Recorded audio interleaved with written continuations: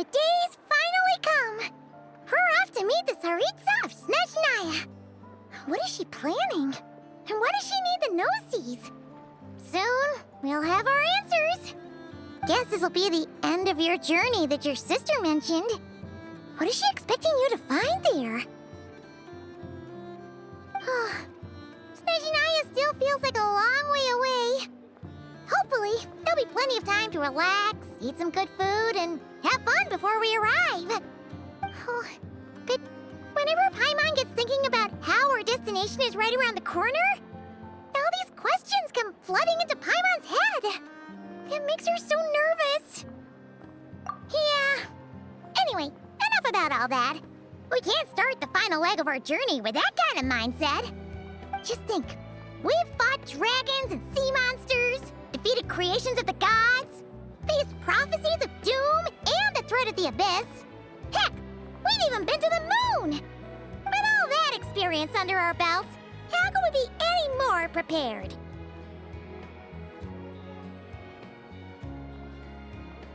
Sure thing!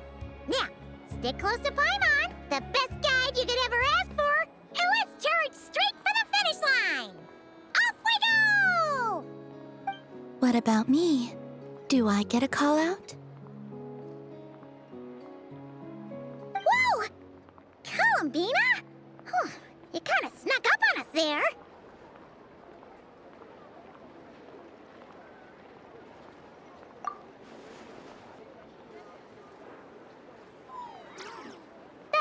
Don't look at Paimon! Paimon didn't sell you out this time. Oh, so it was you! Alright, guess there's no hiding it now. All your friends have gathered at the flagship to see you off. I invited Sandrone too, but she said she had to go back to Snezhnaya. She must be busy. She had some nasty things to say about you before leaving. Would you like to hear them? She hasn't changed a bit. Alright, let's hear it. If they're heading to Snezhnaya, I'll bet it's to cause trouble for Her Majesty the Tsaritsa. Attending a farewell party for people like that would not be a good look for me right now. Also, please tell them not to count on getting help from a Fatui Harbinger in Snezhnaya. Our time working together was not terrible, precisely, but we're on different sides. So when you get there, don't do anything to make life difficult for both of us. Well, that definitely sounds on brand for her. The attitude, the reasoning. All right, we'll do our best to keep our distance then. No, you've misunderstood. I think she means that she'd like you to go see her. As long as you don't make things difficult for both of you, you'll be fine. Huh. You really have to read between the lines with Sandrone. Go on, get to the flagship. Everyone should be there by now. I told Lauma that you once treated me to a truly unforgettable meal. Today, I want to return the favor. It's my gift to you. It's definitely nice to be treated, but hopefully by this point, you know that you don't owe us any favors. The moon of Nodcry will always give you a warm welcome.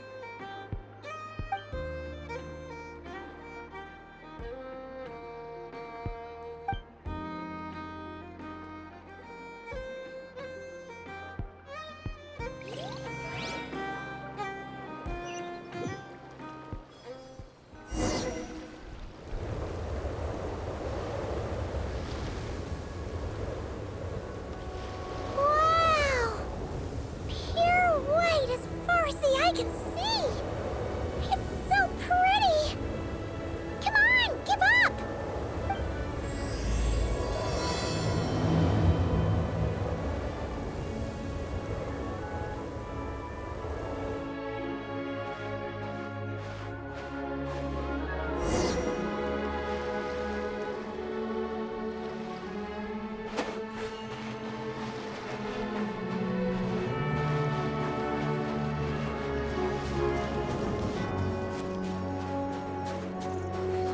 Look!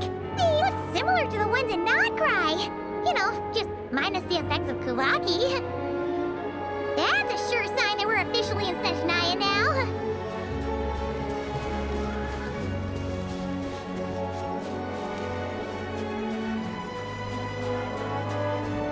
There's gotta be a treasure chest around here somewhere. No adventure is complete without a chest or two.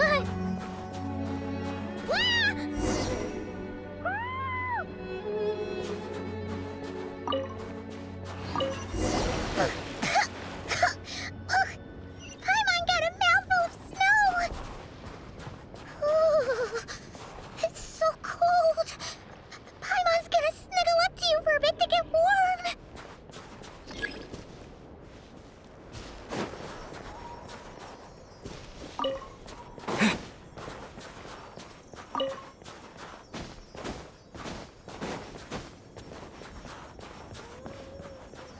Hey, check it out!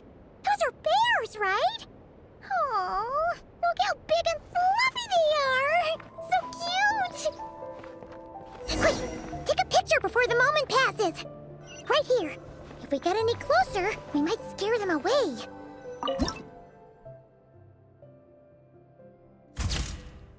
Let's see how your camera skills are these days. Oh, wait a sec. Paimon sees something. Come on, quick! It looks like a train carriage.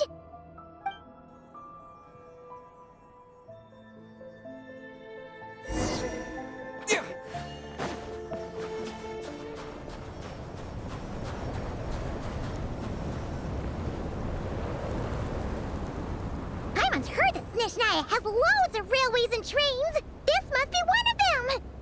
But why is it abandoned? Ooh, it's still so cold. Ooh, I don't know. Maybe.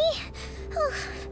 Also, is it just Paimon or is the snow getting heavier? Yeah. So it can't just be because of the cold. It's hard to describe, but Paimon feels so weird. She's never felt like this before. Everything feels heavy. Getting kind of dizzy, too. Oh, no need. Paimon's just feeling a little low on energy. That's all. It's nothing serious. Not worth ruining our travel plans over. Yep, sure thing. Snezhnaya, here we come!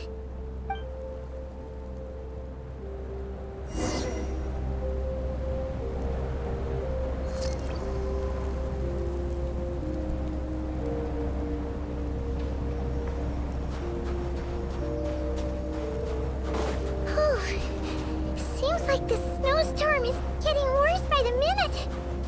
Paimon can barely fly.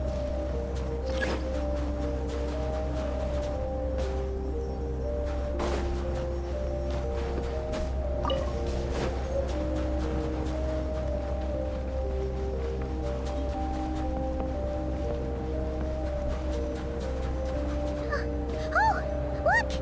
There's a cabin over there. Phew. Let's get out of this storm.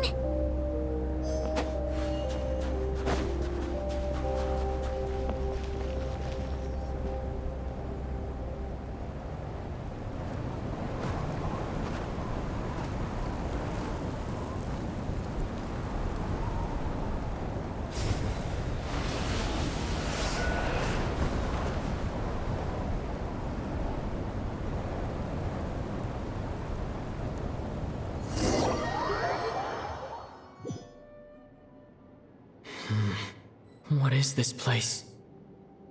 Where's Paimon? I need to find her fast!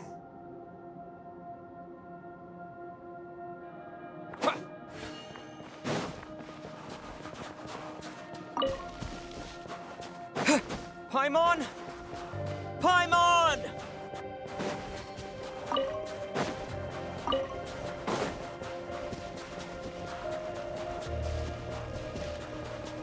That's strange.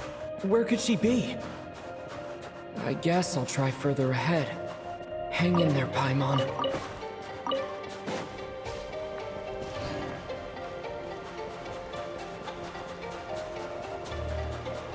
Is that a train carriage? Maybe I can get up from the inside.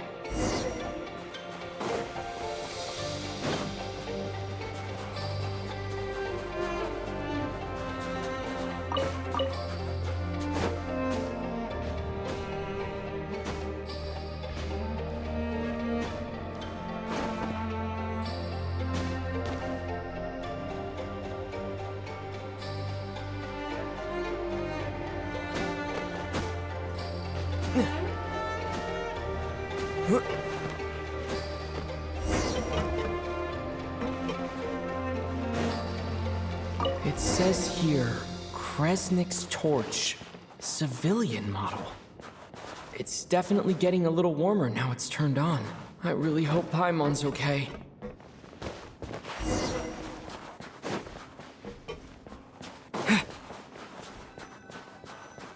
What was that strange sound?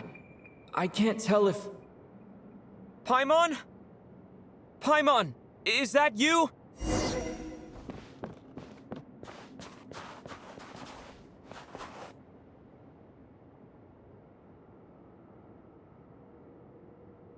Incoming entity detected. Authorization granted. Initiating original. Hello, Descender, who's reached the eve of tomorrow. Eye of Grey at your service. Time since last activation. Time measurement unavailable due to the influence of... Anyway, it must have been a very long time.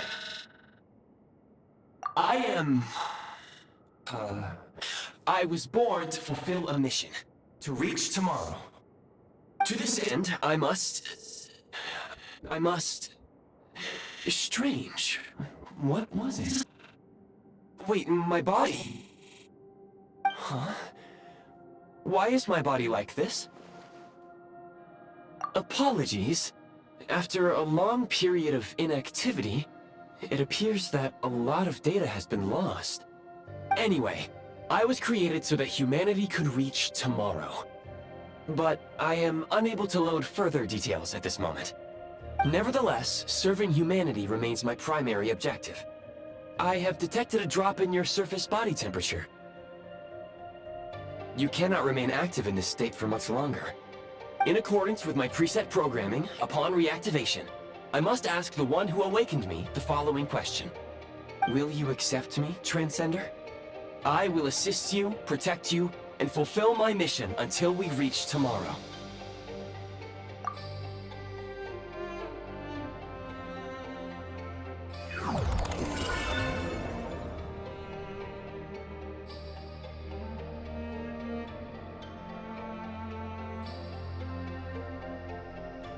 You have made a very wise decision.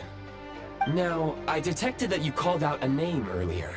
Presumably that of your missing companion? The name was Paimon.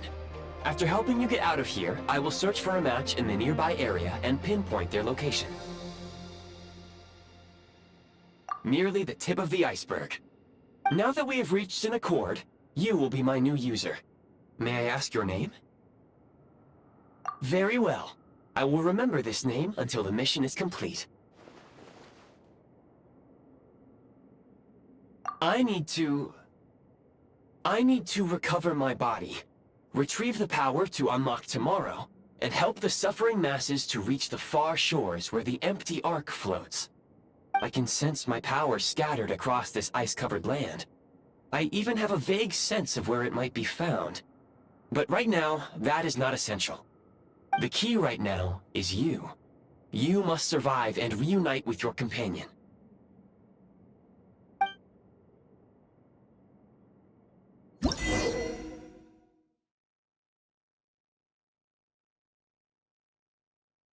You may now execute the command, Demolish.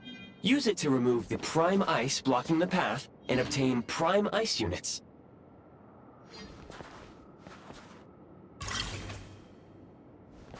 Prime ice unit count has been updated.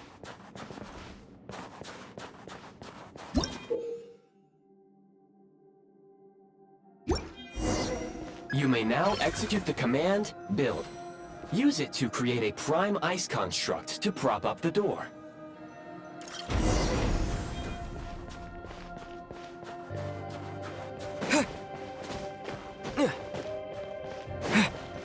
Scanning local environment. Exit has been sealed off with ice. That would not be an efficient approach. One moment. Usable construct blueprint detected nearby. You can use this to clear the solid ice ahead of you more quickly.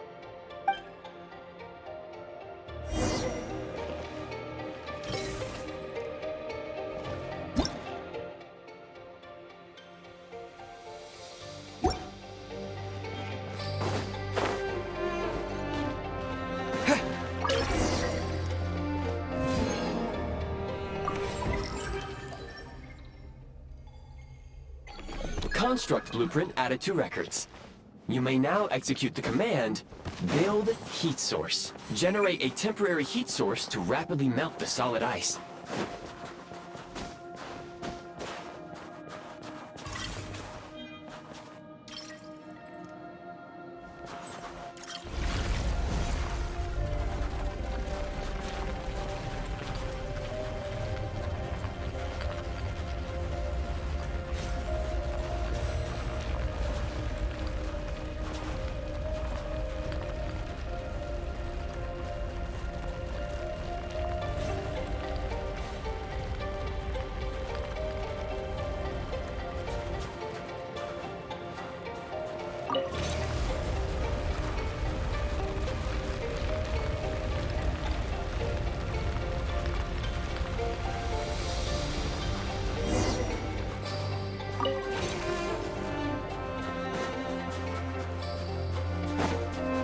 My scan indicates the path is straight ahead.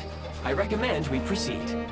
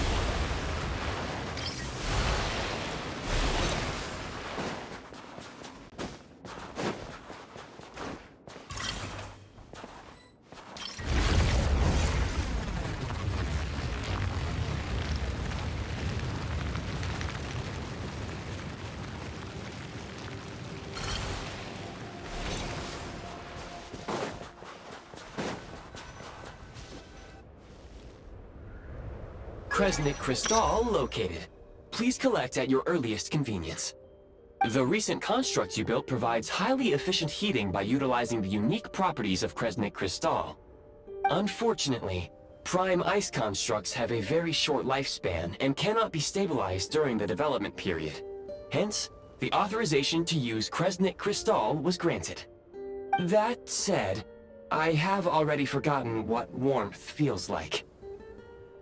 Yes, perhaps then we can warm ourselves by the fireside together. But for now, all you need to remember is this. If you collect Kresnik Crystal, I can extract the energy within and use it to maintain your body's surface temperature.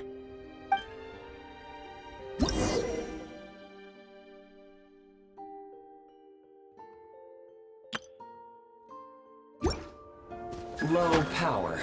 Please use Kresnik Crystal to replenish energy reserves. Signs of physiological activity detected in the distance.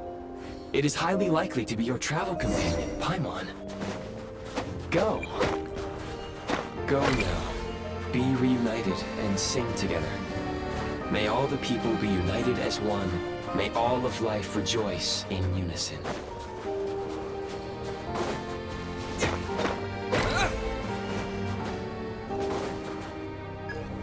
Approaching the target location. Scanning for signs of life. Life forms detected. 2. Affirmative. However, that is not the reason for my confusion.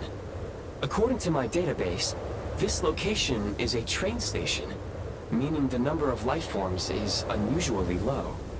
Real-time environmental data suggests that the train station may no longer be in use. But whatever the situation, please exercise caution.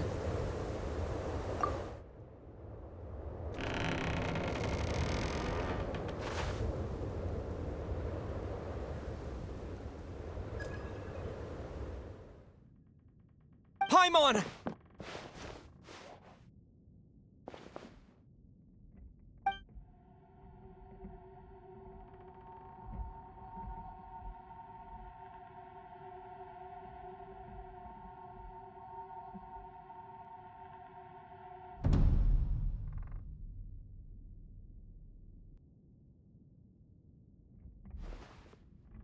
Who are you? Don't worry. She's only sleeping. You must be the Traveler. She called your name repeatedly while attempting to battle her way through the blizzard. Newcomers to Snezhnaya struggle to adapt to the sheer cold at the best of times. Lately, even the locals are suffering, with a powerful monster having summoned a bitter snowstorm.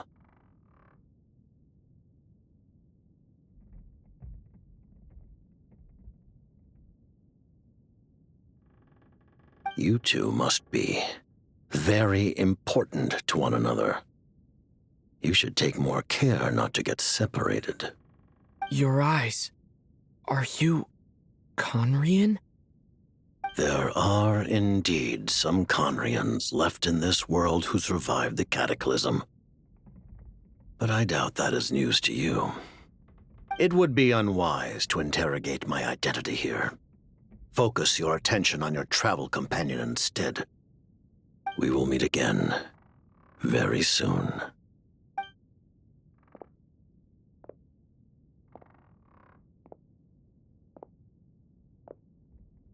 The unidentified subject has now left the area. He appears to be an individual of great significance, but my search has yielded no relevant data. I will try searching the database again. Against the odds, your companion is safe and sound. The other person even left a blanket for her.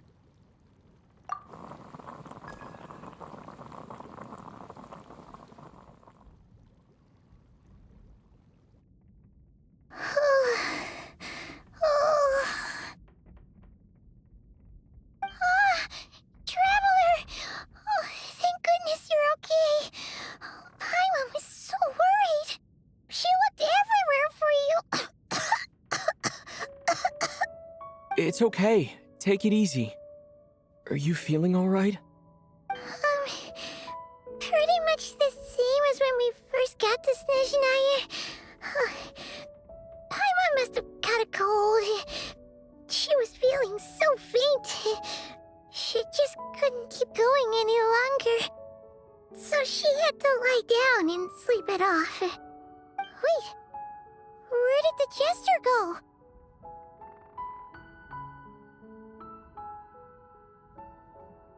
Yep, the director of the Fatui. The Jester Piero. So, you met him? The Jester must know everything about the Tsaritsa's plans. But there's no way he'd tell me just like that. We might well have ended up clashing. Well, he was right about one thing. Right now, the most important thing for me is to take care of Paimon while she's unwell. He had no intention of explaining his motives, and he left in something of a hurry. Hey! What the? Who is that? It looks like half a pair of goggles. How amazing! A self-aware, talking pair of goggles. Snezhnaya was once the land of the Fae. There are many ancient creations here that I'm sure would broaden your mind further still. Mind you, my database is also expanding as we speak. You must be a rare creature yourself. Oh, wow! Well, thank you so much. You've earned yourself some of Paimon's favorite candy. Oh, but by the looks of it, you probably can't eat that, can you? Goodwill detected. Instead of candy, perhaps I can suggest my preferred strategy. Please clean me regularly to keep me operating at peak efficiency. Oh, that makes sense. Every pair of goggles needs wiping clean once in a while. Sure thing, mister. Anyway, back to the jester for a second. Paimon's still confused about something. When he first showed up, he already knew Paimon's name. And he acted like he expected Paimon to know who he was, too. Paimon could tell that he was Conrian from his eyes. And he definitely seemed like someone pretty important. But beyond that, Paimon didn't know anything about him. It was only later, after he rescued Paimon from the snow, that he properly introduced himself. That's the only reason Paimon knows he was the jester. Oh, seems unlikely. He ran into the snow following the sound of Paimon's voice, with a really anxious expression on his face. He didn't act like someone who knew she would be here in advance. And after bringing Paimon here, he just stared out at the snow. He didn't do anything to Paimon at all. In fact, he barely said anything. Wouldn't even answer any of Paimon's questions either. Paimon didn't feel unsafe around him, and he didn't seem to have any ulterior motives. For all we know, he might have just ignored Paimon's questions so she'd give up and go to sleep. Please allow me to interrupt. Fatui and director are unfamiliar terms. May I ask for clarification? Wait, you've seriously never heard of the Fatui? Oh, they're like the Tsaritsa's inner circle. Really powerful people. And the director is their boss. Understood. Since they hold elite positions and serve their god directly, it stands to reason that they would conduct themselves with due decorum. I am inclined to agree with your assessment, Miss Paimon. I did not detect any ill will from the gentleman in question.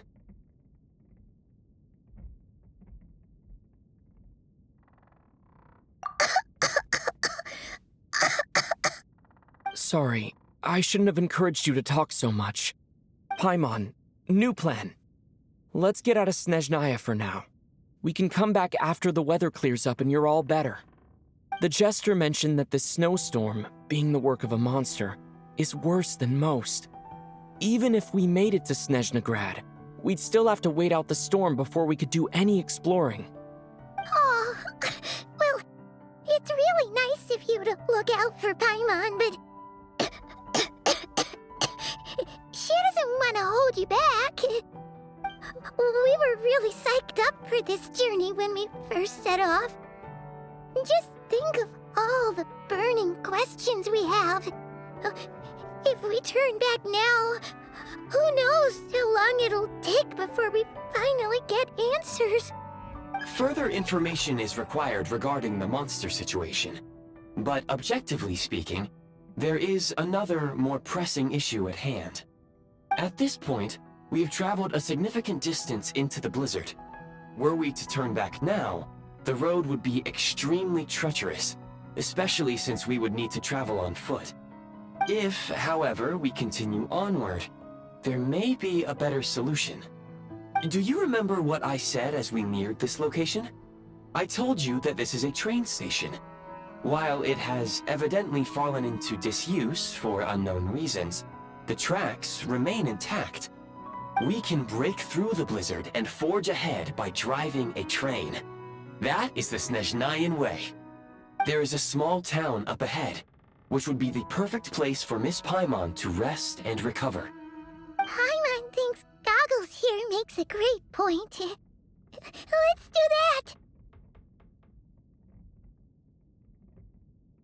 Oh, come on. Don't worry. Think of all the traveling we've done so far. When has Paimon ever gotten sick before? Practically never. 'Cause she's in great shape. Sure, she's a little tired right now, but it's sure to clear up on its own. Affirmative. Should you ever need my assistance during your future adventures, please call for the Eye of Grey whenever you wish. Otherwise, I will remain silent to avoid causing any unnecessary distraction. Now, please follow me to the train tracks.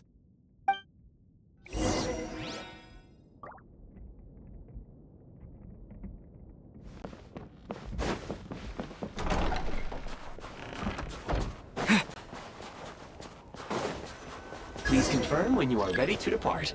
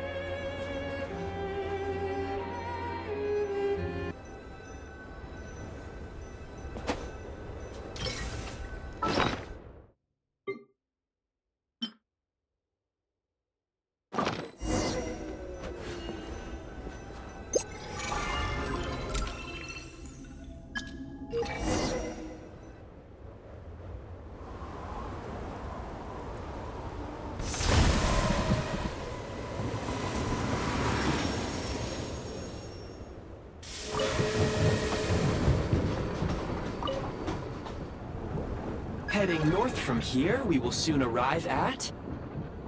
Wait, there's an error message. Could not detect clear tracks. What exactly does clear mean? Brace for impact, friends! Preparing to enter impromptu flight mode.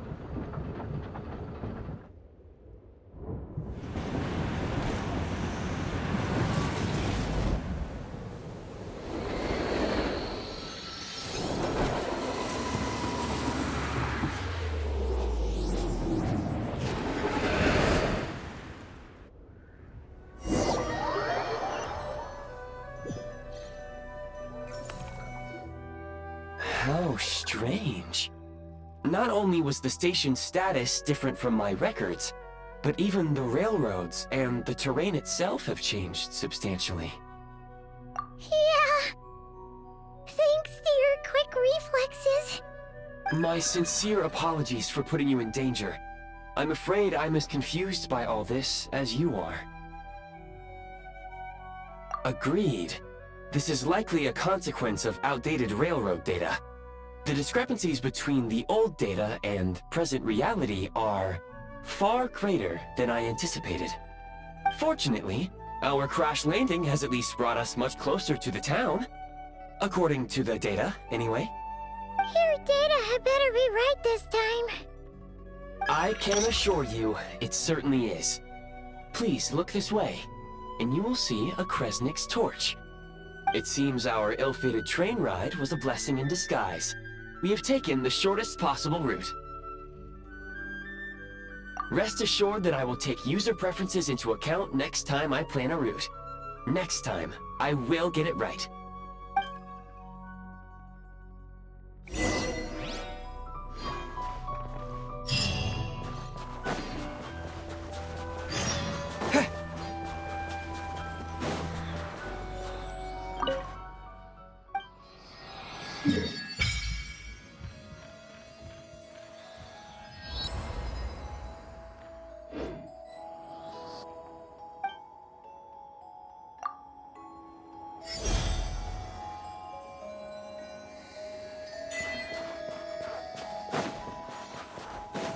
Excuse me, is there an inn nearby?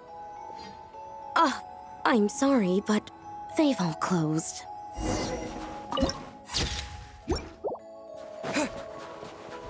Sorry to interrupt. We're looking for a place to stay. I can't even afford to warm my own house, let alone run a business. Excuse us. Is there anywhere we can stay around these parts? I'm afraid not. You'll have to try your luck somewhere else.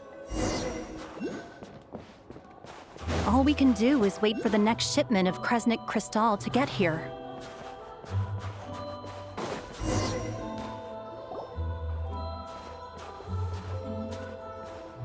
Hi there. Do you know if there are any inns still taking guests in this town? Doubt it. They're probably all closed. No one has enough Kresnik Crystal to heat their own homes, let alone a business. Oh, what a bummer. I clocked you a while back. You adventurers or something? We don't get many tourists in inland Snezhnaya these days. Why is that? Because of the snowstorm? In part. But the bigger reason's Project Stuja.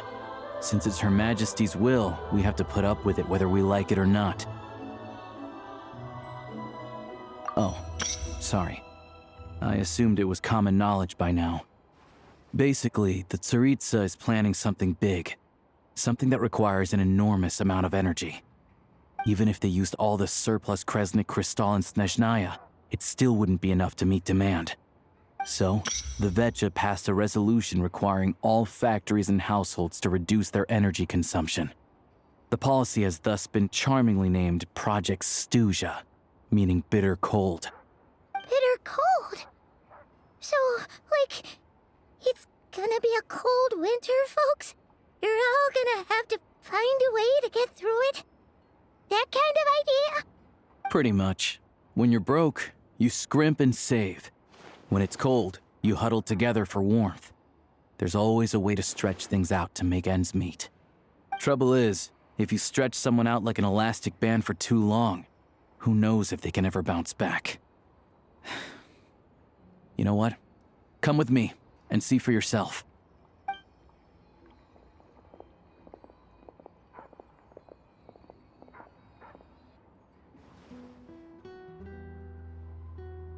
Can you please explain to me why the price of Kresnik Crystal has gone up by 1/3 again? Even as our purchase quota has gone down. You only come here twice a month. This won't even last us a week. The supply and pricing of Kresnik Crystal are based on current production volumes and price data. We Fatui are only responsible for delivery and security. I'm not in a position to explain to you how the figures are calculated, but I assure you, they are as fair and reasonable as possible. Oh, so our lives mean nothing to you? How can you expect anyone to survive a single night in this weather without heating?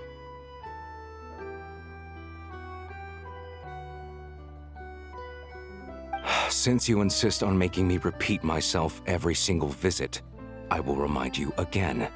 There is no monopoly on the trade of Kresnik Crystal. You are free to purchase the shortfall from elsewhere on the market. What market? Nobody else is selling. And when they do, they charge 8 times the normal rate. It's robbery is what it is.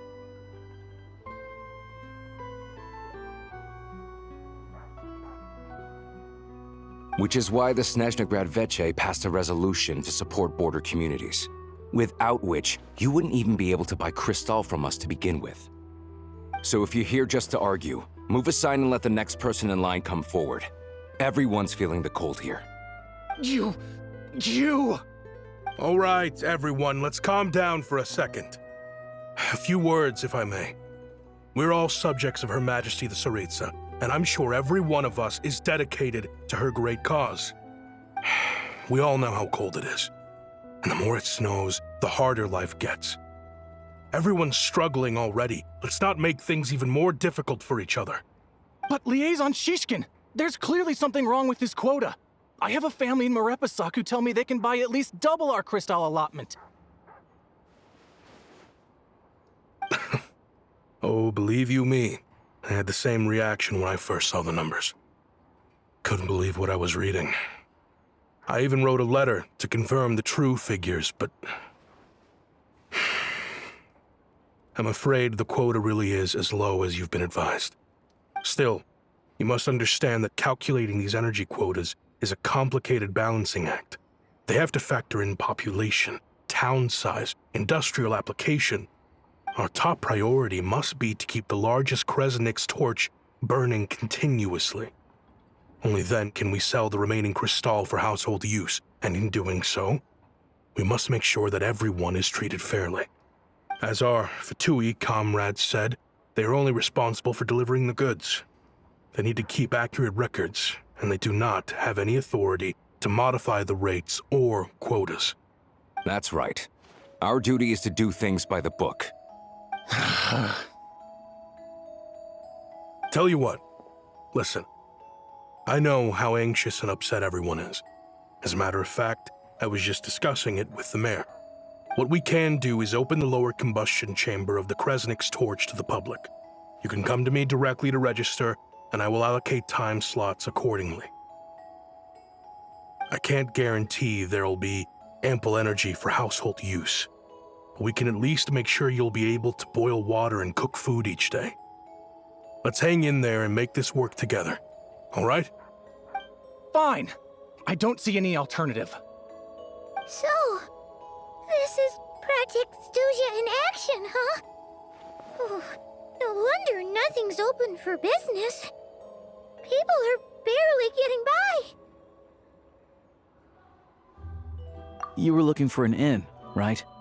For your, Fae friend? Oh, Paimon's not a fae. Just Paimon. She must have caught a cold or something. We only just got to Snezhnaya, and we're still getting used to the climate. I have a small place in Stratomaros. I don't stay there very often, though, so it's pretty basic. But if you're not picky, you're welcome to rest there for now. It's not much, but I've got blankets and a warm fire. Are you sure? Oh, that's really kind of you. All right, then. This way. Hello, I'm Alosha. I'm a hunter. Though, if you've talked to any highwaymen, you might have heard a different side to my story. But anyway, let's keep that between us for now.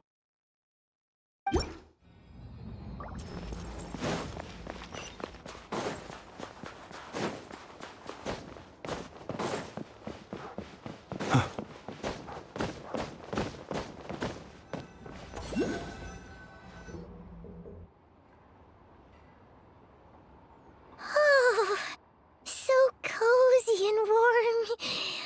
Paimon's getting nice and toasty. Oh, wait. Paimon only introduced herself so far, didn't she?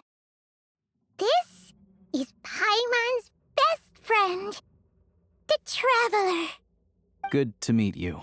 I'm Alosha. Most travelers find the Snezhnayan climate to be a shock to the system at first. But as long as you keep yourself warm, you should be fine. Still, You should keep an eye on your condition. When people are too quick to dismiss a cold, it can easily end up turning into something more serious. Don't say that! Paimon's too young for chronic health issues. They aren't in town right now, and they won't be back anytime soon. The train station has been closed ever since these power shortages began. I do a lot of hunting, so I spend most of my time exposed to the elements. But even the animals wouldn't survive long in a storm like this, let alone a hunter. Nothing to do but sit tight in town until the weather improves. I get that you're in a hurry, but even if the station were open, that doesn't mean there'd be any trains. We could end up stuck here for a long time, I'm afraid. What? Your own train? Wait, hold on. That train? The one that suddenly fell out of the sky and crash-landed on the ice? Oh, we got lucky and found it in a cave. Oh, then our luck ran out and we had a little accident. Pretty crazy for a random find in the mountains. Well, as long as your train's good to roll, you might get to Snezhnegrad after all. I've been doing some digging recently. Turns out, the real reason for the current energy crisis in Stratomeros is that some of the supply is being seized for a private stockpile. But to expose what's going on, I need to catch them in the act. So, I'm heading off to catch a rabbit. Huh? Wait, a rabbit stole the crystal? It's a figure of speech. Real rabbits couldn't pull this off. They'd prefer carrots to Kresnik Crystal anyway. Shishkin, Mr. Positive Attitude, let's all get along now, shall we? Him? Really? Paimon never would have guessed. Huh? You're coming with? Huh. Oh, okay then. Just give Paimon a second to get ready. All right. Guess there's no point pushing myself. Paimon will stay here and hold the fort then. Be careful, you two. Oh yeah, there's one more introduction to do. Tagarin, get in here. Oh, a doggy. Oh, angry doggy. Oh, Tagarin doesn't like being petted then. He likes to think he's above that kind of thing. He's my hunting partner, so he'll be joining us when we head out. Carrots aside, we'll need to stay completely undetected. We can't risk spooking our rabbit, or there's no telling which burrow he'll scurry back into.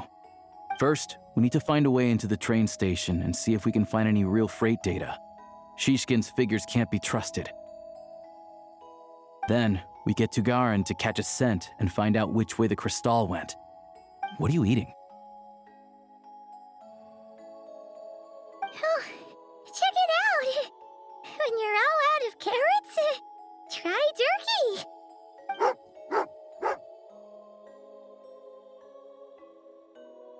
Good doggy. Good doggy. A fellow dog lover, huh?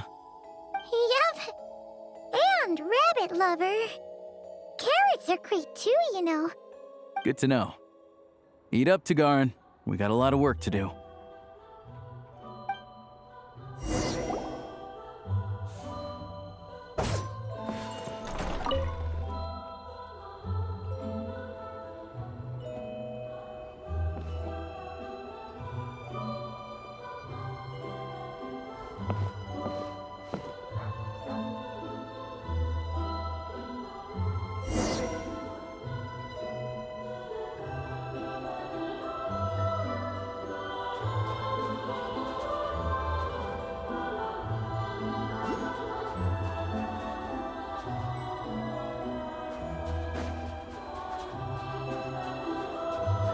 Wait.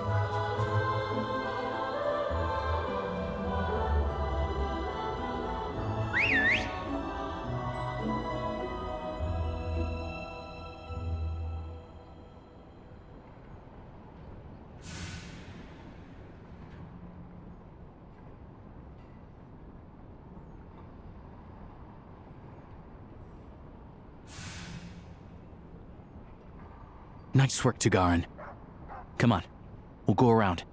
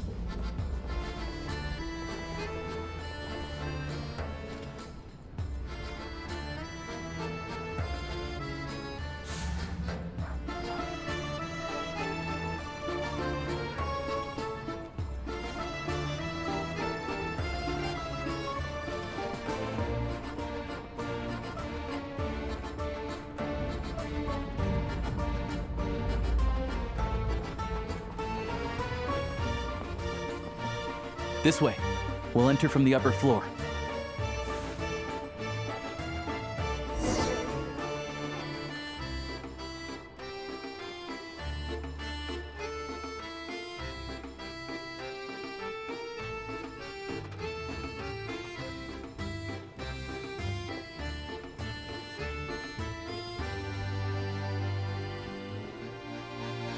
There we go.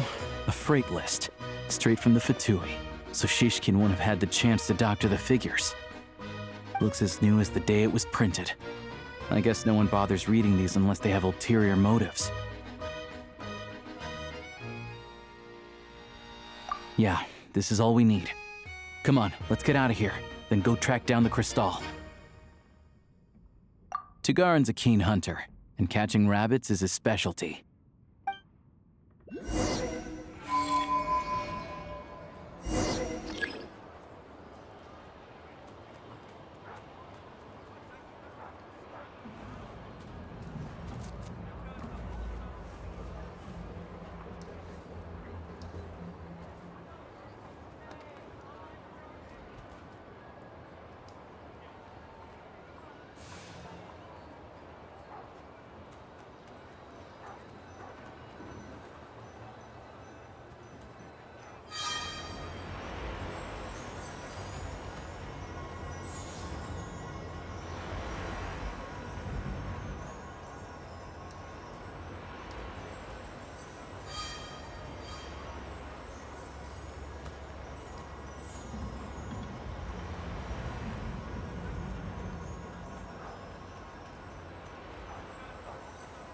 Anywhere there's a stove, there'll be the scent of Crystal. That's normal.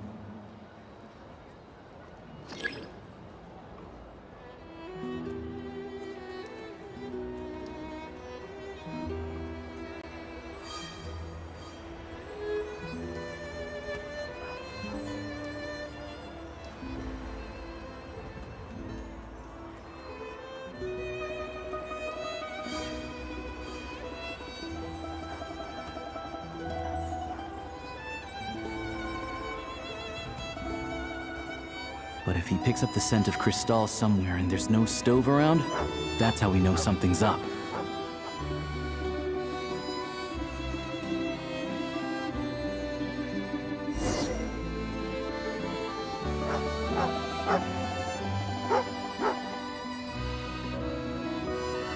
This must be the rabbit's warren. Good job, boy. Sure enough, there's a tunnel. You stay here and keep watch. I'm gonna take a look inside.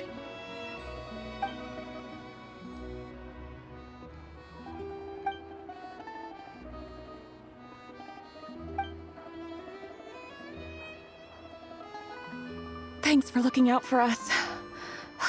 Things are getting tougher by the day. No need to thank me. It's my pleasure. Sure as Her Majesty the Tsaritsa watching over us, every sacrifice will be worthwhile. Let's grit our teeth until the blizzard passes. These days of hardship will be over soon. Maybe for everyone else, Liaison Shishkin. But for you, the hard times have only just begun.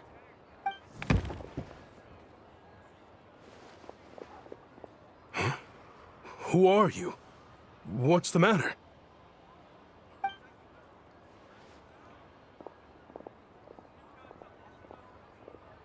I just had a question for you. Why, when times are as tough as this, would someone hoard more Kresnik Crystal than they could ever use? All the crates here are from the most recent shipment, but they weren't brought here for sale. Instead, they were secretly stashed away. Would you be able to shed any light on the situation, Mr. Shishkin? Me? Why, I have no idea. But look at how much there is. It's quite a godsend. Now there will be plenty to go around. This godsend was found in a cellar adjacent to your residence following a tip from Mr. Alosha. And this is only a fraction of what we found down there. We're still taking a full inventory. The official figures will be finalized shortly. I've always been grateful for your efforts to mediate between us and the townspeople of Sretomaros. But now, Mr. Shishkin, it appears you were the source of the conflict all along. How could you do this to us? We trusted you to have our backs. You've been lying to us this whole time? Hey, I owe you all an apology. I'm sorry. I'm so very sorry. This isn't who I am. Please believe me, this was a one-time mistake that I will never repeat. We all know how difficult life has been since Project Stuja came into force. Energy is an increasingly scarce resource. People everywhere are getting desperate, but some places have been hit harder than others. I grew up in Aether, a small village with no train station. Deliveries of Kresnik Crystal have ceased there entirely. If nothing is done, they're all going to freeze to death. You know as well as I do how downright impossible it is to buy Crystal these days. The thought of my poor mother and father, with no one to help them, I felt so afraid. I watched as energy grew scarcer by the week, all the while knowing that their lives were at risk. Then one day, I looked at the Crystal shipment in front of me, and a terrible, selfish thought entered my mind. Looks like I'm just not cut out to be a criminal. I'm so sorry. Once the Fatui have finished their count, you'll see that the numbers match their waybill.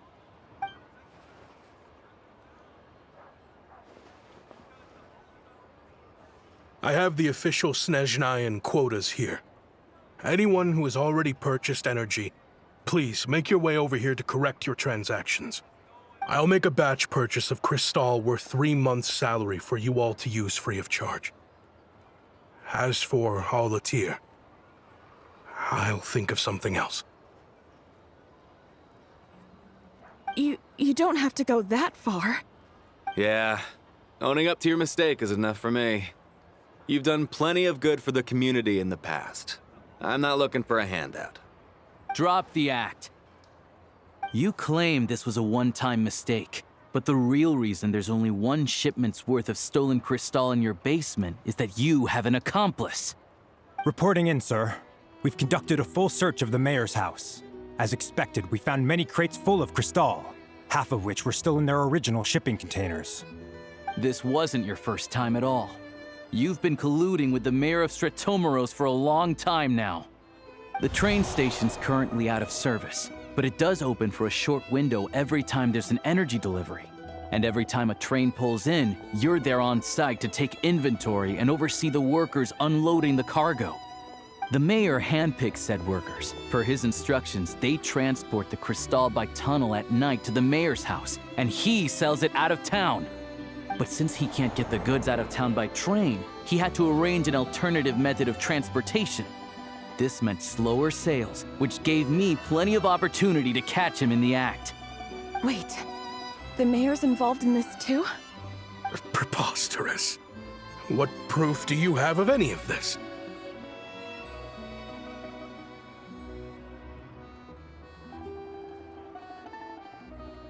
Basic math. I've spent a lot of time lately counting carriages as the snowstorm rages. Counting carriages? What? The energy consumed by a train depends on its total weight. And since energy is a limited resource right now, it's fair to assume that every carriage is packed full. So, if we take the energy required for the Kresnik's torch, add the sales figures you provided, then compare that figure to the train's theoretical cargo capacity, guess what? The numbers never match. It's always off by 1 or 2 carriages worth. This time, you set a new record. 3 carriages missing. You mean to tell me that you sat around outside, counting carriages, in this weather? I'm a hunter. I have 2 options. Hunt or starve. Well, I've heard enough. The evidence speaks for itself. Take Shishkin and the mayor into custody and escort them back to Snezhnograd.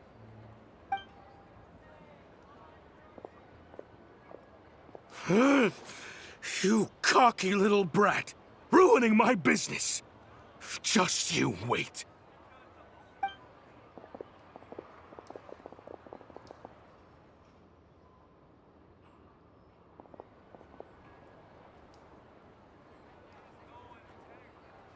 Yeah, something felt off, so I just followed my gut. Math isn't my strong suit, though. I'm lucky my dad made me learn enough to get by, but all this number crunching was a million times harder than the aim and fire work I'm used to. Thank you for your assistance. You're a brave lad. Shishkin was quite the cunning criminal, as I'm sure you can tell. He did all of this right under our noses, and we never suspected a thing. A wolf in sheep's clothing. He had everyone fooled. Even with that sob story he fed us. He was probably trying to keep the mayor out of it, not just mask his own motives. Without the compelling case he put together, even I might have fallen for it. Alosha, was it? Tell me, are you really a hunter? We can go find some wild animals if you want. I'll fire off a couple of shots, and you'll see whether I'm the real deal. I didn't mean to cast suspicion on your identity. It's just... well, I'm sure you've heard of the Rokot. Recently, they've been recruiting people with your kind of talent. They hide in plain sight under false identities, working against Project Stusha, sometimes directly opposing the Tsaritsa herself. They aren't a violent organization, and their goal is to improve the lives of the common folk. But still, as a member of the Fatui, I wouldn't be doing my job if I didn't keep tabs on them. First I've heard of this. I don't really keep up with what goes on in the city. All I know is, people who don't mind their own business in the city end up paranoid about everything. As for me, I just couldn't stand Shishkin. I'm from Alatir myself, and I can tell you, nobody's lived there in years. Why would an abandoned village need Crystal? Of course, no one really cares about the fate of that place. I'm guessing today is the first you've heard of it. I see. It does sound quite tragic. Really.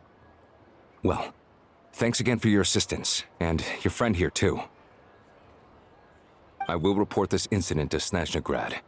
The Fatui will take over energy distribution until new officials are appointed. We'll also ensure that the train station resumes normal service as soon as possible.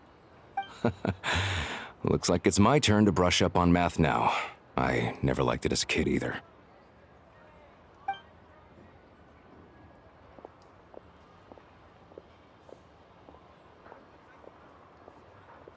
Don't mention it. Isn't the soldier overseeing the delivery supposed to verify the quantity of the goods? Was he just careless? Or was he being paid off too? Who knows? Excuse me. I'll take a share of Kresnik Crystal too. Thanks. I need to take a detour before we head back. There's someone I have to deliver this crystal to.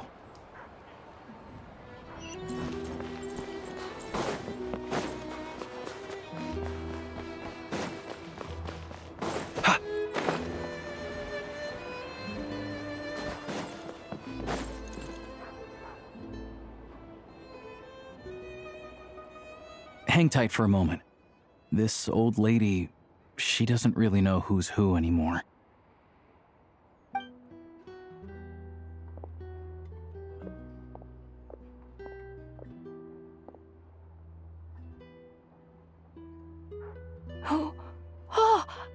grandson.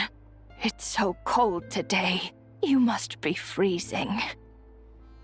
Ma'am, it's me, Alosha. Alosha? Alosha who? You know me. I came by earlier today. Cleaned the ashes out of your stove, gave you some warmer bedding, and washed your back.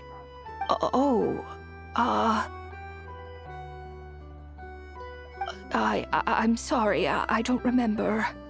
Now, how often do I get to see my grandson? Hmm?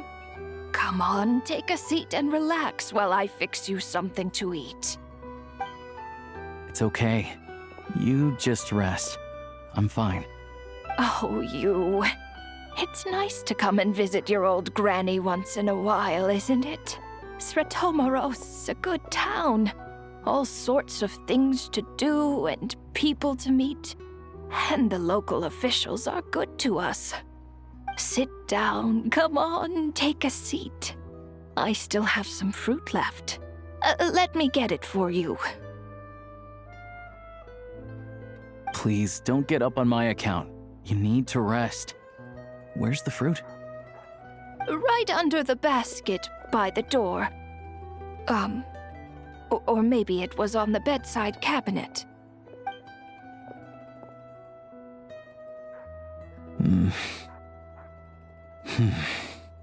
Well, grandson dear, do you like it?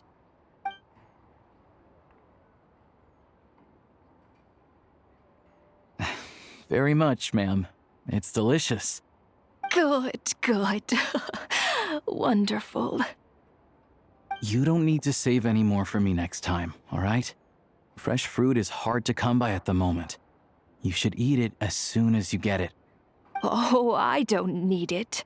I'm fine. But if you like it, come back for some more soon.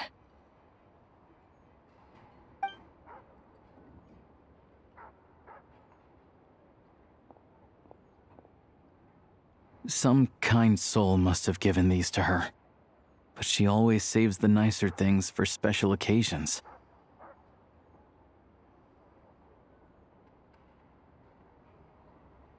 I met her at the market back before her health began declining. She was a lovely old lady. We're from the same hometown. Not many people have heard of Aether. And if they have, it's usually for all the wrong reasons. There's a gang of highwaymen that came from there. Now that it's an abandoned village, it's rare to find anyone who shares fond memories of our hometown. So after we got talking and realized we were from the same place, we decided to keep in touch by letter. I first learned of Sretomoros' energy supply problems from a passing comment in one of her letters. Then, after her health went downhill, I started visiting more often to check in on her. The town's been in decline for a while now, but because of her memory problems, she thinks of it as the bustling, prosperous Sretomoros still in its heyday. That said, I kind of appreciate her optimism. There's not much of it going around in this world of ice and snow. It's fine. Everyone grows old. In Snezhnaya, some people believe that in your final moments, you'll sense a familiar presence by your side. You turn to look at them, but their face is blurry. So you focus hard, trying to make out who it is. And when you finally see their face, the Grim Reaper reaches out and takes your life. She still calls me grandson, though. So at least I'm not a blurry face in her world just yet. Come on, let's get back and see how Paimon's doing.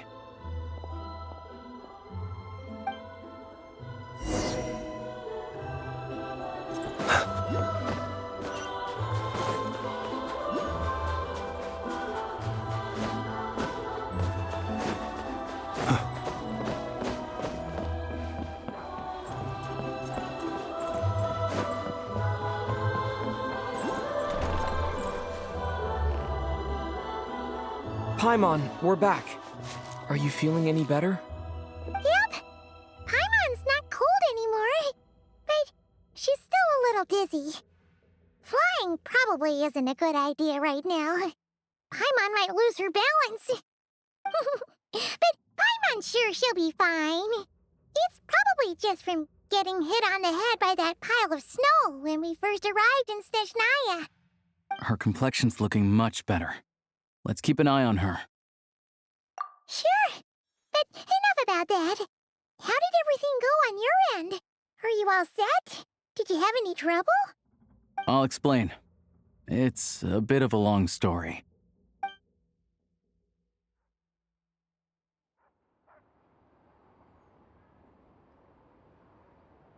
Jeez, you guys got pretty busy. Sounds like the liaison officer and the mayor were running quite an operation. Good riddance to both of them. It's a good thing you managed to catch them. So, you said the train station will open again soon, right? And everyone has enough crystal now? Yeah. Well, enough to survive at least. Project Stuja isn't going away anytime soon. People will still have to scrimp and save to make ends meet. Don't know. The goal of Project Stuja is to gather energy for the Tsaritsa, but no one knows where that energy's going. It's never been made public. The thing is, we were told that the project would only last for 6 months, but time and time again, they keep extending it. Extending it? Does that mean the Tsaritsa's plan isn't going very smoothly? That's what everyone suspects. In principle, any proposed extension needs to pass by majority vote in the Snezhnegrad Veche. But even though opposition has been growing, any detractors end up caving into political pressure from the rooster, Pulcinella. He's the chair of the Snezhnegrad Veche and a key figure in the voting process. He has the backing of many powerful and influential people. How come the Fatui are picking on ordinary people even here in Snezhnaya? I don't see it like that. Fundamentally, the Fatui will always think and act in the Tsaritsa's interests. But that doesn't mean they don't care about the plight of the common folk. The only reason Sratomiro still receives crystal shipments is because of a relief proposal put forward by the rooster himself. Then there's the Fatui soldiers providing support in every corner of the nation. Even the Northland Bank provided some mora for disaster relief, and they're as conservative and indifferent as they come. It's just that the rich and powerful in their fancy palaces live in a completely different world from us. There's always going to be some conflict when those worlds collide. Yeah, well, even though we all believe in Her Majesty the Tsaritsa, there are still many differences of opinion on how best to tackle the big issues of the day. Regular folk don't have an easy way of getting their voices heard in Snezhnegrad, while the rich and powerful are either unwilling or afraid to speak out for all sorts of complicated reasons. The Rokad provides the disaffected with false identities and an outlet to vent their frustrations. Of course, an organization like that exists in a gray area. The moment the Veche think they've crossed a line, there's sure to be a crackdown. But so far, they've been doing their best to help the common folk. Like us, don't you mean? You didn't hesitate to join in. You're not new to this, I can tell. That's because we're adventurers. It's our job to help people out with commissions and get to the bottom of things. Sounds like we're going to get along. So, what's your business in Snezhnegrad? Aside from taking your friend to see a doctor, of course. I want to meet the Tsaritsa. It's complicated. I've had run-ins with many of the Harbingers along the way, and I really need to know what the Tsaritsa is up to. Her ultimate goal? What the no-sees mean in all of this? Since I've made it this far in my journey, I have to find the truth, whatever it takes. Wait, so... no way. Are you who I think you are? Sounds like you've heard of us then. We're getting more famous by the day. I didn't realize I was in the company of giants. Honestly, we're all as curious as you are about what the Tsaritsa's planning, and why it has to involve us freezing to death in the snow. But getting in the same room as her won't be easy. The common folk aren't permitted to meet her at the best of times, and right now, she's probably not even in Snezhnegrad. Word is, she's heading east on a campaign to slay a monster. Yeah, so you've heard of it. A wild, unpredictable monster with the power to summon snowstorms. It also absorbs everything around it into its body, so it's growing constantly. Now, it's so big that the Tsaritsa has deemed it the #1 threat. Luckily, as it grew, it became increasingly less mobile, so it doesn't pose an immediate threat to this town or to Snezhnegrad. I'm sure that Tsaritsa and her personal guard, the Druzhna, won't have any trouble defeating the creature between them. It's just a question of how long it'll take. Suffice to say, you won't be seeing her anytime soon. You'll have to wait until she gets back. Fair.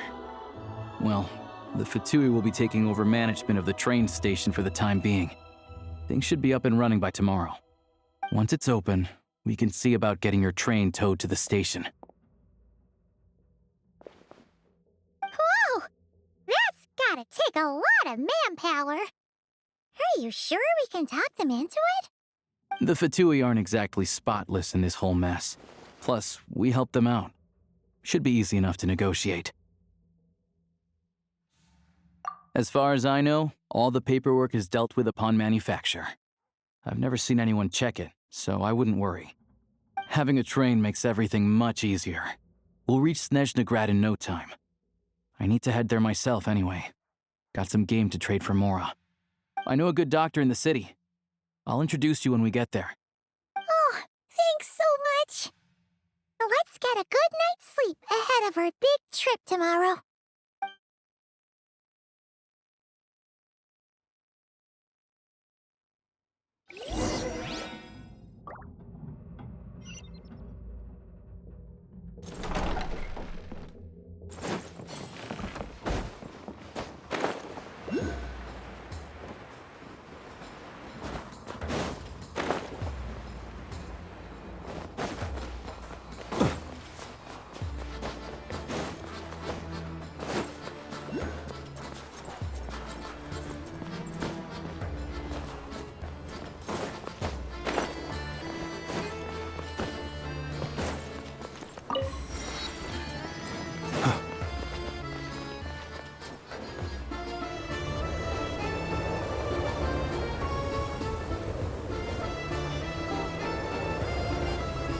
Drive carefully, all right? You don't want to end up in this situation again. Also, I don't think I've seen a train like this before. Is it a new model or something? Not a fan of small talk, are you? Anyway, take this. It's an up-to-date map of the Snezhnayan rail network. All the track switching is automated. So, as long as the train's moving, you don't need to worry about collisions or anything. We'll leave you to examine the train's conditions yourselves. Fingers crossed nothing's broken. I doubt Sratomaros has any engineers with experience working on this model. Shouldn't be a problem. Thanks for everything. All right then. Have a safe journey. And make sure to check everything's working before you set off.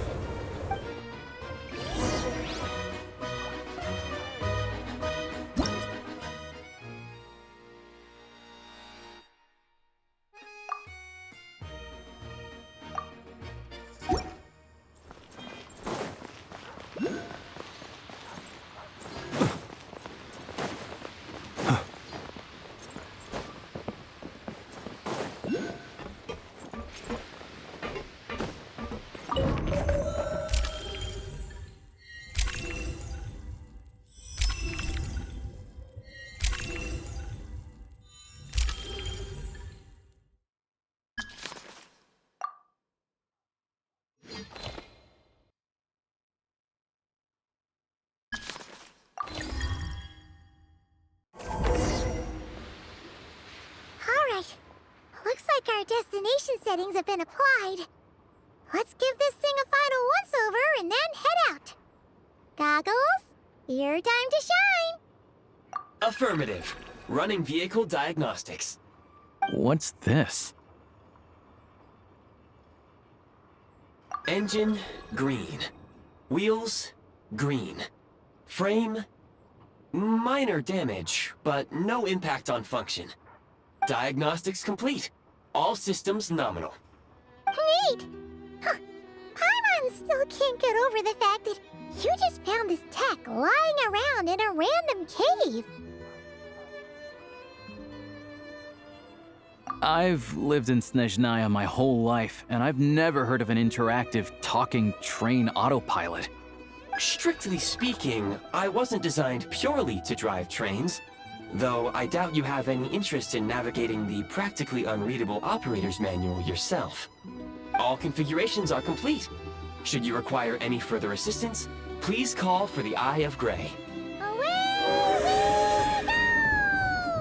Oh, nope. Paimon's gonna find a warmer seat.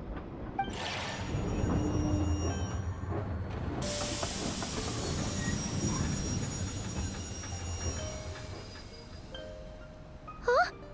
What's going on?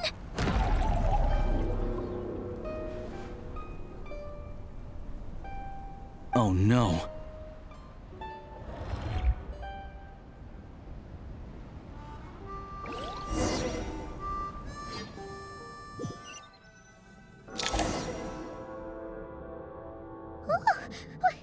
What is this place? Traveler, are you okay? Paimon's still airborne, but it feels like swimming through thick, gloopy water. It's horrible! Just our luck. Of all the things that could have gone wrong. Halosha, you're Snezhnayan, right? Any idea what the heck this place is? It's called the Shadow Realm. A place where no wind blows, no light shines, and no elemental energy flows. Even time itself doesn't exist here. It's a world where everything seems to come to a standstill. I've only seen it a few times before, and this is my first time inside. It's a dangerous place. Most people who get sucked into the Shadow Realm are never seen again. And the few who do make it back, they're never quite the same. Huh? Then what the heck do we do now?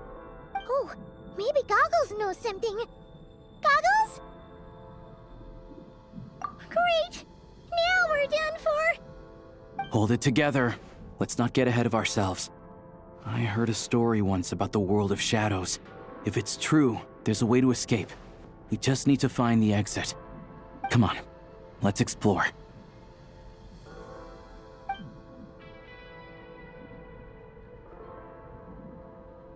Look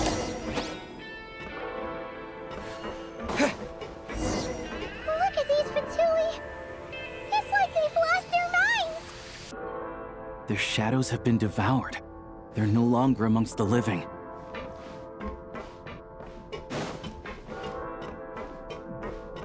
I'll take point. Yeah. I can't channel elemental energy here, but I have a few gadgets that still work.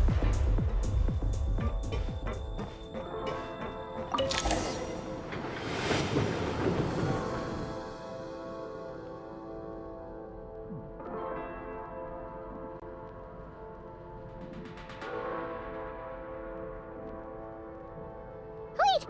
What's that blue thing? Is that... Goggles? Guess we'd better find a way over.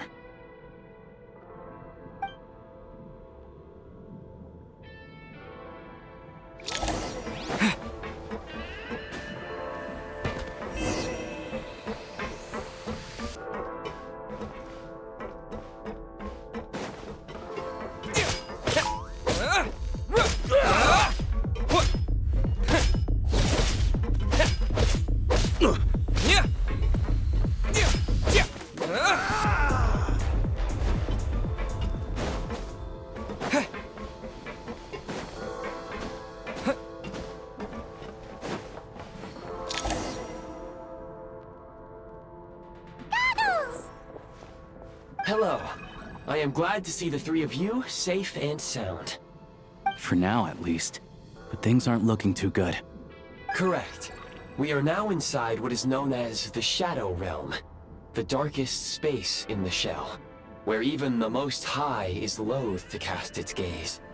Time and space hold no meaning here. It intersects with the world of the Light Realm only rarely, like an air bubble that rises to the water's surface. We must leave this place before it sinks back down into the depths once more. Sounds like you have a plan. Yes. In fact, the very purpose of my creation was likely to... from the Shadow Realm. It appears that key data is currently inaccessible, but now is not the time to resolve that problem. I have marked the exit to the Shadow Realm for your convenience.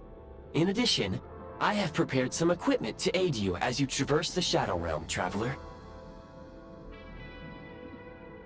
It may well be one of my core functions. Scan complete. Construction in progress. Activation code? We once peered into the past from the ruins of the shadows. This is what remains of the Golden City, Hyperborea.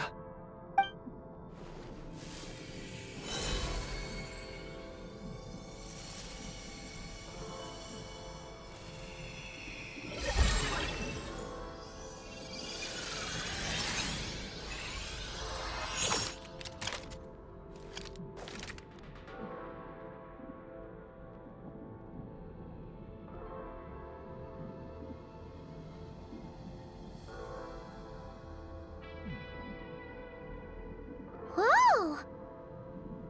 Now go. Arm yourselves with weapons of the spirit. Bring down the walls of the stronghold, and extinguish the flaming arrows of the wicked. Is this a gun? In the Shadow Realm, where humans cannot channel the elements, there once was one who, after much research and many attempts, found this to be the most effective means of attack. Let's go. We don't have much time.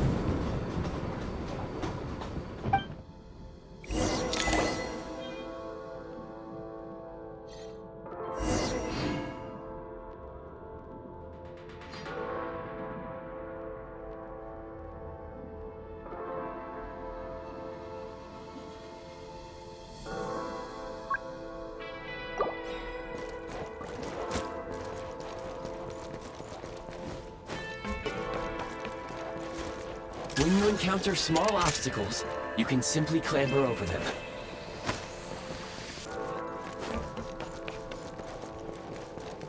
You can slide to navigate through low, narrow tunnels. Obstruction ahead.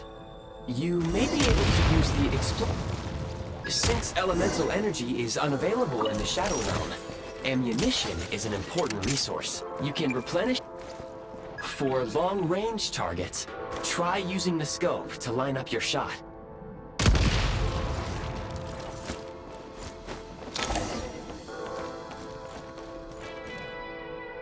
Many hostile units approaching. I suggest a new strategy. Take cover, and pick them off one by one.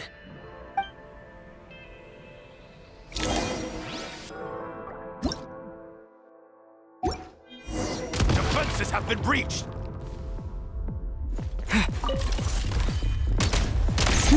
Yeah.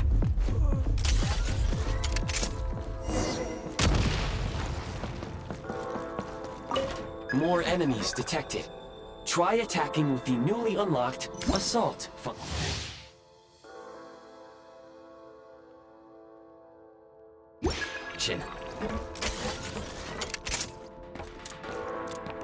Change of tactics.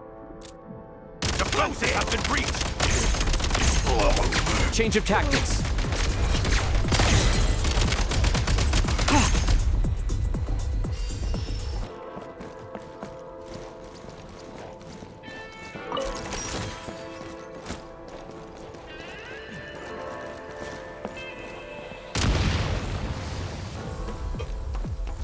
Nice. Gotta recharge. Over.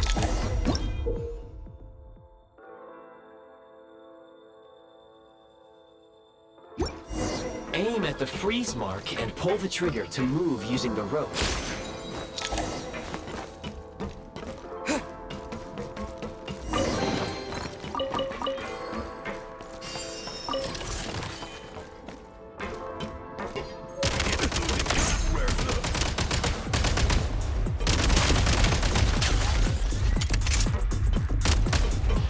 Charge!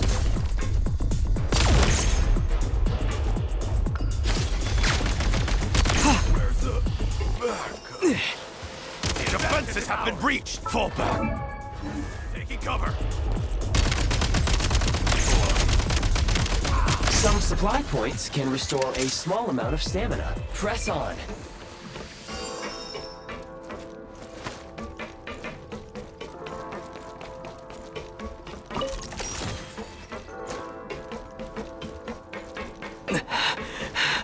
You should be able to use the prime ice construct left here to cover long distances.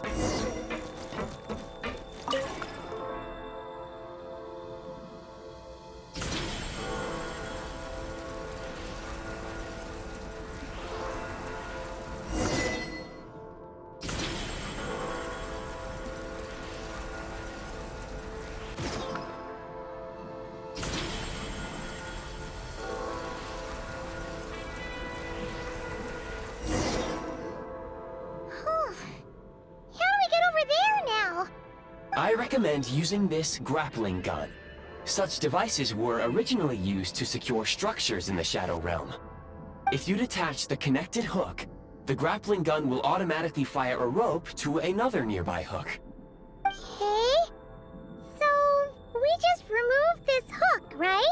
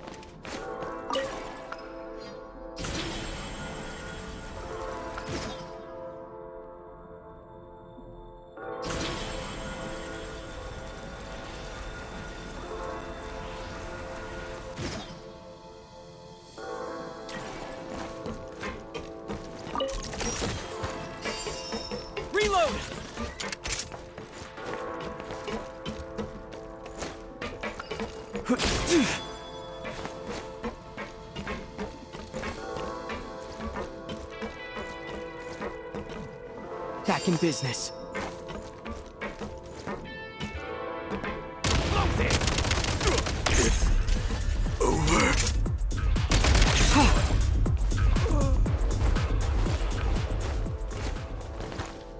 Need a refill! Sprint at the prime ice launcher to reach high places with ease.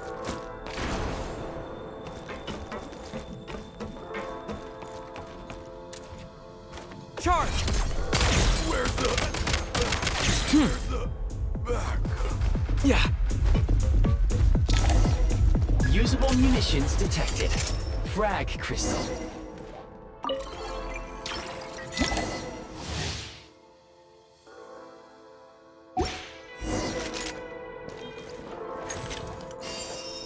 Try this! Taking cover! Time to catch my breath. Taking cover! Frag out!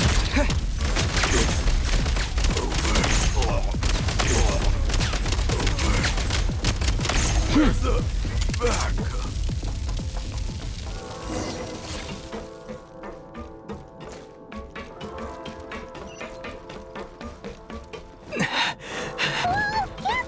Shift your center of gravity and slide down.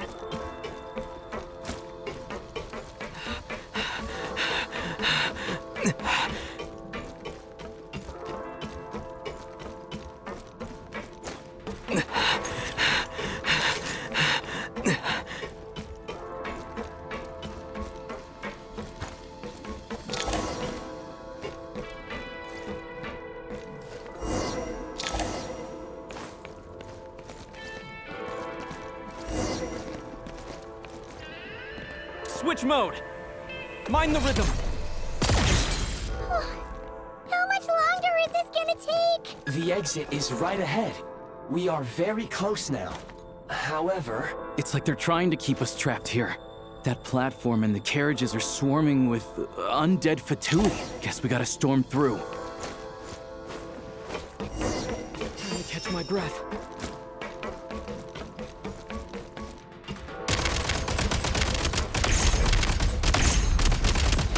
State number 2.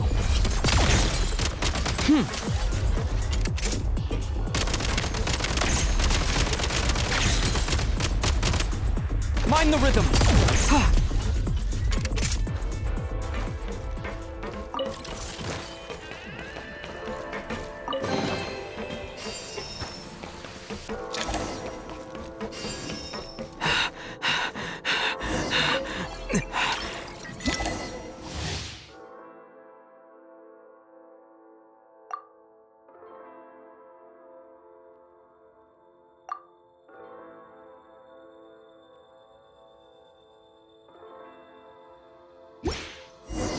You may find switching to assault mode makes your attacks more effective.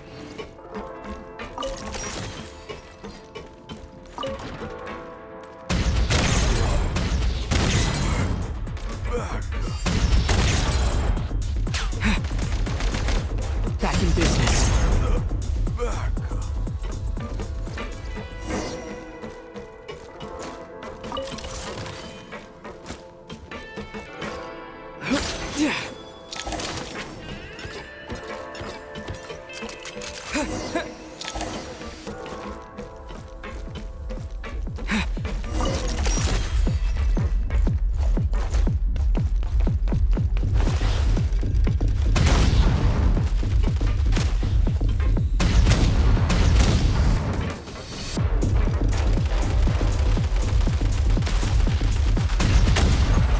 Try this!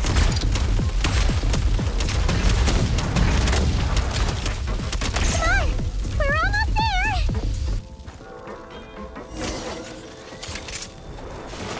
Huh? Why is everything shaking so much? Looks like the Shadow Realm is about to sink back down into the depths. The exit is right here. You mean this weird bubble thing? Wait, how exactly do we... No time to think. We just gotta go for it.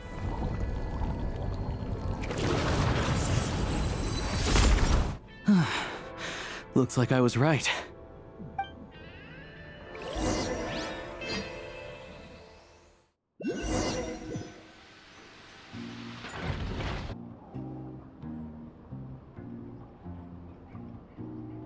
I can't believe the Shadow Realm manifested right on the railroad tracks.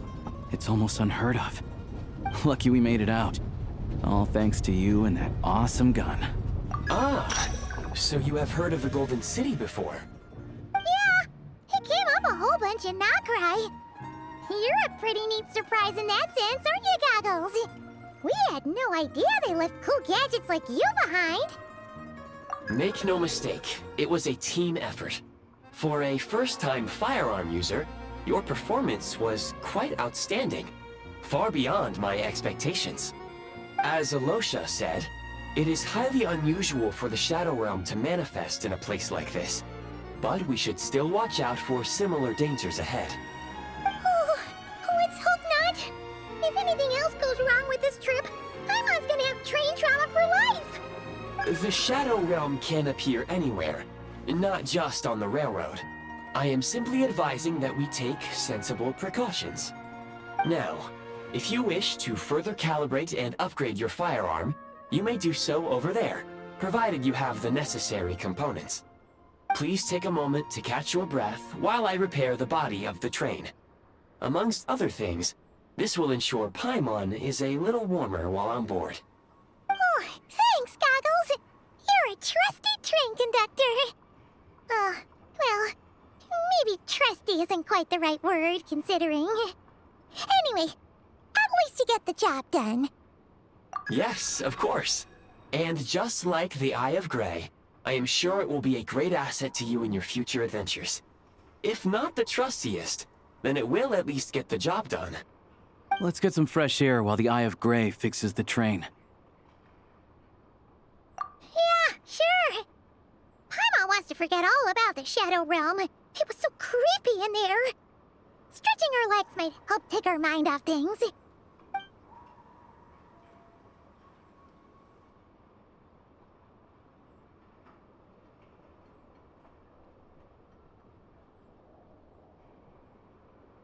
It's so quiet here for a train station. Not a person in sight.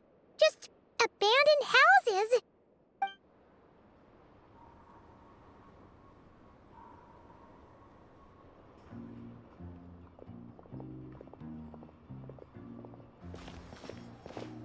Huh? So much for repair? You've swapped our train out for a whole new model!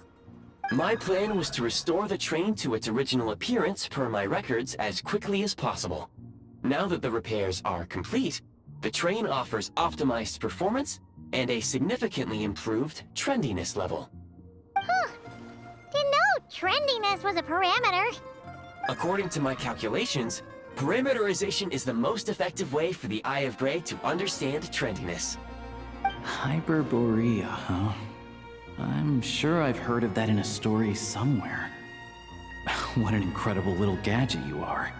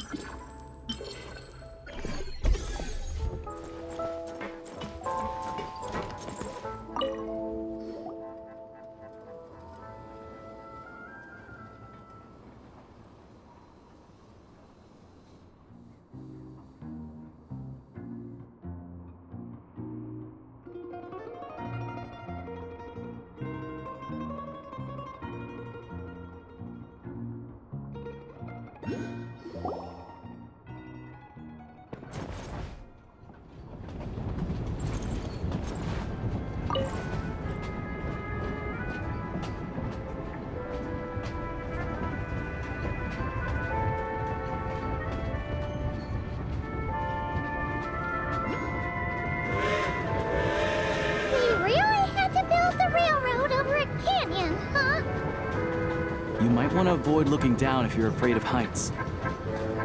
No, it's not that. Paimon's just praying that we don't have yet another accident.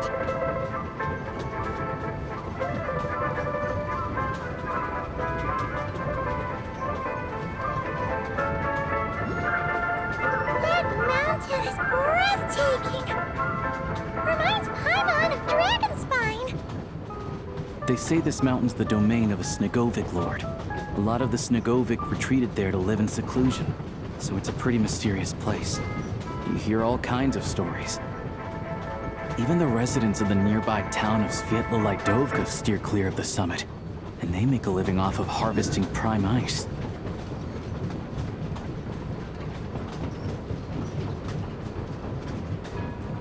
Look, Snezhnograd's just up ahead.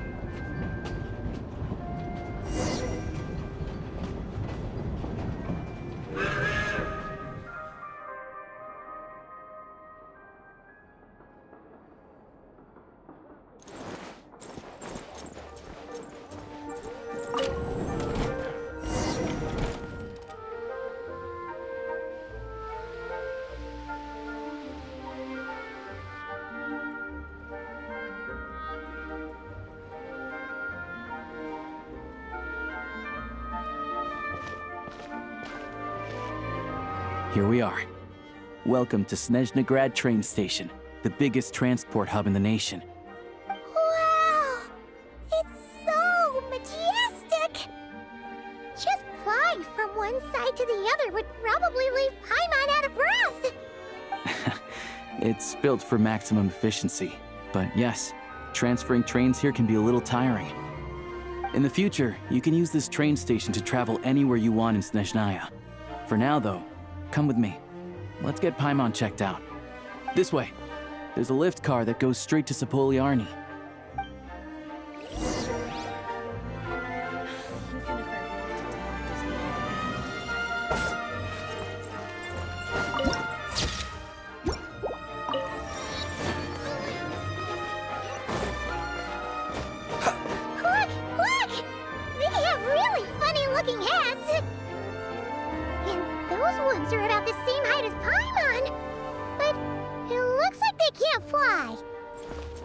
Those would be Volkudlak and Domovoy. You'll also see the winged Vila and the snowborn Snegovic amongst others. No wonder! We'd heard that Snezhnaya used to be the realm of the Fae. Paimon can really see it now.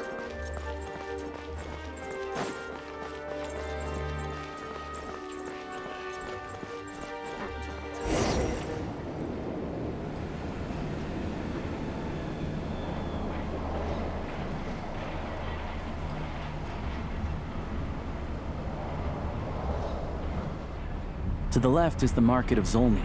They sell everything there. You can often find some nifty little trinkets. To the right, you'll see the Korolyevsky Theater in the distance. Look at that! Incredible! It's the call of Snezhnaya, the land whence I hail.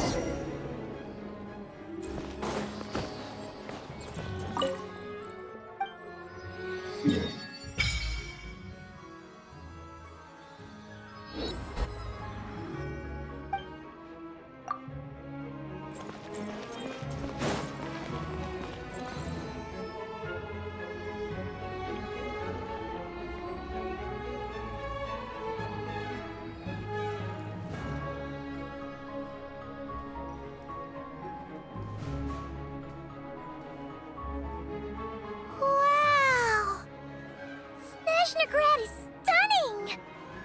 Seeing it with our own eyes makes all the trouble we went through to get here worth it! I found it pretty stunning when I first came here too. But I soon found out that stunningly beautiful means stunningly expensive. The prices here are crazy. I'm just a small-time hunter, so Zolny is where I spend most of my time. This way will take us to Podvorier Restaurant. They offer food and lodging there, so you can get settled in while I fetch the doctor. Is that gonna be stunningly expensive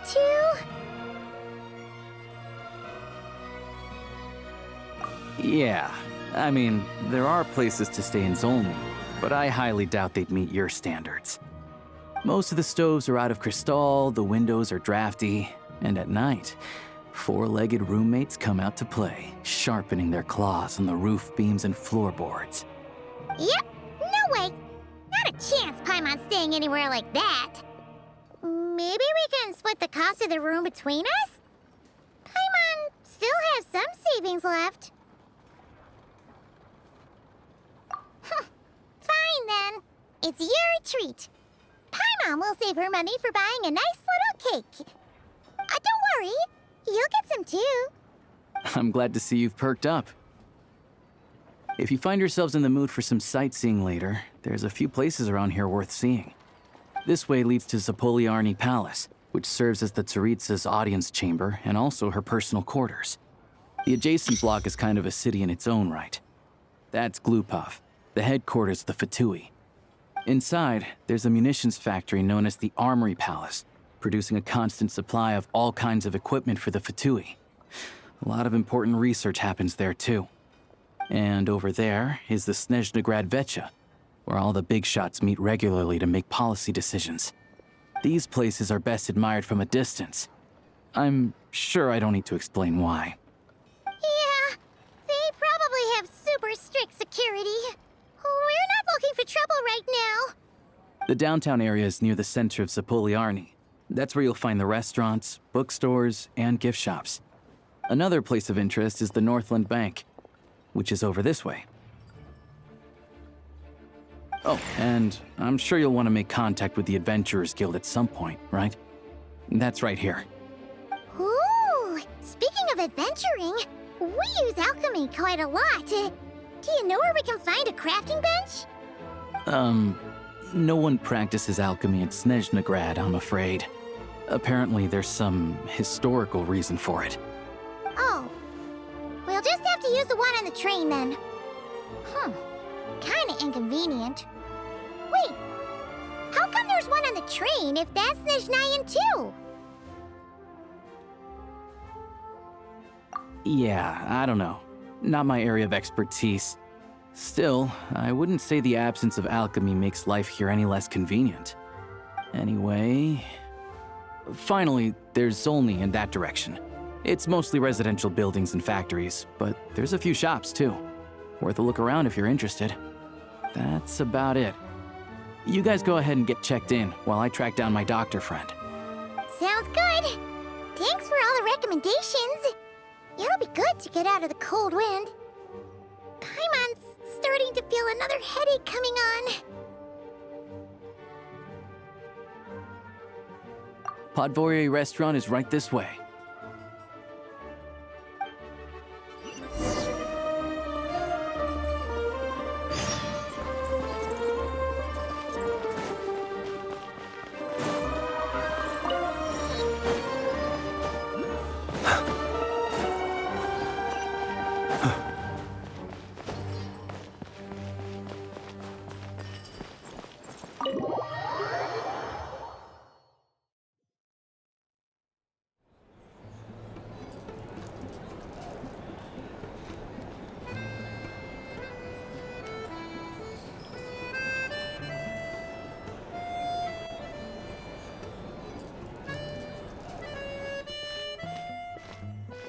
Looks like you get what you pay for, huh? Paimon likes this room a lot. Yeah, much better now that we're out of the cold. Oh, thanks for taking such good care of Paimon. Honestly, she feels kind of bad for throwing a wrench in the works. If this were anywhere else, we'd be out investigating and adventuring by now. But instead, we're stuck here waiting for a doctor. You're right. No need to push ourselves too hard for no reason. A lot happened on our way into the city. Let's review what we've learned so far and try to figure out what to do next. Obviously, the million more question is, what is this Tsaritsa planning? Everything else leads back to that. Sure was. And so far, we've learned that in addition to the 7 Gnosis, her plan also requires a ton of energy. But we won't get to see her anytime soon. Aloysia said that she went east to fight that big monster. It must be a pretty powerful one if it can blanket the whole of Snezhnaya in a snowstorm this awful. To be honest, what we're really lacking right now is information. The kind of information that only the higher-ups in the government would know, not word-on-the-street type of info. Paimon can think of a few people who might be able to help us, but... Right! And when we left Nogcry, Sandrone specifically left a message reminding us which side we're on. So... it's unlikely they'd tell us anything confidential about the Tsaritsa's grand plan. Yeah, fair point. Besides, that Glupov place is right nearby. We've got nothing to lose, so it'd be a waste not to go. There's gotta be someone there willing to talk to us, right? Maybe Arlecchino or Sandrone? Or possibly Tartaglia. But it's unlikely we could sweet-talk Arlecchino. Let alone Sandrone. She basically told us to stay in her lane already. Yeah, the last time was all the way back in Fontaine, right? Too bad we missed him in Notcry. Apparently, he came to help out. Hello. Is there a traveler in Paimon in there? That's Alosha! Come in!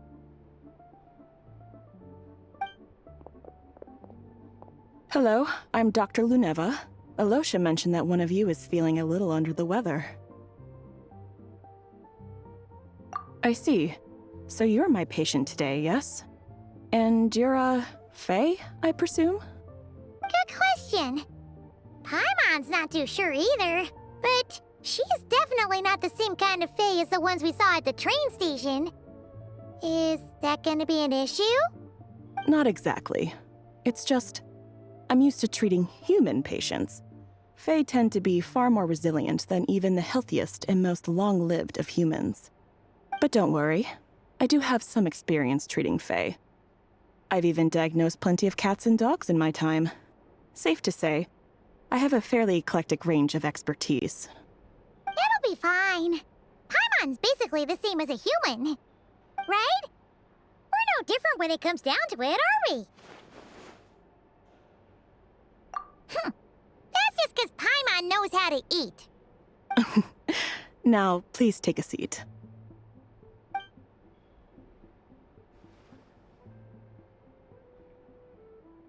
Okay, vital signs are good. Test results are all within normal ranges. I don't think it's anything serious. More than likely, you've just caught a cold. I can give you some medicine to tide you over, but as long as you rest properly for the next couple of days, you should feel better. Make sure to keep an eye on your temperature, though.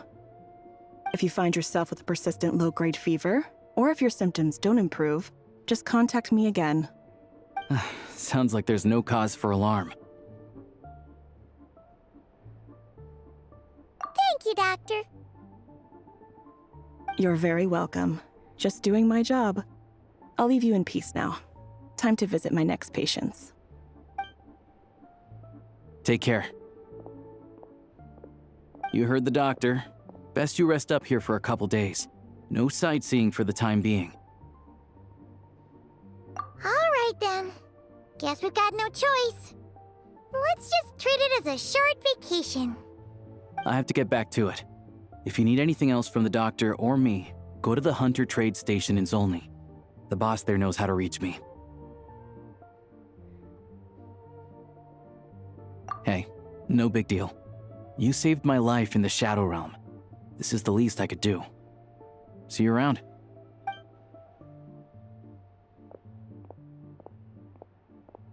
All right, time to find Child and see what he can tell me.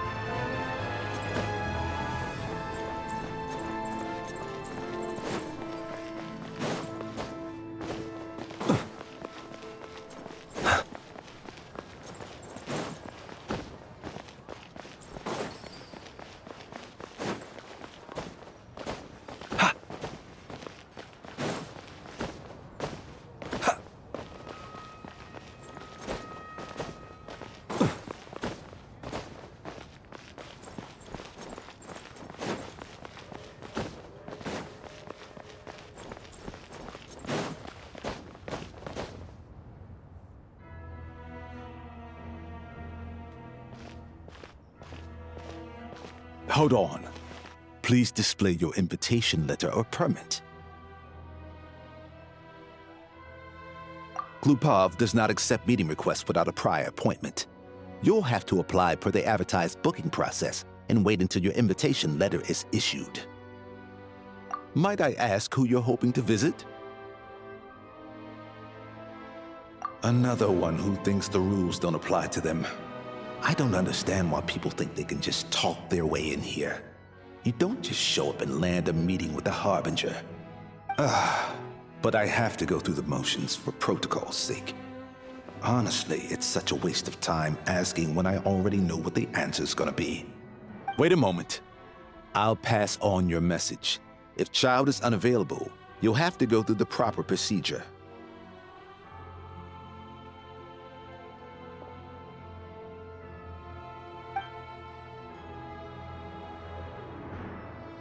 Lord Child is a busy man. He's probably not in Glupov at the present. If I were you, I'd cut your losses. No point waiting any longer. Even if you two are old friends as you claim, please understand that the Fatui Harbingers are often busy with their official duties. They tend not to stay in Glupov for extended periods. Next time, stick to the rules. You'll make life easier for both of us, Greetings, Lady Marionette. I'll take care of our guest here. It's his first time in Snezhnaya, so it's no surprise that he doesn't know the rules yet.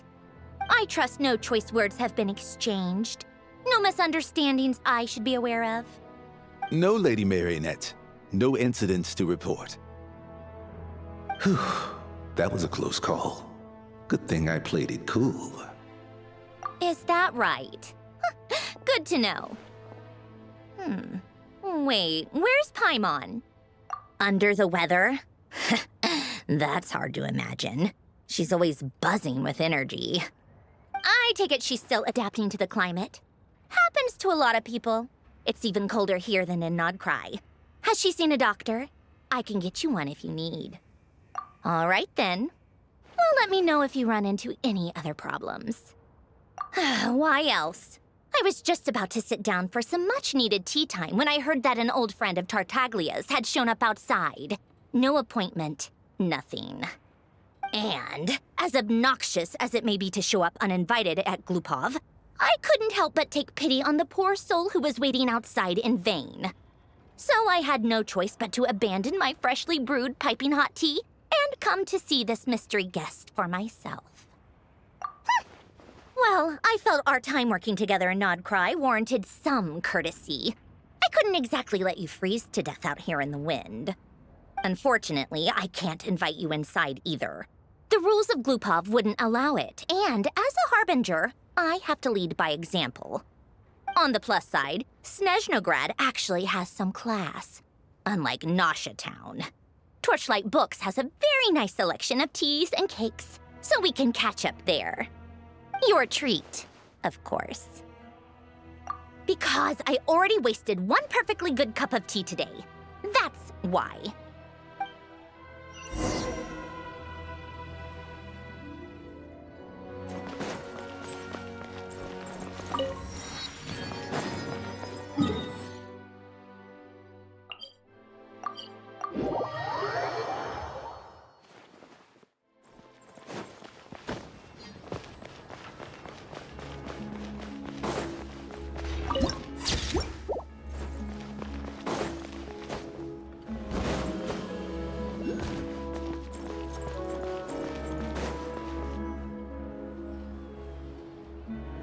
I've ordered for the both of us.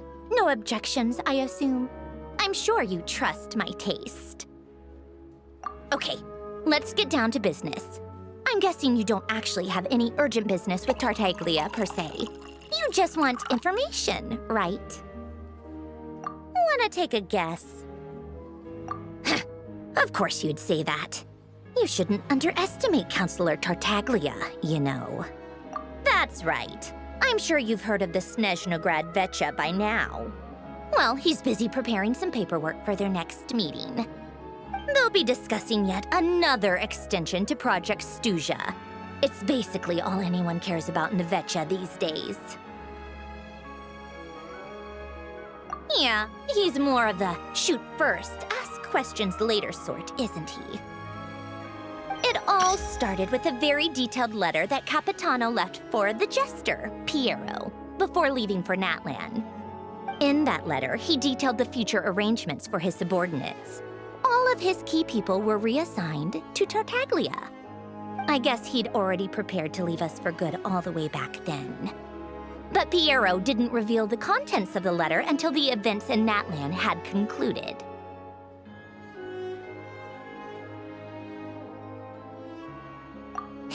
That was his reaction, too. Why me? With a bewildered look on his face. He'd always assumed Capitano looked down on him. He was a man who kept his thoughts to himself and barely spoke to him the whole time they'd known each other. But he occasionally brought Tartaglia along to my tea parties back in the day. So to the rest of us, it was clear that Capitano had quite a lot of respect for his young comrade. By the rest of us, I mean my tea party regulars. Arlecchino, Rosaline, and... actually, not Columbina. She was probably oblivious to it. Anyway, then the Liues situation happened. Normally, it took a lot to get under Capitano's skin, but that time he was furious. It's not really my place to talk about it, though. You can ask Tartaglia about it sometime. Basically, Tartaglia probably had the wrong idea about Capitano all along, right up until Piero revealed the letter he'd left behind. Capitano believed that despite Tartaglia's immaturity, he showed great potential. Plus, he possessed a kind of purity rarely seen among members of the Fatui. Yeah, it's one of the few things that I'd agree those two have in common. But there's one other reason why Capitano chose Tartaglia to assume command of his troops.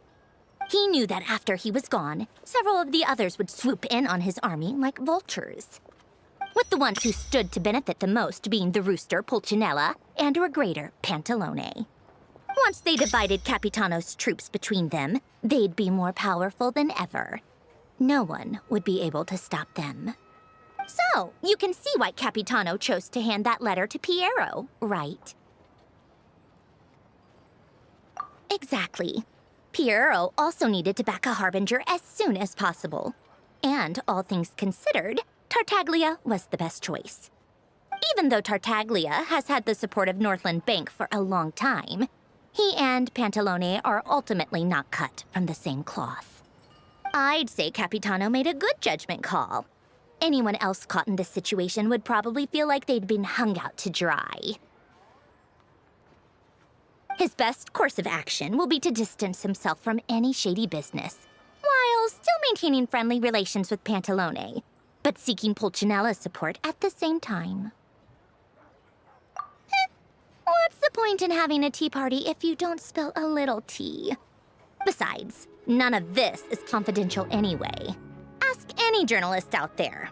They'll give you all the lurid details. You'll see it firsthand if you ever sit in on a session of the Snezhnograd Vecha. All the factional strife, whether open or unspoken, it plays out for all to see in that one little room. Having a voice in the Vecha is the only way to steer policies in your favor. So, every person in that room represents a particular interest group. Pantalone, for instance, represents the financial sector, and Tartaglia represents the Fatui soldiers. Personally, I have no interest in political jousting, but since I have a number of engineers and researchers under my command, I have to make their voices heard. Then there's Pulcinella, the linchpin of the Vecha. He represents politics itself. Everything involves him, so nothing can bypass him. Any issue that comes up, he knows how to mediate. That's what the Tsaritsa values most about him. I'm starting to see why everyone is so frustrated with the way things are, but also powerless to change it.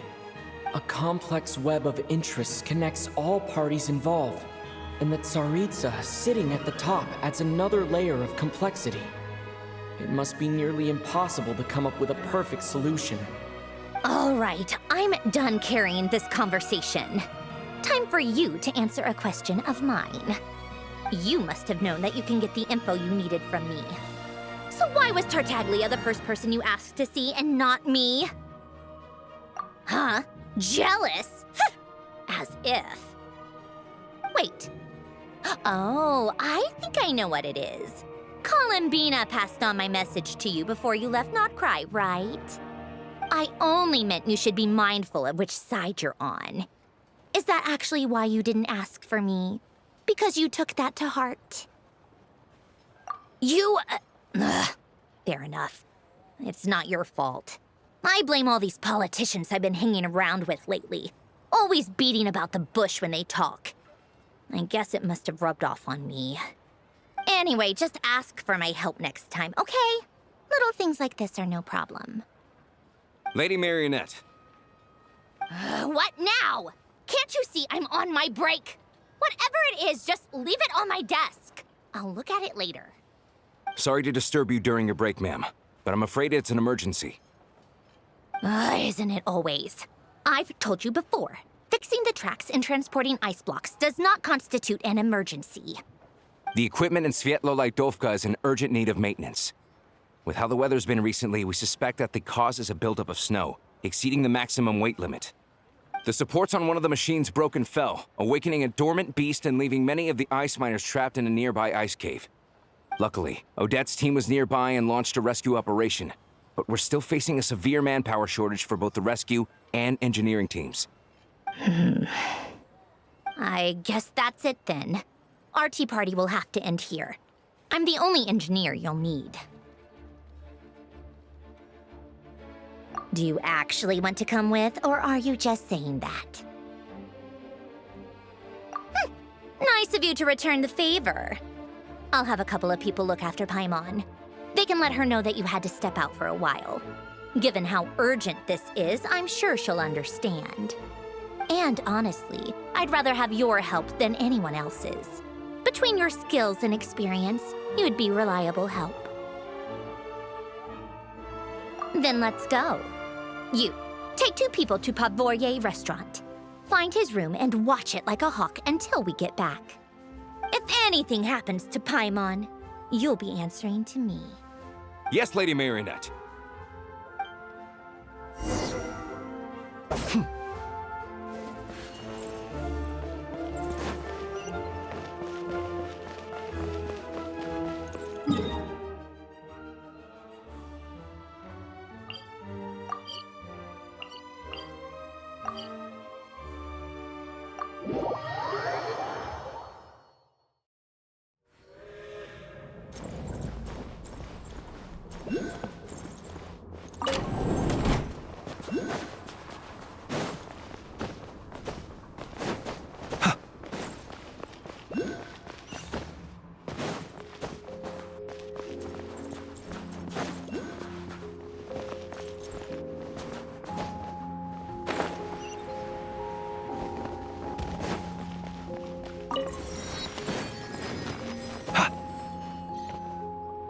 They weren't exaggerating.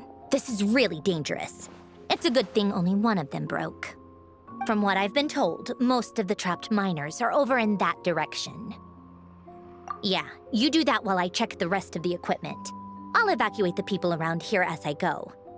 Meet me back here as soon as you're done.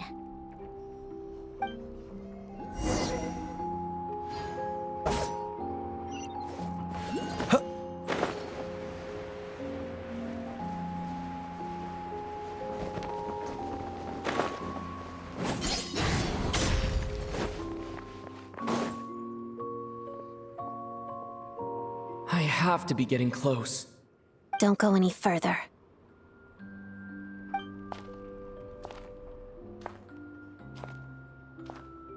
It's too dangerous here. There's a highly aggressive monster on the prowl. You need to leave, now. Ah, I see. You're the backup from Snezhnegrad. Well, I'm Odette. Good to meet you.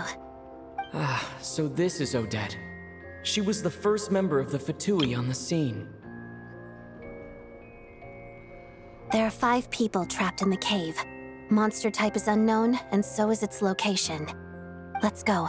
Every second counts.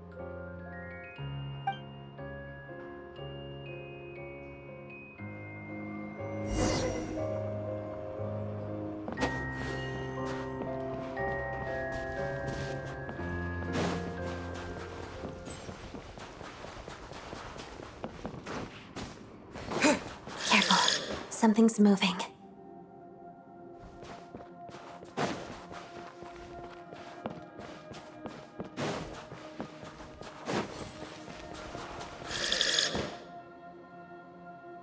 This must be the monster's shadow. Looks like a tough opponent.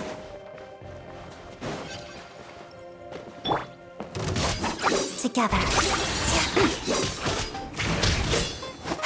Pirouette.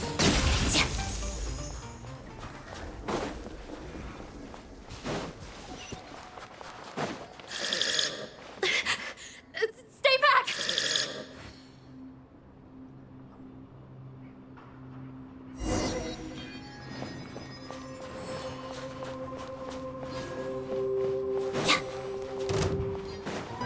Let's begin.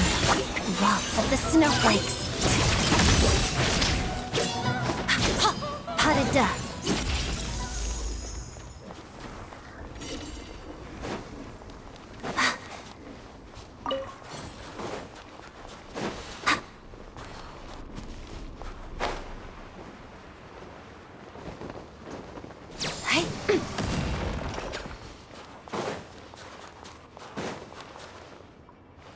I see them. They're right behind the monster. The monster seems very agitated. It could attack at any moment. Let's make the first move.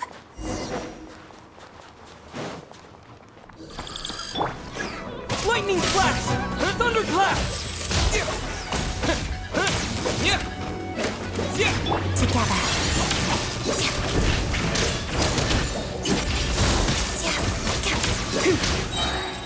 Crystalline Adagio.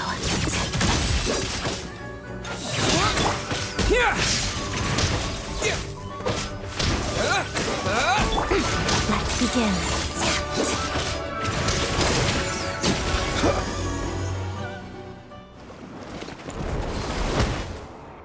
Thank you for saving us. We'd have been monster fodder otherwise. Thank you. Thank you. You're welcome. You should be safe now. Follow this route out. He and I will stay behind to watch the rear. Thank you. Come on, let's go. This way.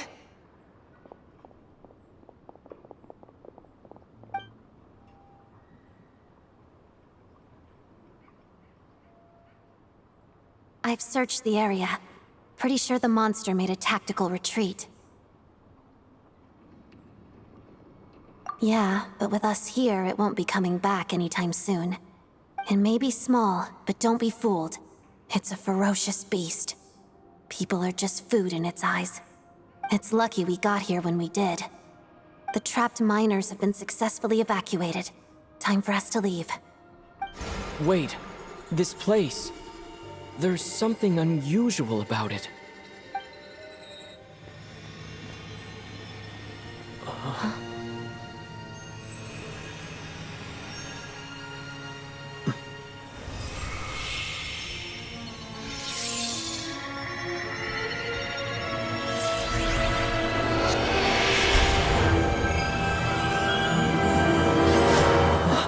What is that? I don't know. It's back? Guess it has family.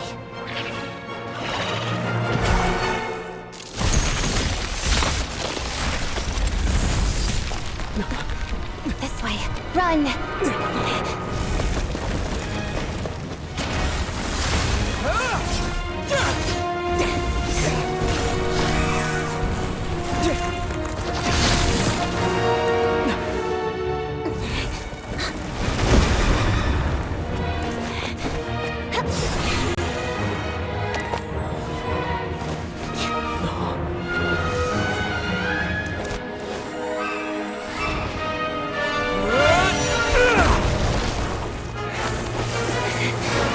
Thanks.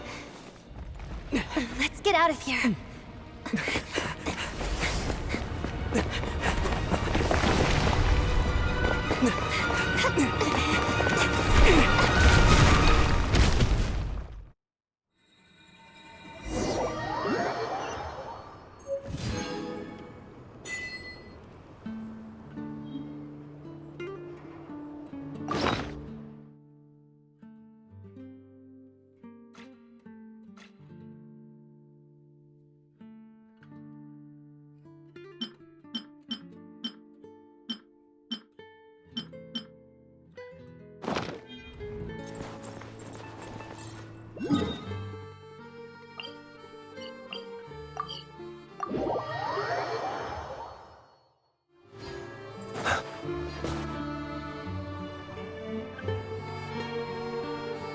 Everyone's accounted for. We managed to rescue them all. We also placed a sign at the entrance to the cave, warning people to stay away. You really held your own today. I still don't know your name. Don't think I've seen you before. I'll remember the name. All right then. See you around. Hello, Lady Marionette.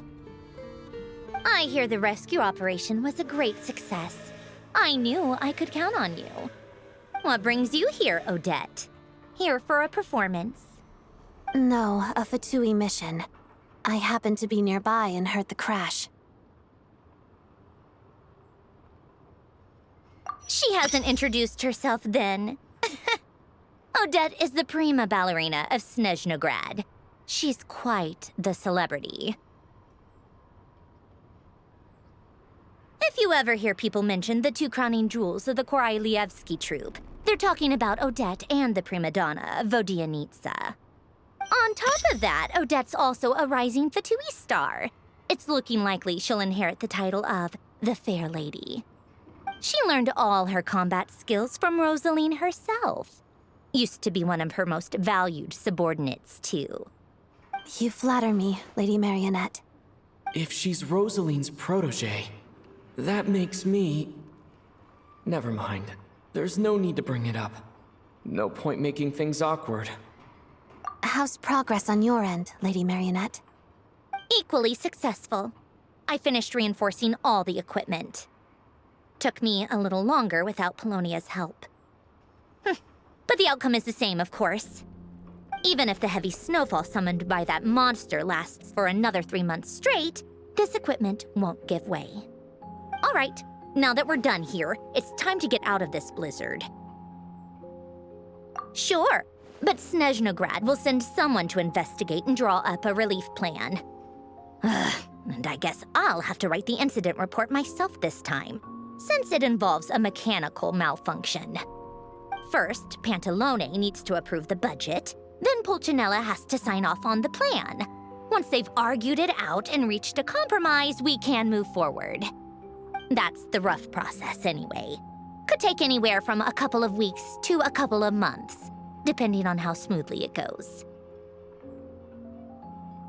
Yup, nothing we can do about it. There's a whole stack of incident reports like this back at the office. The snow has eased a little for now, but there's no telling when that will change with that monster still at large. Fuel for heating is in short supply, and relief is weeks away. There's no immediate threat to life, but still, it just feels like there should be a better way. Hey, quit daydreaming. Let's get back to Snezhnograd. When did you get a new sword? I found it in a cave. It handles pretty nicely. You have a strange affinity for secondhand swords.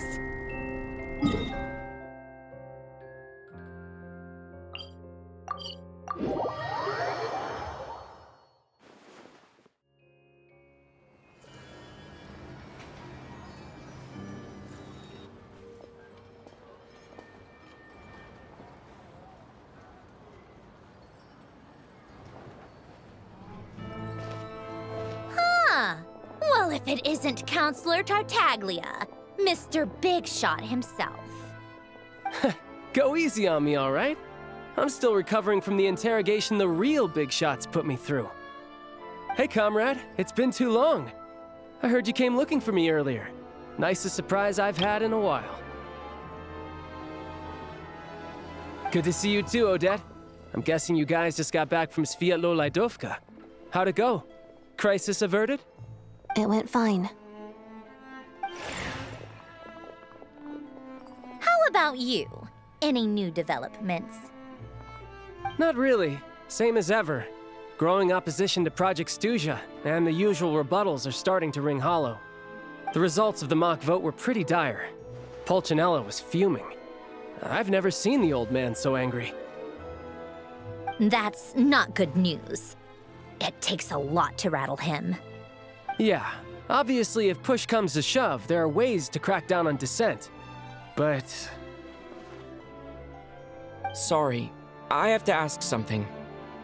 This is going to sound blunt, but may I? Huh? Of course, fire away. It sounds to me like everyone's tearing their hair out trying to figure out how to deal with opposition to Project Stuja.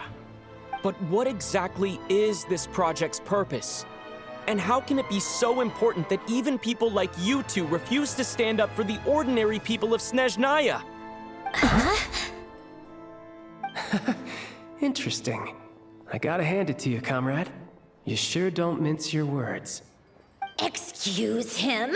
What does he mean, refuse to stand up for ordinary people? Oh my gosh. How does he dare speak to the Harbingers like that? Are you interrogating us now? It's okay, Sandrone. Let me explain. I think I understand where he's coming from. If I could, I'd take your side right now. In fact, my position's very similar to yours.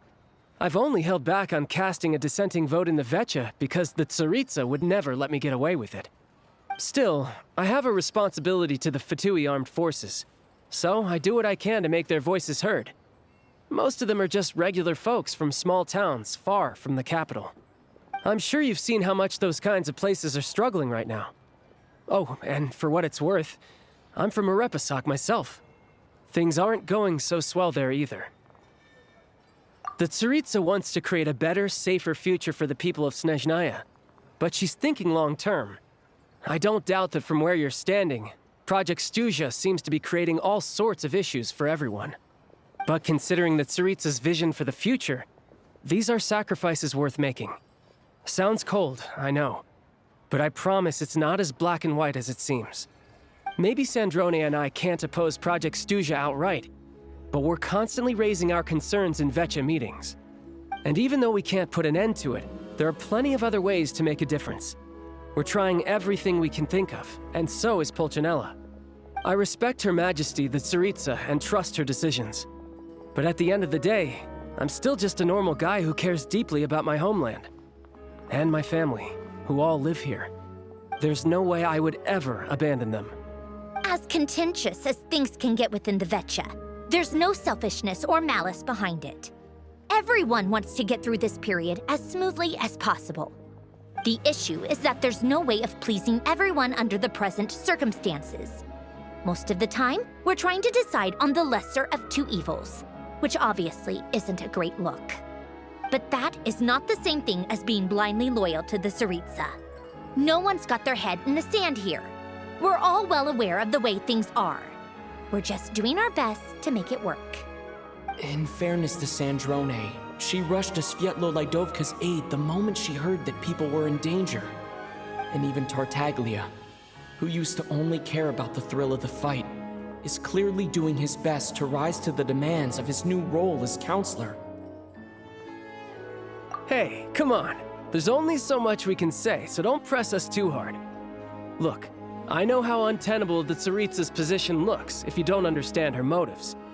Maybe you've heard already, but she's currently leading her army on a campaign to the east to defeat the monster that's been causing these brutal blizzards. Striking that monster down will be a significant step in dealing with the present energy crisis. As laser-focused as she is on realizing her lifelong ambitions, she's still putting time and energy into taking down this powerful monster. To me, that says a lot. If she thought Snezhnaya and its people didn't matter in the grand scheme of things, why would she waste her time on something like this? Thanks. I meant every word I said, though. I wasn't just trying to placate you. I've already done more than enough diplomacy for one day. I still think this adventurer raises a very important point. Our two Harbingers have made their positions very clear. But there are many others in the Vetcha who must feel trapped and forced to vote against their conscience. I think it's a very valuable quality to be willing to speak one's mind, despite the risk of offending powerful figures. You can say that again. I highly doubt we'd feel the need to explain ourselves so much if we didn't know you so well. Forgive me, adventurer. But might I be so bold as to ask about your background? How is it that you can converse so openly with two harbingers? Oh, haven't you been properly introduced? Easier said than done. I like to think I'm not the kind of person who goes around busting open people's old wounds. I've only learned his name so far, and no details of his experiences. Is something wrong?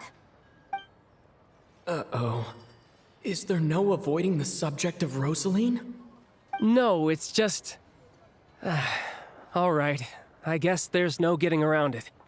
This is the world-renowned traveler, who helped resolve the storm terror threat in Mondstadt, cleaned up after the mess I made in Liyue, and then went to Inazuma, where there was a duel before the throne, in which the traveler defeated Rosaline.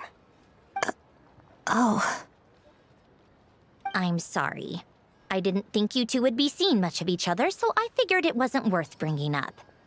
It's fine. It was a long time ago. It's fine. Sorry. I just remembered that we have a rehearsal coming up. Please excuse me. I should get going.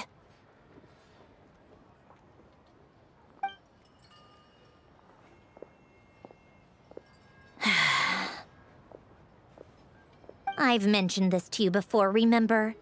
She was Rosaline's most valued subordinate. But they didn't actually get along. Not that Rosaline was really the type of person to make friends, but death has a way of resolving a lot of conflicts. Don't let it weigh on you. Like she said, it was a long time ago. It's in the past now. Odette has a very different personality from Rosaline. Give her some time. I'm sure she'll work through it. Oh, by the way, where's Paimon? It's not like her to hide away. She hasn't been feeling well, so she's resting at Podvorier restaurant. I got a couple of my people to look after her while we were gone. Oh, right. Sorry to hear that. Poor thing. Reminds me of when Tonya was little. She really felt the cold back then. Used to get ill all the time. I felt so bad for her seeing her lying in bed, coughing. She was so mature for her age, though. Whenever someone came to visit her, she'd greet them with a smile and would never complain. I'm sure Paimon's a good kid, too.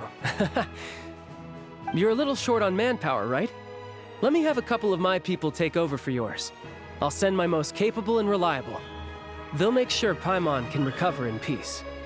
Well, that would be great. Your people are more qualified. Hey, don't mention it. I'm sure you have things to do. Hopefully this takes a load off your mind. So no more accusing me of not being on your side, all right? Already? That was quick.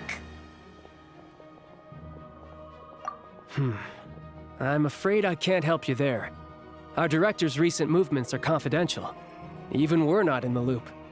If you hadn't told me, I never would have known he'd gone south. I assumed he'd been in Glupov this whole time.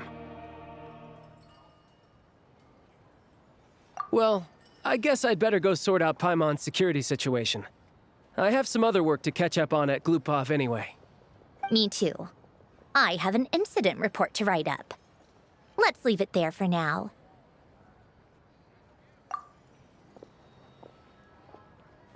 I guess everyone's in a difficult position. But Tartaglia's right. I have things to do. Things I want to do. And things I ought to do. To start with, I should ask Alosha if he knows any way to help Svietlo Lydovka.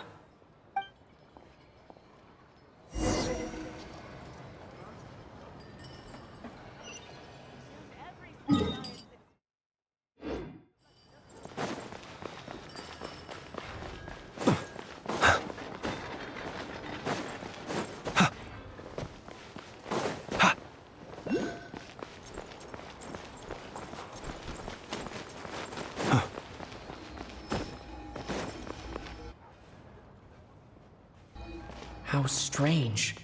This sword seems to be vibrating of its own accord. It's a very faint vibration, but it's getting stronger as I get closer to the statue of the Seven. Does this sword have some connection to the statue? but all it does is vibrate, even when I touch it. That place I got this sword from was definitely out of the ordinary. Maybe I should try channeling the power of cryo.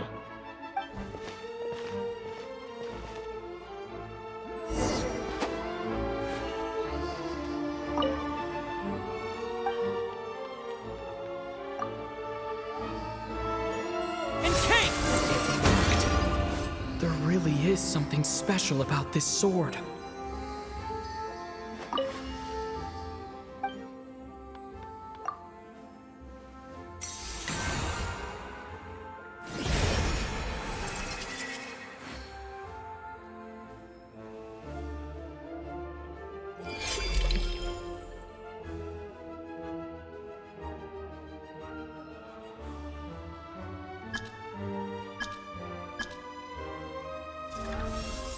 I don't really understand what just happened, but I'm pretty sure this sword just got a little more powerful.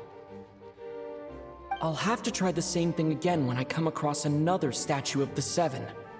In the meantime, I'd better go find Alosha.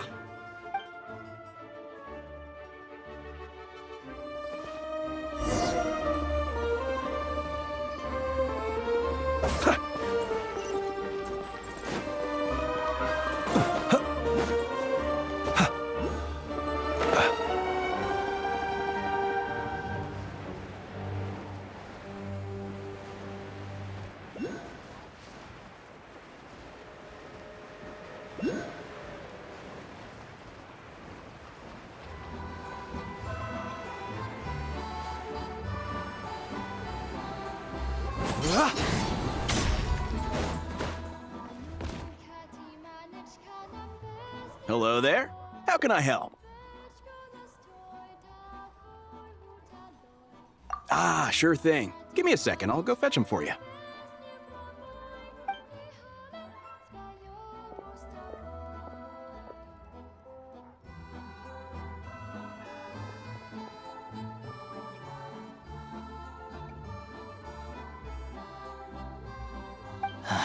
It's a familiar story.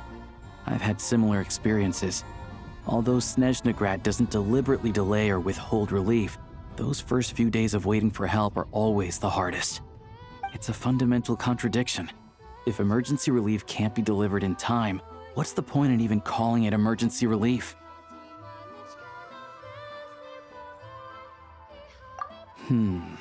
Not necessarily. I think there's a good chance that Kresnik Crystal from Stratomoros will start flowing into the market. When we resolve Stratomoros' energy issue, it's like we open the floodgates.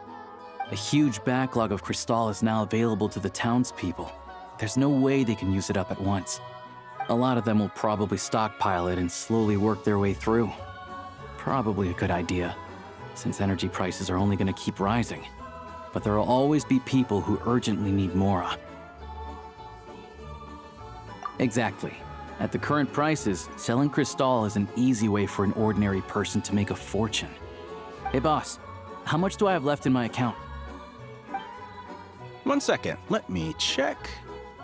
So, you're planning on buying the Crystal out of your own pocket? Yeah. I don't know if I have enough, so I'll chip in a little extra and buy as much as I can afford.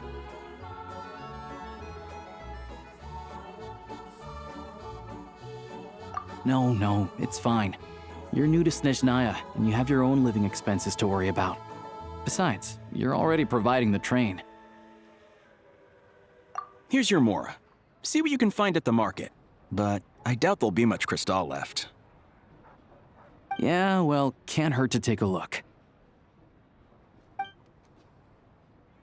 Let's see. Huh?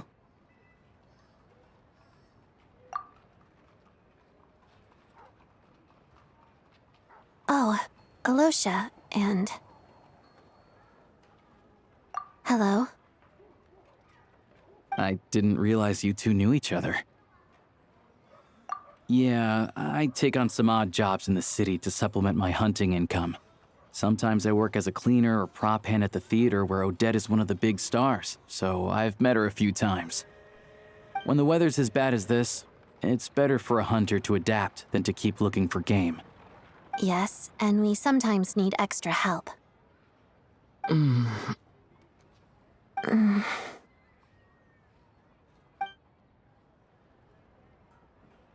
Wait, why is the atmosphere so awkward?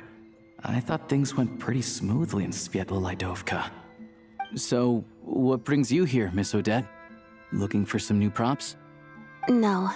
After I got back to the theater, I couldn't stop thinking about the situation in Sviatlo-Lydovka. It bothered me so much, I couldn't focus on my dancing. So I decided I'd come here and see if there's anything I can do.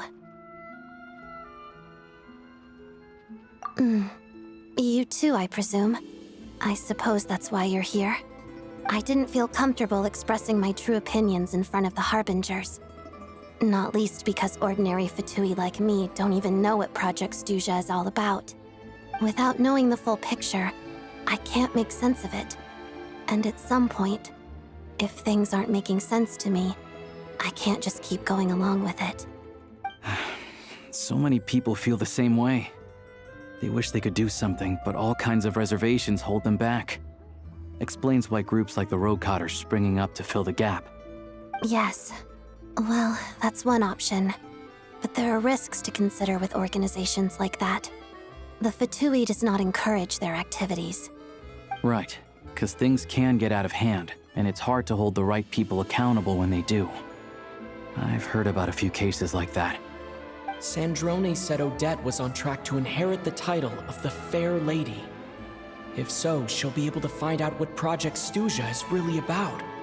Still, it's probably a little soon to ask her about that. There may be more to the story. What's on your mind?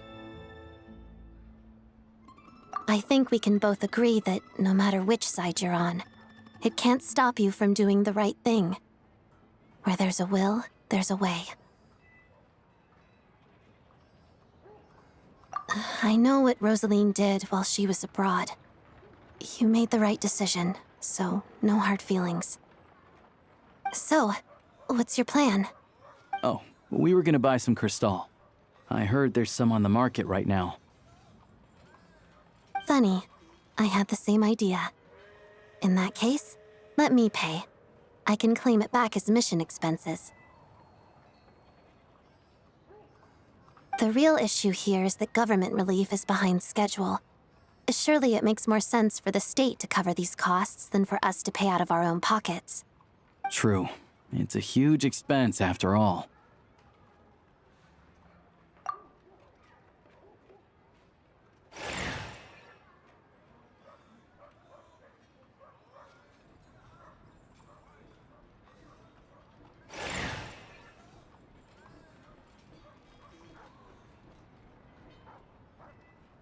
Let me see.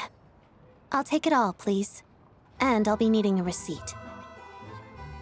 Right.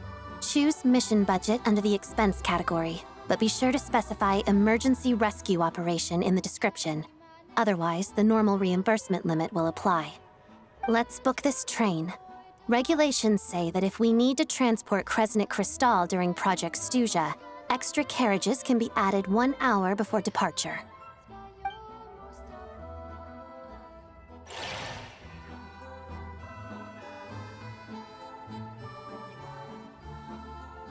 That should do it. The train will be escorted to its destination by Fatui guards. This is my first time seeing you handle Fatui affairs, Miss Odette. It seems you're as skilled an officer as you are a dancer. You flatter me. It's only because I've been doing both my whole life.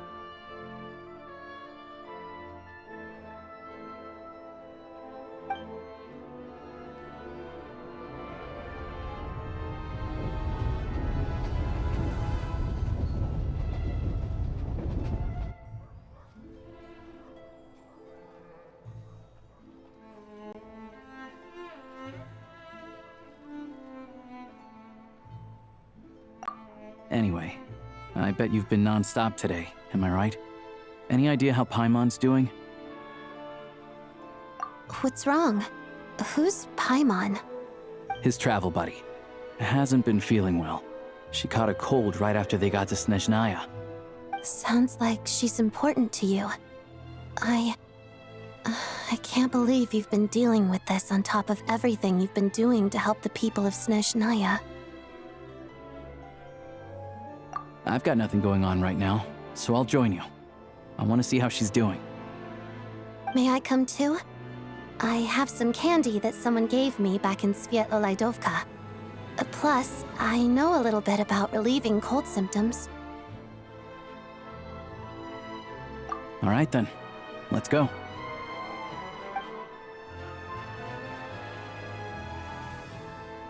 I still don't know what the deal is between these two, but at least the tension seems to have vanished.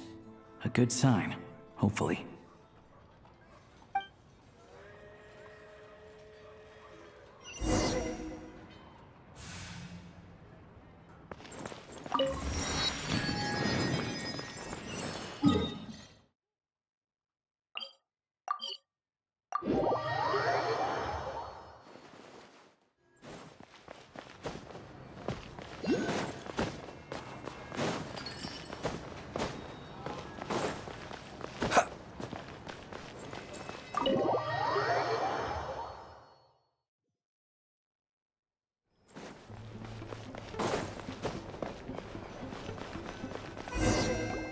Hello.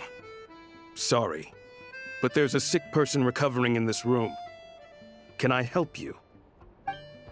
What happened? Oh, please, excuse me. Are you the Traveler? Could I take a quick look at your Adventurer Handbook? Master Child said I should verify your identity.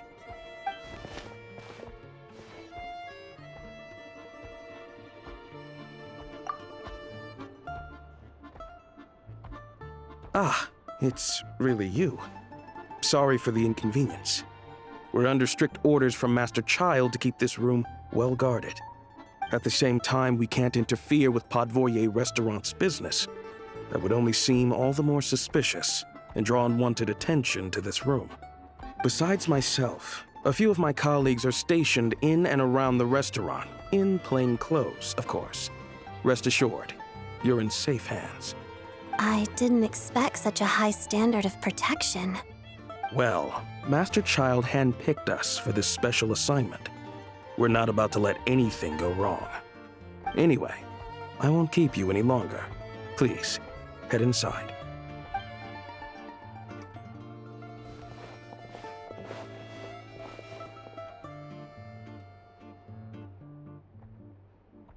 Traveler! Alosha, you're back!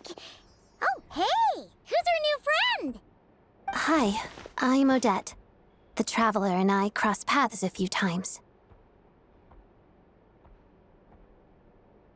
Another friend from the Fatui, huh? You're practically a member yourself by this point. Paimon's definitely on the mend. We should be back to our usual travels in a few days' time. Seems like that doctor was right. It's just... Paimon's limbs are still feeling a little chilly. I have just the thing. Whoa! What's this? Is that a flame inside an ice cube? Wait, is this real ice? How's it not melting? And how does the fire keep on burning? All keen observations. You're right.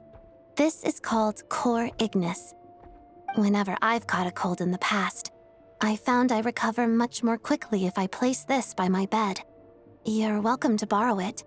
Awesome! Wow!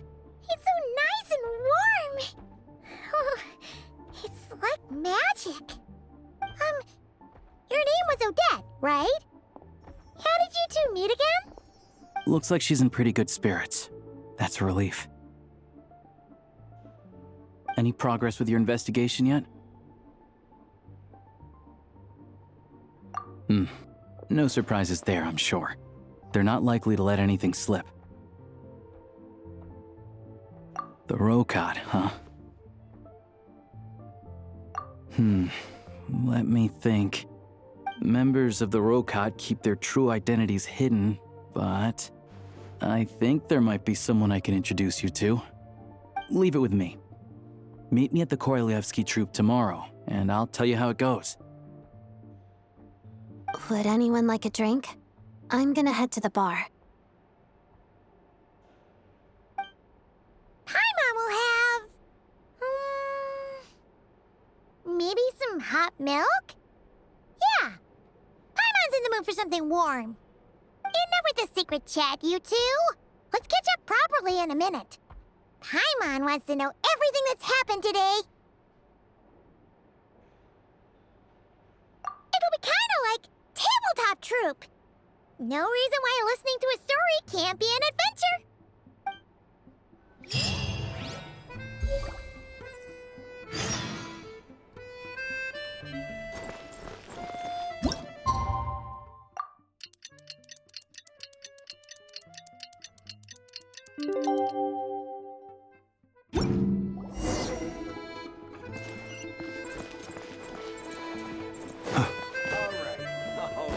Enough. Please let me know.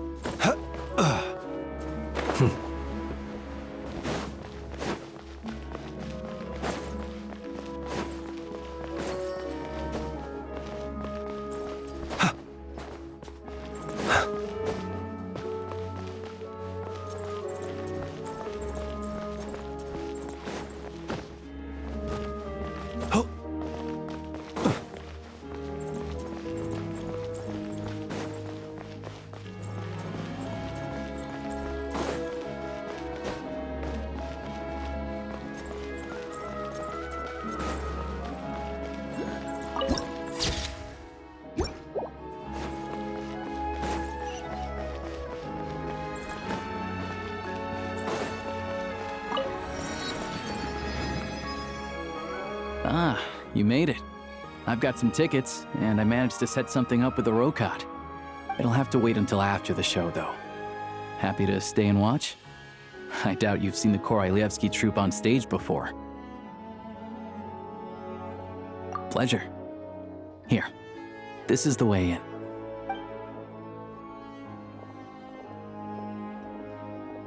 Please present yourself for a routine inspection in accordance with theater regulations. Thank you.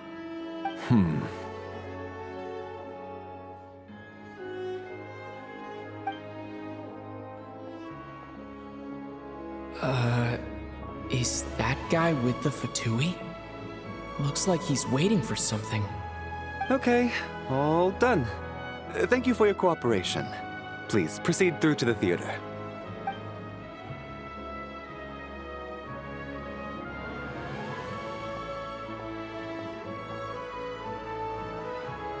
What's up? Everything okay? Snezhnaya's business and political leaders are always passing through here, so it makes sense that security's tight. Still, it's a little unusual to see the Fatui's Armory Palace guard here. You saw him, right? The guy right at the back. Strong, silent type. His name's Valeri. He's part of the Special Assignments Battalion, but I only ever see him here for one thing. To look for a guy named Mitya. Supposedly a researcher, though he never seems to put much time in at the office. The theater is one of his favorite places to hang out when he's playing hooky from work. But that's not for us to worry about. Let's go. The show's about to start.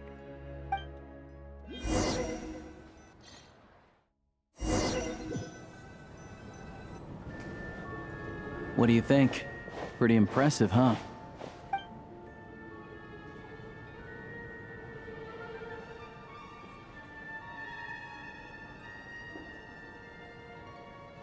Oh, the one in Fontaine? I hear it's iconic. Never seen it for myself, though. Here we are, just in time. Sorry, coming through.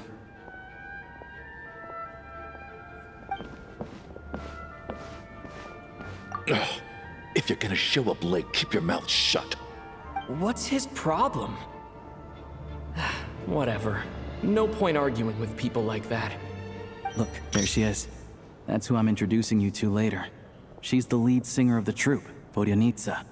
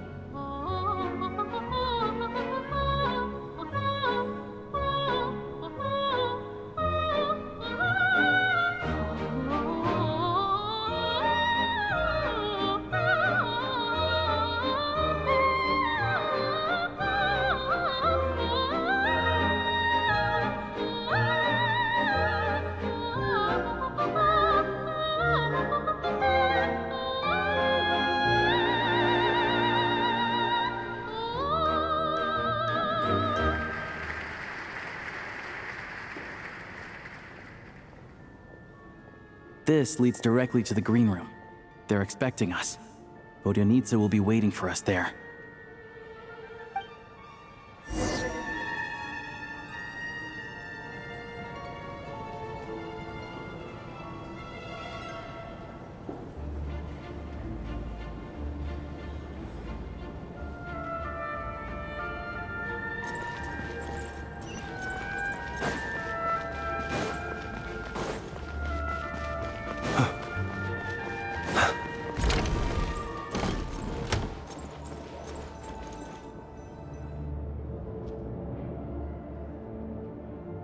Hey there. Excuse me. Ugh! Can you believe it? I am so mad right now. Come in! Oh, it's you two. Huh? You know each other? Oh, wait. Is this who you were telling me about? The one you met yesterday and couldn't stop thinking about? I never said that. Yes, you did. Why are you denying it? It was right before I went on that rant about the moody factory owner. Oh, I remember it so clearly. Might I ask what brings you two here? Oh, I just brought him here to see the show. And when it finished, he was full of praise for Vodyanitsa's performance. So I thought I'd try my luck, see if we could get the chance to chat for a bit. Maybe get an autograph? You work here. You of all people ought to know that's against the rules. It's not what the green room is there for. Oh, what's the big deal? Come on, don't be shy. I can give you an autograph. You can take a picture too if you want. Do as you please. I finished all my shows for the day. I'll leave you to chat.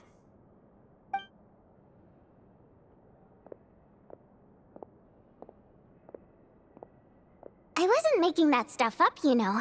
Odette's just too proud to admit it. She thinks very highly of you, and so do I. You did the right thing in Svietloladovka. We're good. Odette's out of earshot. I'll lock the door. Confidentiality, of course. The Rokat is very strict on that. Whoa, Alosha! Not out loud! Not with an outsider here! Relax, I've taken care of it. Look at this. The President's reply sent this morning. Wait, so he's been approved to join?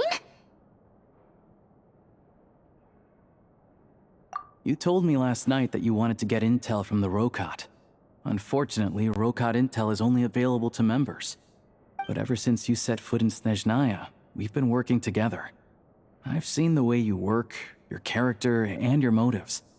Everything about you is perfectly in alignment with what we're trying to achieve in the Rokat. So I figured I might as well cut to the chase.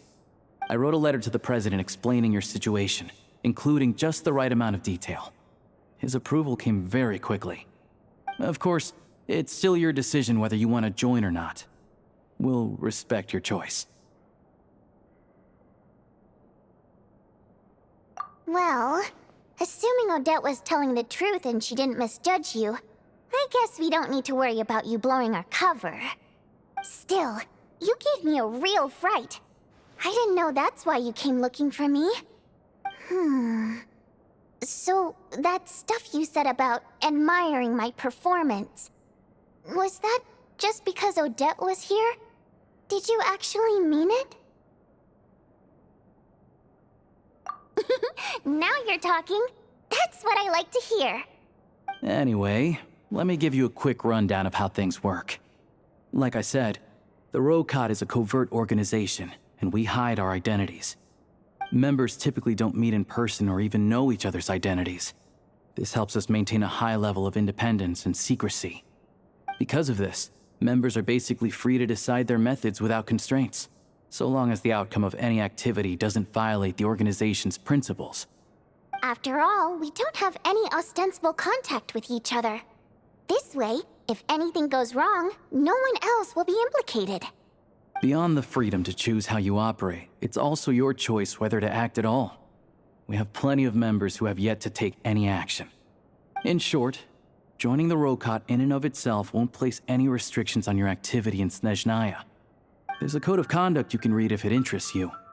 But basically, as long as you don't plan on using your anonymity to go around doing evil, you'll be fine. I tried reading it 5 or 6 times. Never made it all the way through. Even the most lackluster script makes for more interesting reading. Great. Then I'll go grab an official application form. Be right back.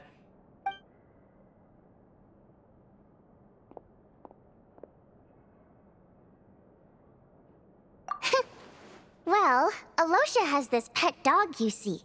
His name's Tagarin, and this one time, Alosha brought him backstage. Tagarin took quite a liking to me, so I played with him for a little bit and fed him some treats. Then, the Rokot was out on a mission one day, and even though we were all in disguise, Tagarin recognized me right away. Just a coincidence, really. We didn't report it to the higher-ups, though, to avoid dealing with the fallout. Like my job at the theater, for instance. I really needed to make ends meet. By the way, what were you complaining about just before we came in? Did everything go okay with Chuganov? Everything did not go okay. That's why I was so mad. I tried to make some small talk with him before I went on stage to fish for intel about the Iskra manufacturing plant. But he wouldn't take the bait. No matter what I said, he kept dodging the question. And then he started complaining. He said he didn't appreciate his second-rate seat in the stalls because he usually gets a private box. I mean, what did he expect? Everyone knows that if you want a box seat, you buy a ticket well in advance. But instead, he sends me a letter the day before the show when we're practically sold out. I had to juggle things around just to get him a half-decent seat, hoping he would appreciate the gesture enough to share some information. But nope, he didn't give me anything. Yeah, meeting Chuganov in person has definitely been a disappointing experience. Oh, you probably don't know who we're talking about, do you? Chuganov was that older guy you were sitting next to today. I'm sure he didn't make a great first impression on you either.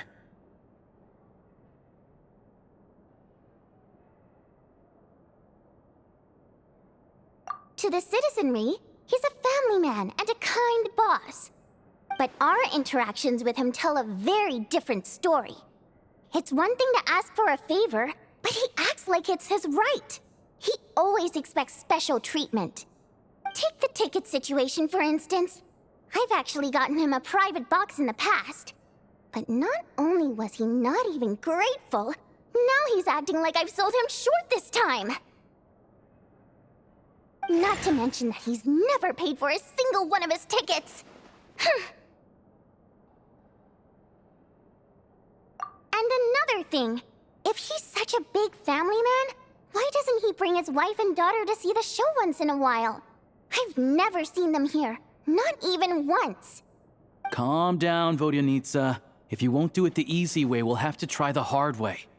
But first things first, here's your application form. Go ahead and fill it out.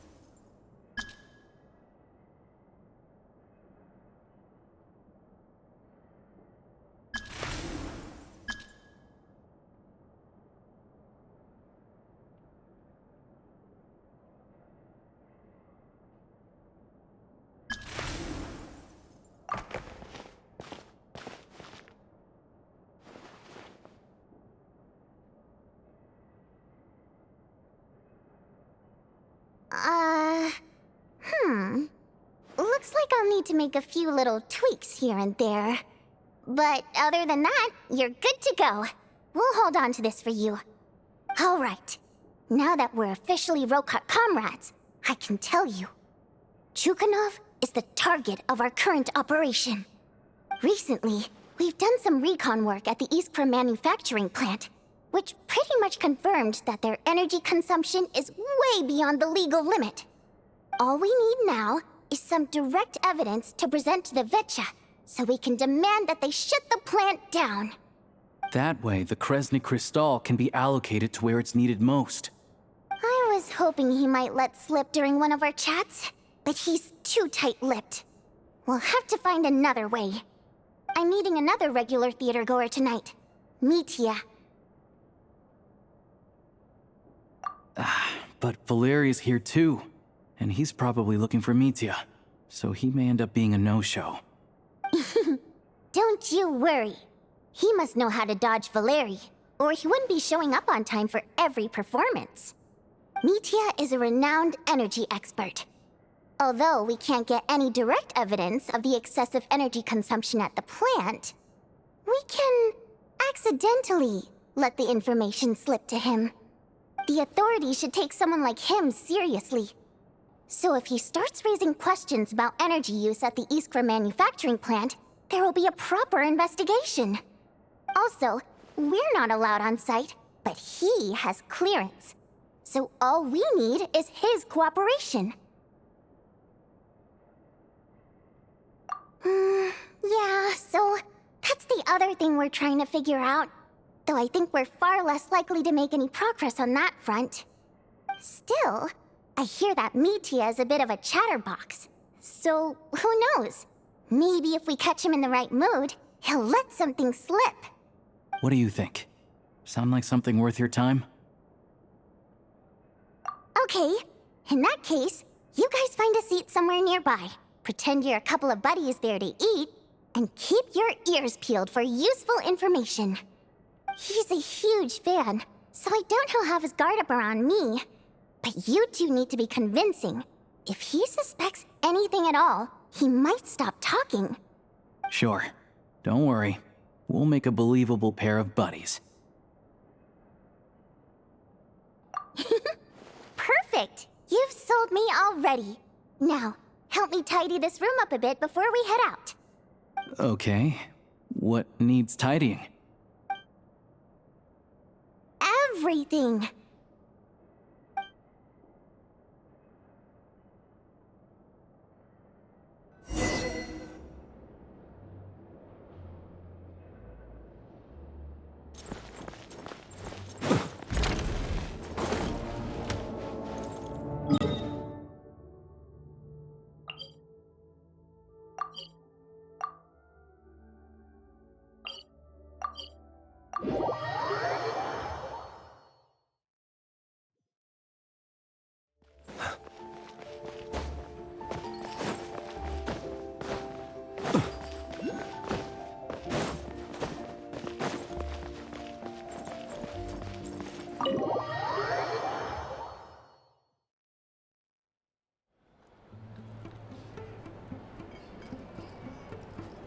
We come here often, so we shouldn't stand out. Let's sit here. Now, it's up to Vodyanitsa. Let's see how the conversation goes.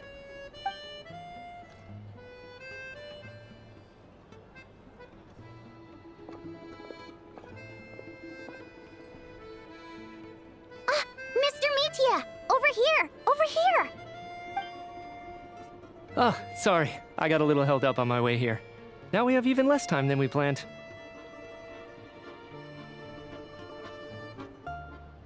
Go ahead and order some snacks and drinks, whatever you like. Let me see. According to my schedule, we still have 25 minutes left. You're really pressed for time today, huh? I was imagining this would be a leisurely chat. If you'd prefer, we can always reschedule for another afternoon when you have more time. No need. Getting to meet the lead singer is a very precious opportunity for me. I'm not about to pass it up. I've already had to decline your invitation several times because our schedules rarely align. If I don't grab this chance while it's here, who knows when the next one will come around? Well, It's very kind of you to make time just for me. I'm not too sure, to be honest. But Snezhnaya's full of weird and wonderful things like that, so people tend not to bat an eye. I'm sure the same will go for the Eye of Grey and Paimon. The reason I invited you out for tea and a chat today was to get some feedback from a true fan of the theater. Well, I genuinely have nothing bad to say. No matter how many times I hear you sing, it never gets old. It always seems fresh and new somehow. Maybe it's because the more times I listen, the more details I notice. Or maybe you simply improve with every performance, delivering it better each time. Thank you! I'm delighted to hear that. Could you give me any specific examples? Oh, yeah. The piece you sang today, for example. Beneath the Frozen River? Hey, what's with you? I'm just praising a good performance. I always used to find that such a bleak and lonely song. But the more you listen, the more you realize that it's not as cold and nihilistic as it appears. When you really dig down into it, there's a certain level where you're surprised by the emergence of hope. Wow, I'm impressed. I didn't expect you to pick up on that. Actually, I only tried out that angle after talking with a composer. Still, Beneath the Frozen River wasn't on today's program. Oh, really? But it's a classic. You sing it every time. Almost every time. Oh, well then, let me say a few words about that other all-time classic, Flying in the Wind from the Mountain Sparrow. I didn't sing that one today either. My voice wasn't quite up to it, so I switched it out at the last minute. Oh, but, Sorry, Mr. Mitya, but you were at the theater today, yes? Of course I was. Remember? I said hello to all the troupe members before the show started. You, Odette, and the others. So what did Odette sing today? Elegy of the Snow-Winged Goose, of course. Correct. I see. I see. You find my singing boring, don't you? That's why you don't remember a single song. Looks like I'll need to cut a few from the program next time.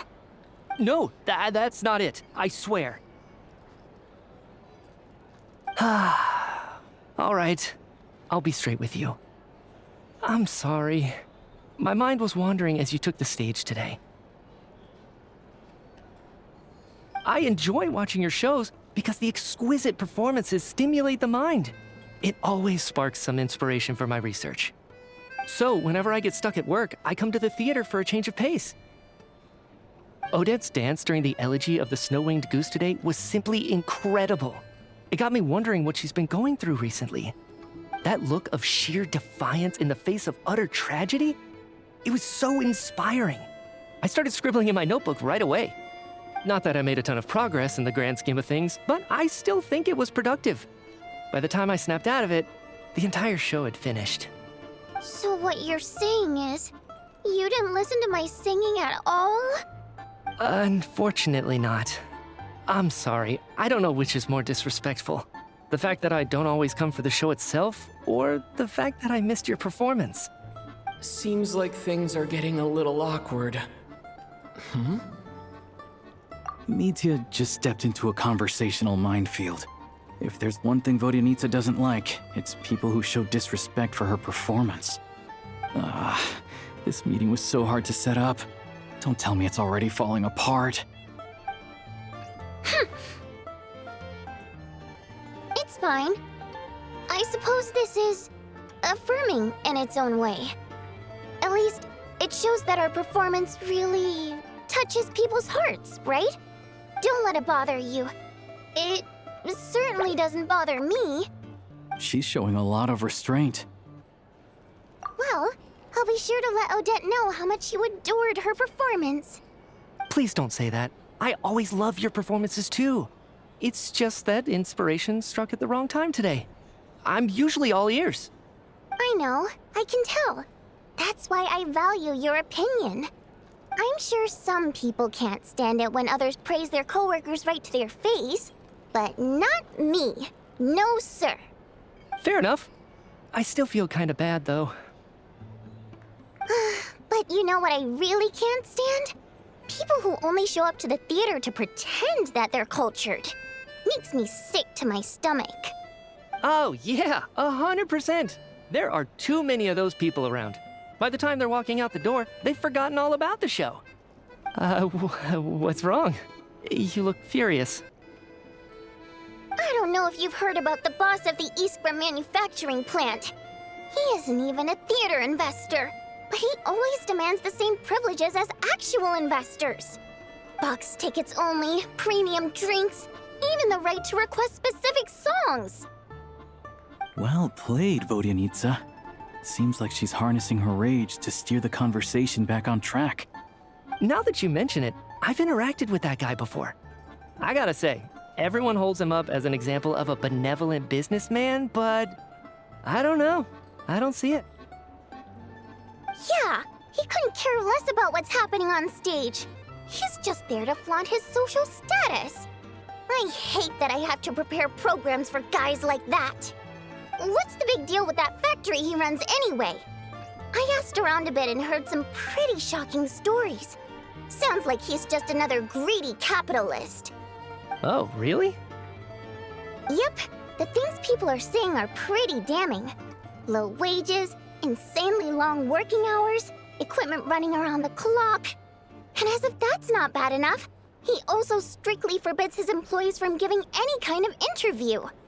Project Stuja has now been extended so many times, we're at the point where crystal rations for the common folk are barely enough to survive on. Yet he even wants to get his greedy hands on them just to boost his own profits. If the rumors are true, he's in serious violation of the law. Interesting. So you've heard about it too? What? So it's really true? Who knows? I've only heard the same rumors you have. But there's no smoke without fire. The Rooster's been coming down on us hard lately, demanding that we track and trace every single batch of Crystal. My coworkers in the Department of Energy have been tearing their hair out over it. The Rooster? I didn't realize he cared that much. Yeah. Even though there are no restrictions on Crystal trading, the poor will wind up freezing to death if we let the rich buy as much as they want. That's clearly unfair. Looks like we'll need to arrange an investigation into the Iskra manufacturing plant as soon as possible. I never knew you kept up with current affairs beyond the theater, Miss Vodyanitsa. You really have a heart for the common person. Most Fae in your position have long been indifferent to the plight of humans. Well, those of us who choose to live in human cities are naturally going to pay attention to any significant upheaval. Isn't the Rooster a Fae himself? I'm just surprised to learn that even someone with as much experience as him is getting so stressed out over Project Stuja. What is the end goal of this project anyway? This is it. We're finally going there. I'm sure Mitya can sense on some level that she's fishing for information. But since their conversation is so relaxed, he might just let something slip. It's stressing me out too. If I'd only made better progress with my research, things wouldn't have dragged on this long. Oh, so your work is related to Project Stuja? That's right. The Armory Palace needs a brand new energy source. Not the power of the Light Realm and not elemental energy. Right now, the only thing that meets the requirements is the power contained within stellar linchpins. But harnessing that power is costly. Each step of the process requires enormous amounts of Kresnik crystal, from extraction to quantification to attempts at conversion. Progress has been painfully slow, and the team is getting burned out as time goes by. Sometimes, I see people staring into space as if in a trance. Could it be that this new energy source has side effects? No, it doesn't affect us, because the energy is used for... Okay, I got it. Stop choking me. Sorry, I can't talk about that. I think we're all just exhausted. We've been working ourselves to the bone for so long with so little progress to show for it. It's no wonder people are struggling to stay motivated. Seems like I owe you an apology. I shouldn't have gotten so mad at you for not paying attention during the show. Don't worry about it. I count myself lucky, to be honest. I don't envy the people who work closely with the Tsaritsa herself. I'd much rather be in my current position. At least I don't have to shoulder any major responsibilities. So they're trying to develop a completely new kind of energy.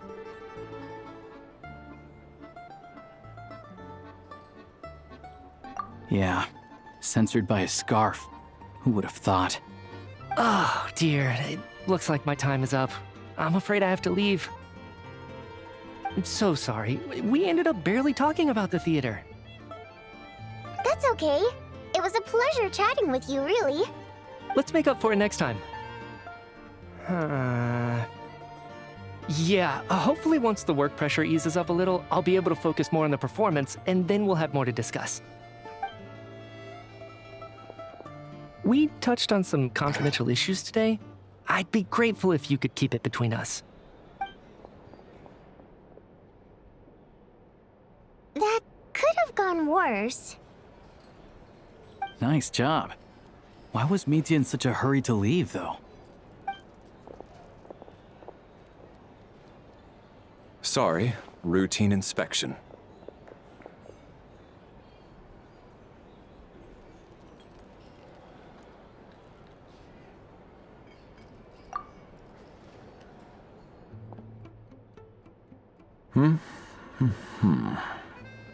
Okay, let's go. So he wasn't rushing to get back to work. He must have calculated that Valeri would find him here in exactly 25 minutes. That's frighteningly accurate. One of the main duties of the Special Assignments Battalion is to ensure that important figures stick to their schedules. All right, time for us to get going too. Excuse me, check please. We'll settle our check too, then. Oh, hello there.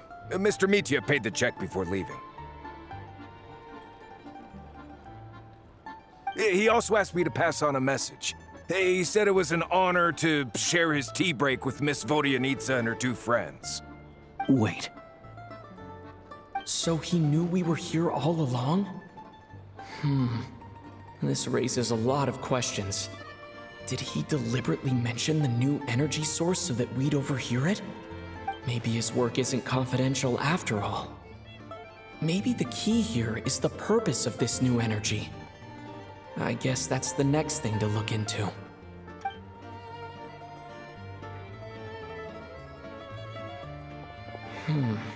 Vodyanitsa and Alosha have left. Time to head back and call it a day.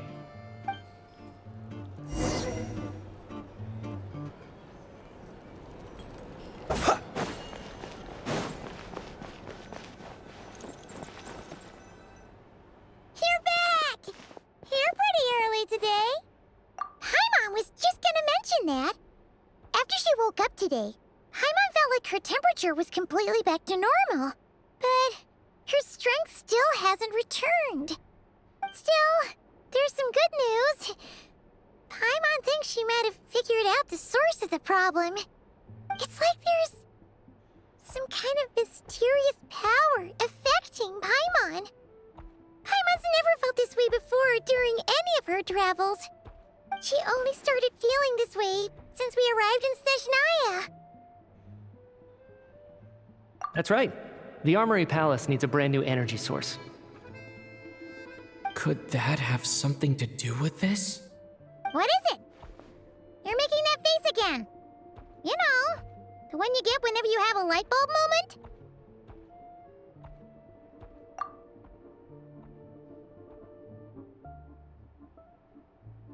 So, they're trying to develop a new energy source here? And you think that might be why Paimon's feeling unwell?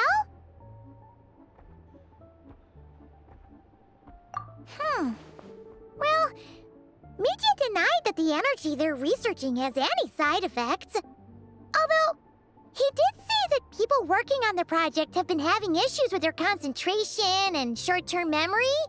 But even so, those are completely different symptoms from Paimon's.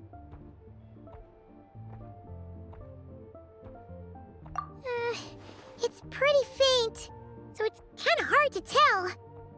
But if anything, it seems like it's coming from roughly the same direction as the Armory Palace. Sure, Paimon's with you there. But how, though? The Rokat only has a limited amount of intel.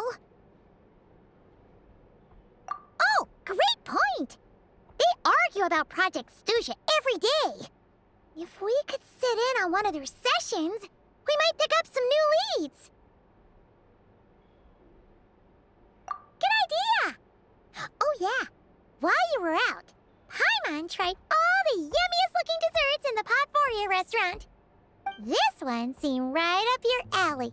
So, Paimon saved some for you. Come try it once you finish writing your letter.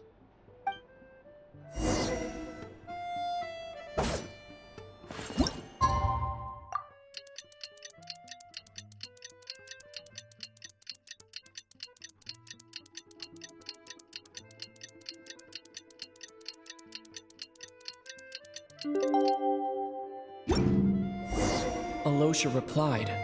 He says that we won't be able to speak at the Vetcha, but he can arrange for us to attend as visitors. Time to get ready. Then head to the Snezhnograd Vetcha.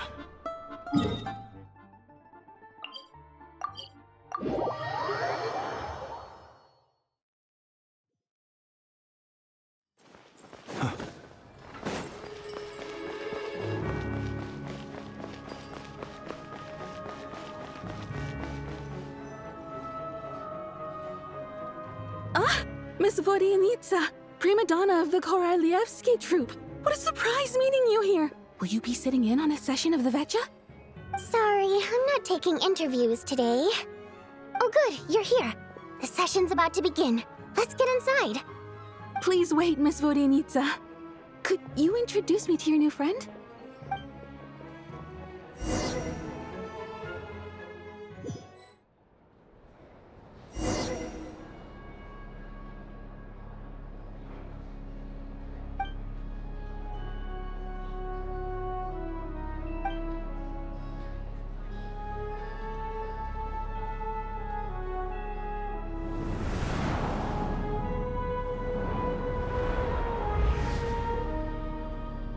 In summary, the energy management commitments made for the outgoing period have been delivered upon.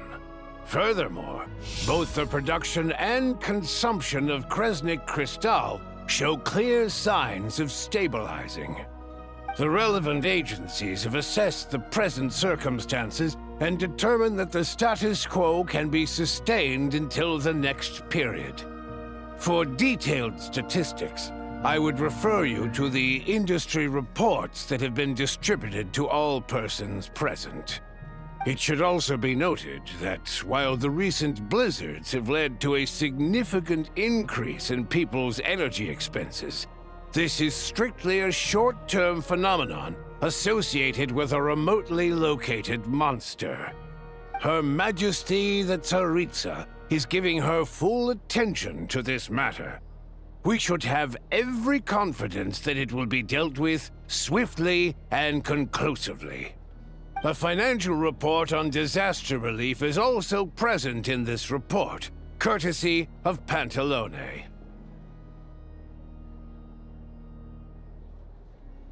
They cover the same old ground every single time.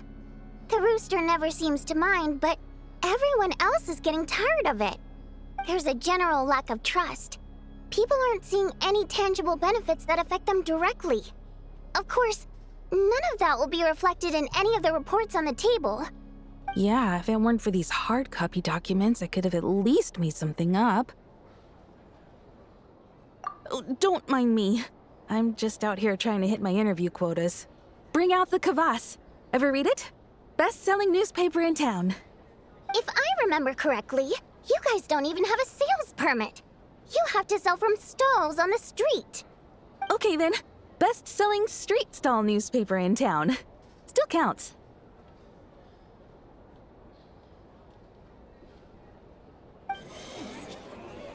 Order! We will now open the floor to the representatives. If there are no further substantive issues to discuss, we will then proceed to a vote on this motion. Snezhnaya has a long tradition of treating members of the Fatui armed forces and their dependents favorably. But recent surveys shows that Fatui families in remote areas have access to 15% less crystal than the average civilian family in Snezhnograd. It's been said many times before, but it bears repeating now. There needs to be a clear and consistent rationale behind how crystal is allocated, or we will soon face immense public backlash.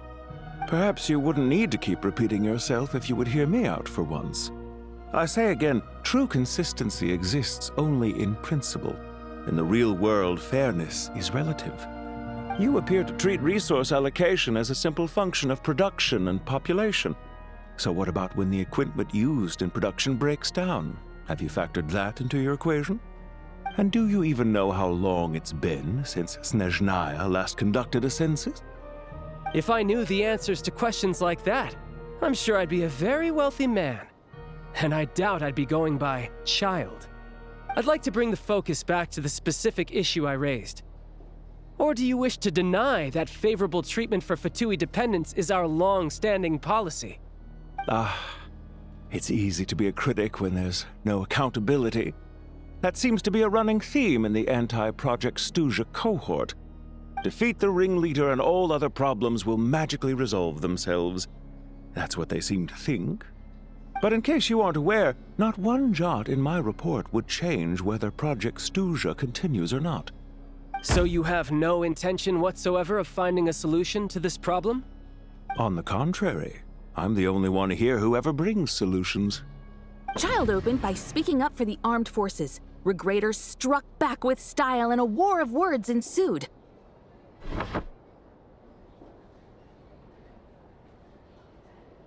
Our reporter was live on the scene to get the audience's reaction as it all unfolded. Who do you support?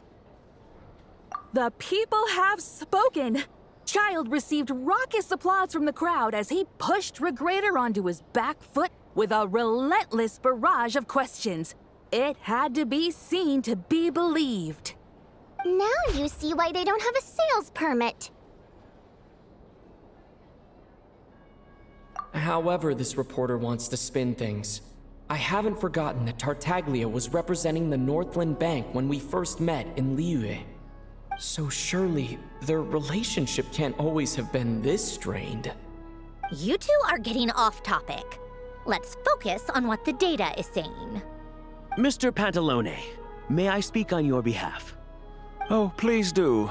I'm more than happy to save my breath. Crystal distribution policy undergoes modifications with each new period. The ultimate goal being to find the most reasonable method of allocation, which I believe is what Mr. Tartaglia also seeks. But I fear many may have been misled on this topic by extremist activists. To clarify, Project Stuja is not the root cause of the problem. It is merely a framework for resource distribution. The most recent reports all point to Snezhnaya's resilience and adaptability during this period of fine-tuning, and give clear indications that a distribution framework is improving with each iteration. To make drastic adjustments without first considering the risks would likely do more harm than good. It would be a waste of the hard-won experience we've gained to date. Renowned scholar of finance, Arapov spoke up to clarify the fiscal logic, clearly alluding to social organizations like the Rokot in his words. With the notorious Lelek still active to this day, should the Rokot be held responsible? No, there is someone else to blame. She's just rephrasing what Mr. Pantalone said. The Rokot are the critics he accuses of taking no responsibility for their actions. As for Lelek, you won't have heard of him yet. He's currently the most famous member of the Rokot. Well, more like infamous. Ending Project Stuja has become an obsession for him. Unlike the more decent ones among us, he believes that votes in the Vetcha are all that matter. So whether it's threats, coercion, or bribery, he'll use whatever means necessary to get people to change their vote.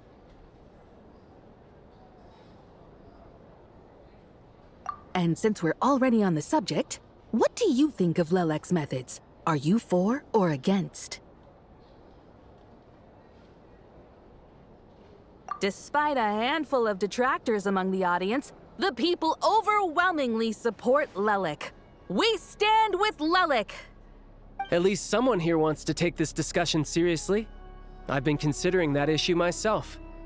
What you really need is more precise regional data, right? I think it would be easiest to let the Fatui handle it, since they're already in charge of Crystal shipments anyway. We may as well get them to collect some data while they're at it. Whatever you need, you can ask the Fatui to look into it for you. In terms of supervision, I think the Druzhna would be a good fit. I had hoped to discuss this with Miss Vesna, but sadly, she's not present.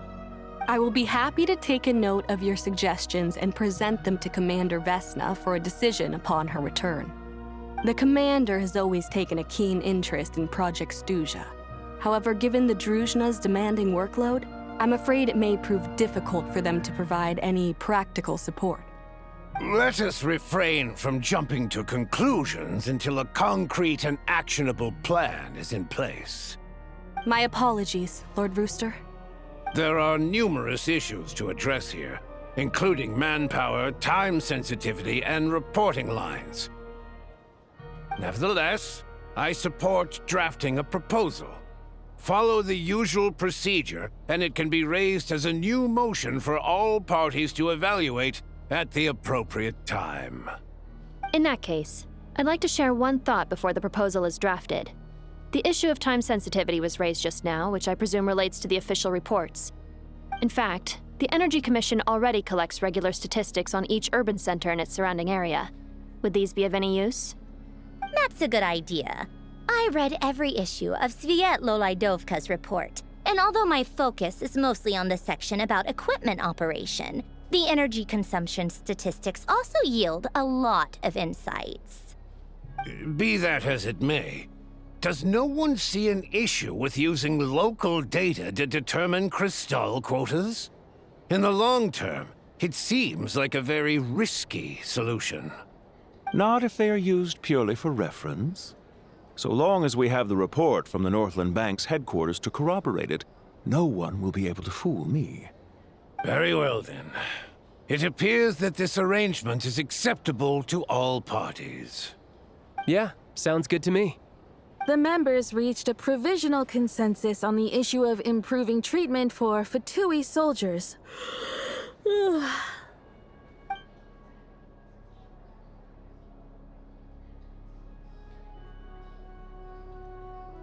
Today, the prima donna of the Korailievsky troupe attended a session of the Snezhnograd Vecha in the company of a dashing young man.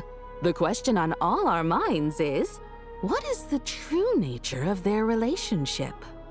Write anything like that again, and I'm revoking your permission to interview the troupe. Got it?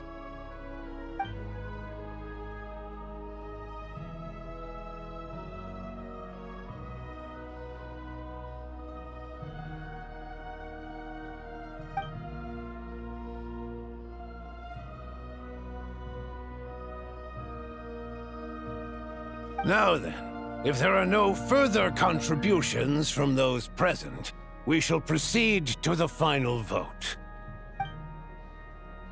Hey, check it out! What made him vote against? Why now?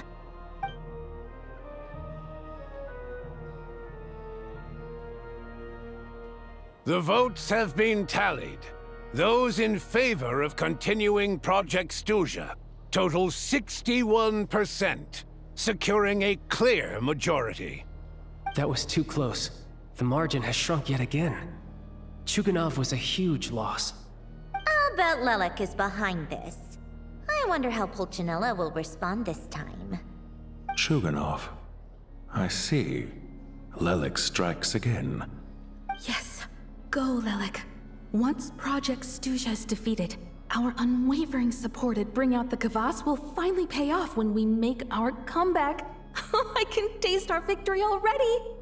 In accordance with the result of this vote, Project Stuja will remain in effect until the next Vecha period. Finally, may I remind us all We debate only for the greater glory and solidarity of our nation. May the aurora shine ever on, and the tundra always stand firm. The session is concluded.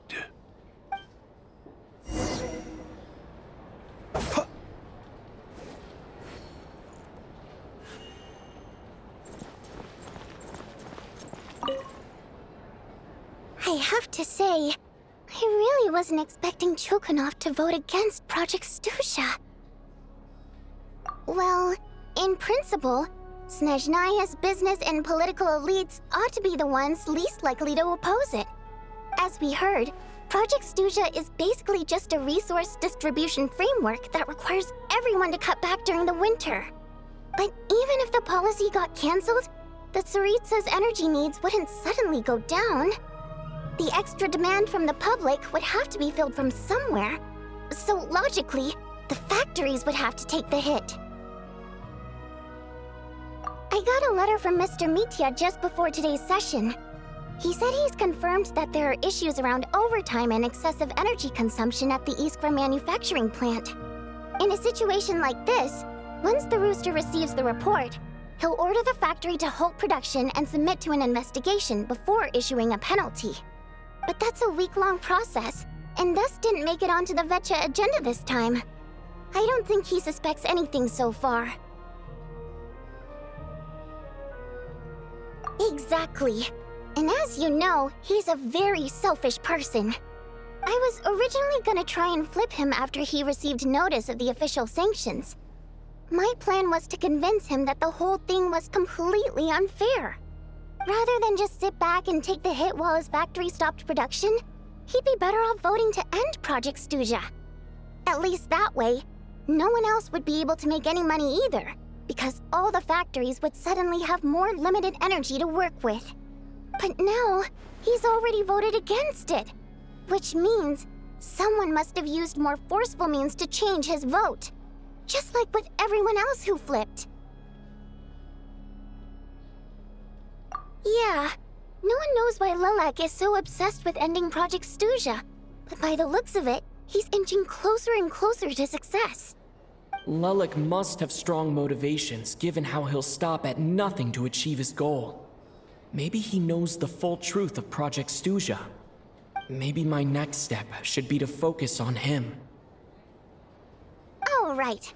What are your plans for the rest of the day? Shall we head out? Hey, comrade. I noticed you were here during the debate. I didn't take you for a political enthusiast. Greetings, Harbingers. I just happened to have some free time today, and my new friend here thought it might be fun to check out the Vetcha. Ah, Odette must have introduced you. Looks like you two are getting along pretty well. I'll leave you to catch up. I should head back to the troop. Sure. Break a leg and all that.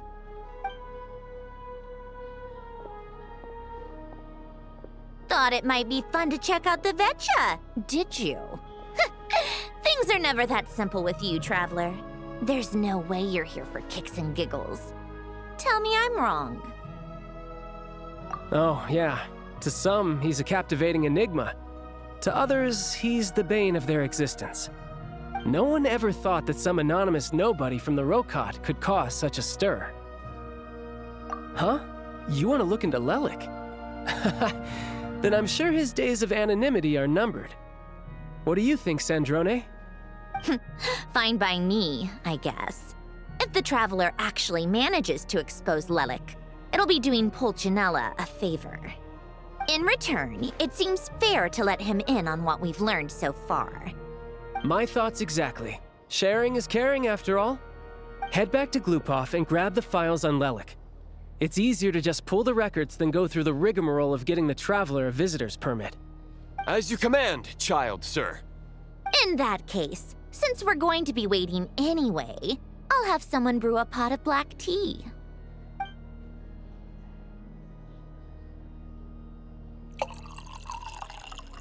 One common thread among the many incidents Lelik has been involved in is that the victims are all too scared to share any real information about him. Clearly, he must have threatened them in some way. His modus operandi is to silently infiltrate the scene and leave a threatening letter behind. But neither the letters nor the crime scenes ever yield any clues to his identity. So all these files have to offer are short statements by the people affected. They don't give us a lot to go on. If nothing else, it shows we're dealing with a trained professional who's versed in counter-surveillance. Yes, and to that point, he often strikes in highly secure locations. The victims are high-ranking and influential people who take their personal security very seriously. Somehow, Lelik slips right into their rooms without making a sound. There's never any eyewitnesses, nor the slightest trace of a break-in. If he can get in and out undetected, it means he can strike without warning. Not that that's ever happened so far, but the thought is enough to scare these people sleepless. It's hard to believe that a human being could pull this off flawlessly every time, so they switched the focus of the investigation to Faye. Unfortunately, no one's found anything yet. Careful, don't underestimate me. Although truth be told, I'd probably find it hard not to blow my cover. Direct confrontation is more my style. We haven't ruled out the possibility of Lelik being human. It's just, there can only be a handful of people in all of Teyvat who'd fit the profile. Faye, on the other hand, plenty would have the ability, but few would have the motive. No, not as strong as me. You'll never find the culprit with criteria like that. Let's go with a little weaker than me. There's no denying that Master is strong, but meticulous. We can only hope. He's just trying to find a reference point. Stop getting fixated on who's stronger than who. But that's the most important thing. In my opinion, anyway.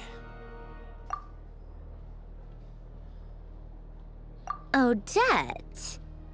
Yeah, that seems about right. Her skills are solid, and she's always calm under pressure. Except she's Fatui, so the likelihood of her working against us is pretty low. But yeah, much more accurate than your previous example, at least. No, wait a moment. Maybe we should interrogate that assumption. What do you mean? Which assumption? Her Fatui identity doesn't necessarily exonerate her. And when you think about it, the Rokot would be precisely what she needs to conceal her identity. Plus, she wouldn't need to be such a pro at covering her tracks. She'd already know where the Fatui will be and when, so she could choose the perfect time to act. Oh, yikes. I was just thinking out loud. Why is this starting to sound like such a convincing theory? Still, what reason could Odette possibly have for trying to call off Project Stuja? Arlecchino would be the best person to ask. She knows Odette best. Unfortunately, she isn't back yet.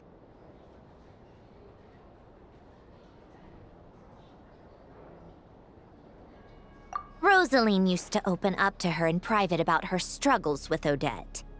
As I'm sure you can imagine, Arlecchino is quite a lot better with children than Rosaline was. She gave her some tips on how to handle the situation, and Rosaline managed to reach a settlement with Odette before leaving. So I suppose there were at least no lifelong regrets left behind. Beyond that, I don't know the details about that side of things. But I do know that Odette definitely has a motive to hold a grudge against Project Stuja. The reason being, her father passed away during the early stages of the project.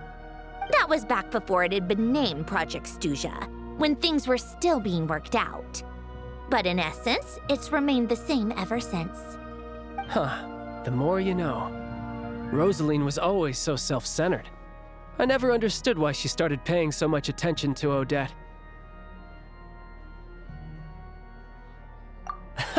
Is that such a surprise? If you cast your mind back, you may remember that Rosaline and I weren't exactly close. We had tea together a few times, but that was about it. Odette's past is no secret. Her father was a Fatus and her mother was a very famous ballerina. On the surface, it looks like she followed right in her parents' footsteps. But the truth is quite a different story. After her father passed away on a mission, her mother was overcome with grief. She broke her leg during a performance and could never dance again. Odette was only interested in ballet at the time, but this tragedy left the family with both breadwinners gone. They could barely make ends meet.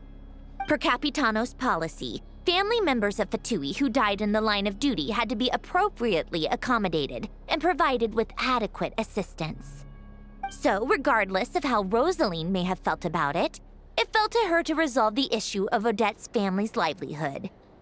In the end, the solution they agreed upon was to have Odette join the Fatui. Right, because the alternative would have been a one-off compensation payment, I guess. In that sense, joining up was definitely the better option. Still, she must have had mixed feelings about it, right? If she doesn't even like the Fatui. It's just a theory, a possibility. But as a motive for Odette to become Lelik, it holds up. That said, I have no idea where Odette's head is at right now, or what her conflict with Rosaline was about. Plenty of people were on bad terms with Rosaline. I have no intention of trying to figure it all out. Yes, but there's not much point in discussing that now. Yeah, back to Lelik. Since our investigations so far have turned up next to nothing, we've got nothing to lose by trying a new angle. Funnily enough, Tonya and I had actually made plans to go to the theater tomorrow to watch Odette's rehearsal. Unfortunately, thanks to this Lelik situation, I'll be stuck working overtime again. Which means you can go in my place. No point wasting the ticket. Plus, you'll get to meet Tonya. Spirit Seeker. Quite the classic ballet. It was passed down through Odette's mother's family for generations, though it hasn't been performed in years. But Odette's been practicing it diligently, and it's finally ready for a return to the stage. Excitement is through the roof. Tickets for the official performance sold out long ago. Tonya's excited for it too. She's desperate to see it no matter what. Personally, it's not really my kind of thing, but since she's my little sister, I had to figure something out. I've actually seen it several times before. The story's pretty straightforward. The lead character follows a trail of clues left behind by a spirit, gradually recovering her memories along the way. It's a tale of love and regret. So not exactly reinventing the wheel, at least by today's standards. But when that classic melody kicks in and the lead character begins to dance, it always gets me. It really is beautiful. Not an easy dance to do justice to, though. I know it's always been Odette's dream to perform this piece, but I'm not sure she's really ready. In that case, I think that even if she is Lelik, we should wait until her performance is over before we respond. I'll let you take it from here, comrade.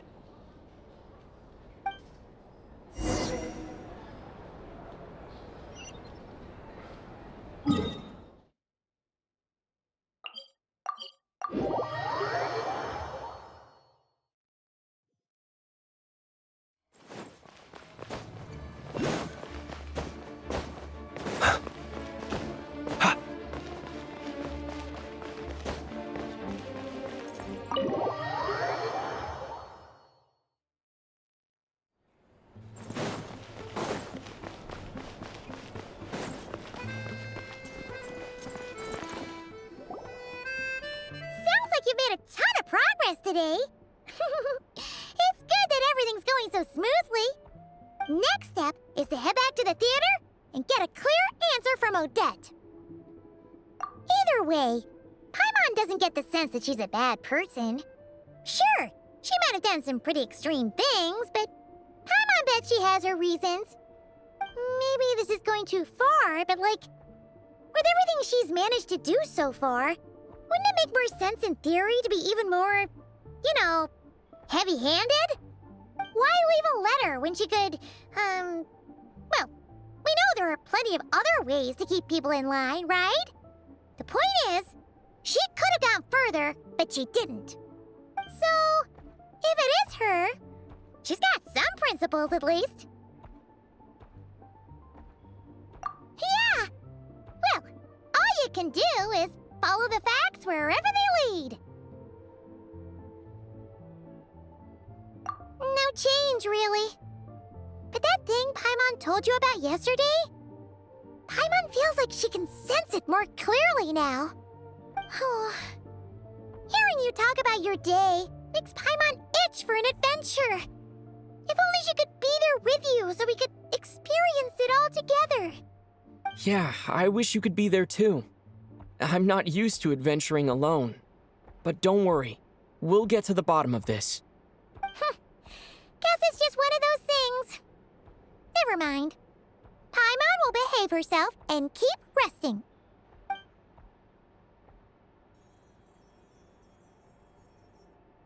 If Odette is Lelik, she may well have inside information on Project Stuja. Her father was involved with the project's early implementation and tragically died in the process. Now, she's dedicated herself to bringing it to an end. It's hard to imagine she could have gotten this far without knowing anything at all about the Tsaritsa's true intentions. When she spoke to us as a member of the Fatui, how much did she let on? And how much was she hiding? Only time will tell. Maybe tomorrow, everything will be answered. Hey look! It's snowing! Could be a tough day ahead. Make sure you wrap up warm tomorrow.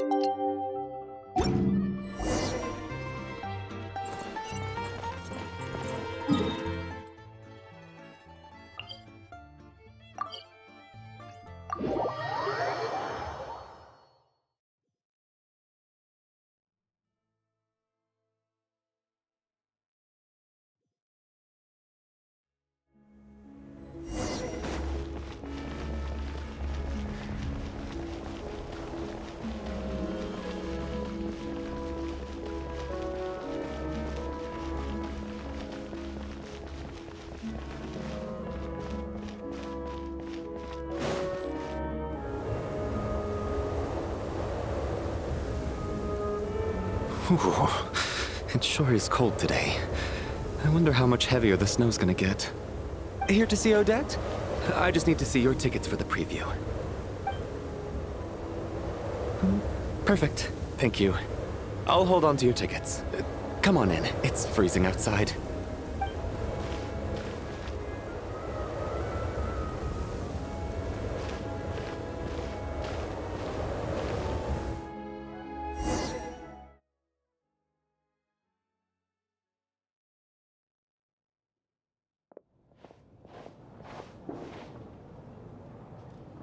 I think I'll leave the Lelik question until after the show's over.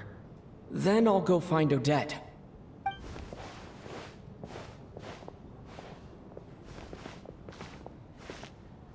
Child said he was originally going to come with Tonya. So I'm guessing Tonya's already here somewhere. Is there anyone here who looks like a Tonya? Let's see. It's a small audience. Makes sense for a preview. But wait, I do see some familiar faces. Mr. Chuganov's back again by the looks of it. Oh, and is that Mitya? And that Fatui officer, Valeri. Guess he must be playing cat and mouse with Mitya again. Oh no, it looks like the show's starting and I still haven't found Tonya. Never mind. I'll just have to take a seat for now and see if I can catch her afterwards.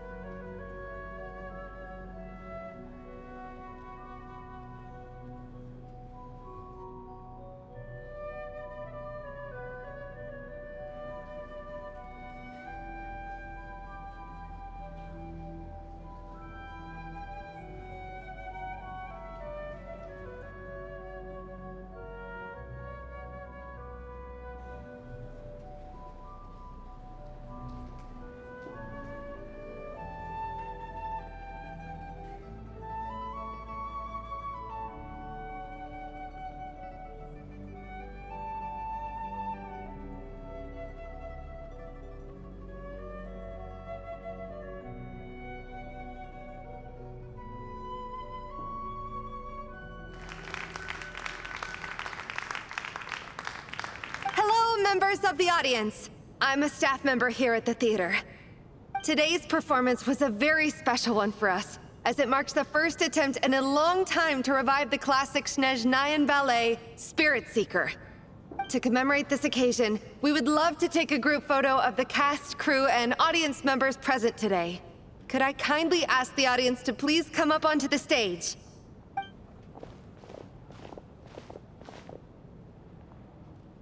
All right, everyone, huddle in a little more. Now, look at the camera. 1, 2, 3.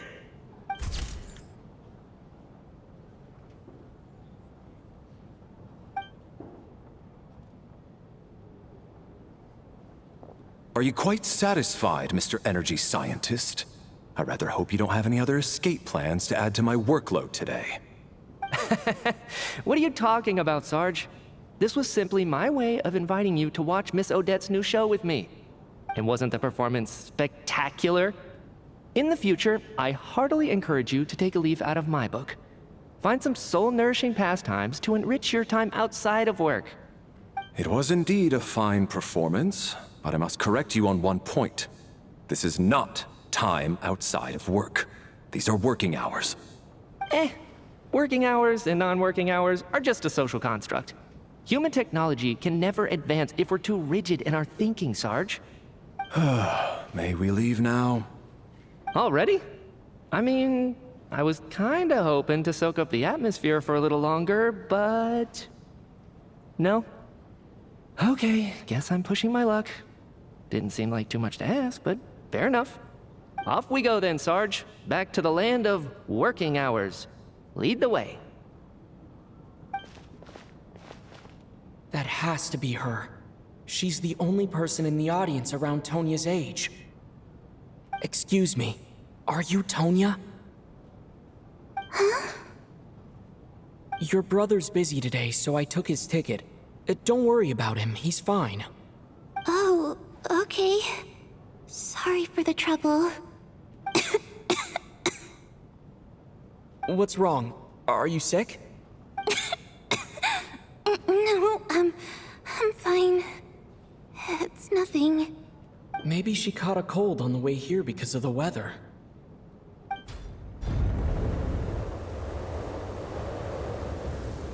I haven't seen snow like this in a long, long time. It's most unusual. I know. It's completely white out there. You can barely see a thing. I've never seen such heavy snow in my life. Let's wait it out for now. You'd be lucky not to freeze to death in this weather, let alone find your way. Well, look at that.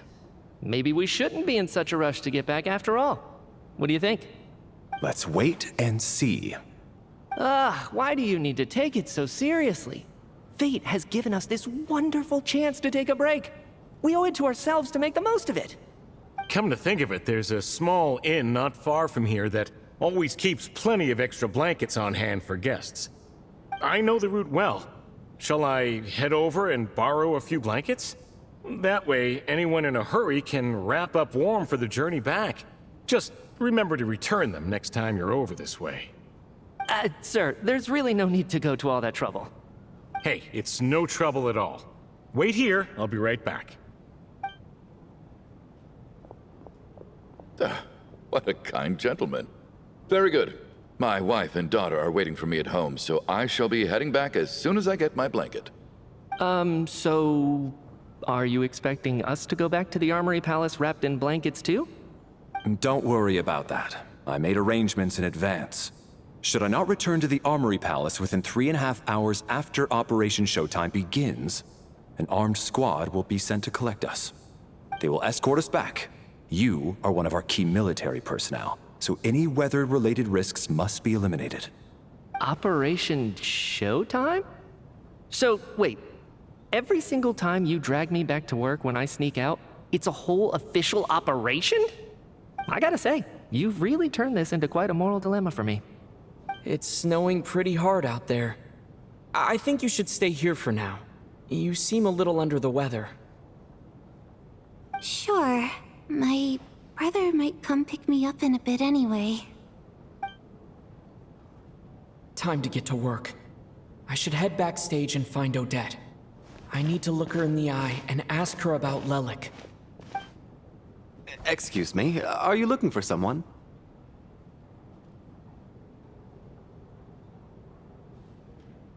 Ah, a fan, I'm guessing? Today is just a dress rehearsal, so Miss Odette won't be meeting with fans. She's taking a well-earned rest right now. Sorry, but that area is currently off limits to everyone except the cast and crew. Bad timing, I guess. Well, I might as well stick around. I doubt Odette will be leaving before the snow lets up in any case.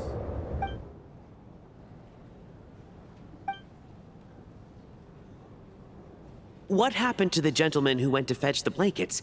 How has he still not returned? I was thinking the same thing. It's still snowing very hard. Do you think something might have happened to him? Whatever the reason for his delay, I must say I hate nothing more than people who make empty promises and fail to deliver. Well, I have to treat my employees like that on occasion, but that's different.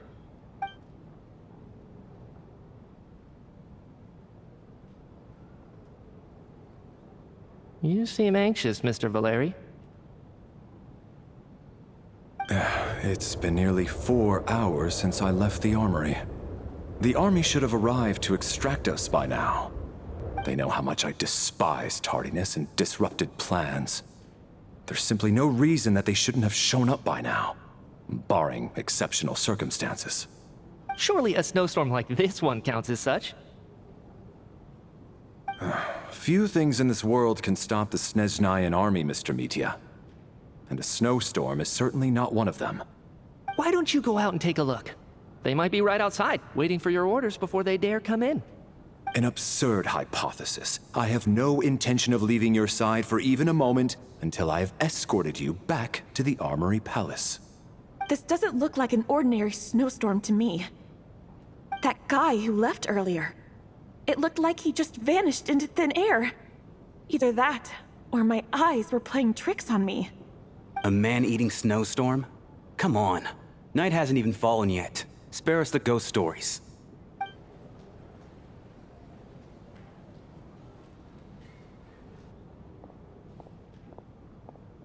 Traveler, didn't know you were coming today. How come you didn't say anything? Oh, right. I assumed you were looking for me and Vodenitsa. Odette's still backstage. Whoa, that's quite a snowstorm out there. I've been working backstage this whole time, so I didn't even notice. No wonder the audience hasn't left yet. Is weather like this rare, even in Snezhnaya? Yeah, snow like this. I'm sure I've seen it out in the wild before, but never in the city. Actually, I take that back. I don't think I've seen snow this bad even in the wild. This is something else. It's not normal. If even Alosha thinks snow like this isn't normal, could it have anything to do with that monster people have been talking about? We can't stay cooped up here forever. Someone needs to go out and take a look. No need. I have plenty of experience with snowstorms. Besides, I work here while you're an audience member. I should be the one to do it.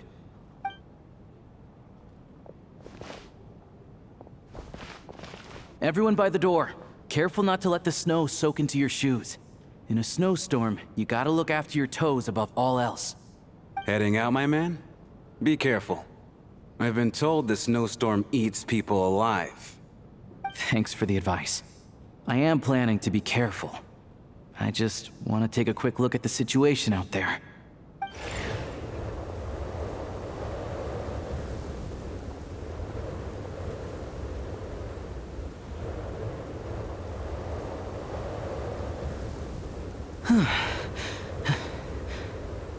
He's back! He's back! How was it? What's going on out there? Did you see any soldiers patrolling the area? Something about this storm isn't right.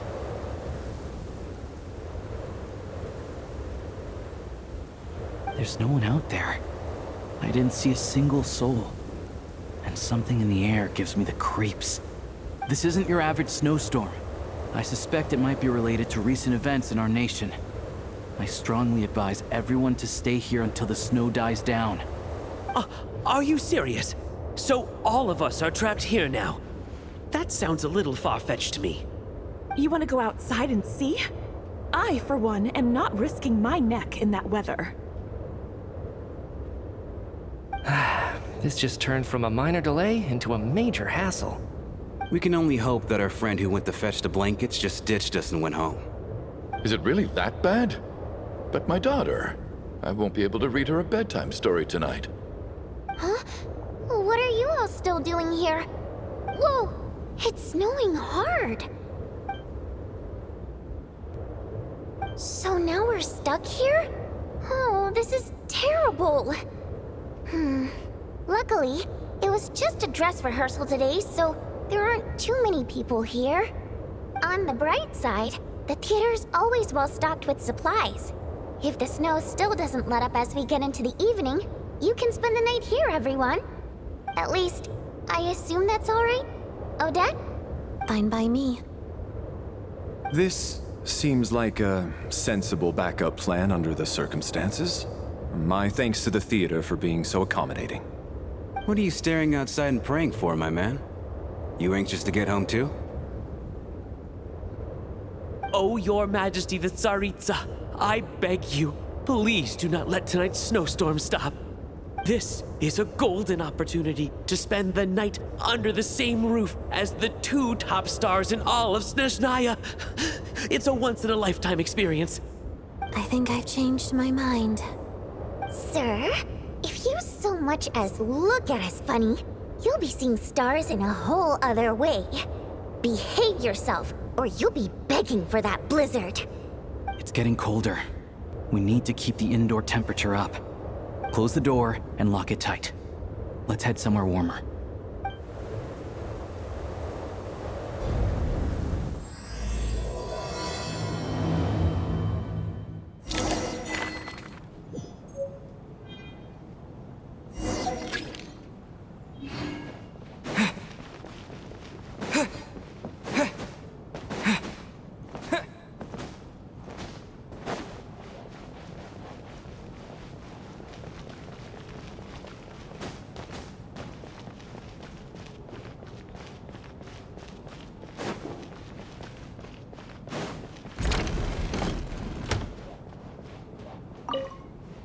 And then there's the aristocrats. Easiest of all to deal with. You don't need to use any force whatsoever. All you have to do is show them the rope you plan to tie them up with. Do you know why? I don't. Do tell. Because nothing horrifies them more than the thought of a cheap, coarse rope leaving creases on their precious million Mora coat. They'll do whatever you ask to avoid that fate. Unexpected, but funny nonetheless. Tell me another one. Oh, look at that. I got myself a new listener. Hey there. Let me introduce myself. The name's Shram, and I'm a mercenary. The kind that gets paid to do odd jobs for rich folks. And I am Chuganov, an entrepreneur. If my name is unfamiliar to you, you will no doubt have heard of my factory, the renowned Iskra manufacturing plant. Are you really that famous, Mr. Chuganov? How come I've never heard your name before? Excuse me? Is that a joke? Or are you being serious? Oh, I'll have to ask my rope later. He's probably tied up more entrepreneurs than I've ever heard of.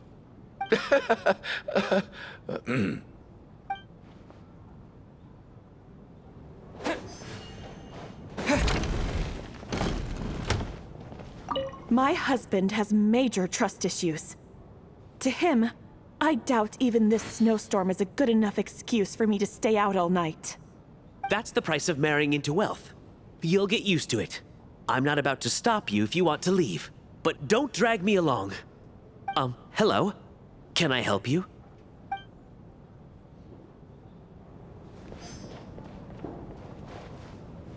How are you feeling, Tonya? I'm fine. Sorry to worry you. I'm used to it by this point. I take medicine for it. My brother usually helps to get it ready for me. Child must take great care of his sister. He's never mentioned Tonya's illness, though. You know, I actually find this whole thing kind of exciting. Stuck in a strange place thanks to a snowstorm. Having to spend the night with a bunch of interesting characters. It's pretty cool, don't you think? Exactly. It's like one of those stories where an ordinary school trip turns into a magical adventure. I've always wanted something like that to happen in real life.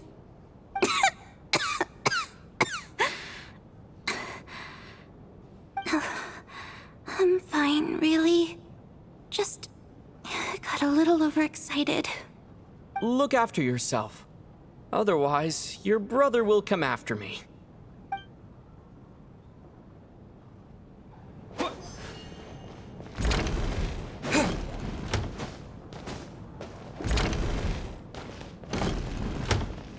This is highly irregular. A delay of over an hour during an operation like this theoretically warrants a Harbinger-level response. I wonder what the issue is. The storm, or something else. Sarge, the day you learn to let go and just enjoy moments like this is the day you'll finally understand the meaning of life. Ah, why, hello, sir. I believe you were the one sitting at a nearby table back at Podvorye Restaurant.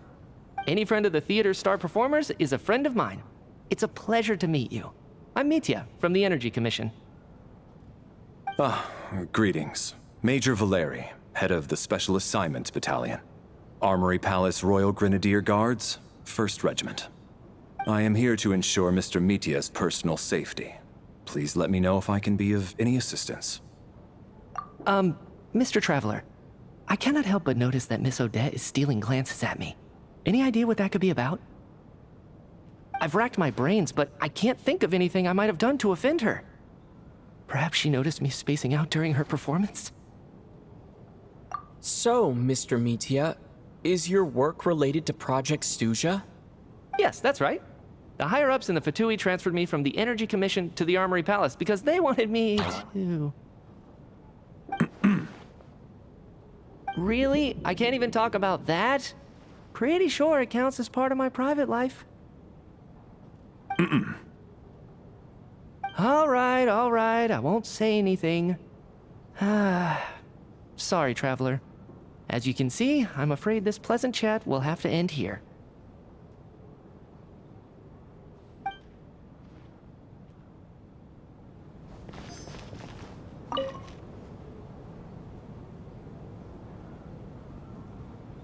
I don't think it's ever been this lively backstage before. I didn't know you were coming today. Hey, have you seen Chuganov?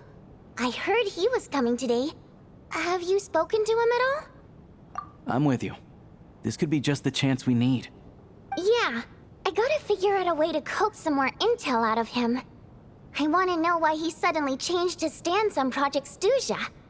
What exactly happened before the most recent Vecha vote? For the Rokad, or just out of personal interest? Shh! There are other people around. Don't say the R word.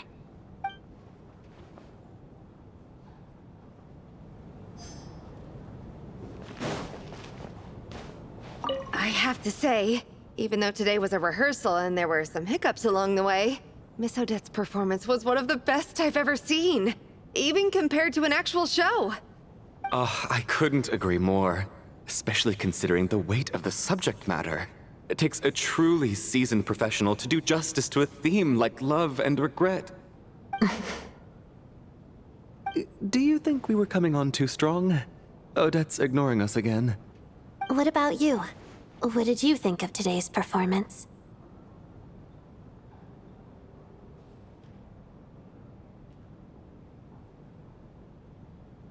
Oh my, that's very flattering of you. Thank you.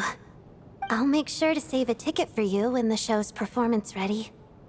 This doesn't seem like the time or place to bring up the subject of Lelik. I need a chance to speak with her in private. So unfair. Talk about double standards. And now it looks like I've been spotted.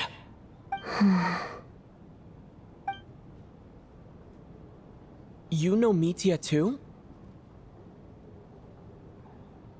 No, I don't. have a feeling that he might be dangerous.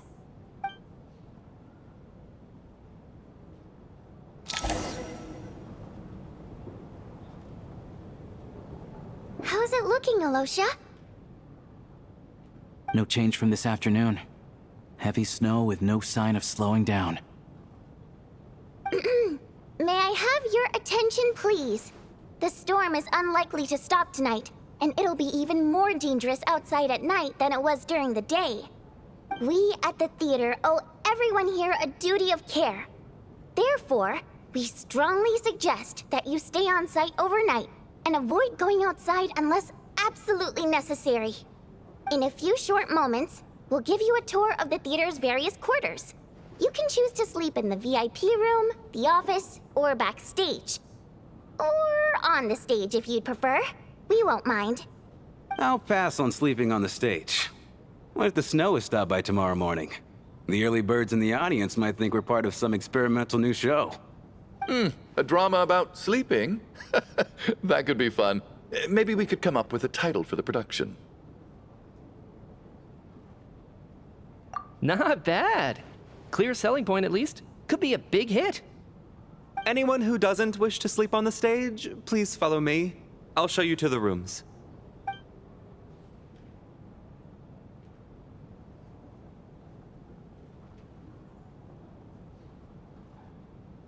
I guess I'll call it a night. Though I feel like I won't sleep very well without Paimon here. I'm sure she'll be worried that I haven't made it back yet. But as long as she looks out the window, she'll probably realize what's holding me up. I wonder if she's feeling any better yet. At least she hasn't been getting any worse. Still, I should try and get back first thing tomorrow morning.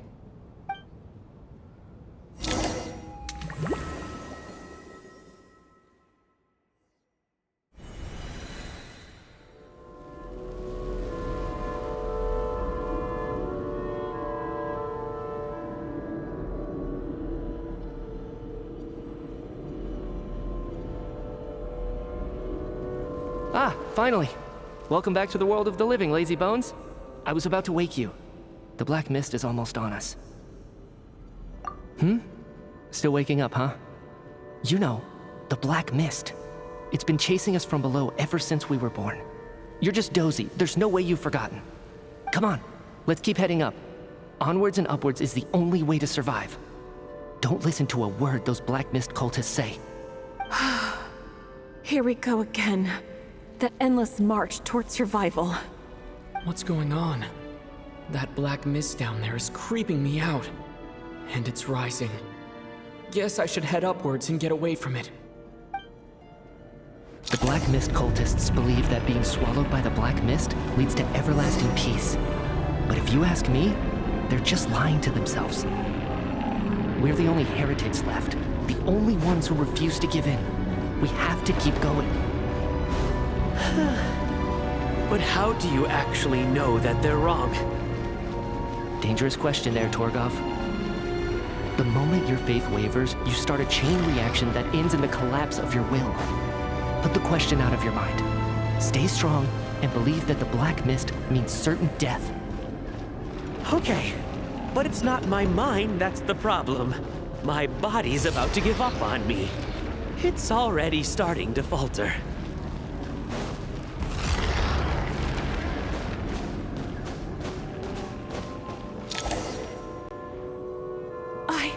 I can't do this anymore.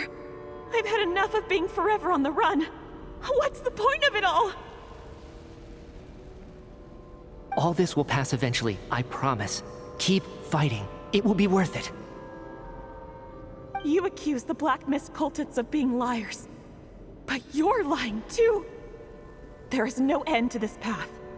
It keeps going up forever. There was never any hope to begin with. The cult of the Black Mist has poisoned your mind, Sobolova. Are you thinking of giving up as well? I am. I think I'll take my chances with the Black Mist over this perpetual torture. As much as I detest the Black Mist cultists, I'm just too weary. Then I bid you both farewell. Let me put my personal opinions aside for a moment and say, I hope that you both find peace within the Black Mist. Fate always appears so impossibly complicated. But at moments like this, its raw simplicity is laid bare. Their fate was sealed from the instant they entertained doubt. From then on, the outcome was both inevitable and irreversible. Let's go.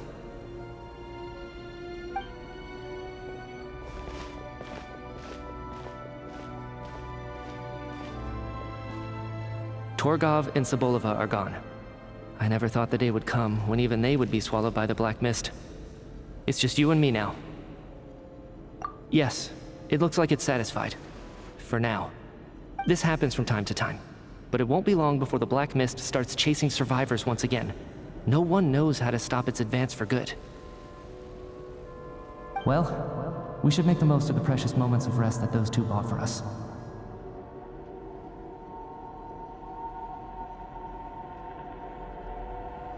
Huh? Are you really that sleepy, traveler?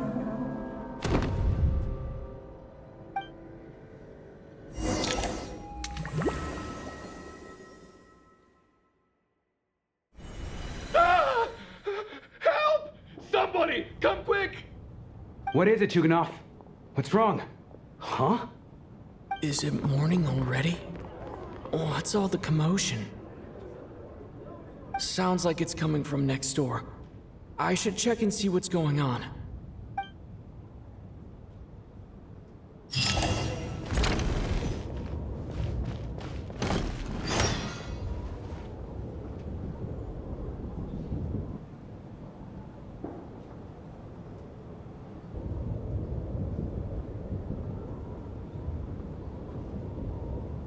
Don't look, Miss Tonya. Stay here. Okay.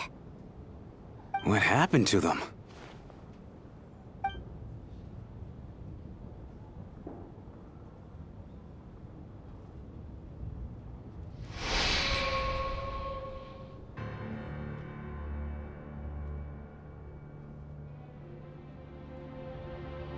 These two people have passed away. And the strange thing is that somehow, I knew this was going to happen. I knew that they would be the ones to die. Have I seen this moment before? Or did I have some kind of premonition? I can't remember what it was. Let me take a look.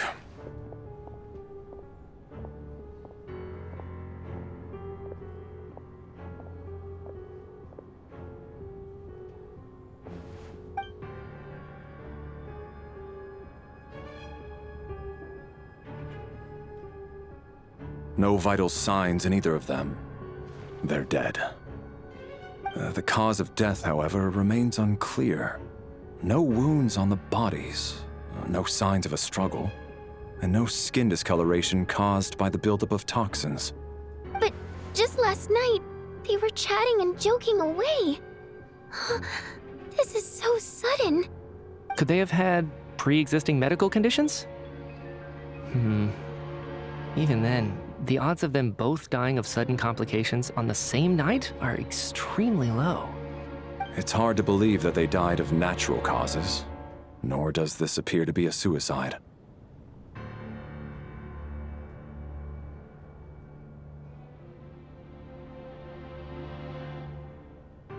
Who was the first to discover the bodies? It was me. But these deaths have nothing to do with me, officer. I got up early because I wanted to see if the snow had stopped. Then I noticed that the door to this room was open, and it looked like there was a man and woman inside. I just went over to see what was going on. I had no idea they were... I can corroborate this. I was doing my morning exercises near the stage.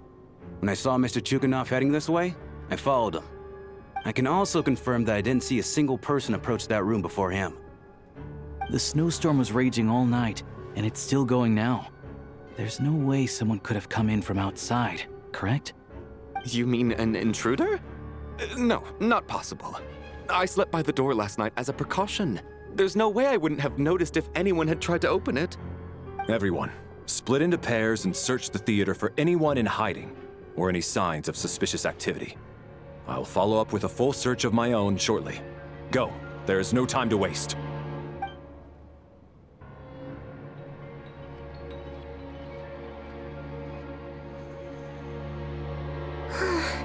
Nothing on your end either? Backstage is clear. No signs of suspicious activity. We checked the basement. Also clear. I don't think there's anywhere here that a living person could hide.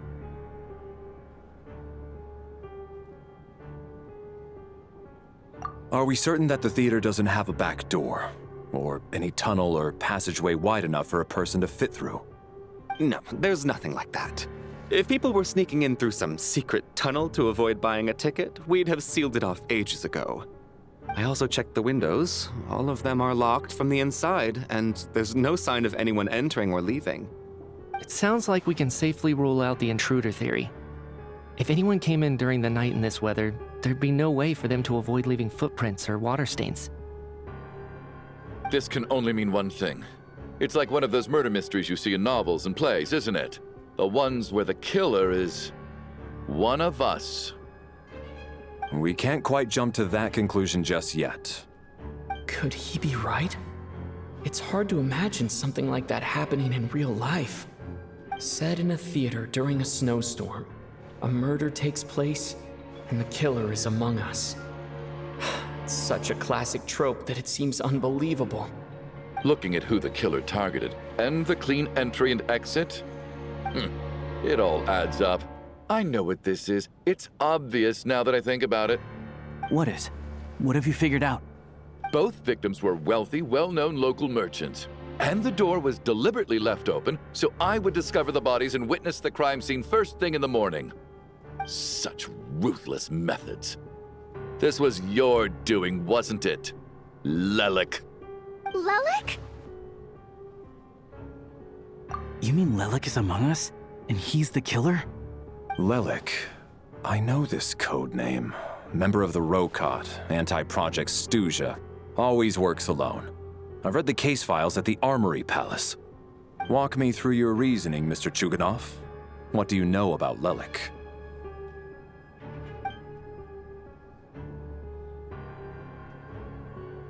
What now, huh? What now, Lelik? What more do you want from me?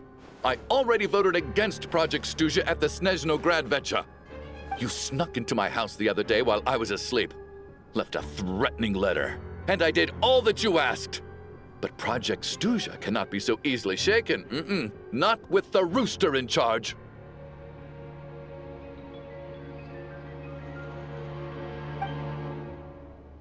So he really was threatened by Lelik. That makes sense. And now you're resorting to murder to threaten me. Isn't that right? I knew it. The Rokot despises the rich. The lives of the wealthy are but refuse in your eyes.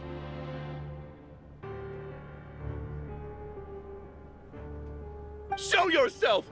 Which one of you is Lelik, Tell me! I'll do whatever you want! Just stop playing these mind games!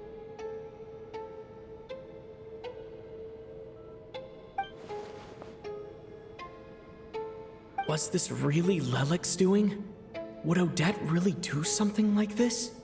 If Odette really is Lelik, this seems out of character. But then again, how well do I really know her? I'm probably the only one here with a compelling theory about Lelik's true identity.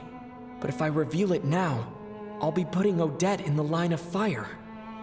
What should I do? I don't think it's likely that Lelik killed anyone. At least from the stories I've heard, he's never killed anyone before. And his name has never come up in connection with any murder cases. Besides, even if Lelik did want to threaten you, why resort to such an extreme and roundabout method? It's not his style at all. Vodyanitsa doesn't know that Lelik might be Odette, but her assessment is pretty much identical to mine. Miss Vodyanitsa, why do you suddenly feel the need to speak in Lelik's defense?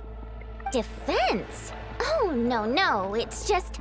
I'm worried that we're jumping to conclusions here, so I wanted to share my point of view. Also, I don't think the Rokot is as bad as you're making it out to be. Well, if you think I'm so wrong, what's your theory then, Why don't you tell us who the killer is? The case is still evolving, Mr. Chuganov. Please do not prevent others from expressing their opinions so early on in the discussion. Even so, there's no denying that the recent threat received by Mr. Chuganov may well be an important clue. So there's still a good chance that Lelek is right here among us. I can't do this anymore. I don't care if it's still snowing outside. I have to get out of here.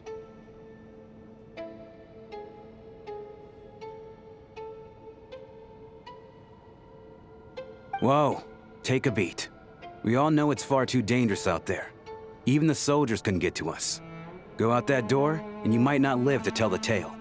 And whoever this Lelek is, they're surely not going to murder anyone in broad daylight. Be sensible, my man. You're safer inside. As much as I regret having to say this, I'd like everyone to cooperate and refrain from exiting the premises until further notice. Because as things stand, every one of us is now a suspect. Unless anyone has further information to share, let's adjourn for now. Feel free to keep searching for clues, but make sure you don't go off alone.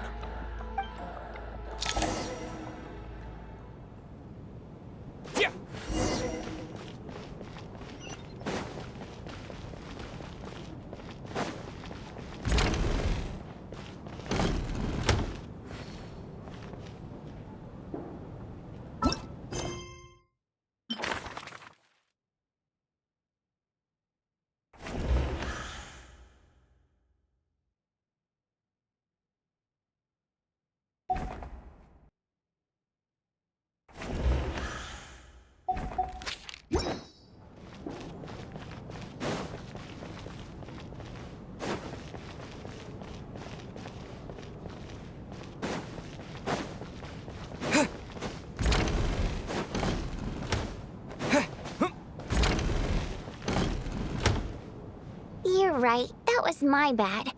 It was a knee-jerk reaction. I didn't think it through. Luckily, no one suspected my identity. Oh, phew. It's just you. I thought someone was eavesdropping. Since Vodyanitsa and I were on the same page earlier, I think I should share my thoughts with the Rokot members first.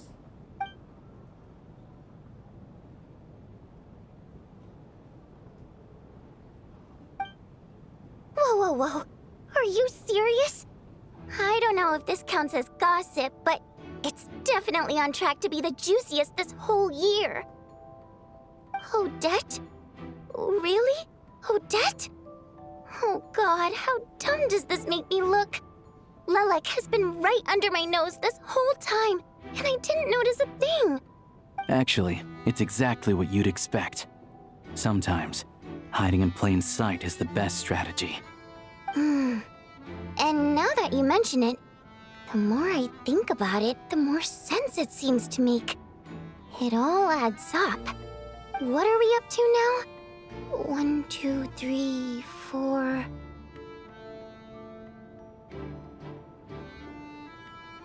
Odette's identities. She's my coworker, specifically a ballerina, and also a Fatuz, a member of the Rokot.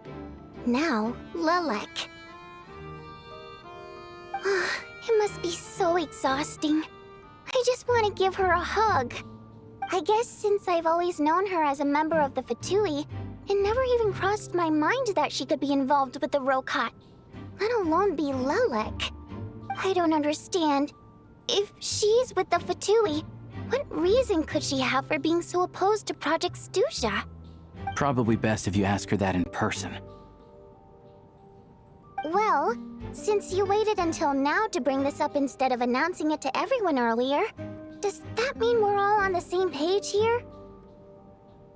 Yeah. Lelek may not follow orders from the Rokot leadership, but as far as I'm concerned, she's never crossed the line. If anything, her actions benefit the poor.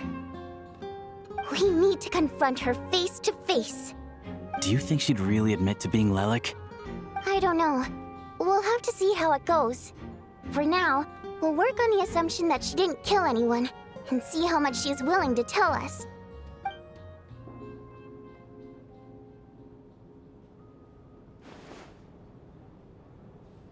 our chance. Odette's alone. Let's go. Hey, Odette. What is it, you guys? Shh. Keep your voice down. We need to talk. So, you're Lilac, aren't you? Alright, fine. You don't have to say anything or explain yourself. Just hear me out first. None of us believes you'd kill innocent people. Whoever murdered those 2 people last night, it wasn't you. The Traveler was the first to figure out your identity, but he kept quiet during the discussion just now. Still, it's clear where the group consensus is heading. Everyone believes Lilac is the culprit. If your identity is exposed, you'll be in a really bad spot. We're your colleagues, and we know what kind of person you are. I don't want anything bad to happen to you. So, can you clue us in? Tell us everything. The more we know, the more easily we'll be able to cover for you. Alright. Yes, I'm Lilac. And no, I'm not the murderer. And thanks, but I don't need you to cover for me. Actually, I'm planning to reveal my identity. Huh? You're gonna reveal that you're Lilac? Here? That's right. I'll admit I was surprised at first when Chuganov guessed that I was here. It was just a lucky guess, but it caught me off guard. But after taking some time to assess the situation and confirm where everyone stands, I don't believe I have anything to worry about. Are you sure you don't need a second opinion? Given the circumstances. Mr. Valeri! What?!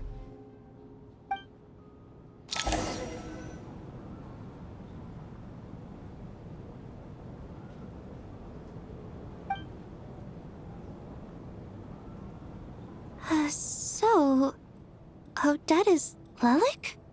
I don't know what game you're playing, but you've got a lot of nerve. It's just one identity. So what if it's exposed?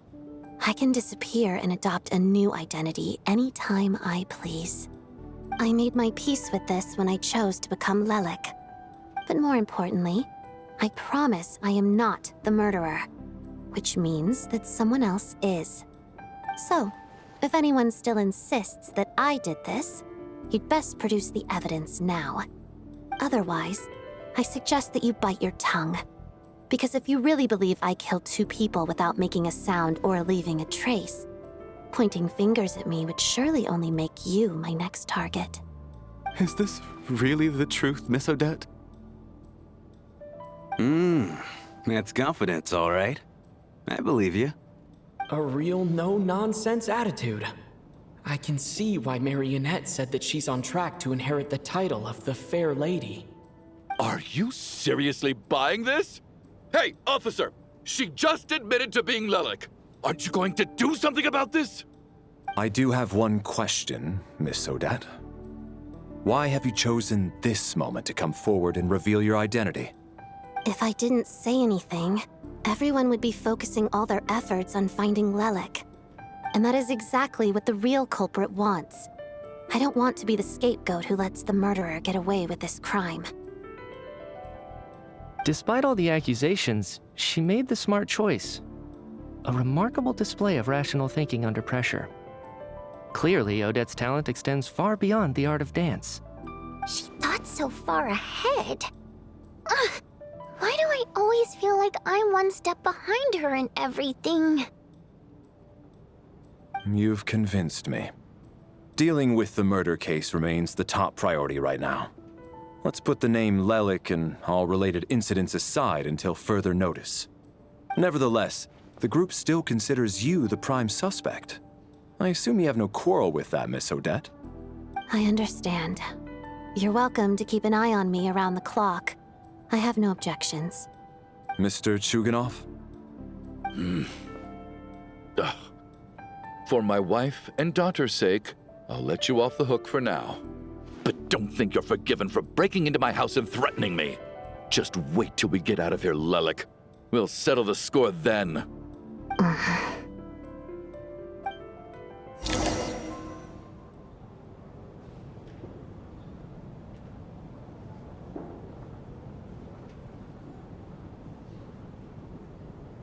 Good work, Lelik guard team. And Lelik, too. Here, have some hot water. Turns out Valeri knew about my exploits. So now I've been told I have to guard Lelik with him. Shouldn't you be facing my way if you're guarding me? At the moment, it looks more like you're my bodyguards. If the true culprit is indeed still at large, as you have claimed, we must keep our guard up against them also. Don't worry, Tonya. We'll get through this. Once the snow stops, the officials will step in. The investigation will get easier, and then we'll be safe. But once the snow stops, won't everyone just leave? You're gonna miss us, huh? Well, some of us work at the theaters, so we'll still be here. I'll even give you a special backstage pass. Really, Miss Vodyanitsa? That's awesome! You've made a fan for life. Aw, you're so cute, Tonya. All right, let's swear to it. I promise to give you the pass, and you promise to never change your mind about being my fan. Promise. Don't indulge her, Tonya. You don't have to swear an oath over things like that. You really do get carried away sometimes, don't you, Miss Vodyanitsa? Hey, mind your own business.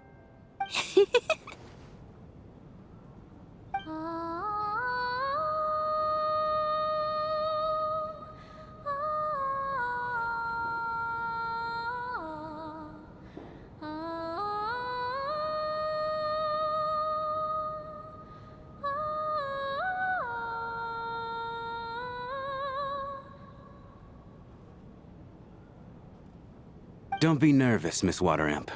Everyone's here. There's nothing to be afraid of. Excuse me?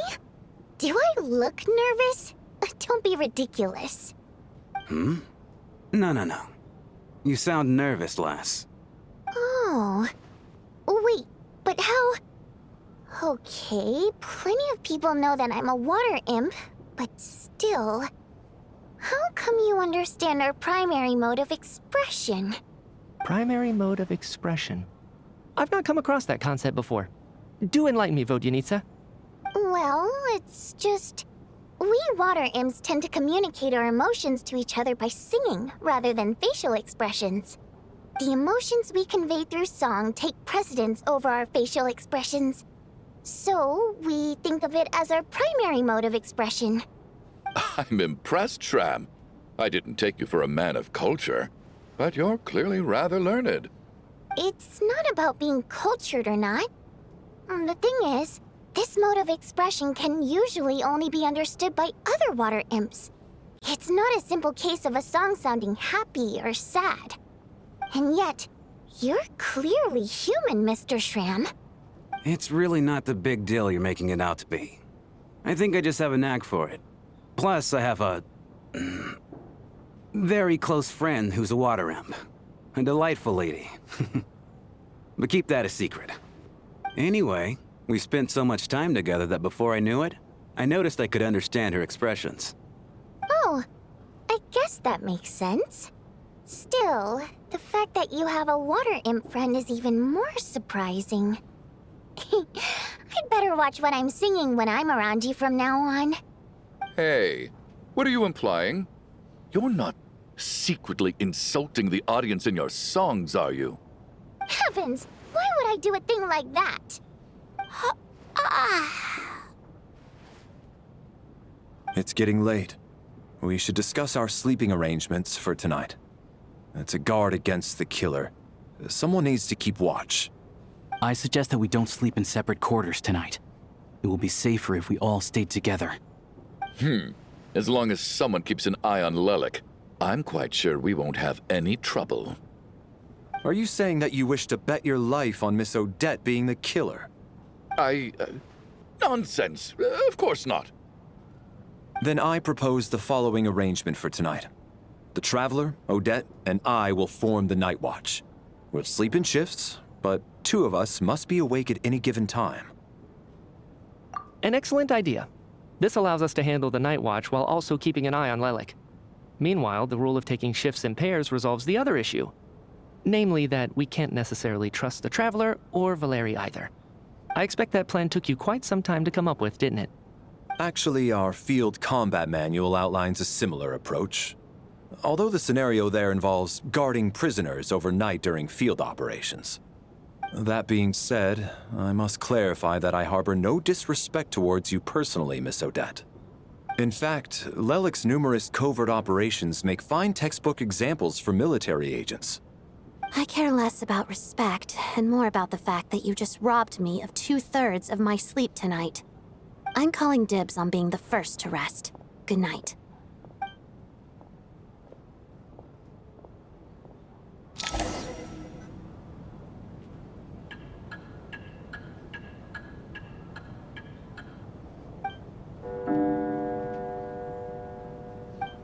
It's almost time. We should wake Odette. How are you faring? Oh, not going to argue with that. I'll take a quick nap. If you start to feel sleepy, wake me up anytime. It's finally time for Odette and I to share the Night Watch.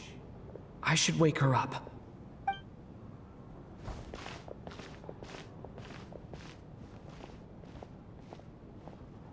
I came here to get information from her in the first place. Maybe I should think about what questions I want to ask before she wakes up. How long are you gonna keep staring at me?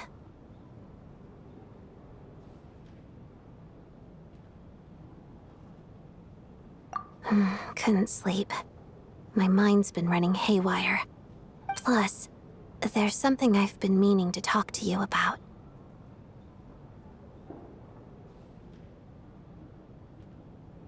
I had a hunch that you wanted a conversation, too. Let's take this chance to clear the air, shall we?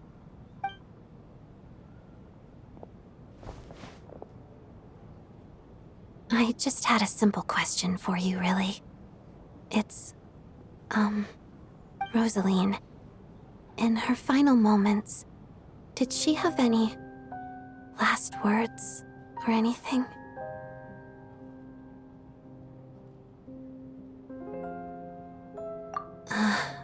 I see. Well, that was all. I have no other questions.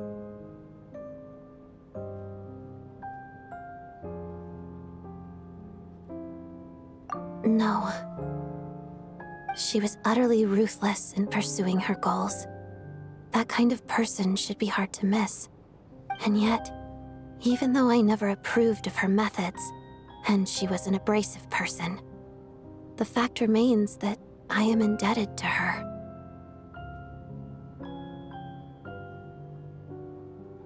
Oh, she told you. I guess that makes sense. I think she and Rosaline were on pretty good terms. Yes. Rosaline wasn't the kind to gossip about this sort of thing. Not that it's any huge secret to me, though.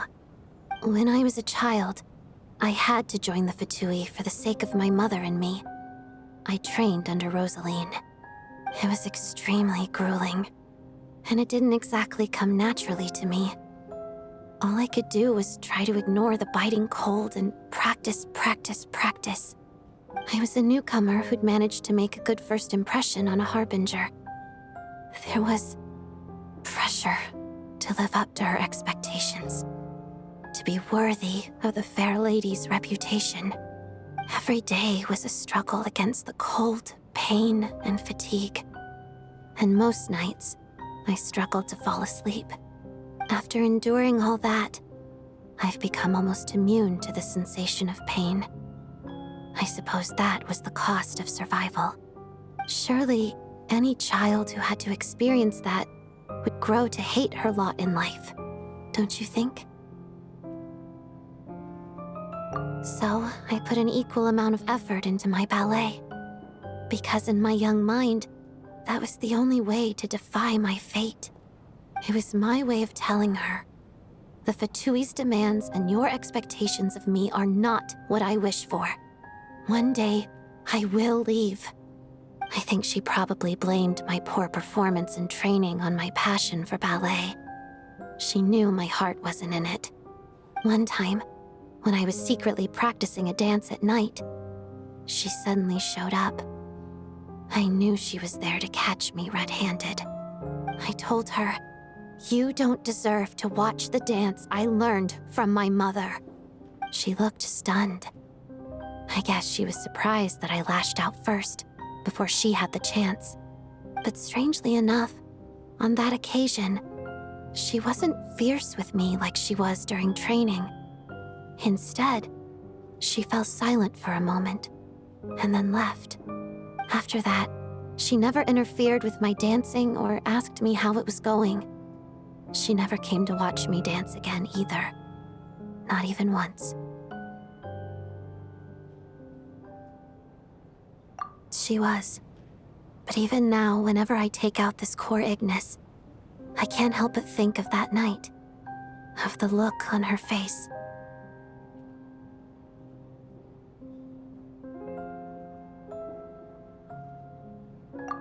Sort of. Although gift might be too kind a term. This is her flame sealed within ice. A symbol of her favor, yes, but also her way of keeping an eye on people. She knew the location of every piece of core Ignis. If any recipient started acting suspiciously, she'd be on to them immediately. Trust her to make even a mark of approval feel suffocating.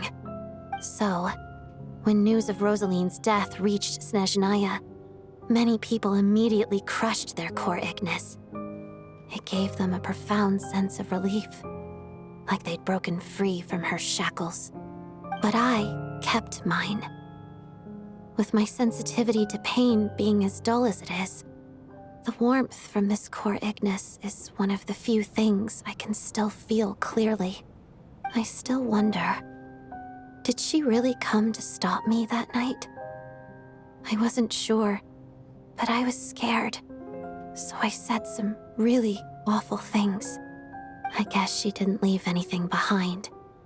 Not that I expected her to. It's fine. It's just a bit of a shame that we couldn't settle our differences before the end. She did. Are you sure she was talking about this event? No, she didn't. I didn't even find out that she'd gone to Mondstadt until a while after she'd left. Wait, in that case... Okay, I will. Thanks for letting me know. There's something I'm trying to figure out. I'm beginning to suspect that Paimon's mystery illness is being caused by the energy research behind Project Stuja. Paimon's very important to me, so I have to get to the bottom of this. I figured that since you're Lelik, you might know something about all this. The ultimate goal of this energy experiment is to create a weapon for the final battle. The weapon's construction was completed in Nodkrai. Now, all that remains is to arm it with a sufficiently powerful energy. Yes, the weapon's development and all the related experiments are overseen by Lord Piero, the Jester, and the lab is located deep within the Armory Palace. I'm not sure why this experiment would be making Paimon feel unwell, though. The best way to get to the bottom of it would be to go there in person. Once we get out of here, I'll help you apply for an entry permit. And I'm hardly the organization's proudest member, as you know. You answered my question about Rosaline.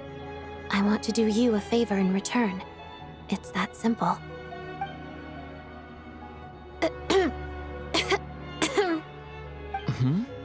What's wrong? Are you not feeling well? You two seem to be hitting it off. I thought you were sleeping. Of course I was. In the military, one learns to fall asleep quickly, even in the most inhospitable environments. It's vital to staying alert and energized. Why? Is something wrong? Even if he was awake, he can't have overheard us, right? Well, thank you both for keeping watch. Traveler, I'll take over for now. It's your turn to get some sleep. Sure.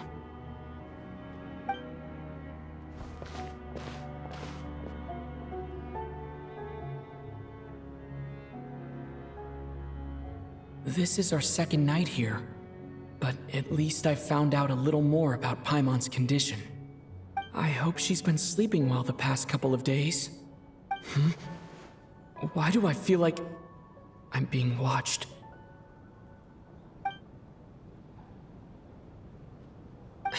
Seriously?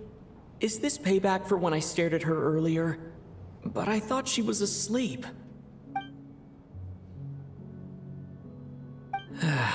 Never mind. I'd better try and get some sleep myself.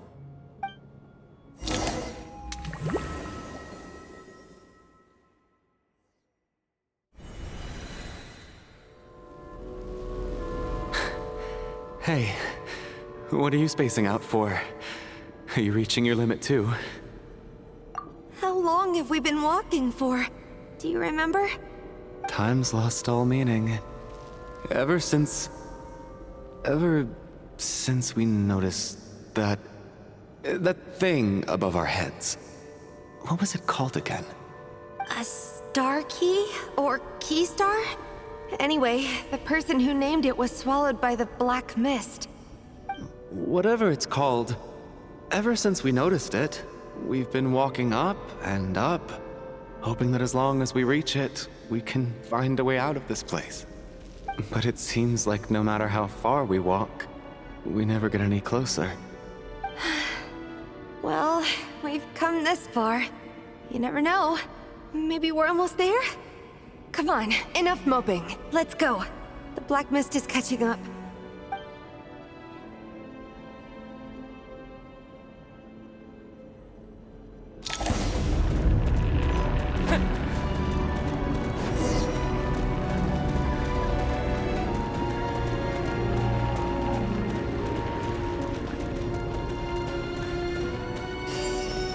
Monsters! Watch out! Not again! I've lost count of how many times we run into them. Careful! What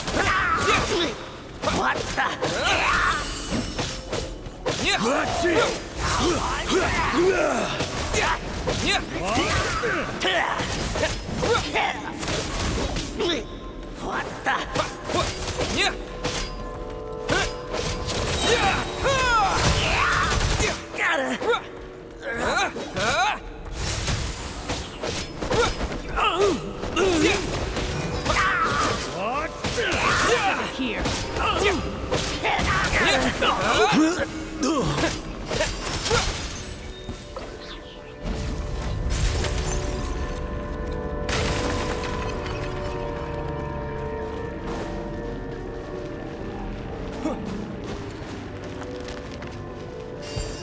Here they come again! Get ready! You wanna fight? Let's go!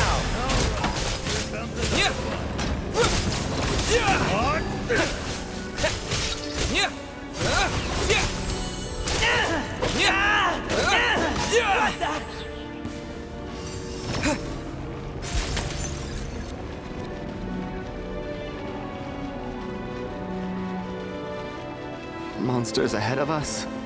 The black mist behind us. Feels like there's no line.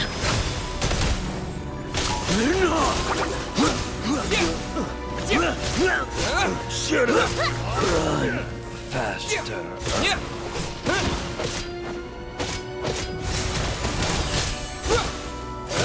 Backup is here.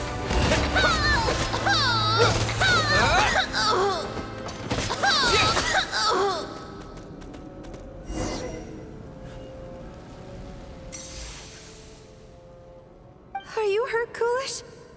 No. I'm fine. It's just... Suddenly, I don't want to walk any further. I get you. In fact, I reached my limit a long time ago. Sometimes it feels like there's hope where there shouldn't be. Yeah. The hope that the star gives us is the only thing keeping us going. But I'm not sure it's real at all. It may just be a collective illusion. Otherwise, why would it always be out of reach? We know you mean well, but you're only saying that to try and encourage us to keep going, aren't you?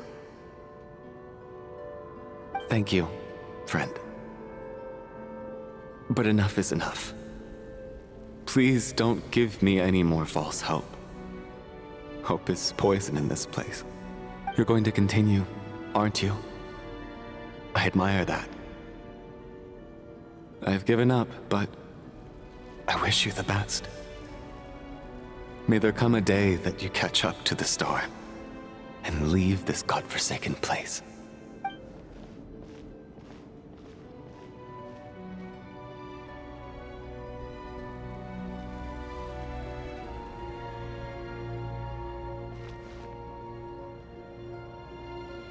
It's not an illusion.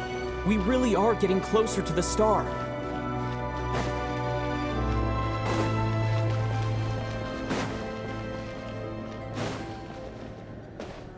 Congratulations. You're the first person to make it here.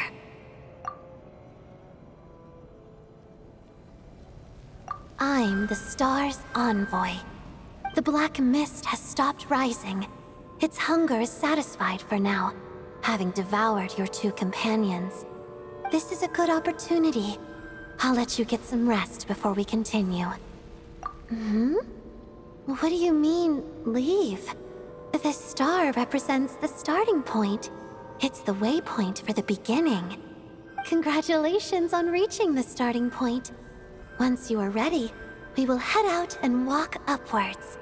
I will be right by your side the whole way.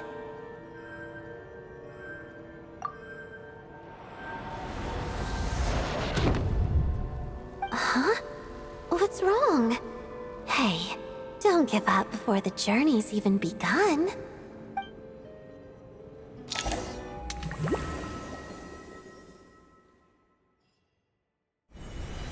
Rampana! Rampana!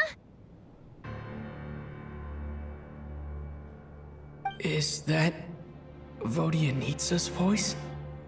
What happened? Coolish, wake up! Please wake up!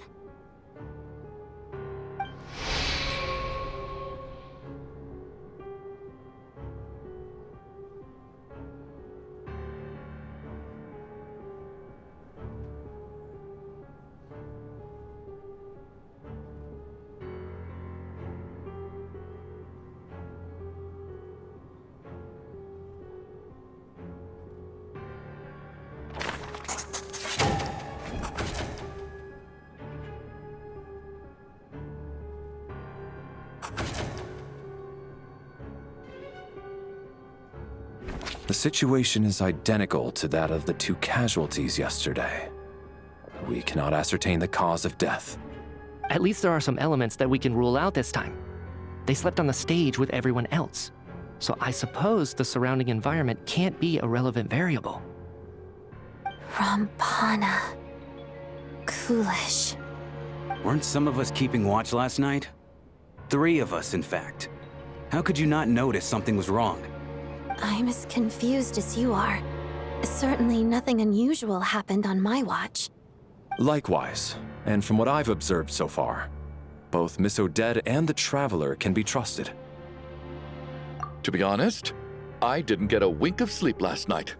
I couldn't help but think I was the target, so I just laid there with my eyes closed. I heard the Traveler and Lelik chatting, but otherwise I don't recall hearing any commotion during the night. Me too. I didn't want to wake everyone up, so I was concentrating hard, trying not to cough. I hardly slept at all. If anything had happened, I'm sure I would have noticed. Then, what could possibly be causing this? Once was bad enough. I can't believe it happened again. I worked closely with Rampana and Coolish for so long. I never imagined that one day they'd... And on this stage of all places... Voryanitsa... 4 victims in just 2 days, and we still don't have a single lead. I need to get to the bottom of this as soon as possible.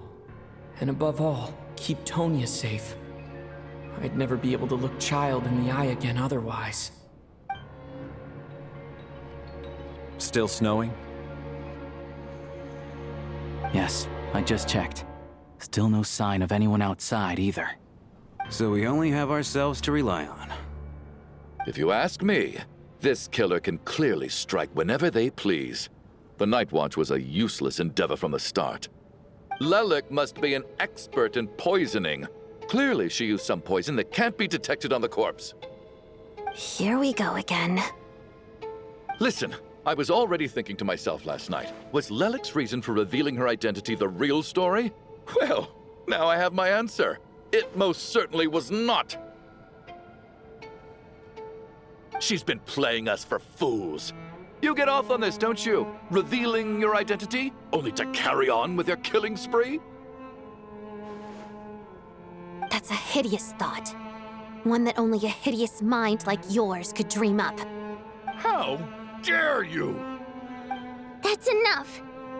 Yesterday, you named Lelik as a suspect because the victims were both wealthy merchants. Lelik might have had a motive then, but today's victims were just ordinary people. Not to mention that they were colleagues of Odette and mine. What reason would she have to murder them? Let me guess. Just to scare you? Who knows? Maybe you don't know her as well as you think. I implore you all to ask yourselves, how many people are there really in this world that have what it takes to kill another person? Not many, I'd wager. Lelik is well known to be a ruthless operator, and now she has revealed her identity. How could it be any more obvious? Everything you've said so far is still just conjecture, which doesn't constitute a concrete lead. You need to back up your claims with some evidence. How can you defend her, officer? What did she say to you while you were on Night Watch? Maybe I shouldn't be so surprised. You military types are always colluding with criminals to target the rich.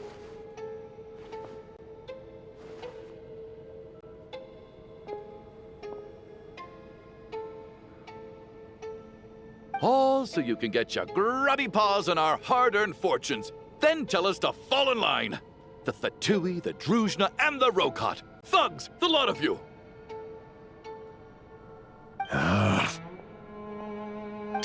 Don't you dare!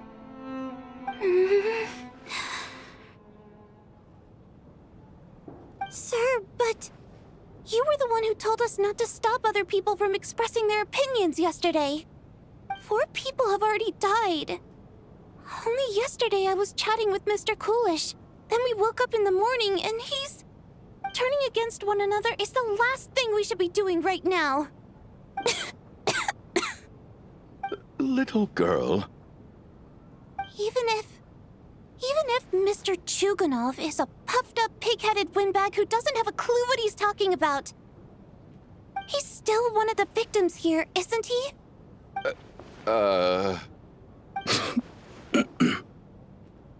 Quite. I had no intention of resorting to violence. But you're right, Miss Tonya. I ought not prevent him from speaking his mind. In any case, I believe Mr. Chuganov has calmed down a little now. We may resume our discussion. I don't think there's any need for that. What is there to discuss? Nothing about this situation is normal. Did you have an idea, Mitya? You're the brainiac here, right? Come on, clue us in. I've been mulling something over. All the leads we have so far concern things from outside the theater. Miss Odette's alter ego, the threats Mr. Chuganov received. But then there's the 2 double murder crime scenes themselves, which have given us absolutely nothing to go on whatsoever. That's highly unusual. Even with the most careful killers, there's always some evidence left behind. So what are you suggesting? I think this could be a supernatural event. It isn't characteristic of human-on-human homicide at all. Correct me if I'm wrong, but aren't you supposed to be a scientist? That doesn't sound like a conclusion someone like you is supposed to make. I got into scientific research because of my insatiable curiosity. But if the present situation defies all known scientific explanations, I don't mind shifting my curiosity toward the paranormal instead. Now that you mention it, I remember when I first came to the theater. I heard rumors about this place being haunted. Haunted? Yeah, I think I heard the same thing. But I mean, they're only rumors, right? We've worked here for years. Surely we would have noticed any spooky goings-on by now. Well, this has taken an unexpected turn. A haunted theater? If Paimon were here, she'd probably be hiding behind me in fear right now. Why don't we take this opportunity to look for clues again with a more open mind? Maybe a different perspective will help us see something different. Very well. Whether it's criminals or ghosts we're looking for, the same rules apply. Everyone needs to tread carefully. I'll move the bodies into the same room for now.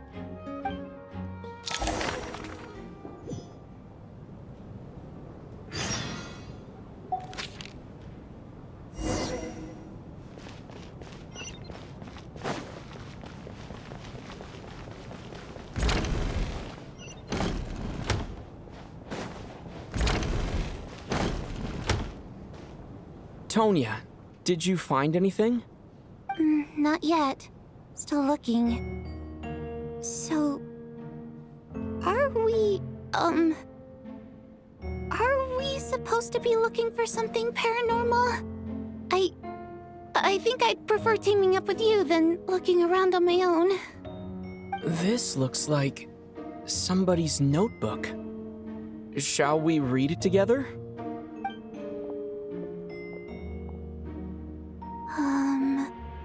Well, it doesn't look scary or anything, so I guess it should be fine. All right, let's read it together.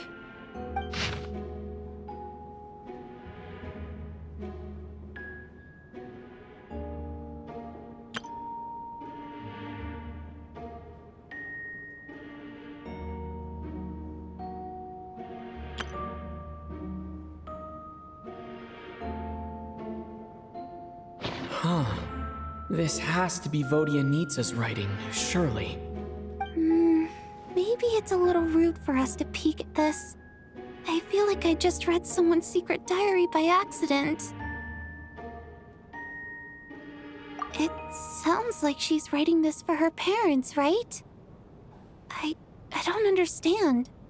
Why put this stuff in a notebook instead of mailing it in a letter? Because her water imp parents belong to the aristocracy, who were driven out of Snezhnaya by the Tsaritsa long ago. And now they live somewhere new, where the postman can't get to.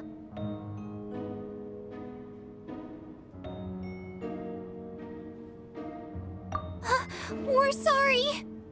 It's fine. My fault for not storing it properly. I can't leave things lying around and expect them to get ignored when everyone's scouring the place for clues. All right, give me my notebook back. I'll take over the investigation in this room.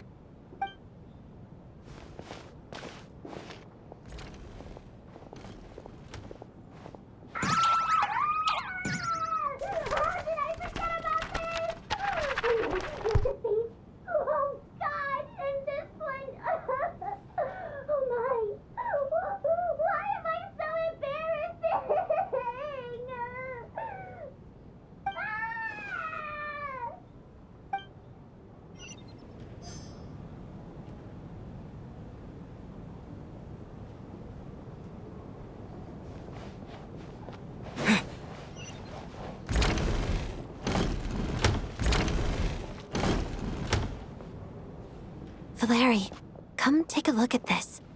You too, Traveler. Some sort of notebook. What is it for? It's the on-duty logbook for the theater. Kulish was the main person to use it. He mostly used it to record any unusual incidents during a show, audience numbers, exit times, and so on. Yes, he'd always have this logbook with him when he checked tickets at the entrance. This should confirm a lot of key details about the recent show. So, you find anything unusual? Yes. The number of people. I've checked and double-checked, but the numbers just don't match what's recorded in the logbook. Apparently, we have an extra person among us. Are we certain that logbook is accurate? Could someone have sneaked in without buying a ticket or something? Unlikely. Coolish took his duties very seriously. I've rarely seen any errors in his work. Not to mention that this was a dress rehearsal, meaning smaller audience numbers and tighter ticket restrictions than usual. Everything would have been well within his control. We no longer have our tickets with us, do we? They got collected on entry. I assume there's no way we can check them again. Unfortunately not. The theater recycles tickets. Once people are in the door, they don't tend to leave until the show ends, so we collect the tickets at the point of entry. Still, I'm inclined to believe that this discrepancy in the head count is significant somehow. Did an extra person just materialize out of thin air?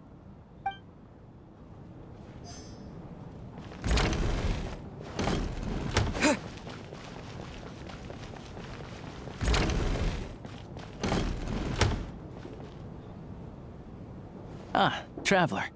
Since you're here, come take a look at this. Alosha found it. We're both curious to hear your perspective. It appears to be an investigation report. And the focus of the investigation was the rumors of haunting we heard about earlier.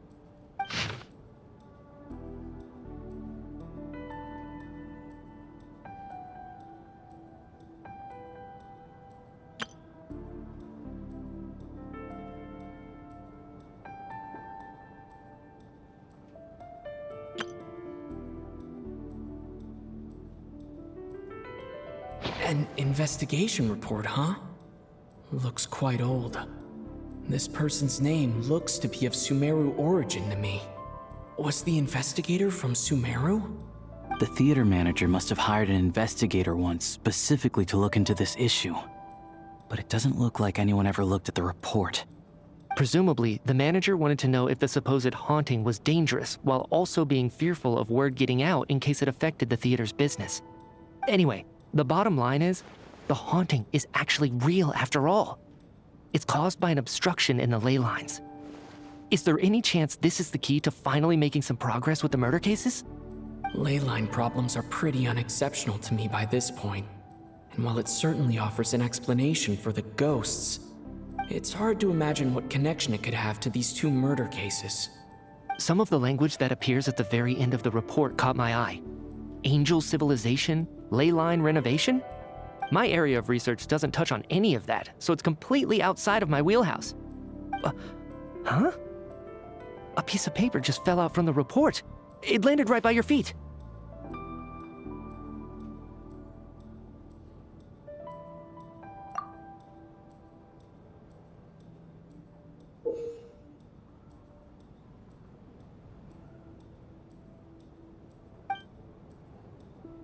How unnerving. It was tucked inside the report, so it must be a note left by the author. Death is near. Is that supposed to be what's going on here? With us, in the theater? But if so, how did the author foresee it? Could he predict the future somehow? Maybe things are more complicated than we thought. No, wait a second. If we take the report and the note at face value, they completely contradict one another. The report definitively concludes that the hauntings in the theater are harmless and cannot affect the real world. But the note seems to be warning of potential danger. The question is, what exactly does the note mean by death?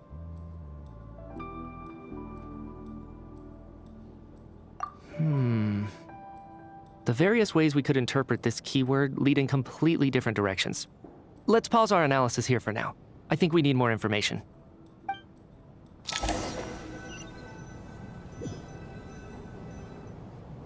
we take all this together, it's not impossible, is it? If anything, it's the natural conclusion. Oh, I beg to differ. This sounds to me like a product of a researcher's vivid imagination.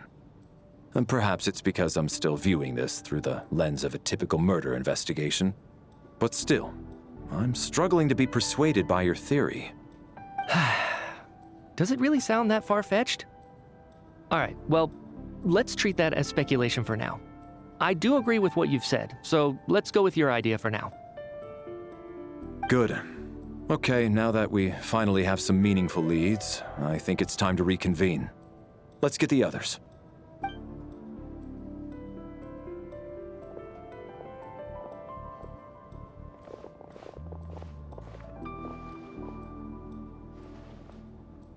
So, that's about everything we've discovered so far. I'll share my theory first. Based on what we've learned from the logbook, I believe the extra person among us is most likely the killer. If the killer had simply bought a ticket, it would have greatly increased the risk of their identity being exposed. I expect he or she either hid in the theater ahead of time, or found a way to slip past the ticket inspection. They then blended in with the group and waited for an opportunity to strike. What about the note found in the investigation report? Any thoughts on how that fits in? The killer may have simply planted it there as some sort of sick joke. I've seen my fair share of psychopathic killers. They love playing cryptic mind games. So, it has nothing to do with the haunting of the theater after all. This theory makes sense to me. If we have an audience member unaccounted for, chances are they didn't come here to watch the show. Could it really be that simple? So, in other words, all we have to do is find out who got in here without a ticket, and all our problems will be solved? Then let me make one thing clear. All the theater staff should be well aware that I came here for the rehearsal legitimately, yes? There's no way I'm the one who didn't have a ticket. It's true. I hear you used every trick in the book to get a hold of that ticket, too. Everything short of throwing a temper tantrum and rolling around on the floor at the entrance. I most certainly did not degrade myself in such a way. Probably a stupid question, but I might as well ask. Did anyone here get in without having their ticket checked? Hmm? Guess it was naive of me to expect them to just admit to it. Especially after the unprompted Lelek reveal. Once was already a miracle. Twice would be unfathomable.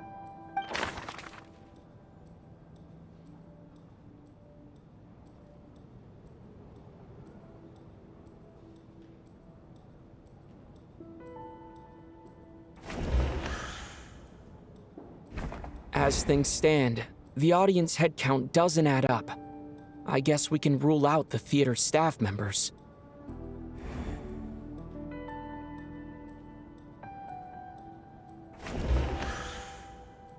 Valeri came to the theater to catch Mitya. Those two should be able to vouch for one another, and their motives are clear.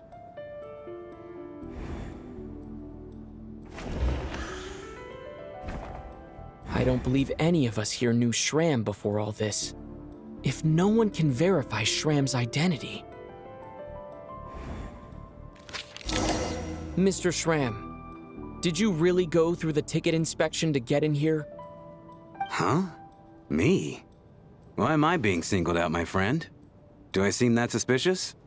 It's not that you stand out as suspicious, more that everyone else has been ruled out as trustworthy. Okay.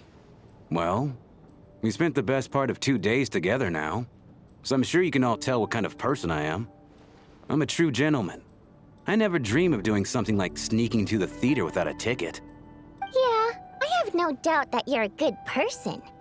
But the problem is, none of us here actually know you, so no one can say for sure that you are who you claim to be. Although, actually, what was it you said last night? Yeah, you're friends with that water imp, which is why you understand our primary mode of expression.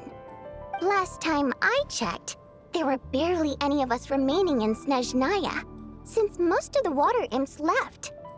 Could you tell me a little bit more about your friend? there's a good chance I actually know her.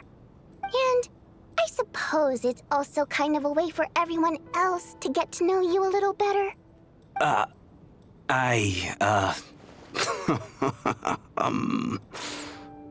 Good grief. Are you blushing? Pull yourself together, man. Stop giggling like a teenage boy. It's revolting. Hey, revolting is a little strong. All right, fine. I'll admit it. That water imp friend of mine, the truth is, we're dating. I was just the bodyguard hired by our family. But the stars must have aligned, because sparks began to fly between me and their daughter.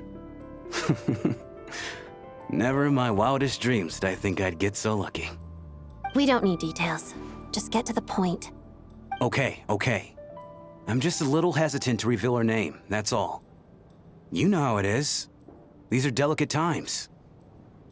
Even with me to protect her. If word gets out that she's dating a human, both the Fae and human factions will give her a hard time. Really? Wait, no. That can't be. Huh? Shram, what the devil are you talking about? Why is everyone looking at me like that? Surely you can understand where I'm coming from. Delicate times? Factions? Yes? You know, the Civil War? Last time I checked, the Fae and the humans were still at each other's throats. If I'm not mistaken, the last significant civil war in Snezhnayan history was over 400 years ago, when Her Majesty the Tsaritsa had just taken the throne and was consolidating her reign. What do you mean, 400 years ago? What's going on here? Is Shram from the past? All right, Mr. Mitya, you win this round. As far-fetched as it is, it appears that your theory may be correct. I'm just as amazed as you are. I didn't even believe it myself, to be honest. Is someone going to explain what's going on here? From the look on your face, you figured it out too, haven't you, Traveler?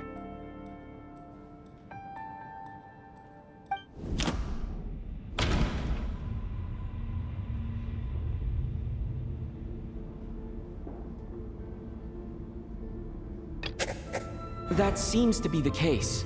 Shram's the extra person, but there's no way of learning his identity from this clue.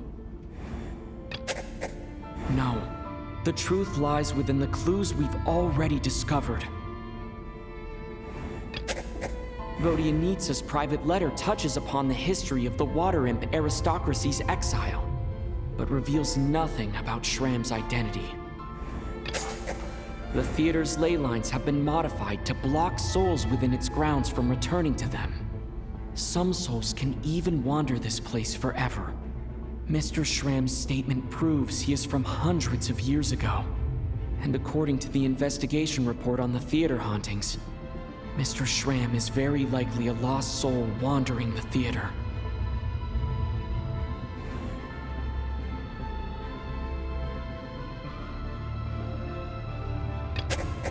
This is Mr. Valeri's hypothesis. If there is no supernatural element to this incident, it's very likely to be true. For some unknown reason, the soul that has been wandering the theater due to the ley line issues has joined our group and blended in. Yeah, that must be the immediate reason why the ticket count doesn't match the number of people present.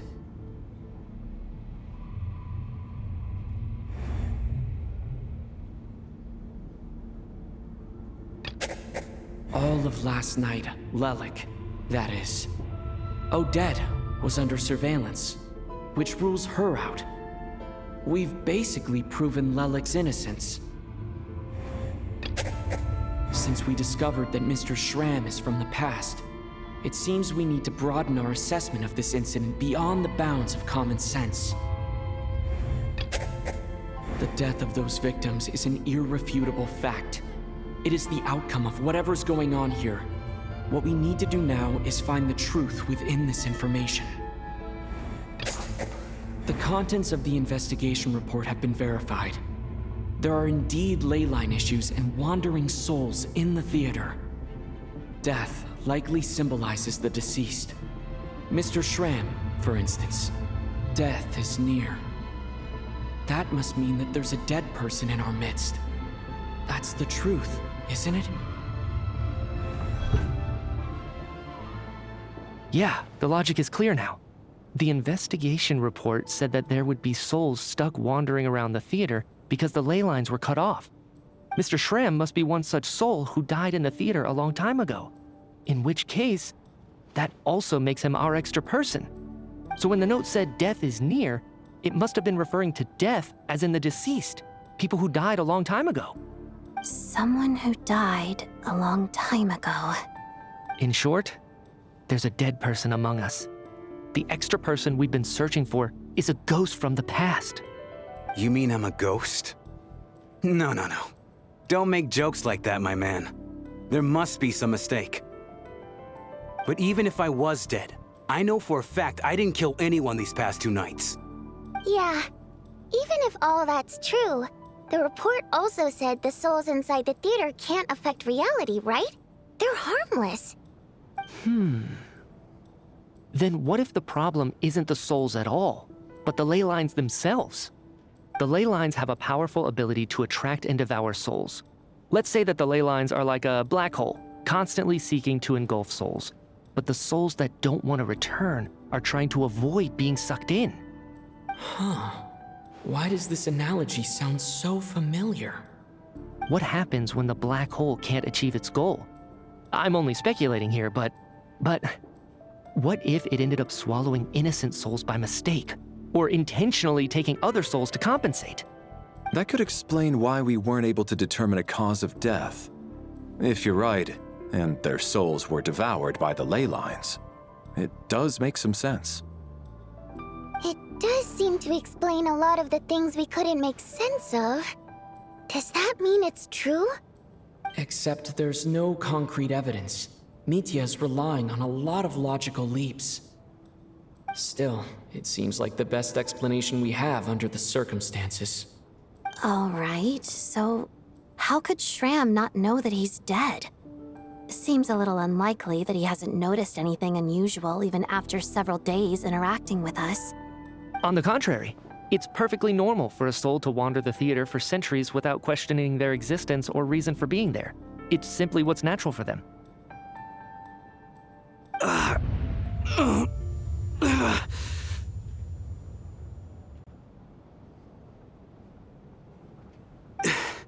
You know what, Mr. Brainiac?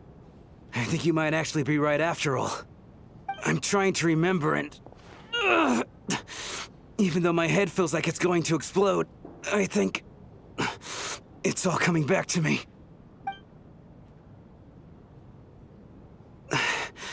I was the one who didn't want to remember my own death, so I forced myself to forget. Well, I'm sure those are painful memories. My lady and I snuck out to go on a date one day. We bought tickets for the theater. It wasn't really my thing, but I was just happy to be together. All of a sudden, a group of people burst into the theater, shouting for all the water imps to get out, performers and audience members included.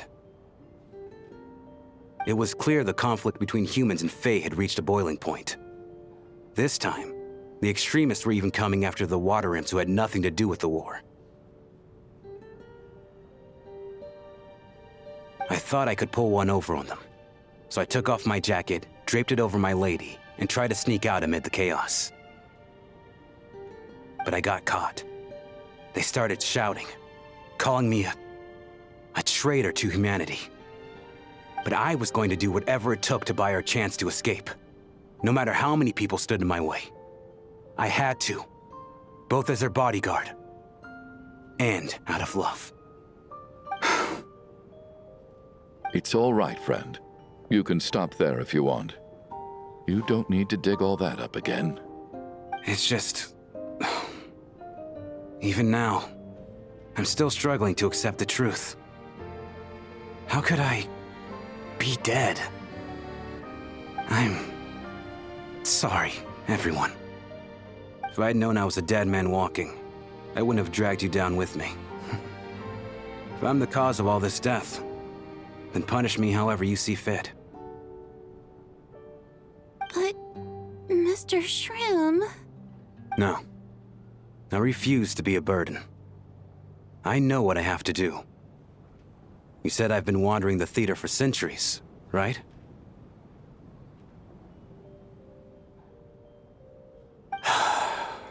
I guess it's high time I got a breath of fresh air. Out there, I mean. I'll leave this place and take all this death with me. Go out on my own terms. Mr. Shram, I'm sure we can figure out a different course of action. My good sir, we both know I'm not supposed to be here. I should have accepted my death long ago. One way or another, this has to end. Unless you're saying this goes against another one of your military principles somehow. No, I'm speaking on a personal level this time. Let it go, man. Oh, wait. One last thing. Miss Wateramp. My lover. Her name was Litia. Litia Ozarova. Do you know what happened to her? Ozarova. Oh, Auntie Ozarova. That's what we all called her. I remember her as a very kind elder. She had a bunch of kids, too. I'm so glad she survived. And she had lots of kids? Good. That's... good. I could hardly expect her to stay single just because of what happened to me, right? As long as she went on to be happy, that's all that matters. Besides, I'm dead. My soul's been wandering around here for so long because I was worried about her. But now, I can go without regret.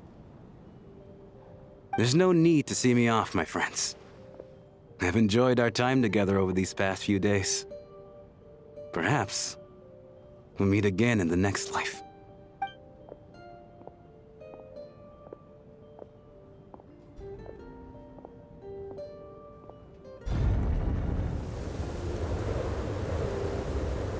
Take care, my man. I knew Mr. Shroom was already dead, but... I still feel so sad. Death is cruel, no matter how we might try to make sense of it. So, was the conflict between Fae and humans really that bad back then? I was only little, so I don't remember much. It's terrible to think that so many innocent people had their lives turned upside down. Even the historical records about that time period don't say much about it. All people know is that the Tsaritsa founded the Fatui, drove out most of the Fae aristocracy without explanation, then used her terrifying power to suppress the humans. It seems to me like the Tsaritsa chose to make herself the enemy. She downplayed the conflict, directing whatever animosity both sides had for each other at herself instead. That's also why, despite how brutal the conflict was at the time, there hasn't been much lingering tension between humans and Fae since. Things have been fairly harmonious for the past few centuries. So, the Tsaritsa banished the Fae to protect the Fae living in the city? She offered herself up to be hated in exchange for peace. Maybe it's not quite as bad as it sounds. I don't think Her Majesty is too concerned if mortals hate her or not. And besides, there are very few who truly do. All this time, I had no idea. All right. If Mitia's theory is correct, then I think we can consider this matter settled. Let's all take a break.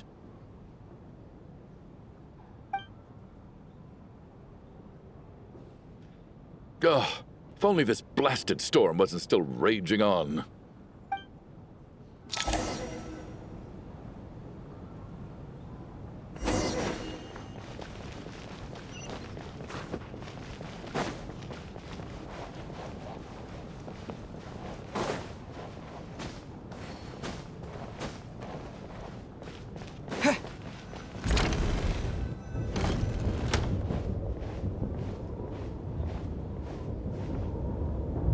Looks like now we can just rest until the snowstorm stops.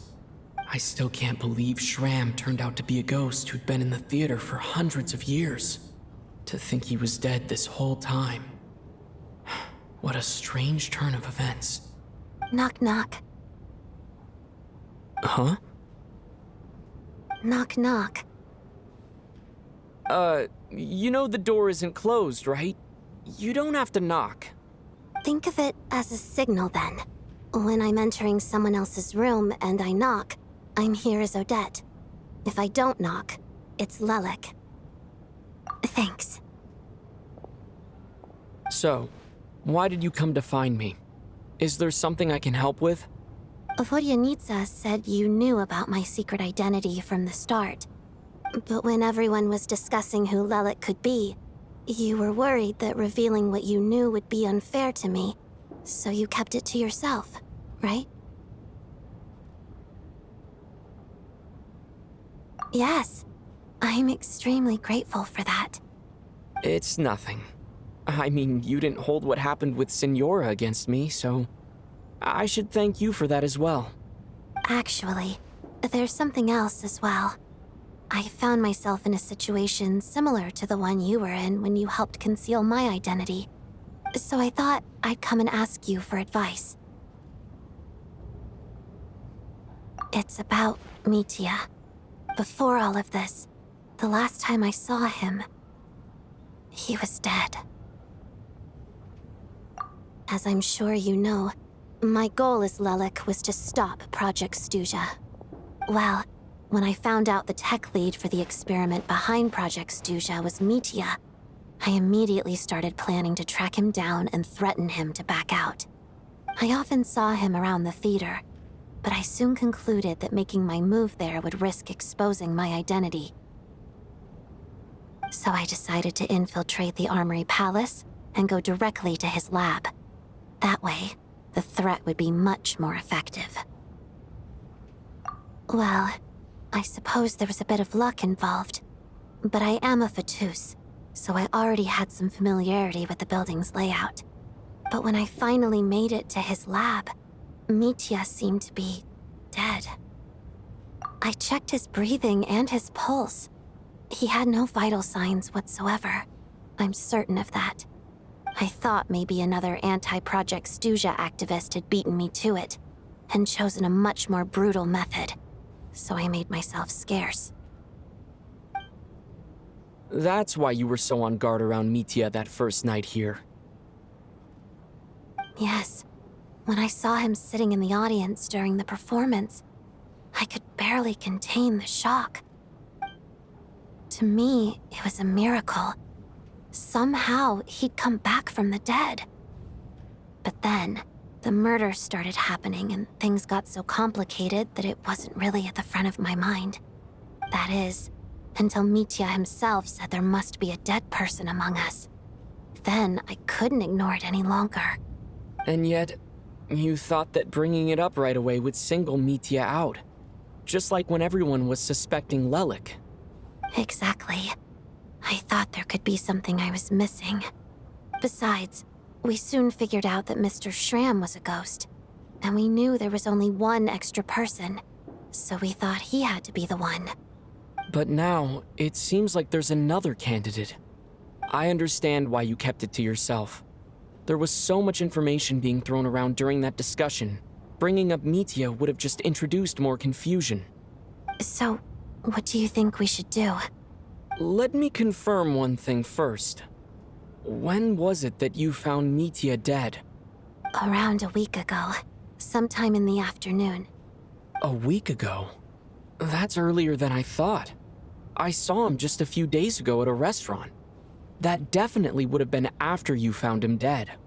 He seemed completely normal to me.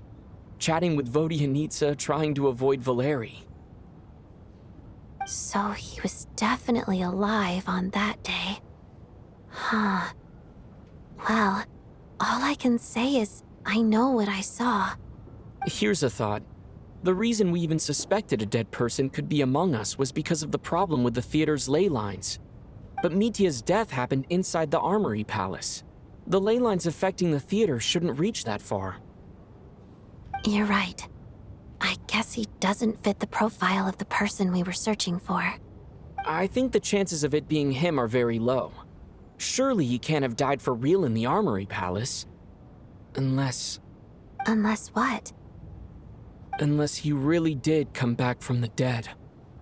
You're right. Do you think we need to disclose this to the others? Huh, what's this? A private meet and greet? Where do I line up? That's not what's going on here. Well, I was just making the rounds. Thought I'd try to lighten the mood a bit. Vodyanitsa's handing out food if you're hungry.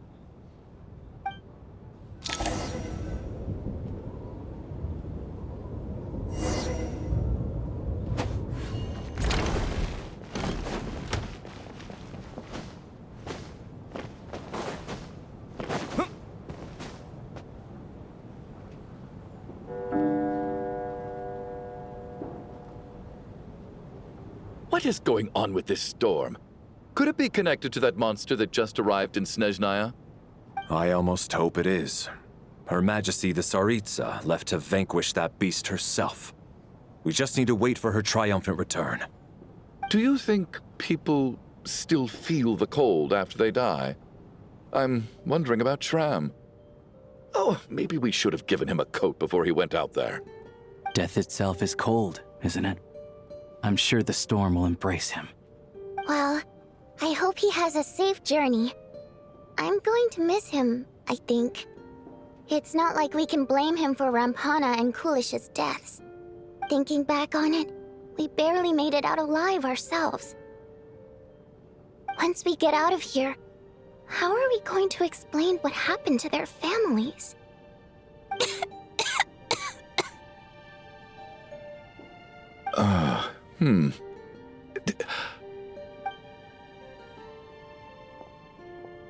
Are you okay?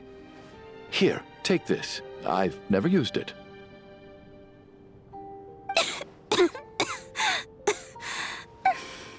Thanks. Look who's Mr. Nice Guy all of a sudden. Is it because Tonya stood up for you this morning? At least you know how to return a favor. Yeah, without Tonya, who knows how badly he would have been hurt.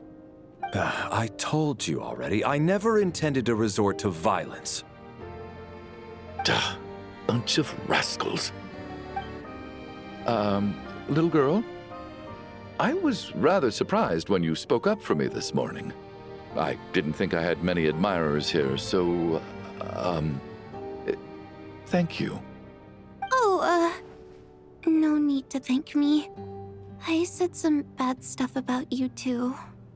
I've been, too embarrassed to admit it, but, you remind me a lot of my daughter. So kind to everyone, but never lets her old man off the hook. Unless my wife and I are having a fight, then she's always on my side. Especially when she was little. Every time I took her out...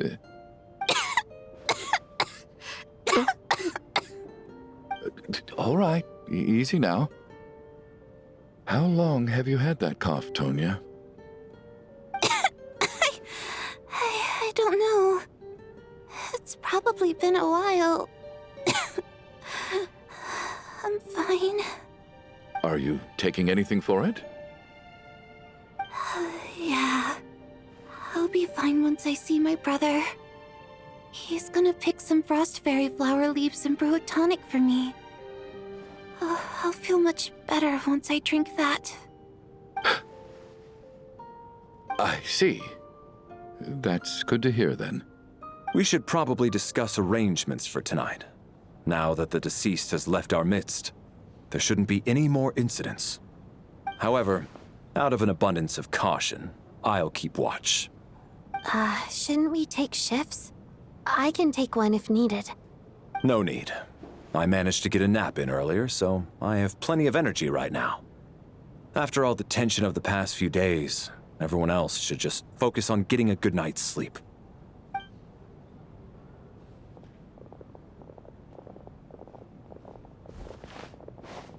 What a long day. This whole situation turned out to be way more complicated than I expected. But Valeri's right. I should just try to calm down and get some rest. The last thing I want is to give myself nightmares.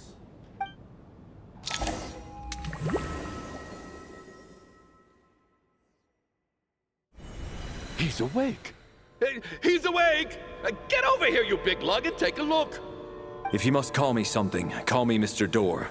The Black Mist is coming. You need to go. Are you all right? Can you walk? We just got attacked by monsters on our way up. That Mr. Door fellow protected us.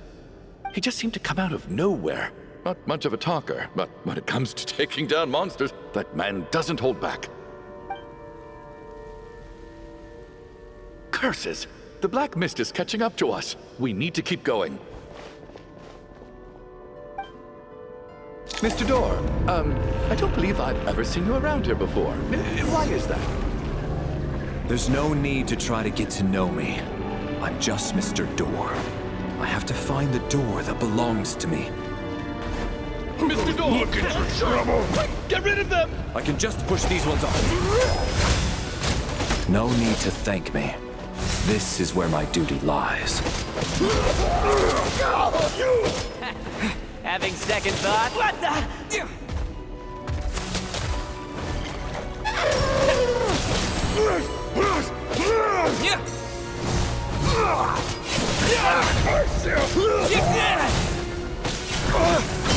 Maybe I wasn't meant.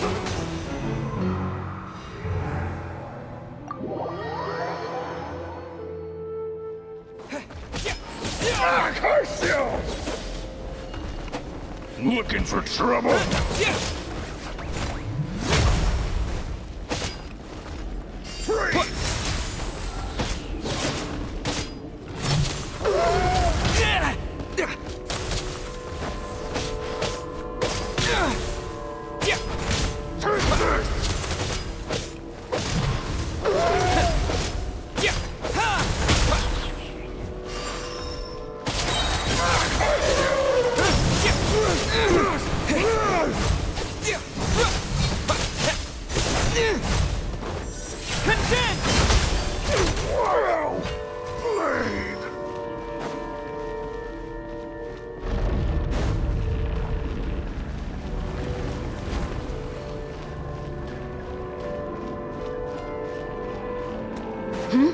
So we're doing this the hard way. And Kate!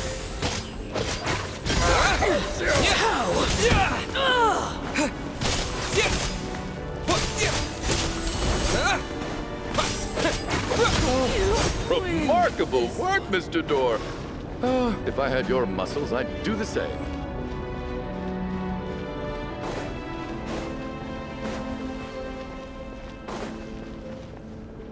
Are none of these doors the one you're looking for? No.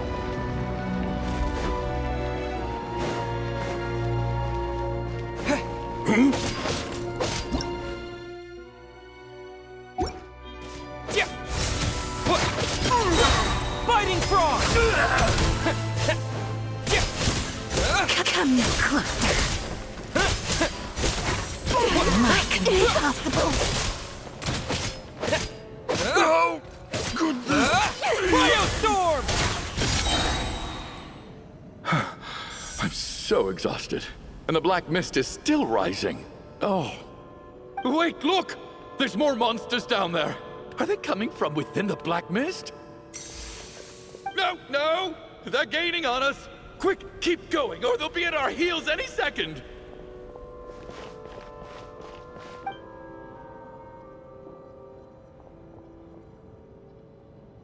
Mr. Door, what are you doing? We need to get out of here. They're coming! Found it. This is my door. What? You mean you're going to stay here? I am a door. This is where my duty lies. No! You saved us. We can't leave you behind. You must keep going. A door can only keep things out for so long. You must make haste. But... Oh, you're right. Let's go. We can't let Mr. Door's sacrifice be in vain!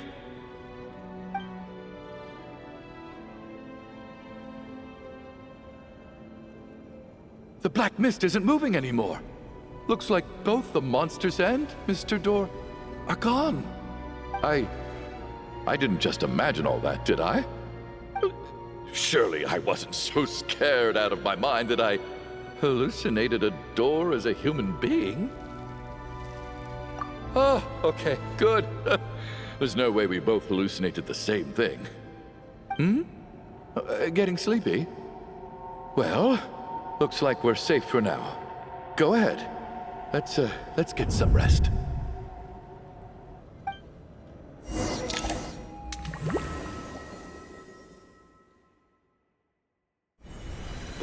What time is it? Is it morning? I think I had a nightmare. I guess everyone's still asleep? These past 2 days have been exhausting. Valeri's keeping watch though, so he's probably the only one awake. Valeri?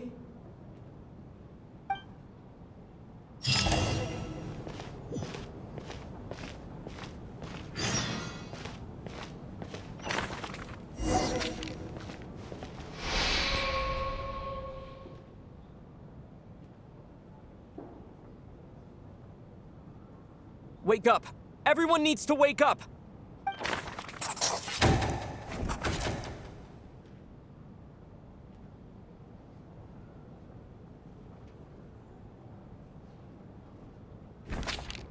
Just like the last 2 nights.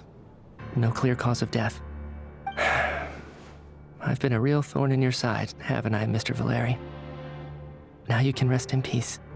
But for me, life will be all the duller for not having to run away from you, my friend. How's Tonya? Is she okay? I just checked on her, and it doesn't seem like anything serious.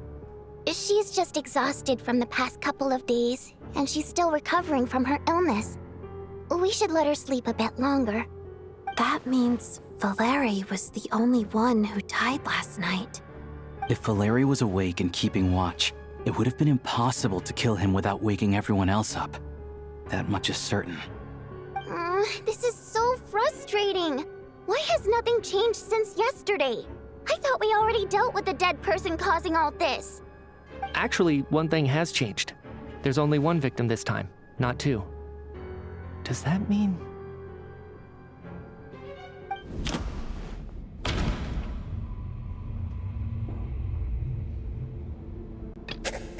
Can a death at night even be defended against? This logic seems baseless to me. After the deceased Shram left, there was 1 less victim last night.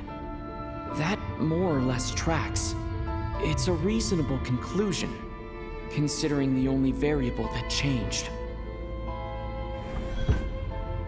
The number of people who die each night is equivalent to the number of dead among us. That's your theory, right? Exactly. We identified Mr. Shram, and the night after he left, the death toll dropped from 2 to 1.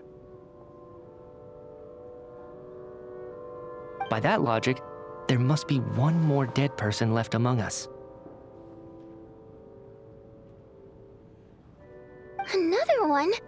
But there was only 1 person unaccounted for in the ticket checks, right? The head count should match up now. Having an extra person was definitely a cause for alarm, but being 1 person short isn't nearly as unusual. Someone could have left in the middle of the show, or made it out before the storm hit. 1 more dead person among us. If Mitya's theory is right, then what Odette told me seems a lot more relevant. It's just, at the time, we had no reason to think there was more than 1 dead person. If only we'd taken it more seriously as a possibility, maybe this could have been avoided. I'm sorry. This is my fault. I had information that could have been helpful, but I held back. I should have brought it up right away. I'm partly to blame as well. I was too quick to dismiss Odette's concerns. What is this about? What have you two been getting up to behind my back? Sounds like there's some big news you've been keeping from the rest of us. Well, we're all ears.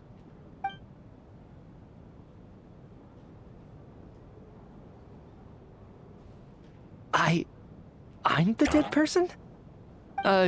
Wow, that's certainly news to me. Odette and I talked about it yesterday, but we thought it just wasn't possible, so we left it at that. Yeah, I don't blame you. If I'd been there, I probably would have reached the same conclusion. It just sounds too unbelievable. Let me just try and verify this. I just scoured my memories trying to think back to the afternoon Miss Odette mentioned. But I honestly have no recollection of dying. That's where I'm different than Mr. Shram. Having seen Mr. Mitya a few days ago myself, I also find it hard to believe he could be the other dead person among us. Well, if it isn't Mitya, then who? Do we vote on it? If you don't mind me asking, Traveler, I believe you mentioned that you know Tonya's brother. Had you ever met her before all this? No, never. Wait, are you saying... Now just 1 minute. I know where this is going. You can't just randomly point a finger at anyone you want. You're in the hot seat, and all of a sudden you want to divert our suspicions onto somebody else? Trying to pick a fight, Mr. Chuganov? Whenever you open your mouth, all you do is attack people, and I've had enough of it. If you don't want to engage in a civil discussion, you can shut up. You little brat! Did Mitya ask about Tonya because he suspects her? I suppose I only identified her by age, and nothing else. Could that mean... I'm just saying, you're going around casting suspicion on people for no reason. How could Tonya be dead? I can vouch for her, if nothing else. I've seen her before. She's the sister of that Harbinger, isn't she? The one called Child. Oh, really? You're telling the truth? Since being here, I don't think I ever mentioned she was Child's sister specifically. Does Chuganov actually know her? If Chuganov can vouch for her, then it can't be Tonya either. In which case, it seems unlikely that there's another dead person among us at all. Miss Odette, could you go over that afternoon with me one more time, when you found me dead? No problem.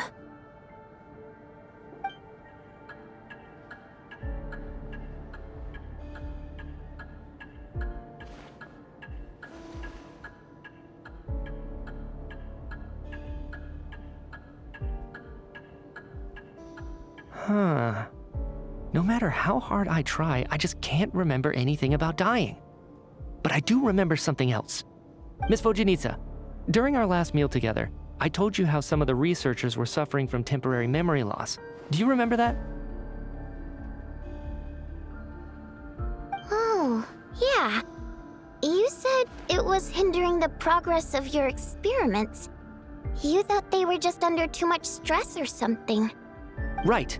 And even though I don't remember dying that day, I'm pretty sure I experienced something like amnesia. Some of my memories from that afternoon are missing. Are you suggesting you're missing the memory of your... Of course. How am I only just realizing this? Humans aren't necessarily aware of their own death. You mean being silently assassinated, or dying in your sleep? Situations like that? The researcher's amnesia. Suddenly it all makes sense. I must thank you, Odette. I think your perspective just helped me reach a breakthrough on a series of issues that have been troubling me for quite some time. All right. It's decided then. I'll be the one to leave today. Oh, leave? Hey, wait a minute. Aren't you rushing into this? What if you're wrong? You'll pay with your life. Come on, kid. Aren't you gonna fight for your life? This seems like a rash decision. I have other reasons beyond what's been discussed. In fact, thinking back, I remember during Miss Odette's performance, while I was sitting in the audience stalls, a brilliant new idea for my research popped into my mind. But then, my train of thought suddenly cut off. I can't remember it now at all, and I didn't take any notes. I guess that must be another instance of temporary amnesia. No. Hold on. I see where you're going with this. You're suggesting that each instance of temporary amnesia is a death, right? There's a glaringly obvious flaw in that idea, no? How can one person die so many times? I believe Miss Odette's account. During the period where my memory is blank, I must have been either dead or in a similar state. All it would take is for the same thing to happen in the theater, and I would come under the effect of the ley lines in this vicinity. This increases the likelihood of me being the deceased, does it not? But... There's no evidence to suggest that anyone other than me is a candidate for the deceased. So allow me, as a scientist, to treat this as an experiment. Please relax, everyone. I don't think things are as bad as they may seem. If I really am the deceased, then to leave the theater will be a relief for me. If, on the other hand, I'm still alive right now, well, apparently you've all witnessed my resurrection recently anyway. Who's to say I won't return from the dead again this time? Mitya's right. This is the only thing we can try right now. I think he's deliberately downplaying the gravity of the situation, though. He probably doesn't want to burden everyone. What is a scientist if not someone who gambles on experiment after experiment in an attempt to obtain the truth? With this snowstorm, the ley line phenomenon, ghosts of the dead, and my amnesia, we've been paralyzed by not knowing and powerless to do anything about it. It's a terrible feeling. But if I do get resurrected, you can be sure that I'll come back with the truth of all this. Just you wait.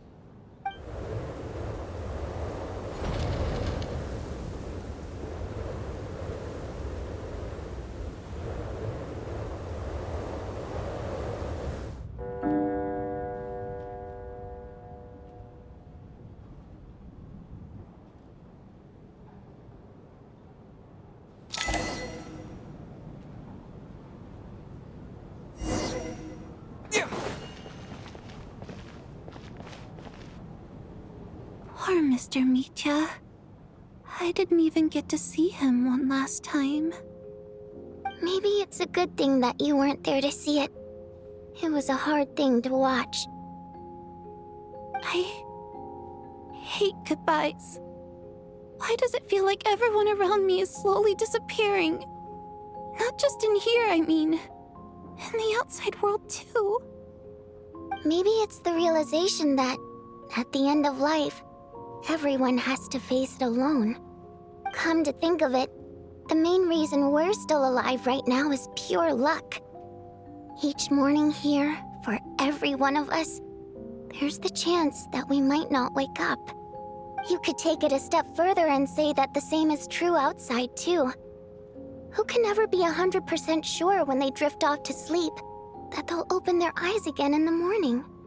If I make it out of here, I'm going to cherish every moment that I'm awake and live without any regrets. Without regrets. I feel like a strange sense of anxiety has been quietly growing inside me over the last 2 days.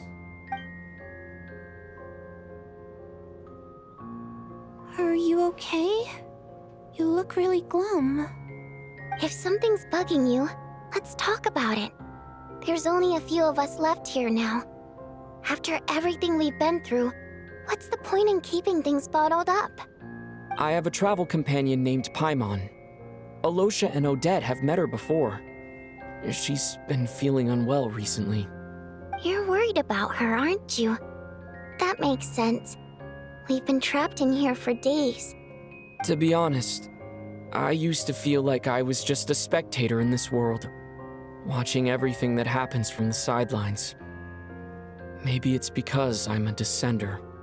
A descender? But with Paimon by my side, over time, I slowly felt my connection to this world growing stronger.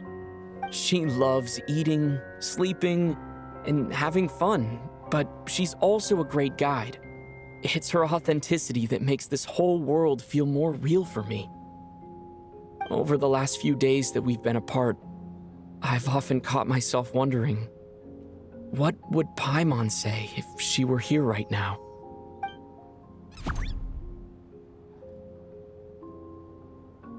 But by the time I snap out of it, the conversation has already moved on, and I'm still in my own little world.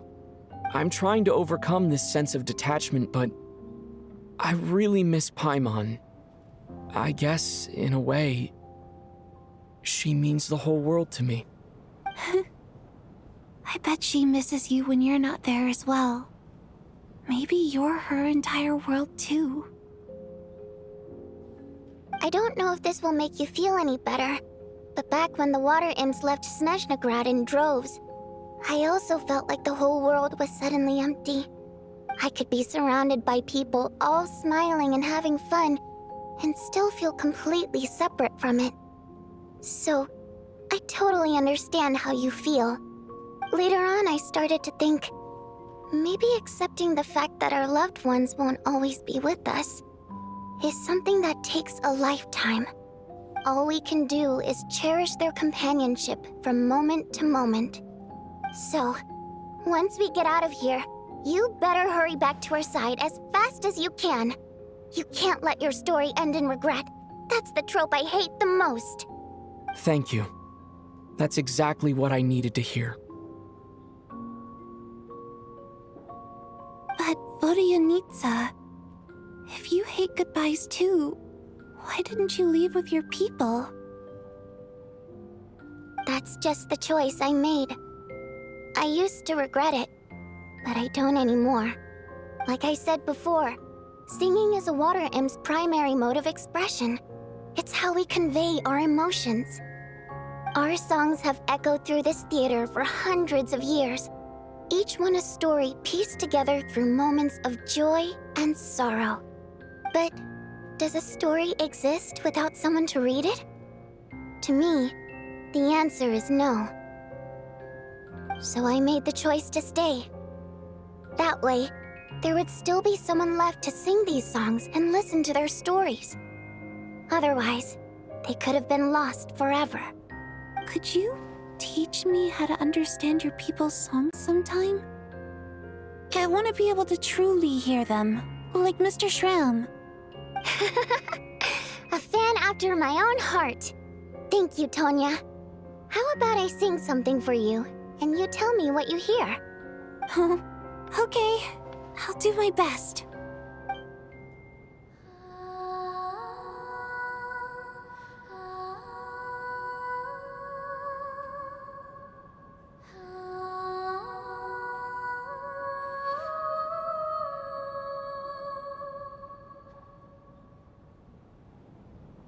I've never heard that one before.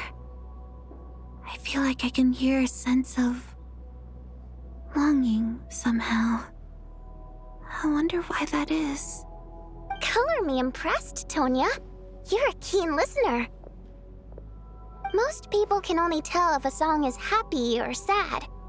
I didn't think you'd be able to pick up on such specific details.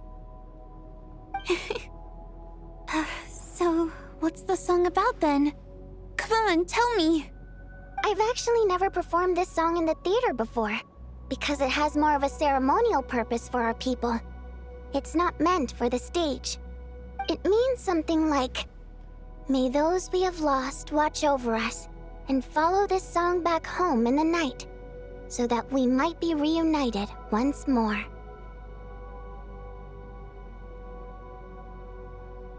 No wonder I could hear that sense of longing. You sing it for loved ones who have passed away. I hope it reaches them. It's getting late, Tonya, and you're not well. We should all turn in early. I suppose there's no reason to keep watch tonight. Okay, but, before I go to bed, could you sing that song a couple more times for me, Vodyanitsa? Of course. Anything for my #1 fan.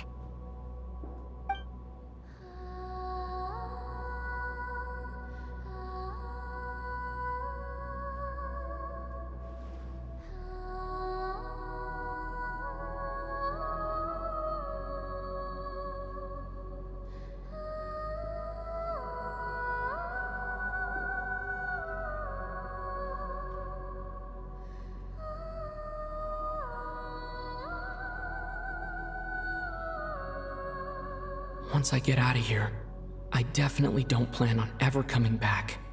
But I guess that means I'll never get to hear Vodyanitsa sing again. That's a sad thought. Before I fall asleep, I should cherish this moment of companionship while it lasts.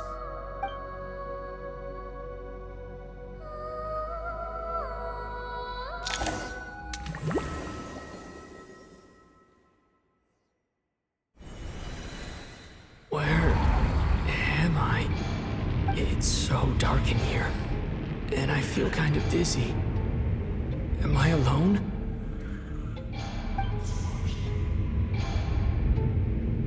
Huh? What was that noise?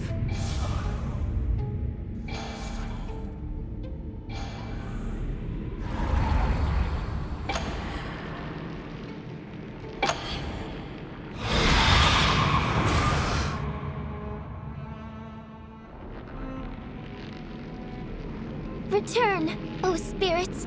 Fulfill your oath of protection.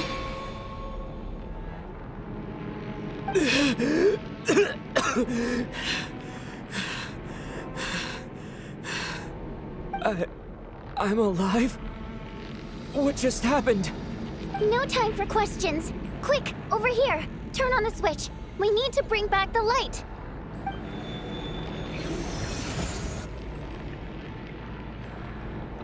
All right, we're safe. The spirit just now is called Night Prayer. The light subdues her, but she'll attack without a second thought in the dark. Sort of. I know it's hard, but you can't let this place go dark, or she'll kill you again. Yep. Luckily, I was here to resurrect you. Otherwise, that'd have been a real bummer. A bit more than a bummer, I'd say. Wait, so you have the ability to resurrect people? Sure I do. I'm your guardian spirit after all. I specialize in soul recall. Oh, it's nice to meet you, by the way. Thanks. It's nice to meet you too. All right, there's no time to waste. The black mist is already catching up. We need to avoid it at Night Prayer at all costs. Come on, let's go. We need to reach the next switch before the place gets too dark. If we bring the light back, Night Prayer won't be able to get to us. Sweet, sweet light! It's back! Now that's a sight for sore eye. Shh! It's Night Prayer. We need to move quick, but don't let her notice you. Look out!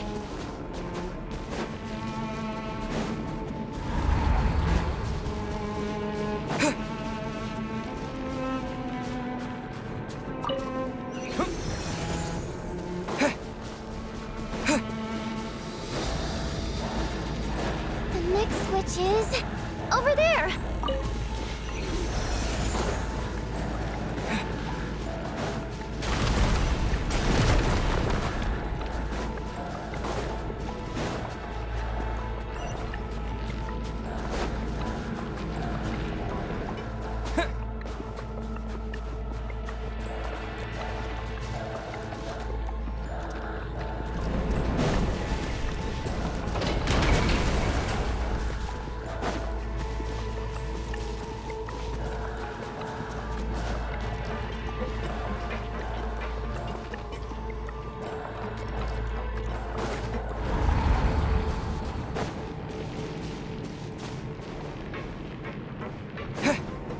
The switch is just up ahead. Hurry!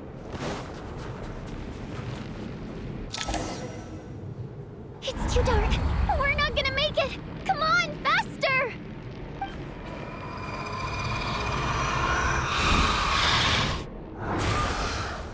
Traveler!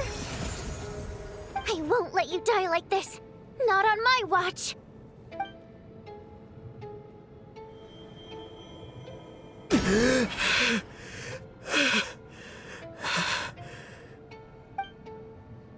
Even though it's not permanent, dying is definitely not a pleasant experience. Great. You're back. Yeah, thanks to you. Time for you to get out of here. Quick, before the light runs out. What about you? You're not coming with me? I can't. I've already been used up. A guardian spirit's skills are finite. I can only resurrect someone so many times. I might not look any different, but my essence has been exhausted. Now, I will slowly start to fade away. I can go no further. The black mist is where I belong. It's okay. Why didn't you tell me sooner? Because it wouldn't have changed anything. That knowledge would have just burdened you. And a guardian spirit's role is to protect. But... Go. Now, before it's too late. I already hear night prayer approaching.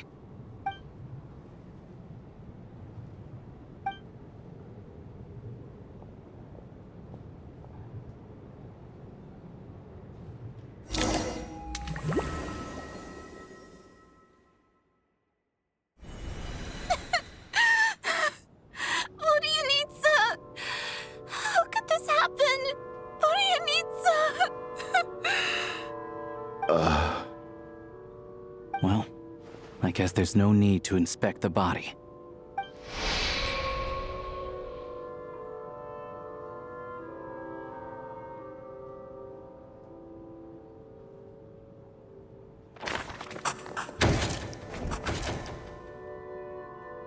This wasn't supposed to happen. You lied to us, didn't you, Chuganov? You've been lying from the start. Take a long, hard look at yourself before you go around accusing other people.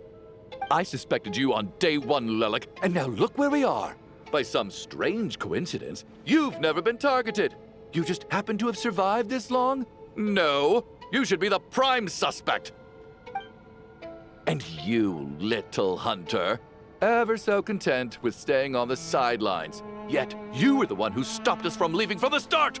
Why are you trying to keep us here? Now you're just lashing out indiscriminately. That's either a sign of anxiety or a guilty conscience.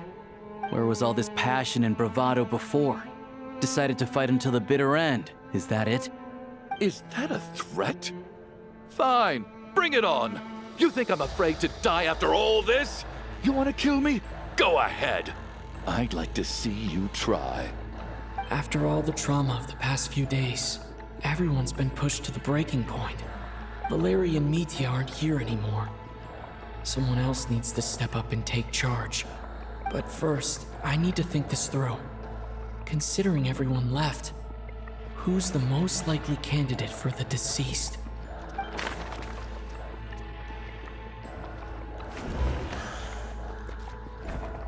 Of those who remain, the only person we've never met before is Tonya. There is room to doubt her true identity. People are easily misled by first impressions. Now that I think about it, Child Sister was in fact a label I imposed on her due to my own assumptions. But Mr. Chuganov vouched for Tonya's identity yesterday, with basically no other possibilities left. Could it be?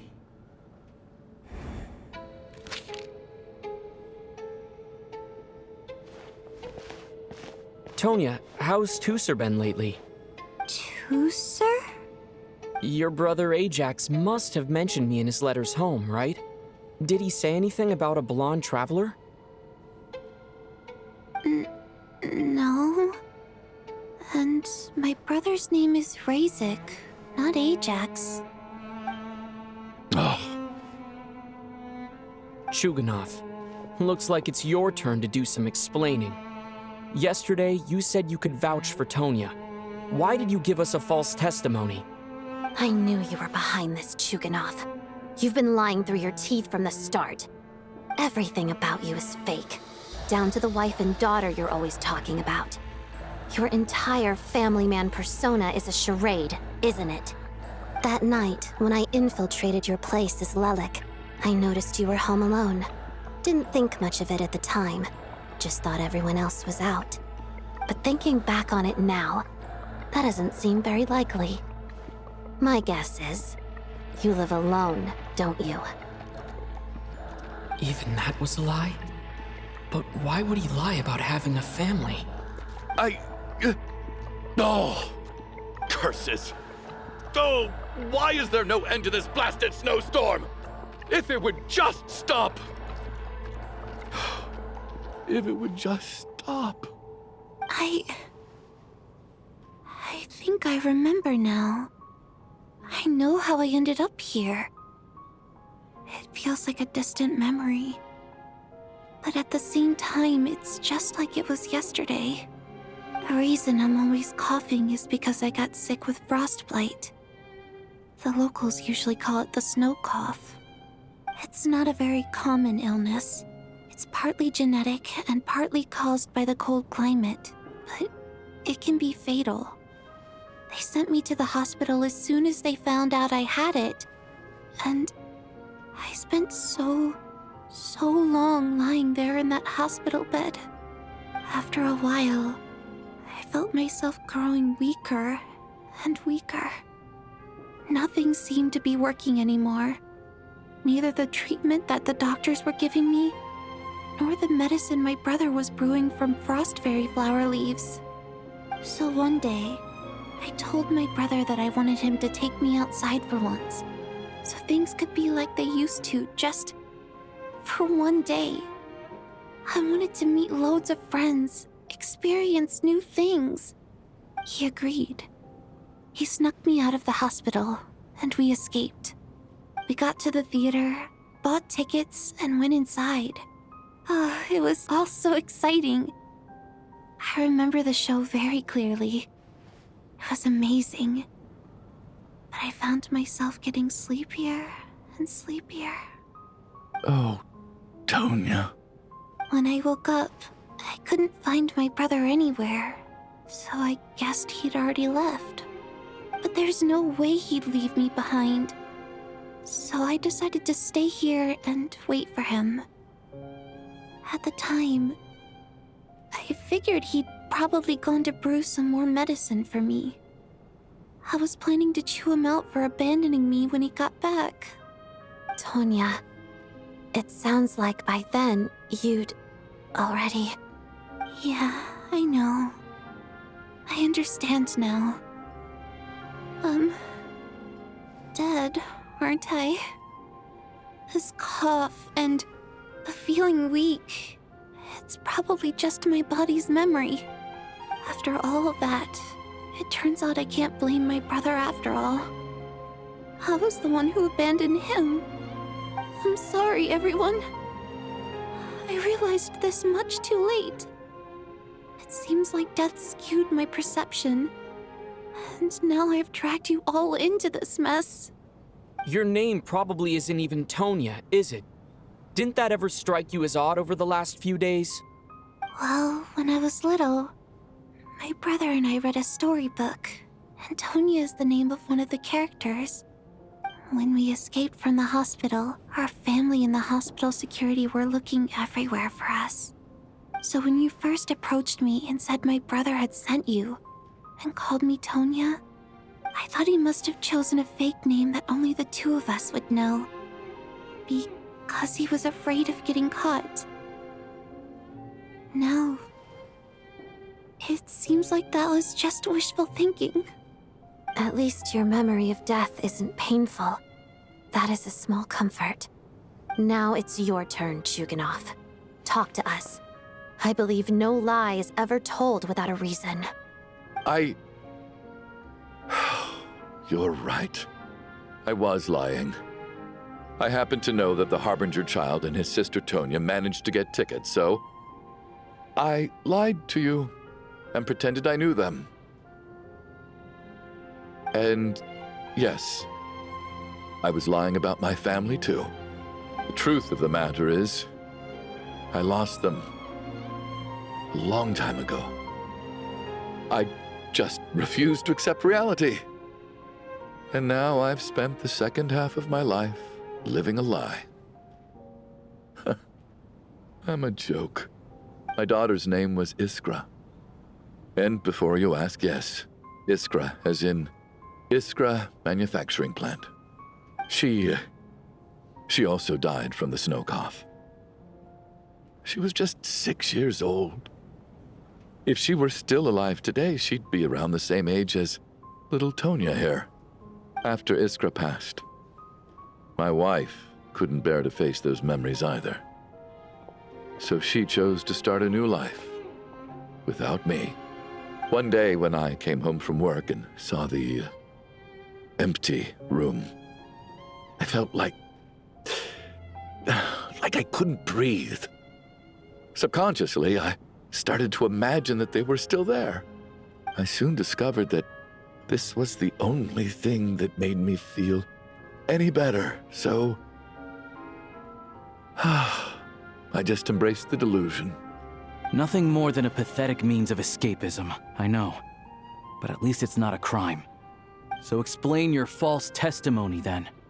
The night before last, when I was chatting with Tonya, she mentioned that her brother would brew medicine for her from frost fairy flower leaves.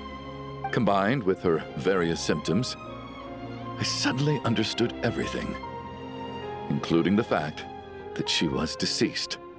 The snow cough used to be an incurable illness. I would pick frost fairy flower leaves to brew medicine for Iskra too. It took hours and hours on the stove.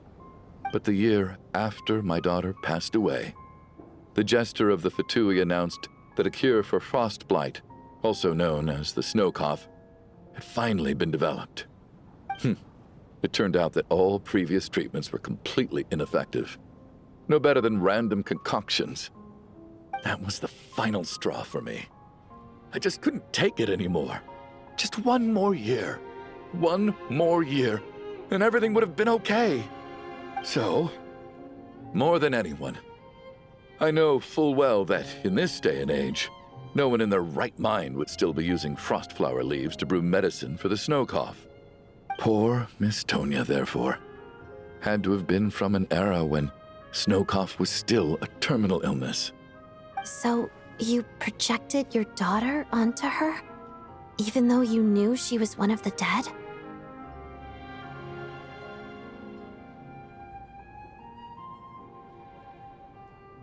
That doesn't make any sense. You knew she was already dead.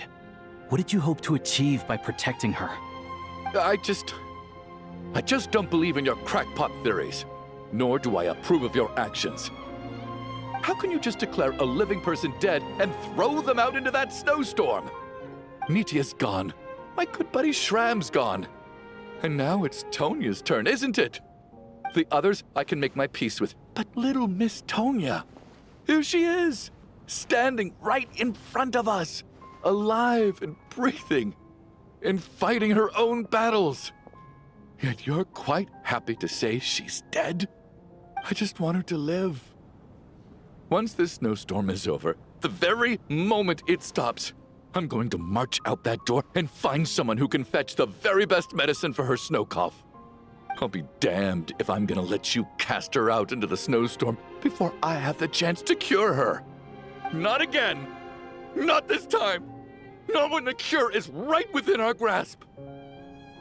I'd never be able to forgive myself. Mr. Chuganov, stop. I can't let you do this. Tonya. By the sounds of it, you've known I was dead since the night before last, right? I really liked Mr. Valeri, Mr. Mitya, and Miss Vodyanitsa. And now they're all dead because of me. I'm not happy about that. The reality is, you've been trying to fight your own demons through me. But all you've really done is trap me inside your delusion along with you. No! Listen to me. I want to save you. I do!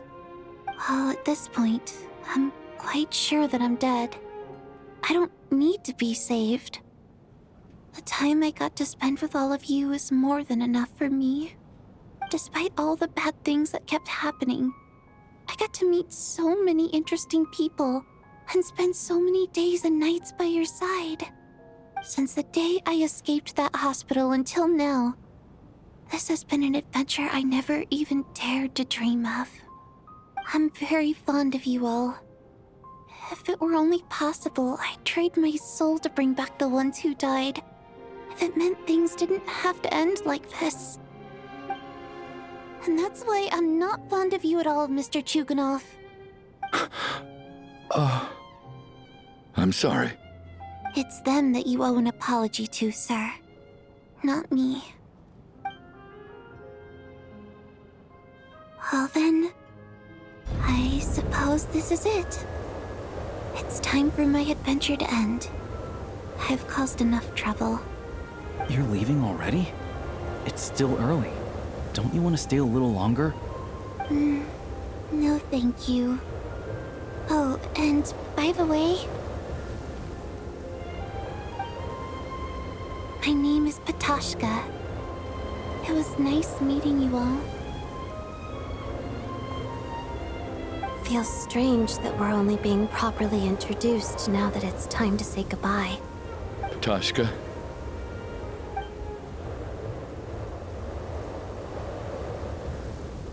What are you doing, Chuganov? Are you crazy? Let me leave. I can't keep lying to myself anymore. In your dreams. Don't think you're getting off that easy when you had a hand in the deaths of so many people. The Fatui have honed quite an array of enhanced interrogation techniques since they were founded. Once we're out of here, Lelik will personally give you a taste of every last one.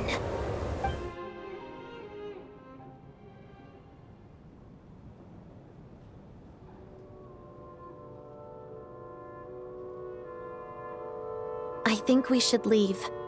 I doubt this snowstorm is ever going to stop. For all we know, this storm might have destroyed all of Snezhnaya by now. Maybe even the whole world. Wait, we finally solved the mystery of the haunted theater today. Maybe let's at least try to enjoy tonight? Fair enough. I don't particularly feel like dying in Chuganov's company anyway. And yet you won't let me die first. Hey, Chuganov, on a serious note, if we do make it out of here, you should close down that factory of yours. A lot of people are freezing thanks to you. Is this really the time to be discussing my factory? All right, fine. I'll shut it down. Doesn't matter to me anymore.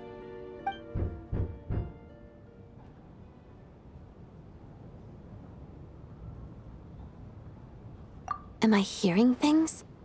Or was that a knock at the door?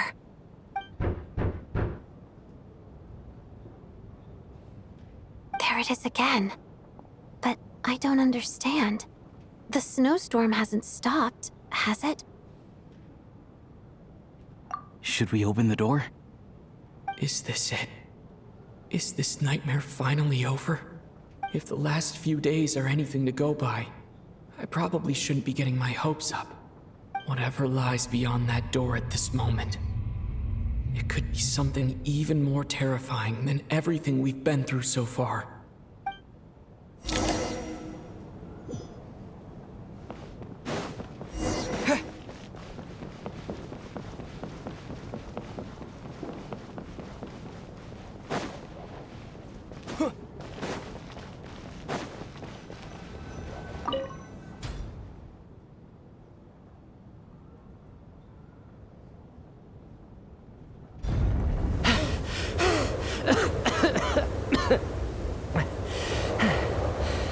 Hey everyone, I'm back. How are you doing? Feeling any better? Much better, thanks. Whew, it is so good to have you guys here. I was a little worried that the theater would be empty by the time I got back. Let me see.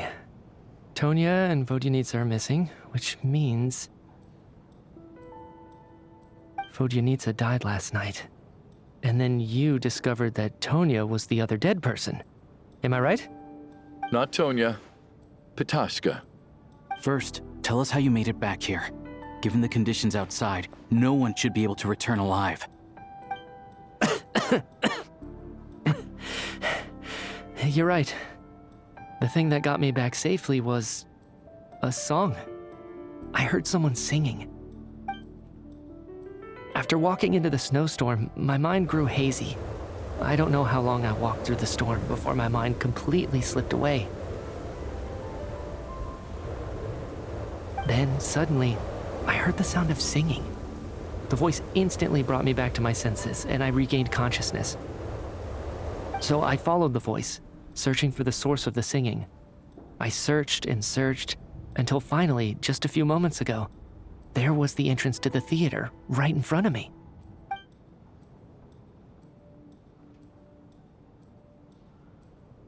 I've actually never performed this song in the theater before, because it has more of a ceremonial purpose for our people.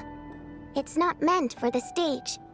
It means something like, "May those we have lost watch over us, and follow this song back home in the night, so that we might be reunited once more."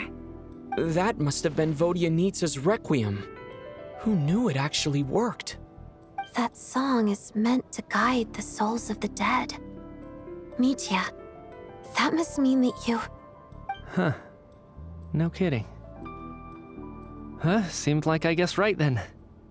This is what I've been so desperate to tell you about.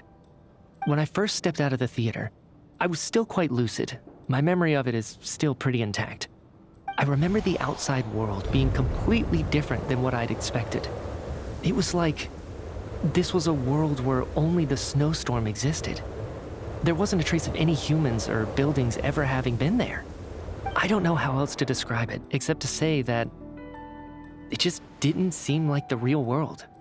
And as for the Requiem, if I was guided here by Vodyanitsa's song, it can only mean that I must already be dead. And this is my soul, not my body. But I didn't experience a clear moment of death while I was out there. Nor do I feel any different now than before I walked into the snowstorm. You don't seem any different to me either.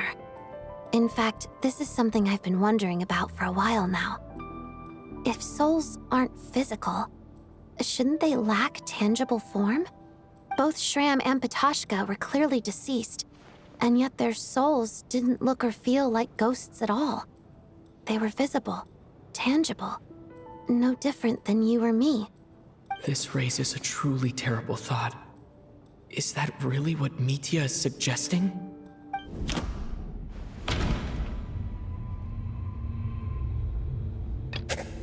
Mitya said the outside is a world where only the snowstorm exists.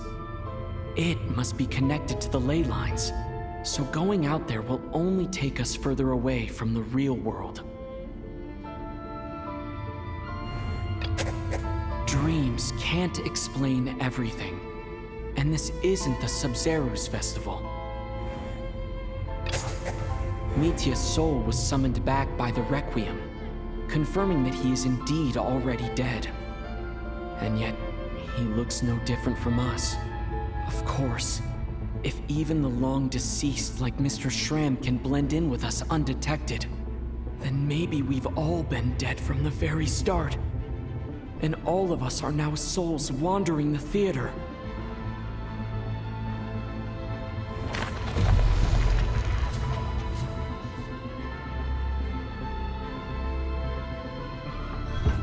Yes. I think that this is probably the afterlife. What did you say?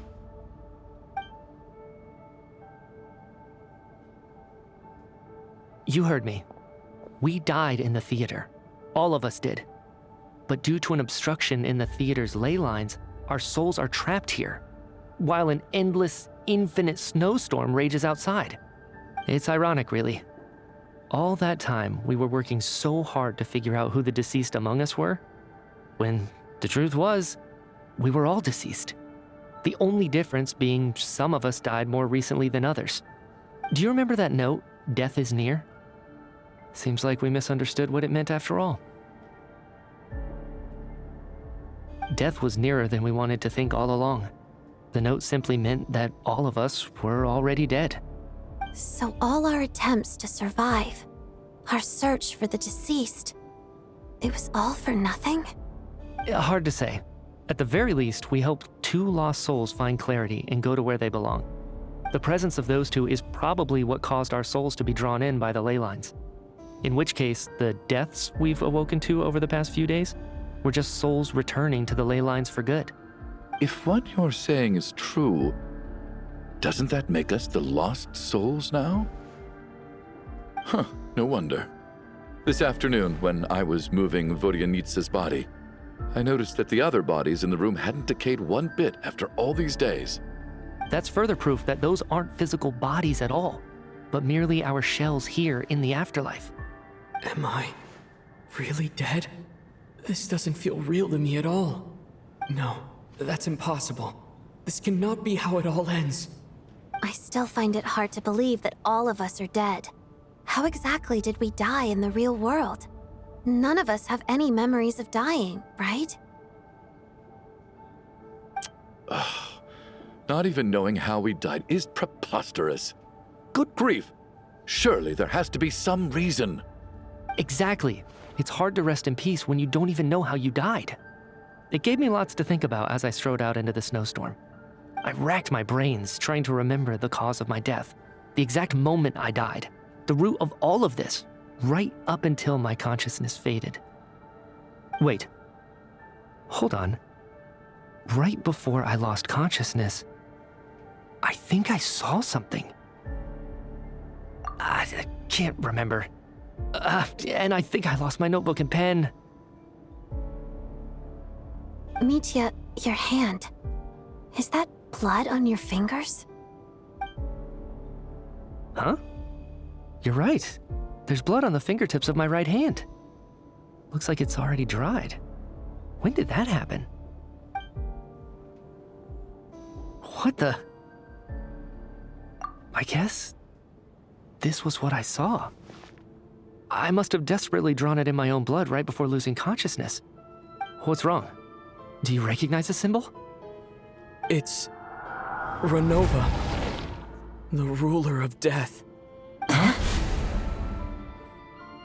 Alosha, do you still remember that Snezhnayan folktale you told me about? It was about the Grim Reaper. When someone's about to die, he appears as an incarnation of someone familiar to guide their soul into the afterlife. And as soon as you recognize his face, your life is over. I heard a similar tale when I was little. You think the Grim Reaper in this story refers to the ruler of death you mentioned? That's right. In which case, death is near could also mean that the Grim Reaper is here disguised in a familiar form. Death, the deceased, and the Grim Reaper? So it's a triple entendre. When I first saw this note, I thought it contradicted the investigation report. But now it seems like that was the whole intention. So the Grim Reaper deliberately misled us. Then, we started suspecting each other and searched for the deceased while they hid in plain sight. By that logic, the one person most likely to be the Grim Reaper incarnate is...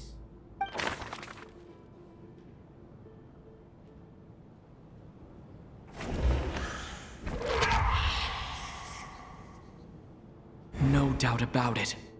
It's Alosha.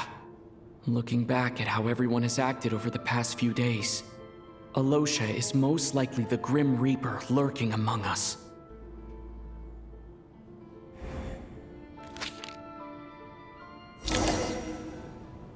Is it you, Alosha? You were the first to discover the investigation report, and you had plenty of time to slip the note inside to mislead us. So? Surely you can't suspect me based on that alone. What if someone else found the investigation report first, slipped the note inside, and then put it back without telling anyone? There's no denying it. The note could easily have been slipped in much earlier than it was discovered. That's not all.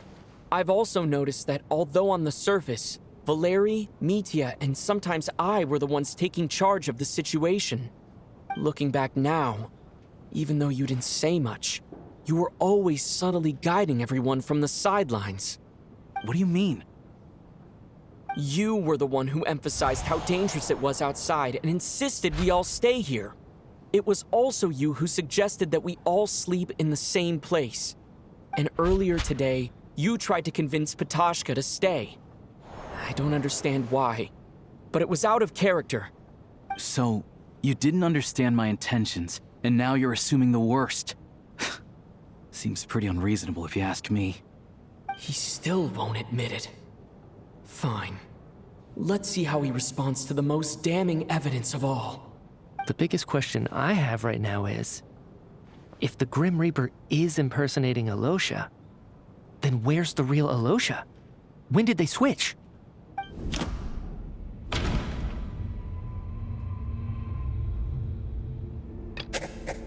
No, the Ruler of Death added a note to the investigation report at the time. This indicates that Alosha had been switched out even earlier than that. No, nothing related to Alosha happened that night. That's right. This was the moment. Right at the start, before any victims had even emerged, Alosha was switched with the Ruler of Death while everyone's guard was still down.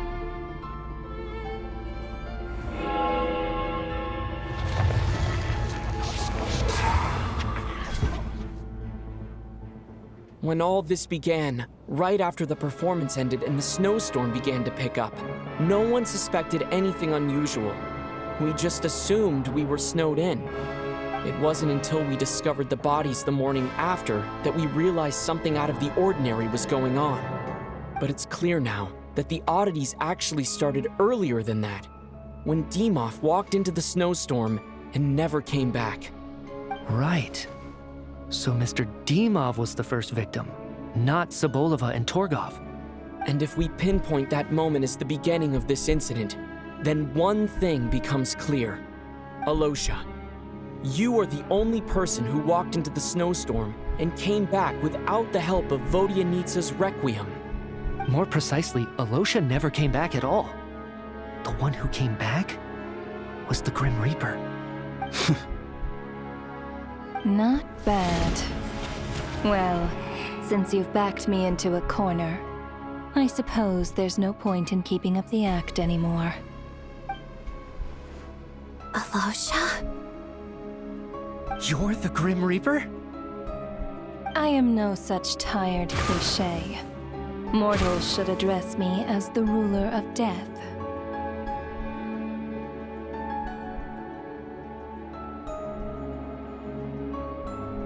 Before being wiped out for good, you identified the two deceased, and even sensed my presence. A commendable achievement. Far beyond what I expected. I heard you can ferry souls. Those deaths each night. Were they your doing? Your initial conclusion was correct. Due to the existence of the two deceased, the ley lines yearned to reclaim those long-lost souls. Every night, they devoured an equal number of souls to fill the void. This required no intervention from me. Though, of course, ferrying souls is indeed my authority. Here, take a look.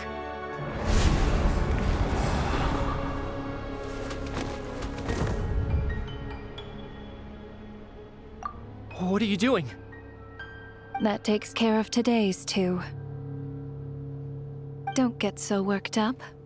You are already dead, and your souls must return to the ley lines. I know we're already dead. You murdered us, didn't you? Murdered? No. Murder is when mortals usurp my authority. Death is my jurisdiction. If I require someone to die, I need not resort to such laborious methods as murder. You simply met the criteria to trigger my curse of death. I know about the curse of immortality. So there's another death-related curse too? You cursed us? When? And why would you do such a thing? So often, humans pray to me, begging to know when their death will come, and what form it will take. But few people ask why. If you must have an answer, know that death comes simply because one's time has come. So you're not gonna tell us the truth? Hold your tongue. By all rights, you shouldn't even be allowed to speak with me. Those angels from the past are to blame for the reckless renovation of the ley lines here. It's made my work on this occasion infuriatingly complicated. Work? So trapping us here, making us watch our friends die, that's just another day at work for you? You clearly have a lot of questions. Fine. As a reward for your remarkable accomplishments over the past few days, I shall answer a few of your inquiries, provided they aren't too unreasonable. After the physical body dies, the soul must return to the ley lines for that person's death to be considered complete. My work encompasses the entire process of death, including, naturally, the guiding of souls into the ley lines, with which you are now so familiar. You must also be rather familiar with Natlan's Night Kingdom, I presume? It was I who supported the creation of the Night Kingdom. It provided a convenient means of guiding the souls of Natlan. Here, too, the ley lines connected to the theater underwent some modifications. The angels hoped to make them capable of accommodating the souls of some special creations. But this actually hindered their ability to accept ordinary souls to some degree. This effect manifested itself after you died from the curse in the theater, leaving you stranded in the afterlife, unable to achieve a complete death. But if souls who die from the curse of death fail to return to the ley lines within a short window of time, they will miss their chance for good. Then, they will remain forever suspended between life and death, no longer subject to the authorities of either. So if you don't resolve this matter soon, and see all our souls return to the ley lines before long, we'll escape your control. Mitya's sharp. This must be what Renova was worried might happen, and the reason she got involved to begin with. But if you have the authority to guide souls, why didn't you just show yourself and get it over with? Why hide among us in the form of Alosha? You seek to understand the mind of a god. Very well. I'll tell you. This is a theater, and I decided I wanted to watch a show about death. That's why I encouraged you to take the events to the stage. I found myself getting quite immersed. I suppose the entertainment you provided makes up for all the trouble you've caused me by being so defiant in the face of death.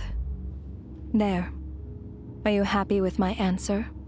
Can't say I am. Really? But it fits the stereotypes you humans have about gods. Just moments ago, you were complaining about how infuriatingly complicated your work here has been. Work is work, I get it. There are times when it's a huge pain, but you just have to get it done, right? That's a rather unique perspective for a human. You are in fact correct. There is a pain point in this case.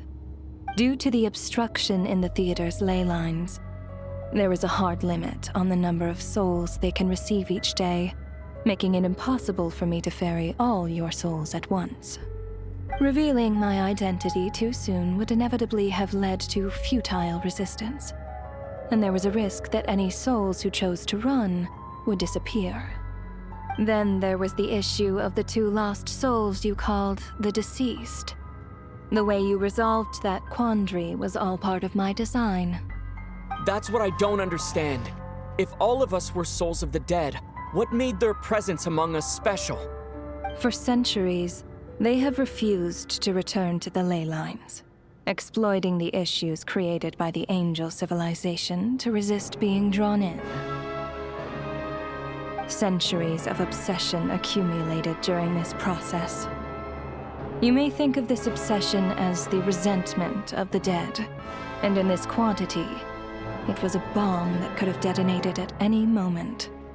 It reached the point where I could not afford to leave it unchecked. But the only way to fix it was to help them acknowledge their own deaths, make peace with their regrets, and willingly walk into the snowstorm. Only then, with my guidance, could they finally return to the ley lines. Otherwise, you would not like to know what the consequences would have been. I vaguely remember seeing Batashka, but in the most terrifying form. Was that in a dream? Is that what would have become of her if she hadn't returned to the ley lines? I see your dreams brought you many revelations. So you see, Death, in fact, grants wisdom to mortals. Souls connect to all things in the world and see the chain of cause and effect between them. It's nothing unusual. Anyway, giving psychological counseling to lost souls is not my strong suit. That is more of an angel's role. It was something I could not resolve directly using my authority, so I decided it was easier to leave the bomb defusal to you. Meanwhile, of course, their presence caused the souls of other members of your party to return to the ley lines each night. From where I stand, that was killing two birds with one stone. As both issues slowly resolved one another without me having to lift a finger, all I had to do was stay close by and keep the situation under control. Then use my authority to wrap things up at the end. And, of course, while I was at it, I thoroughly enjoyed watching this drama, dealing with death from a mortal perspective, play out on the stage. Sounds like you had it all figured out, Grim Reaper. I just did the math. You said there's a hard limit to the number of souls the ley lines here can receive each day. It's 2, isn't it? That much is obvious, even to a fool. It's time to review this whole affair. If the ley lines can only take in 2 people per day, I need to go over the deaths from these past few days again.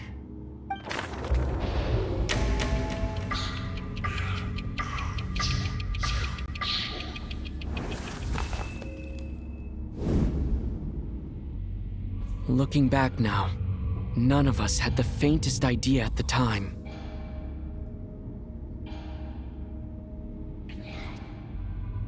From the moment that staff member named Demoff walked into the snowstorm, the incident had already begun.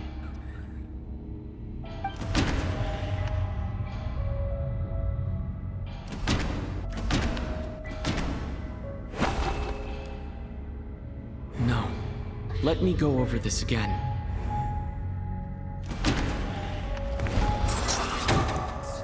Alosha was the second to walk into the snowstorm after Demoff to investigate. During this process, the ruler of death assumed his identity, making him one of the victims.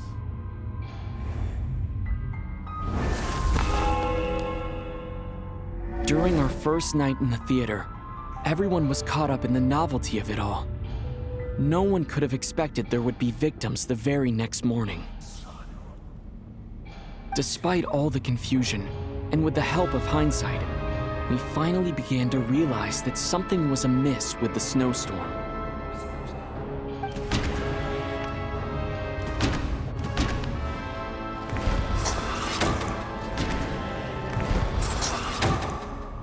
The ley lines devoured Torgov and Sobolova on the first night.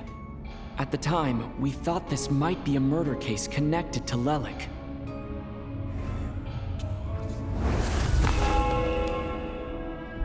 Odette and I spoke a lot that night. 3 people were on watch, but in the morning, we discovered that someone had fallen victim all the same.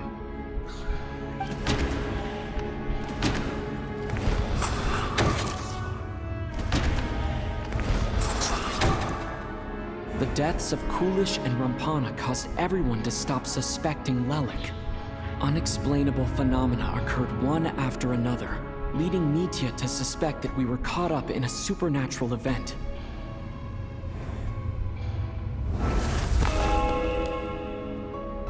Later, we discovered that there seemed to be an extra person among us, and subsequently discovered the existence of the deceased.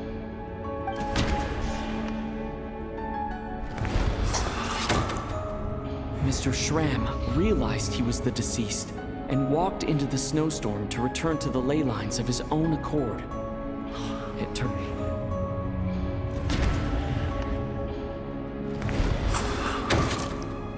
He thought it was all over, but Mr. Valeri's death was a rude awakening for everyone. The ley lines consumed him during the night regardless. A lot happened today. Mr. Valeri's death led us to discover the connection between the number of deceased and the number of victims during the night.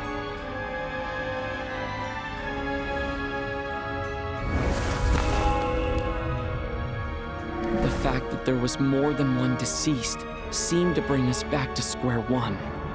Odette revealed some information she had been keeping to herself.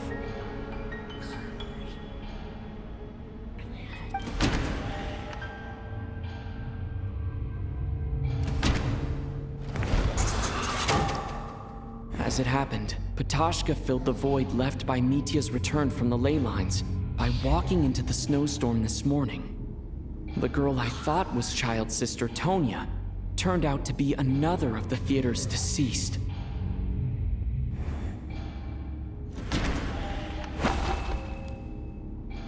Although Mitya did indeed walk into the snowstorm that day, he returned from the ley lines with the help of Vodyanitsa's Requiem. The void in the ley lines hasn't been filled, so let's rule out Vodyanitsa was swallowed by the ley lines in her sleep, but the Requiem she sang before falling asleep was quite a game changer. Come to think of it, Ptashka was about to walk into the snowstorm at that time, and Renova, unaware that Mitya would return, was concerned that her soul would overflow from the ley lines. That's why she used Alosha's voice to try and persuade her to stay behind. Looking back, I suppose that was an early slip-up on her part.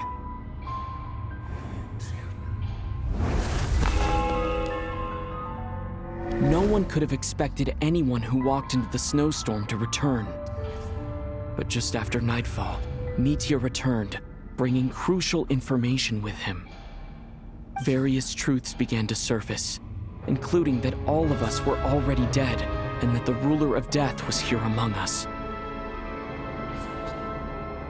Then, after revealing her true form, Renova callously claimed 2 souls.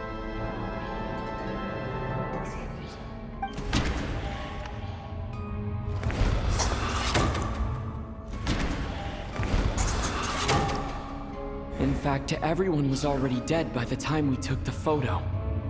And in the days since, we've experienced many more partings in the afterlife. Now, only Mitya and I remain. And the true culprit behind everything still stands before us. In Mitya's eyes, I see the same anger and frustration that I feel.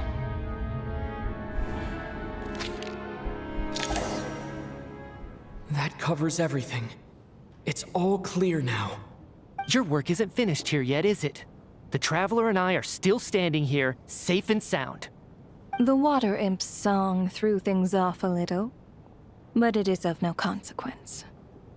The ley lines have already anchored your soul, and the first ray of light tomorrow morning will take you back. I, meanwhile, need to review my attitude towards the Water Imp race. So the reunion in the night that Vodyanitsa mentioned, I suppose that was never meant to be a permanent reunion. That just leaves you, Traveler. My power only allows me to temporarily separate your soul from your body. The ley lines of Tevat would not accept you, and your soul is firmly anchored to your body by your will. For a descender like you, who is not bound by Tevat's rules, your death can only be brought through the most violent of means, such as directly destroying either your body or soul. I have no interest in involving myself with Descenders, for now. Although, this may change if Asmodee remains missing, or you insist on interfering with our affairs. One last question then. All our struggles and sacrifices here, they were meaningless from the very beginning, weren't they? Death abides no reason. Besides, what you call sacrifice is merely a concept created by humanity. To me, it is nothing more than a self-indulgent charade in the face of death. Mere mortals fantasizing that their actions could reclaim something from my grasp. A truly laughable idea.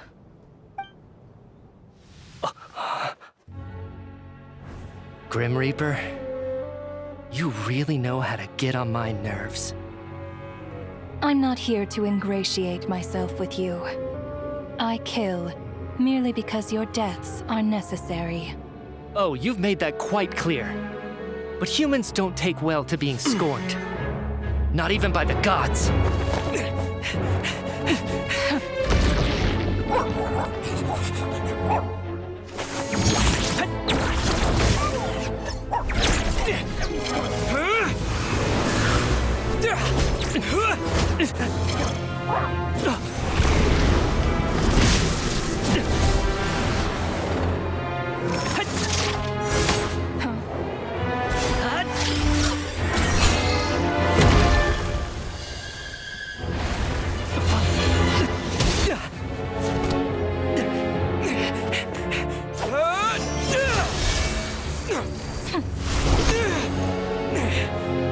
This is futile.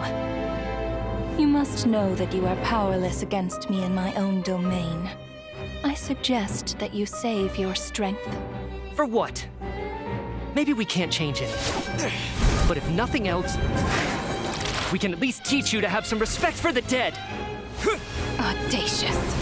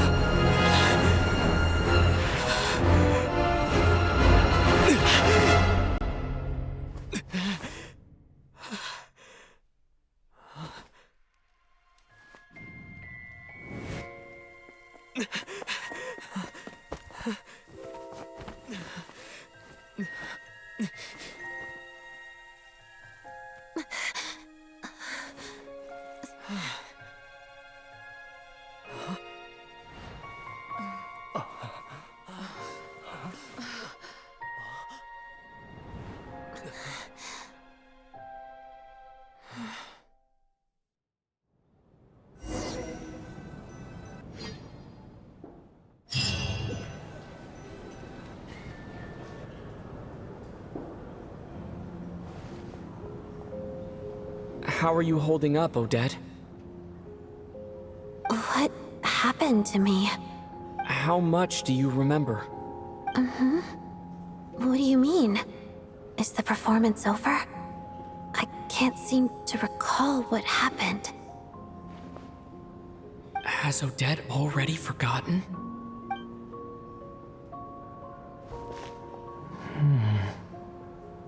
Mitya? Oh, I'm sorry. I guess I spaced out there for a second. Remind me who you are? Don't you remember anything?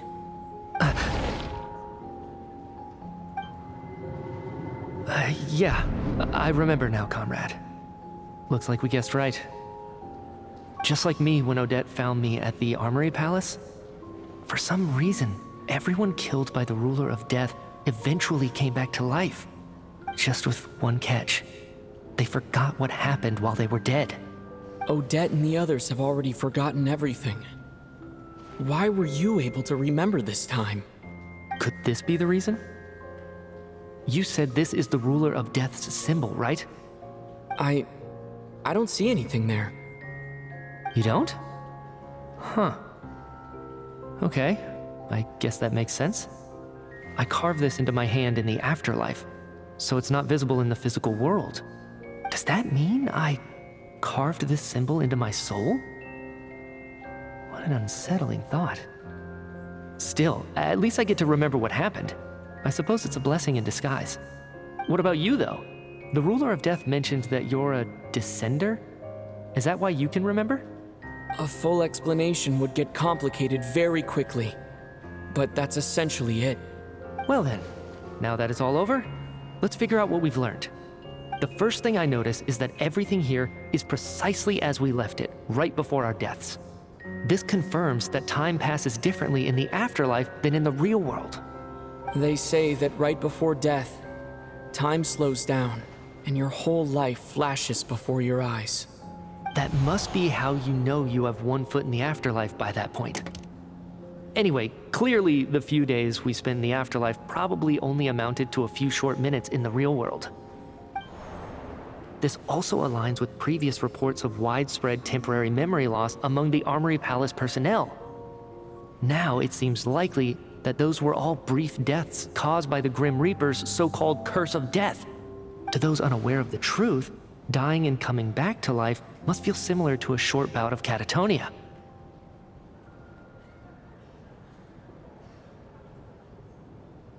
This leaves me with a couple big questions. What are the conditions that trigger this so-called curse of death?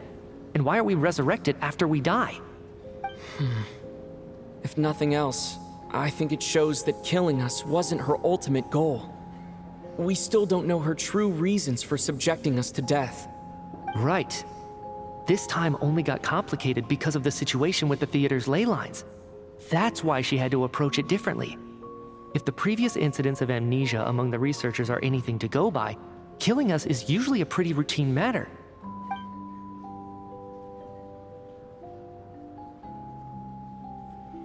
Come to think of it, wasn't I about to note something down before I died? I can't remember what it was, but I think it was something related to my research project. Sorry, Traveler. I'll catch up with you again later. Right now, I have to make a trip back to the Armory Palace. Sir, if I may, no one of your description has ever shown up in my investigations into Mr. Mitia's friends. Yet, you two seem very familiar with each other. Could you perhaps tell me where he was in such a rush to get to? And, by the way, have we ever crossed paths? Forgive the presumptuousness, but I feel a vague and indescribable sense of familiarity about you. I can explain everything. Could you help me gather everyone in the theater in one place?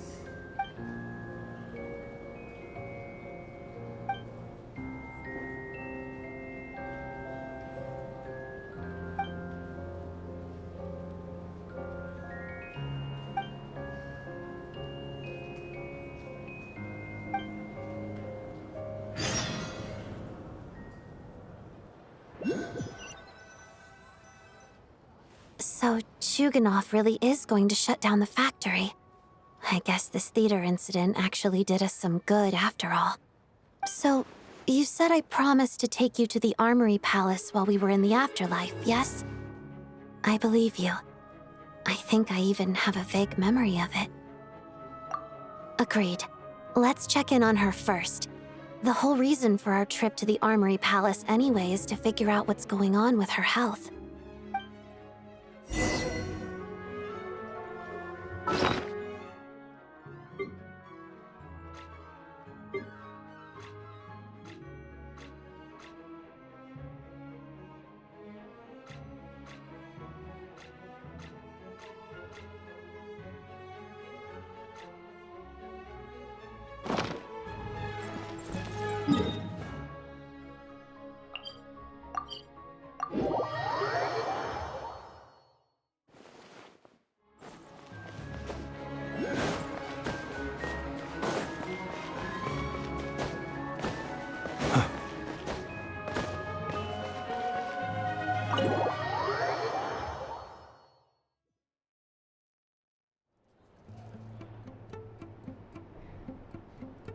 I'm finally back, even though a long time has passed from my perspective. As far as Paimon's concerned, I probably just went out to watch a very short show. I should keep my emotions in check when I see Paimon again, or it'll seem weird. Wait. The atmosphere here feels off. Shh. Stay quiet. Let's go inside and take a look. Have we still not been able to notify Child yet? We need new orders. What if that person comes back again?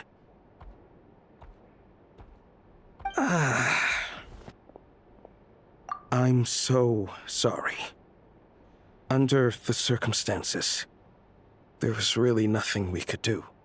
Tell me, what happened to Paimon? It was the Jester. He came here in person and escorted Miss Paimon away. He's the director of the Fatui. His authority supersedes all others and cannot be questioned. There was nothing we could do. How long ago did he leave? And what was Paimon's status? It was about an hour ago. Miss Paimon was fast asleep at the time. The Jester simply walked off with her as if it was only natural. I assure you, he absolutely did not use any force. Do you know where they went? The Armory Palace, most likely. Lord Piero, the Jester, has been overseeing the experiments there lately, keeping a close eye on their progress. Everyone in the Fatui has heard about it by now. I'm surprised he came in person. Whatever his reason for taking Paimon, he'll most likely return to the Armory Palace first, which is exactly where we were headed anyway. Then lead the way, Odette. Okay, let's go.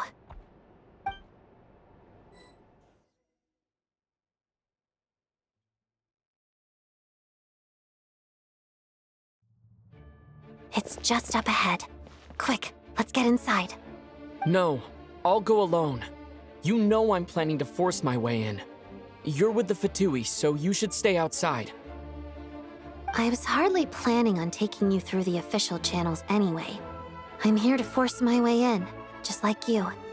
I may be a Fatus, but I'm also Lelek, enemy of Project Stuja. Paimon's safety is paramount right now. With me around, you'll have an extra pair of hands. There might be devices inside that are easier for an insider to deal with. If you say so. Let's go. There's no time to hesitate.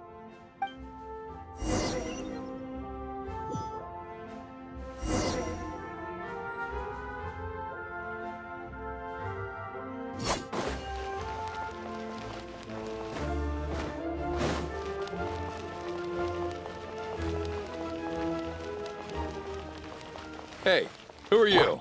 This part of the Armory Palace is under restricted access. What do you think you're doing? No questions, please. We're short on time. Close your eyes.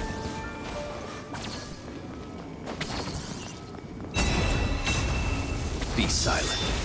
I'll make short work of you. Surge.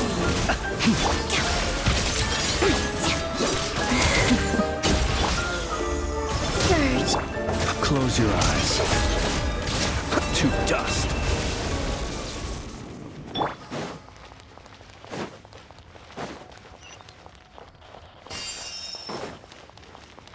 Fear the coming storm. Absorption test! Animal test 6308! Lightning terrified! Witness the snow swan's grace. Where are you? A new moon rises. Wane. Beware the creatures of the night. Please help.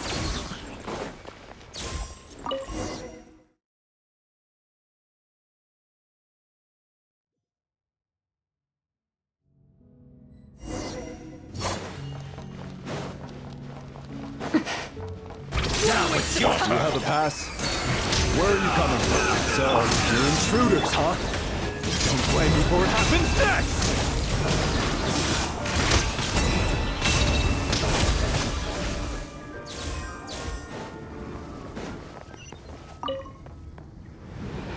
The Armory Palace is hidden this deep in? This place is much bigger than I imagined. They're conducting top-secret research, after all. The deeper it's hidden, the better, is standard Fatui logic.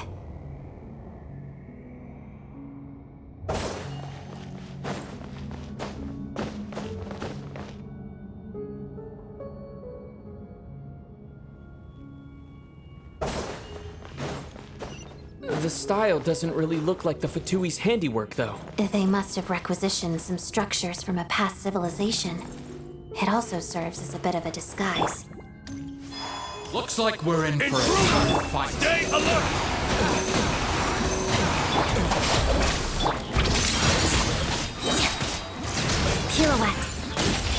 Be silent.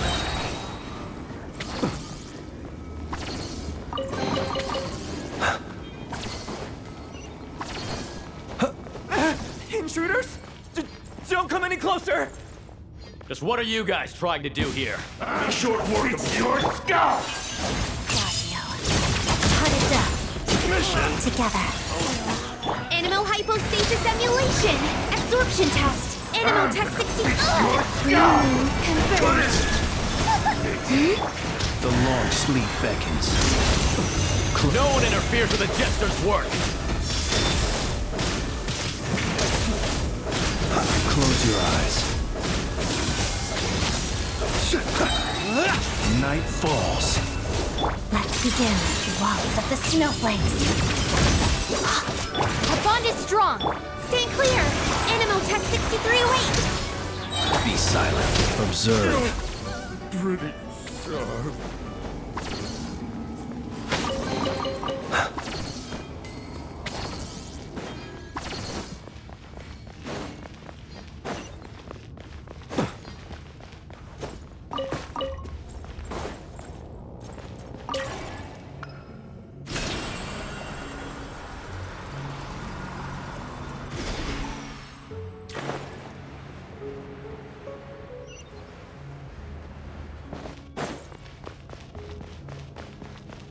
Looks like no one's guarding this place. There's something off about that decoration over there. Look out! Let's deal with these before we move on.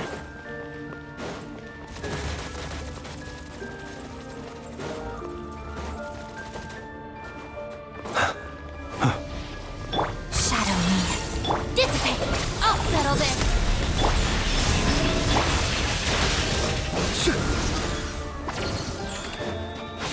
Close your eyes.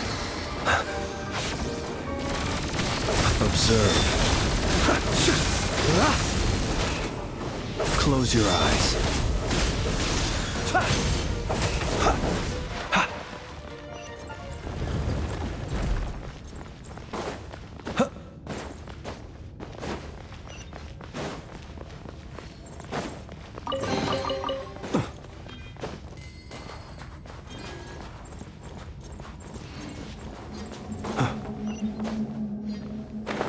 The researchers here probably don't know that we're uninvited guests. Let's try not to hurt them. What's the big star from the theater doing here? That's Miss Odette. She's a member of the Fatui. Don't tell me you didn't know that. Was the whole reason for Project Stuja to support the research here at the Armory Palace? Just what are the Fatui and the Tsaritsa planning?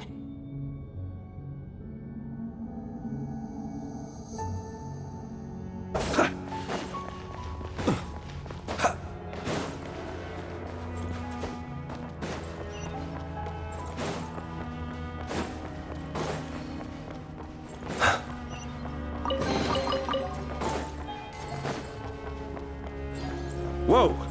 Who are you? Never seen you around here before.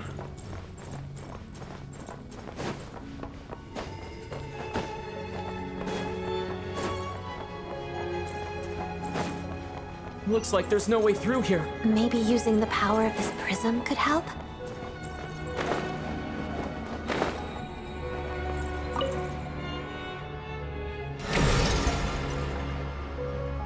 I think I see some images. It's the prism's power at play, causing images of the past to reappear, albeit only as illusions. Paimon. And the Jester. Is this another scene from the past? Yes. It looks quite old, though. I don't think it happened in the recent past.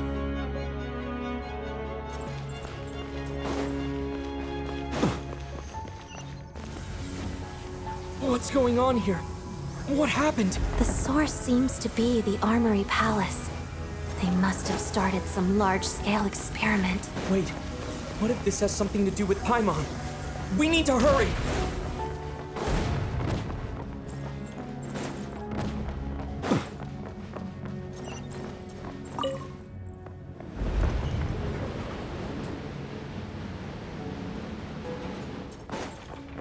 We're almost there. The Armory Palace is just up ahead. Paimon, please be okay. Mission! Our bond is strong! Absorption test! Staying clear! Enhanced animo modules! Observe. Close your eyes. To dust. Night falls. Witness the snow swan's grace. Pot of death.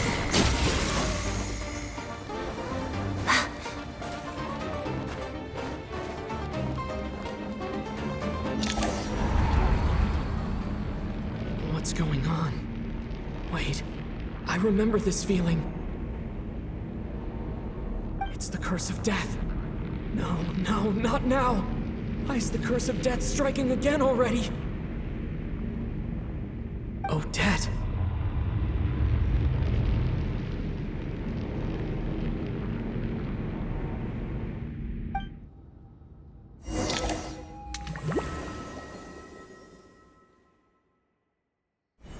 Is this the afterlife again?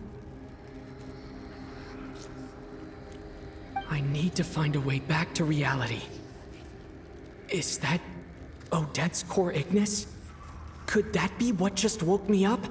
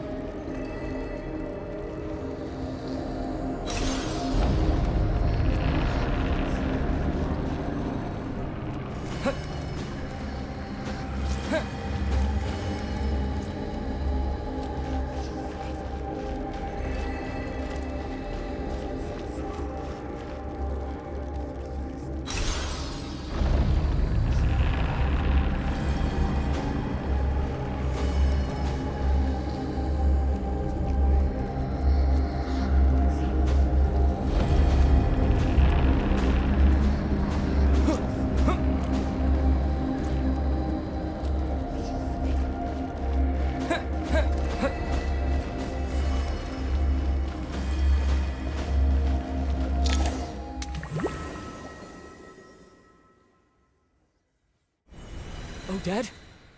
Odette! No signs of life. But past experience says that she should be resurrected before too long. Right? Did Odette intentionally use her core Ignis to guide my soul? I feel like something similar happened in a dream I had before. Thank you, Odette. If not for you, my soul wouldn't have found its way back to my body so quickly. And I might not have woken up so soon. But I'm sorry. I don't have time to protect you. I have to use the time you bought me to get Paimon back.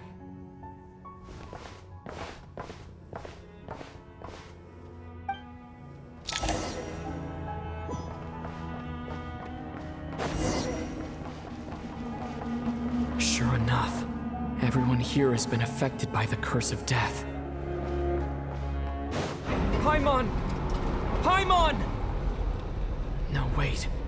Paimon probably didn't escape Renova's curse either. She won't be able to respond to me right now. I'll have to find her myself.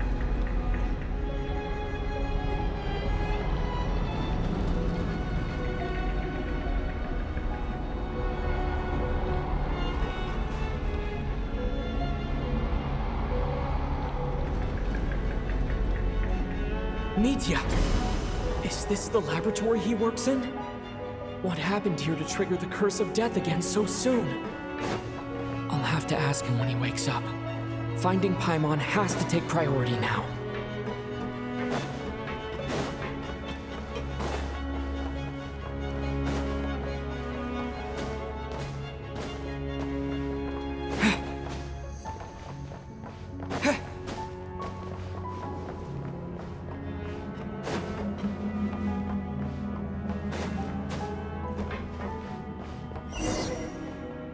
found her. Paimon really is here.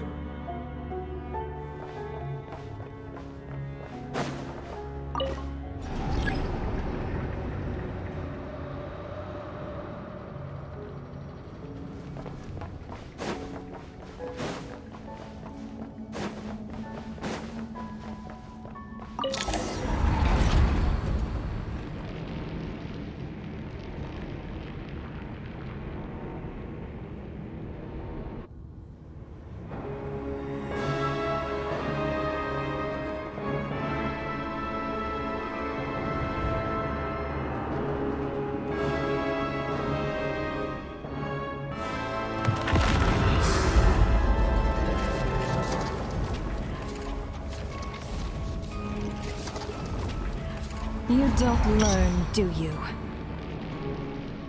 You've already been involved in one mass death, and now you show up at the scene of another. This might have passed for a coincidence the first time, but a second time? Am I to assume you are intentionally interfering in Snezhnaya's affairs? Judging by your expression, it seems that you understand little of what is going on here. In that case, a word to the wise. Do not interfere in Snezhnaya's affairs. A civilization that fails to learn its lesson constantly depletes its own worth. It will one day lose any reason for its existence. And as a descender, you are perfectly suited to be the lifeline to which a dying civilization might desperately cling. Consider your position carefully. No advice needed. I'll make my own judgments. Suit yourself. When the day of reckoning arrives, not even a descender can hope to escape unscathed. The time for resurrection fast approaches. The mortals here are not yet worthy to behold my form. So that will be all for today.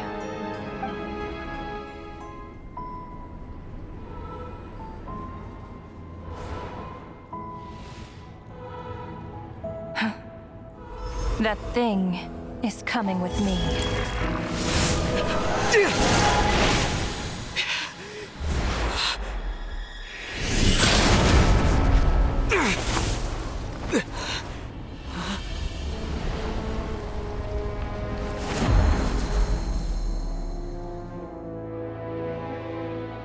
You awoke sooner than I thought.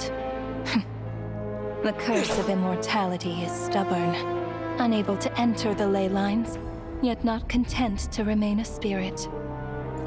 Ruler of death, what do you want? You perplex me. Both you and you. That thing may be a creation of Celestia, but it possesses none of Celestia's power, let alone authority. Your obsession with it baffles me. No matter, the resurrection will soon begin. It's worthless anyway. I'll reclaim it next time.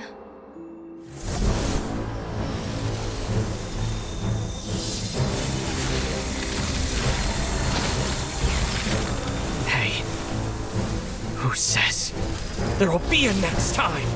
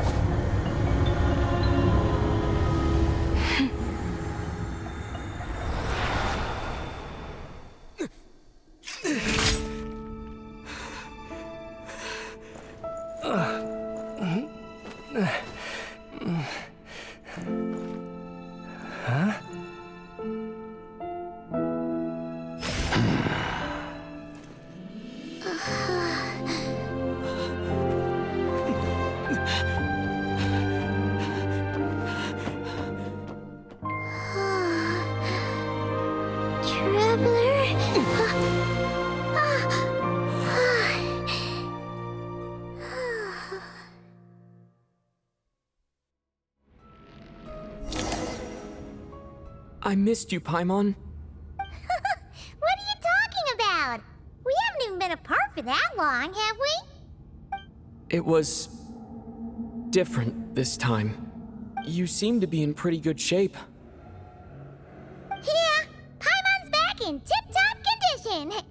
It's the weirdest thing. Paimon fell asleep earlier, and when she woke up, she found herself here. The Jester and that guy talking to him used some kind of energy on Paimon, and she could kind of feel it canceling out that other thing that was making her feel unwell. So, Mitya helped too? Apologies for leaving in such a hurry at the theater earlier. I was in a rush to verify some theories. Rest assured that your companion is perfectly safe. We reversed the effects that the experimental energy had on her. The Jester specifically instructed me to do so. I suppose this is our first official meeting, Traveler. I could not let Paimon suffer in her condition for a moment longer, and so I simply took her without explanation. I hope you do not mind.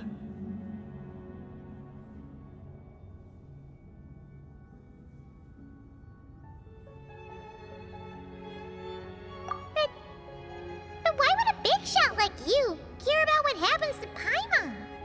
As I said when you first arrived in Snezhnaya, we once spent some time together. Oh yeah, you did mention that.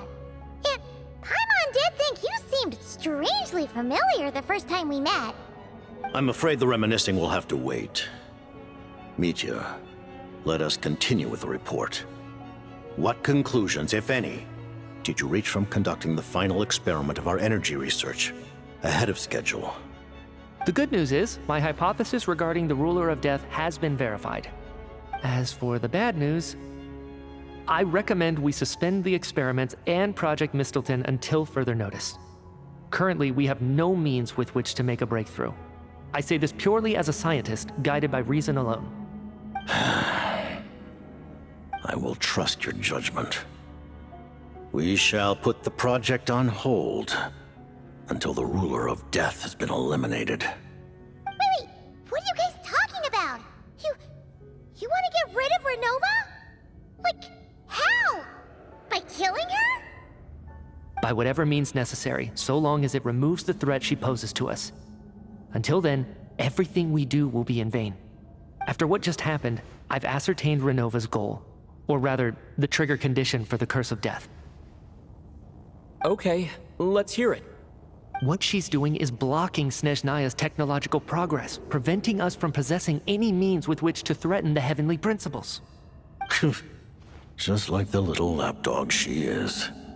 So, any ideas, research, or experiments that lead to technological progress can trigger the curse.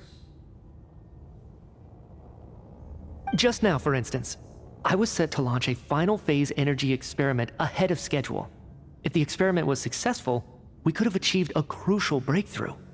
As expected, though, the moment the experiment began, all the researchers, technicians, and witnesses died from the curse.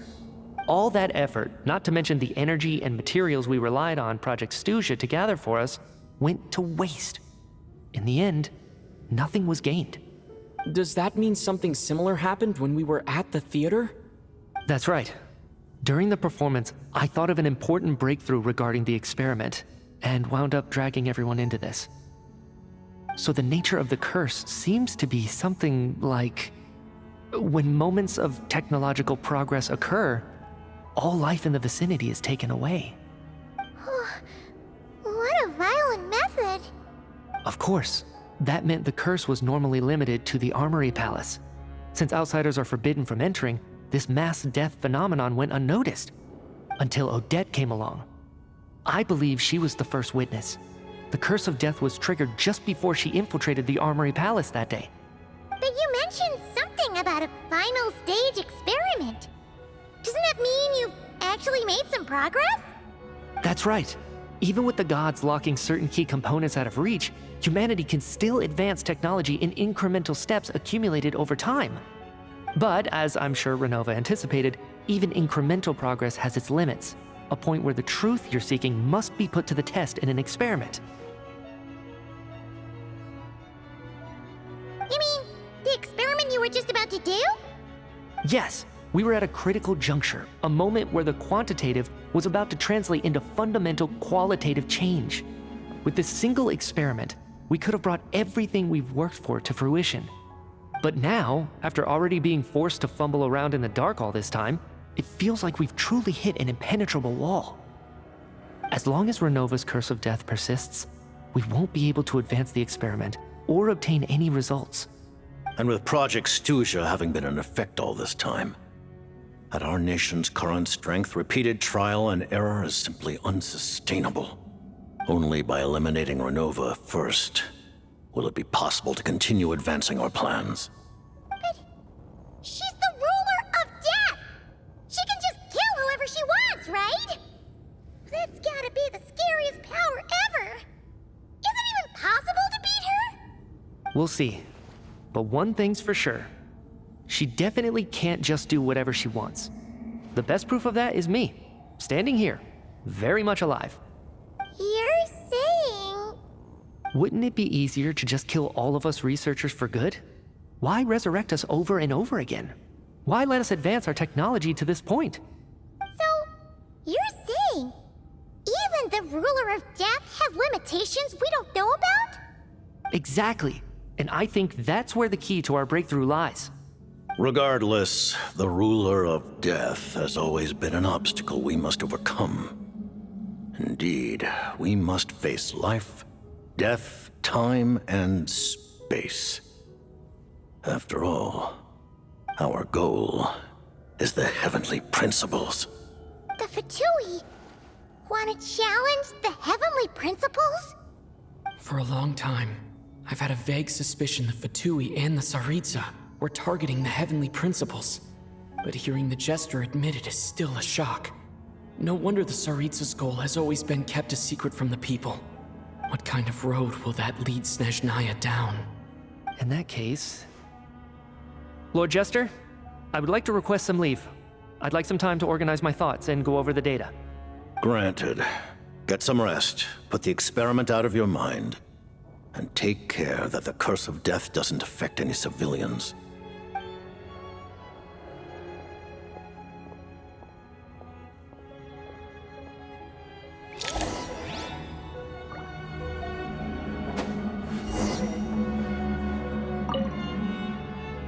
While there is yet time, allow me to offer you my hospitality, honored guest of Snezhnaya. Is there anything you wish to know? I remember hearing the term Mistleton from Columbina. Yeah! Paimon wanted to ask about that when the name came up just now. What is it?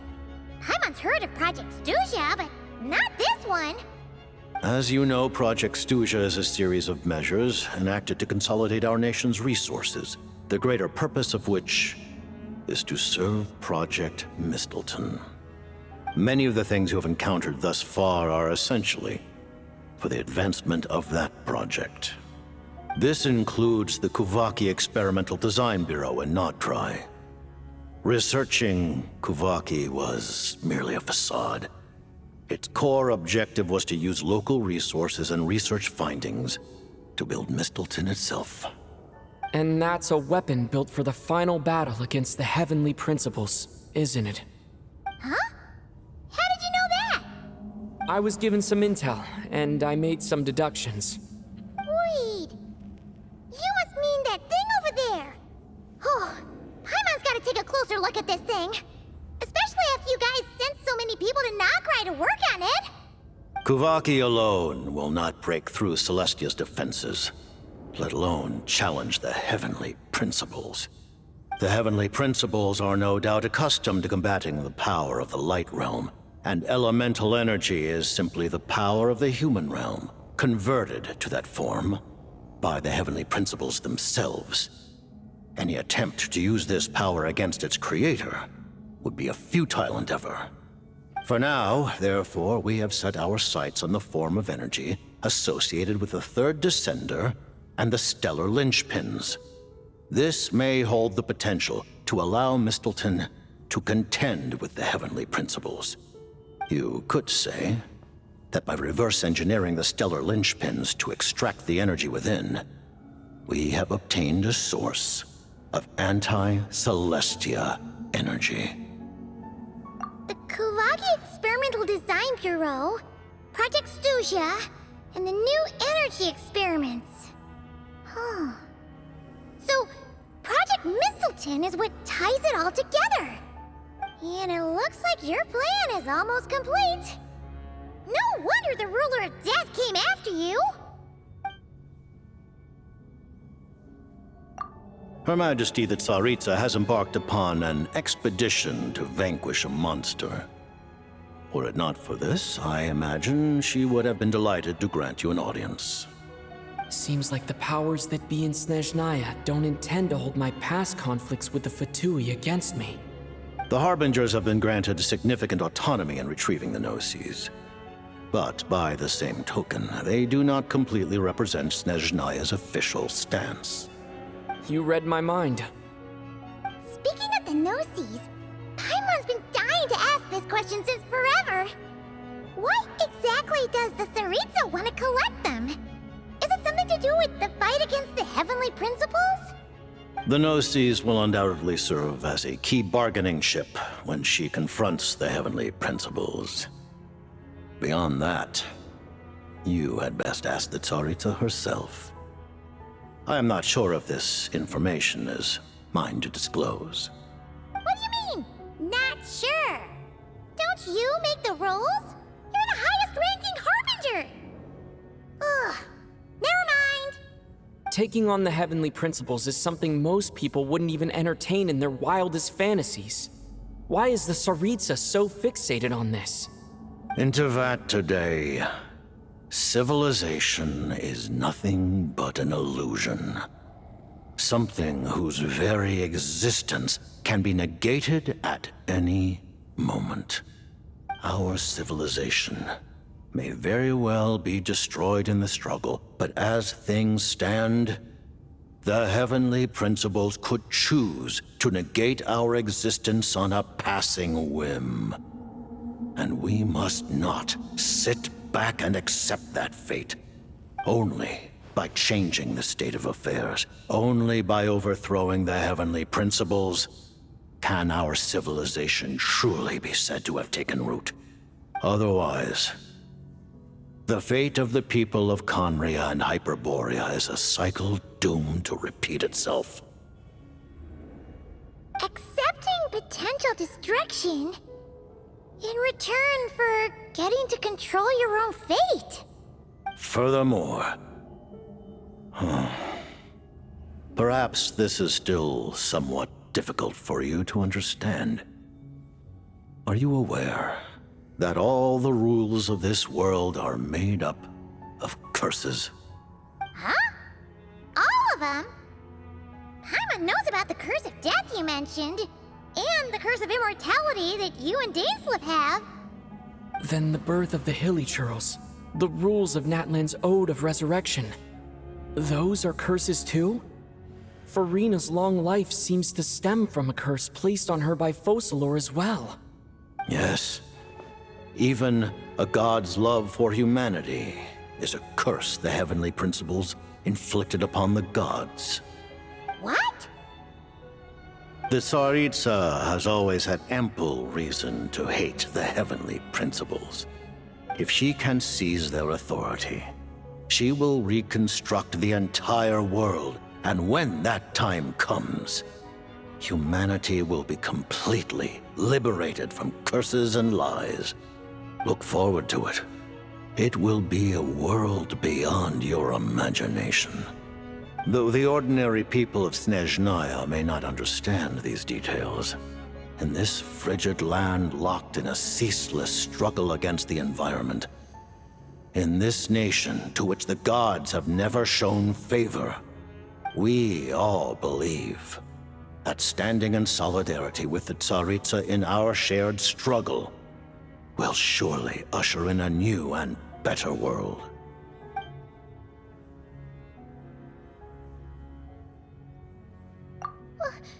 Paimon really doesn't remember. He's basically a stranger. You've got to believe Paimon. Allow me to explain. The reason Paimon reacted to the anti-Celestia energy developed by the Armory Palace. It's because she comes from Celestia herself. More specifically, she is one of its creations.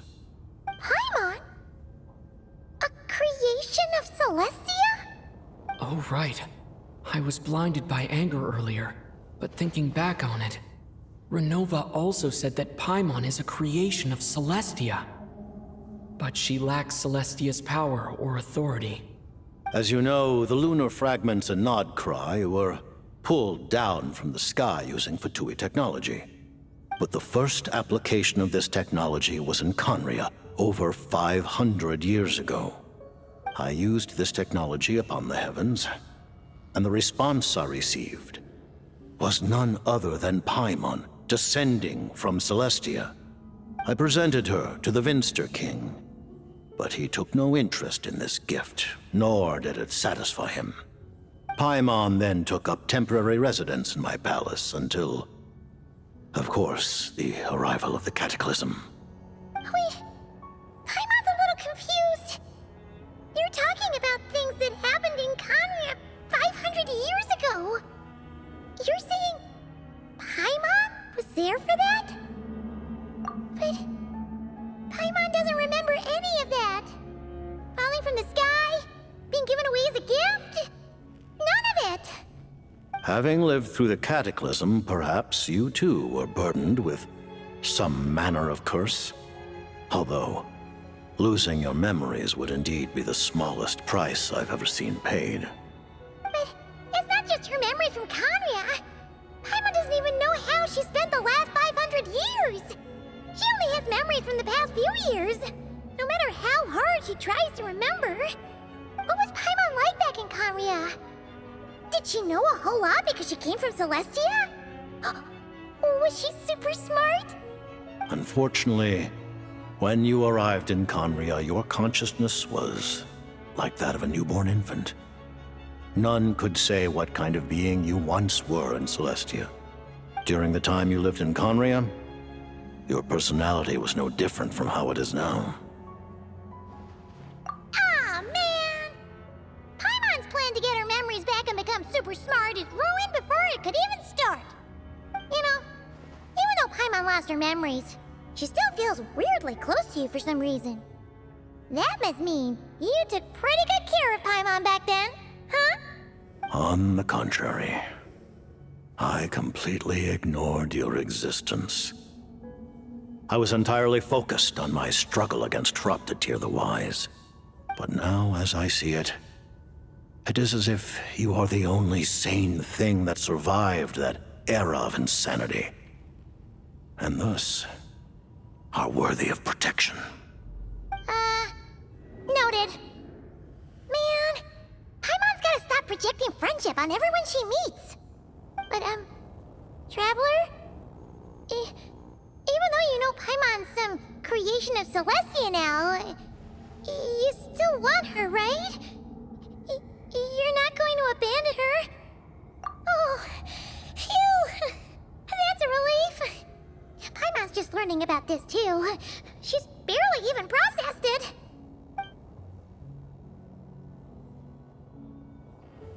Thank you for telling me so much. I'm a bit surprised, honestly. I didn't expect you to be quite so transparent with me. Given the circumstances, the Fatui need not hide anything from our allies. Allies? To advance Project Mistleton, we must first resolve our issue with the Ruler of Death. And, if I presume correctly, you have no intention of letting her actions go unpunished either, do you? That's right. Ever since she said she intends to reclaim Paimon when we next meet, I figured reconciliation was out of the question. Against an opponent of this caliber, deliberating over our allegiances would waste time we do not have. We must join forces unreservedly with whomever we can, if we are to stand anything like a fighting chance. You're going to challenge the Ruler of Death? Just for Paimon? But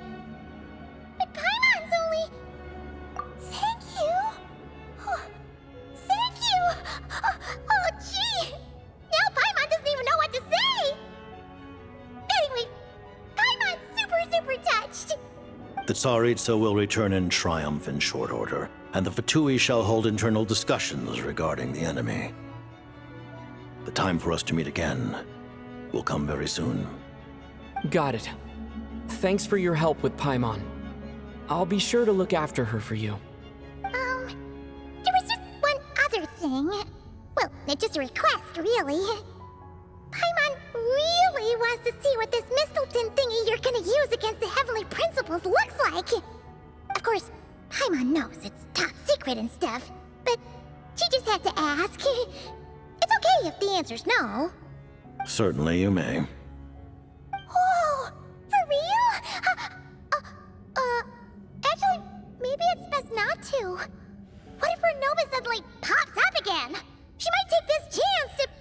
While the technology is not yet fully developed, it has nevertheless reached the stage where Celestia's creations are unable to damage it. In that regard, you may rest assured. Oh. Wow. No wonder Paimon felt so out of sorts recently, even though it was super far away. Alright then! Paimon's ready to take a sneaky peek at this top secret super weapon!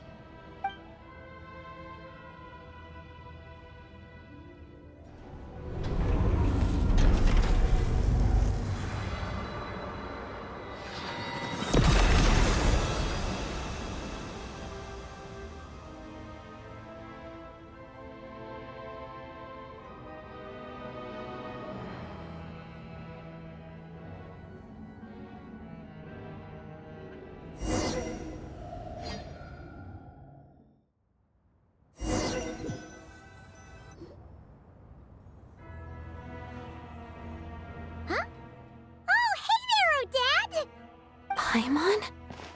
You're okay. Thank goodness. You look well. Have you recovered? Long story short, yep, Paimon's all better. What are you doing here? Were you waiting for us? That's right. When I woke up, I wanted to go in after you, but the guards had woken up as well. It would have been tough to take them on alone, and there was no easy way to sneak past them. So I returned the way I came and waited for you here. It was thanks to you that my soul found its way back to my body so quickly. Thank you. Huh. That actually worked? Nice. I just figured I'd try my luck when that ominous feeling struck me. Really, you should be thanking this thing instead. Anyway, and now that things here are all taken care of, I have other things I should get back to.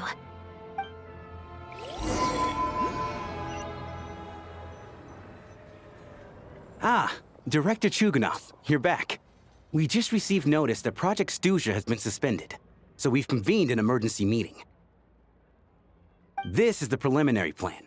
In addition to expanding production capacity, we've also discussed feasible layoff plans to optimize revenue and expenditure structure. Our calculations indicate that the factory's profits will increase by at least 30%. Just give the word, Director. That won't be necessary. Leave the energy for those who need it. Whether they use it just to get by or to run a business, that's up to them. Start preparing to halt production and lay off the staff. Make sure the workers are able to land on their feet and that they are duly compensated. Thank you all for your hard work during this time. Am I hearing you right? Why? After all the tough times we made it through, now is exactly when we should start to turn a profit. I just suddenly don't want to do this anymore. Huh. Does there have to be a reason? Iskra, it's time to rest. Dear esteemed members of the Rokat, given the effects of Lelik's radical actions upon our organization's reputation and social stability, a decision has been made to permanently withdraw this codename from use.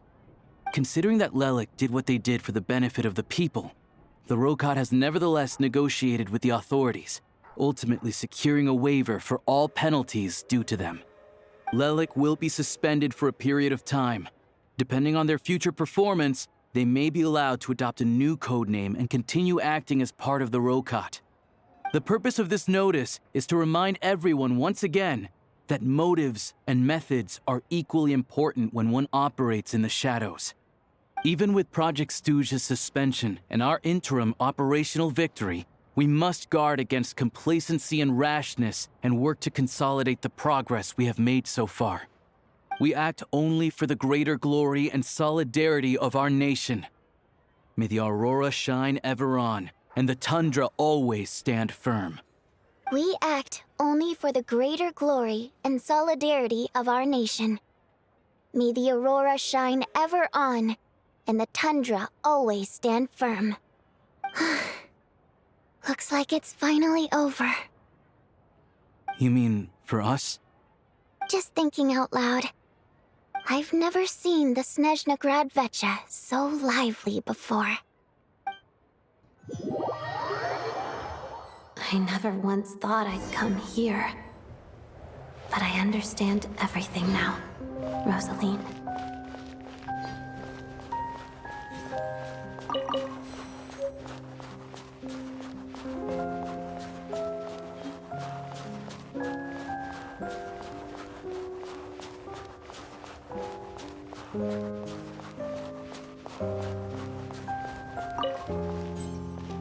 I've seen Spirit Seeker performed many times, including by your mother.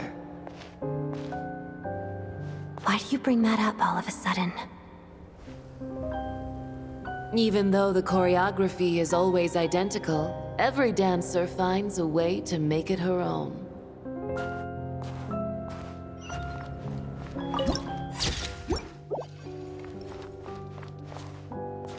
So you actually want to talk to me about ballet? I just think it would be a pity if the dance was lost to history. She didn't teach it to you, did she? That was an unusually subtle taunt for you.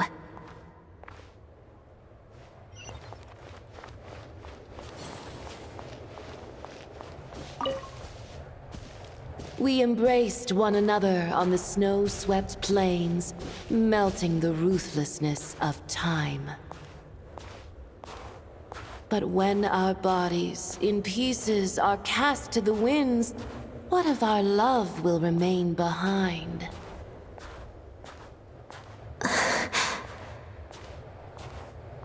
Don't tell me you can't sing. Shush.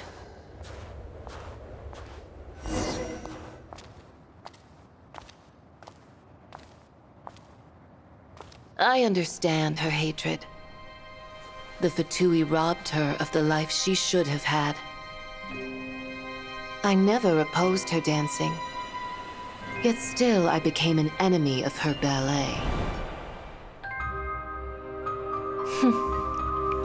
I'll just keep my distance. Many despise me. I'm used to it. You're certainly not one to shy away from confrontation. But children, they need a different approach. I'm hardly the most maternal figure. Yet, she is a child. In my experience, while a father commands authority, he must still yield to love. You should tell her what you think about her dancing.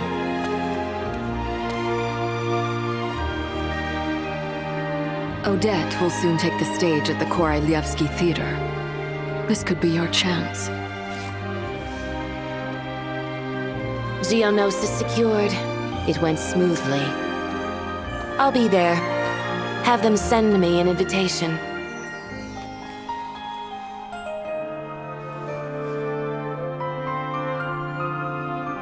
Sadly, things didn't work out.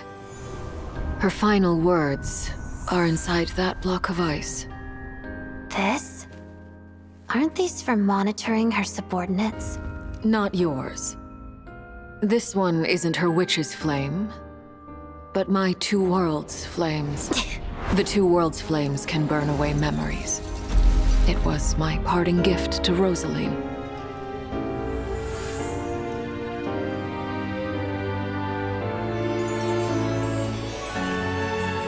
If all goes to plan, she and I will both live to see the Tsaritsa succeed.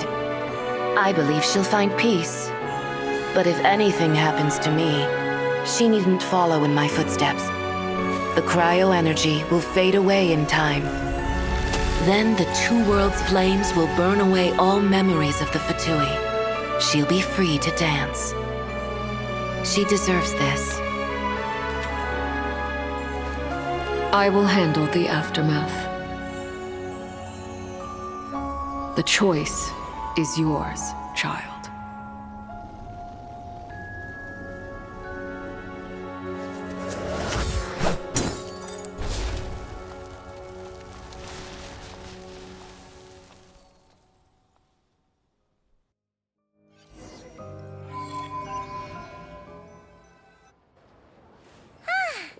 Fresh air at last! Paimon's head isn't spinning anymore, and the fever's all gone. Paimon's finally free to fly again! Oh, it's nice to finally know where Paimon came from, too. It did make Paimon a little nervous at first, but it's such a relief now. Like, who cares if Paimon's a creation of Celestia? She's probably not anyone that important. Probably just the fairy of food and fun or something.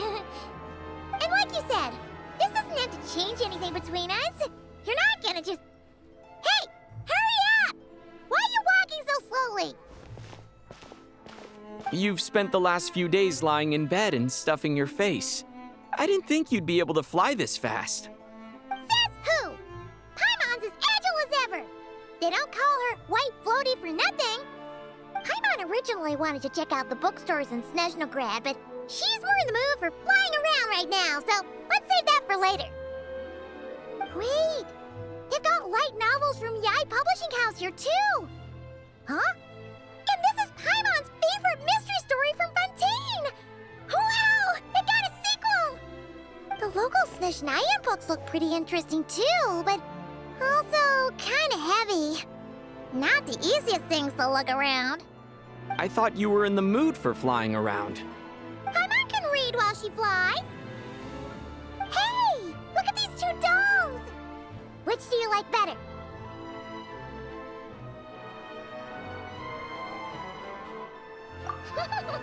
Alright, boss! We'll take both. Paimon will have the other one. Oh, I thought we were only getting one. All right, fine. I'll pay.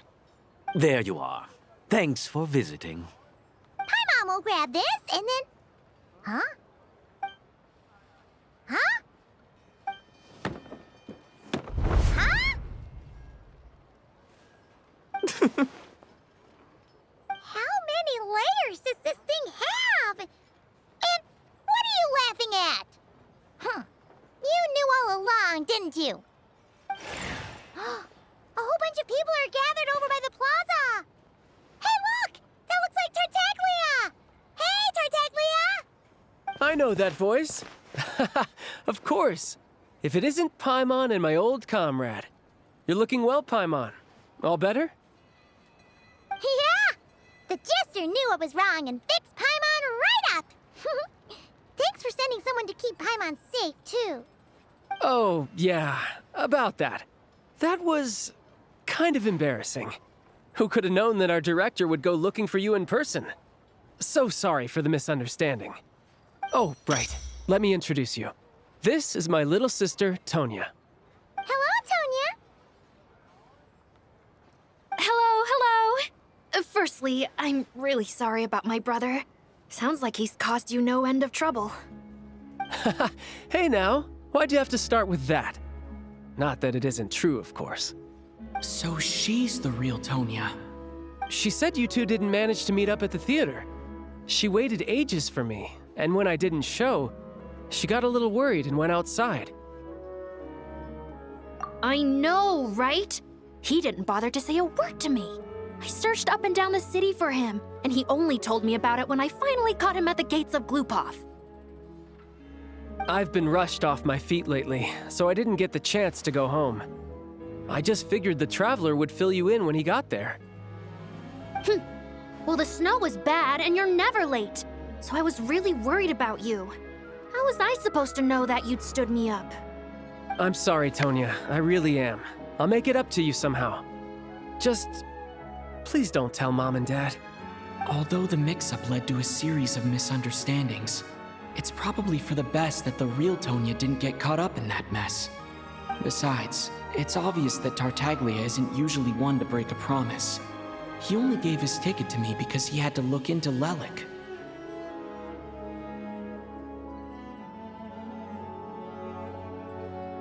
No, it's fine. It just meant I didn't get to see the show in the end. By the way, what did you think? You were one of the first people to see it, you know? I would say... the best is yet to come. Huh? What kind of review is that? Hey, look!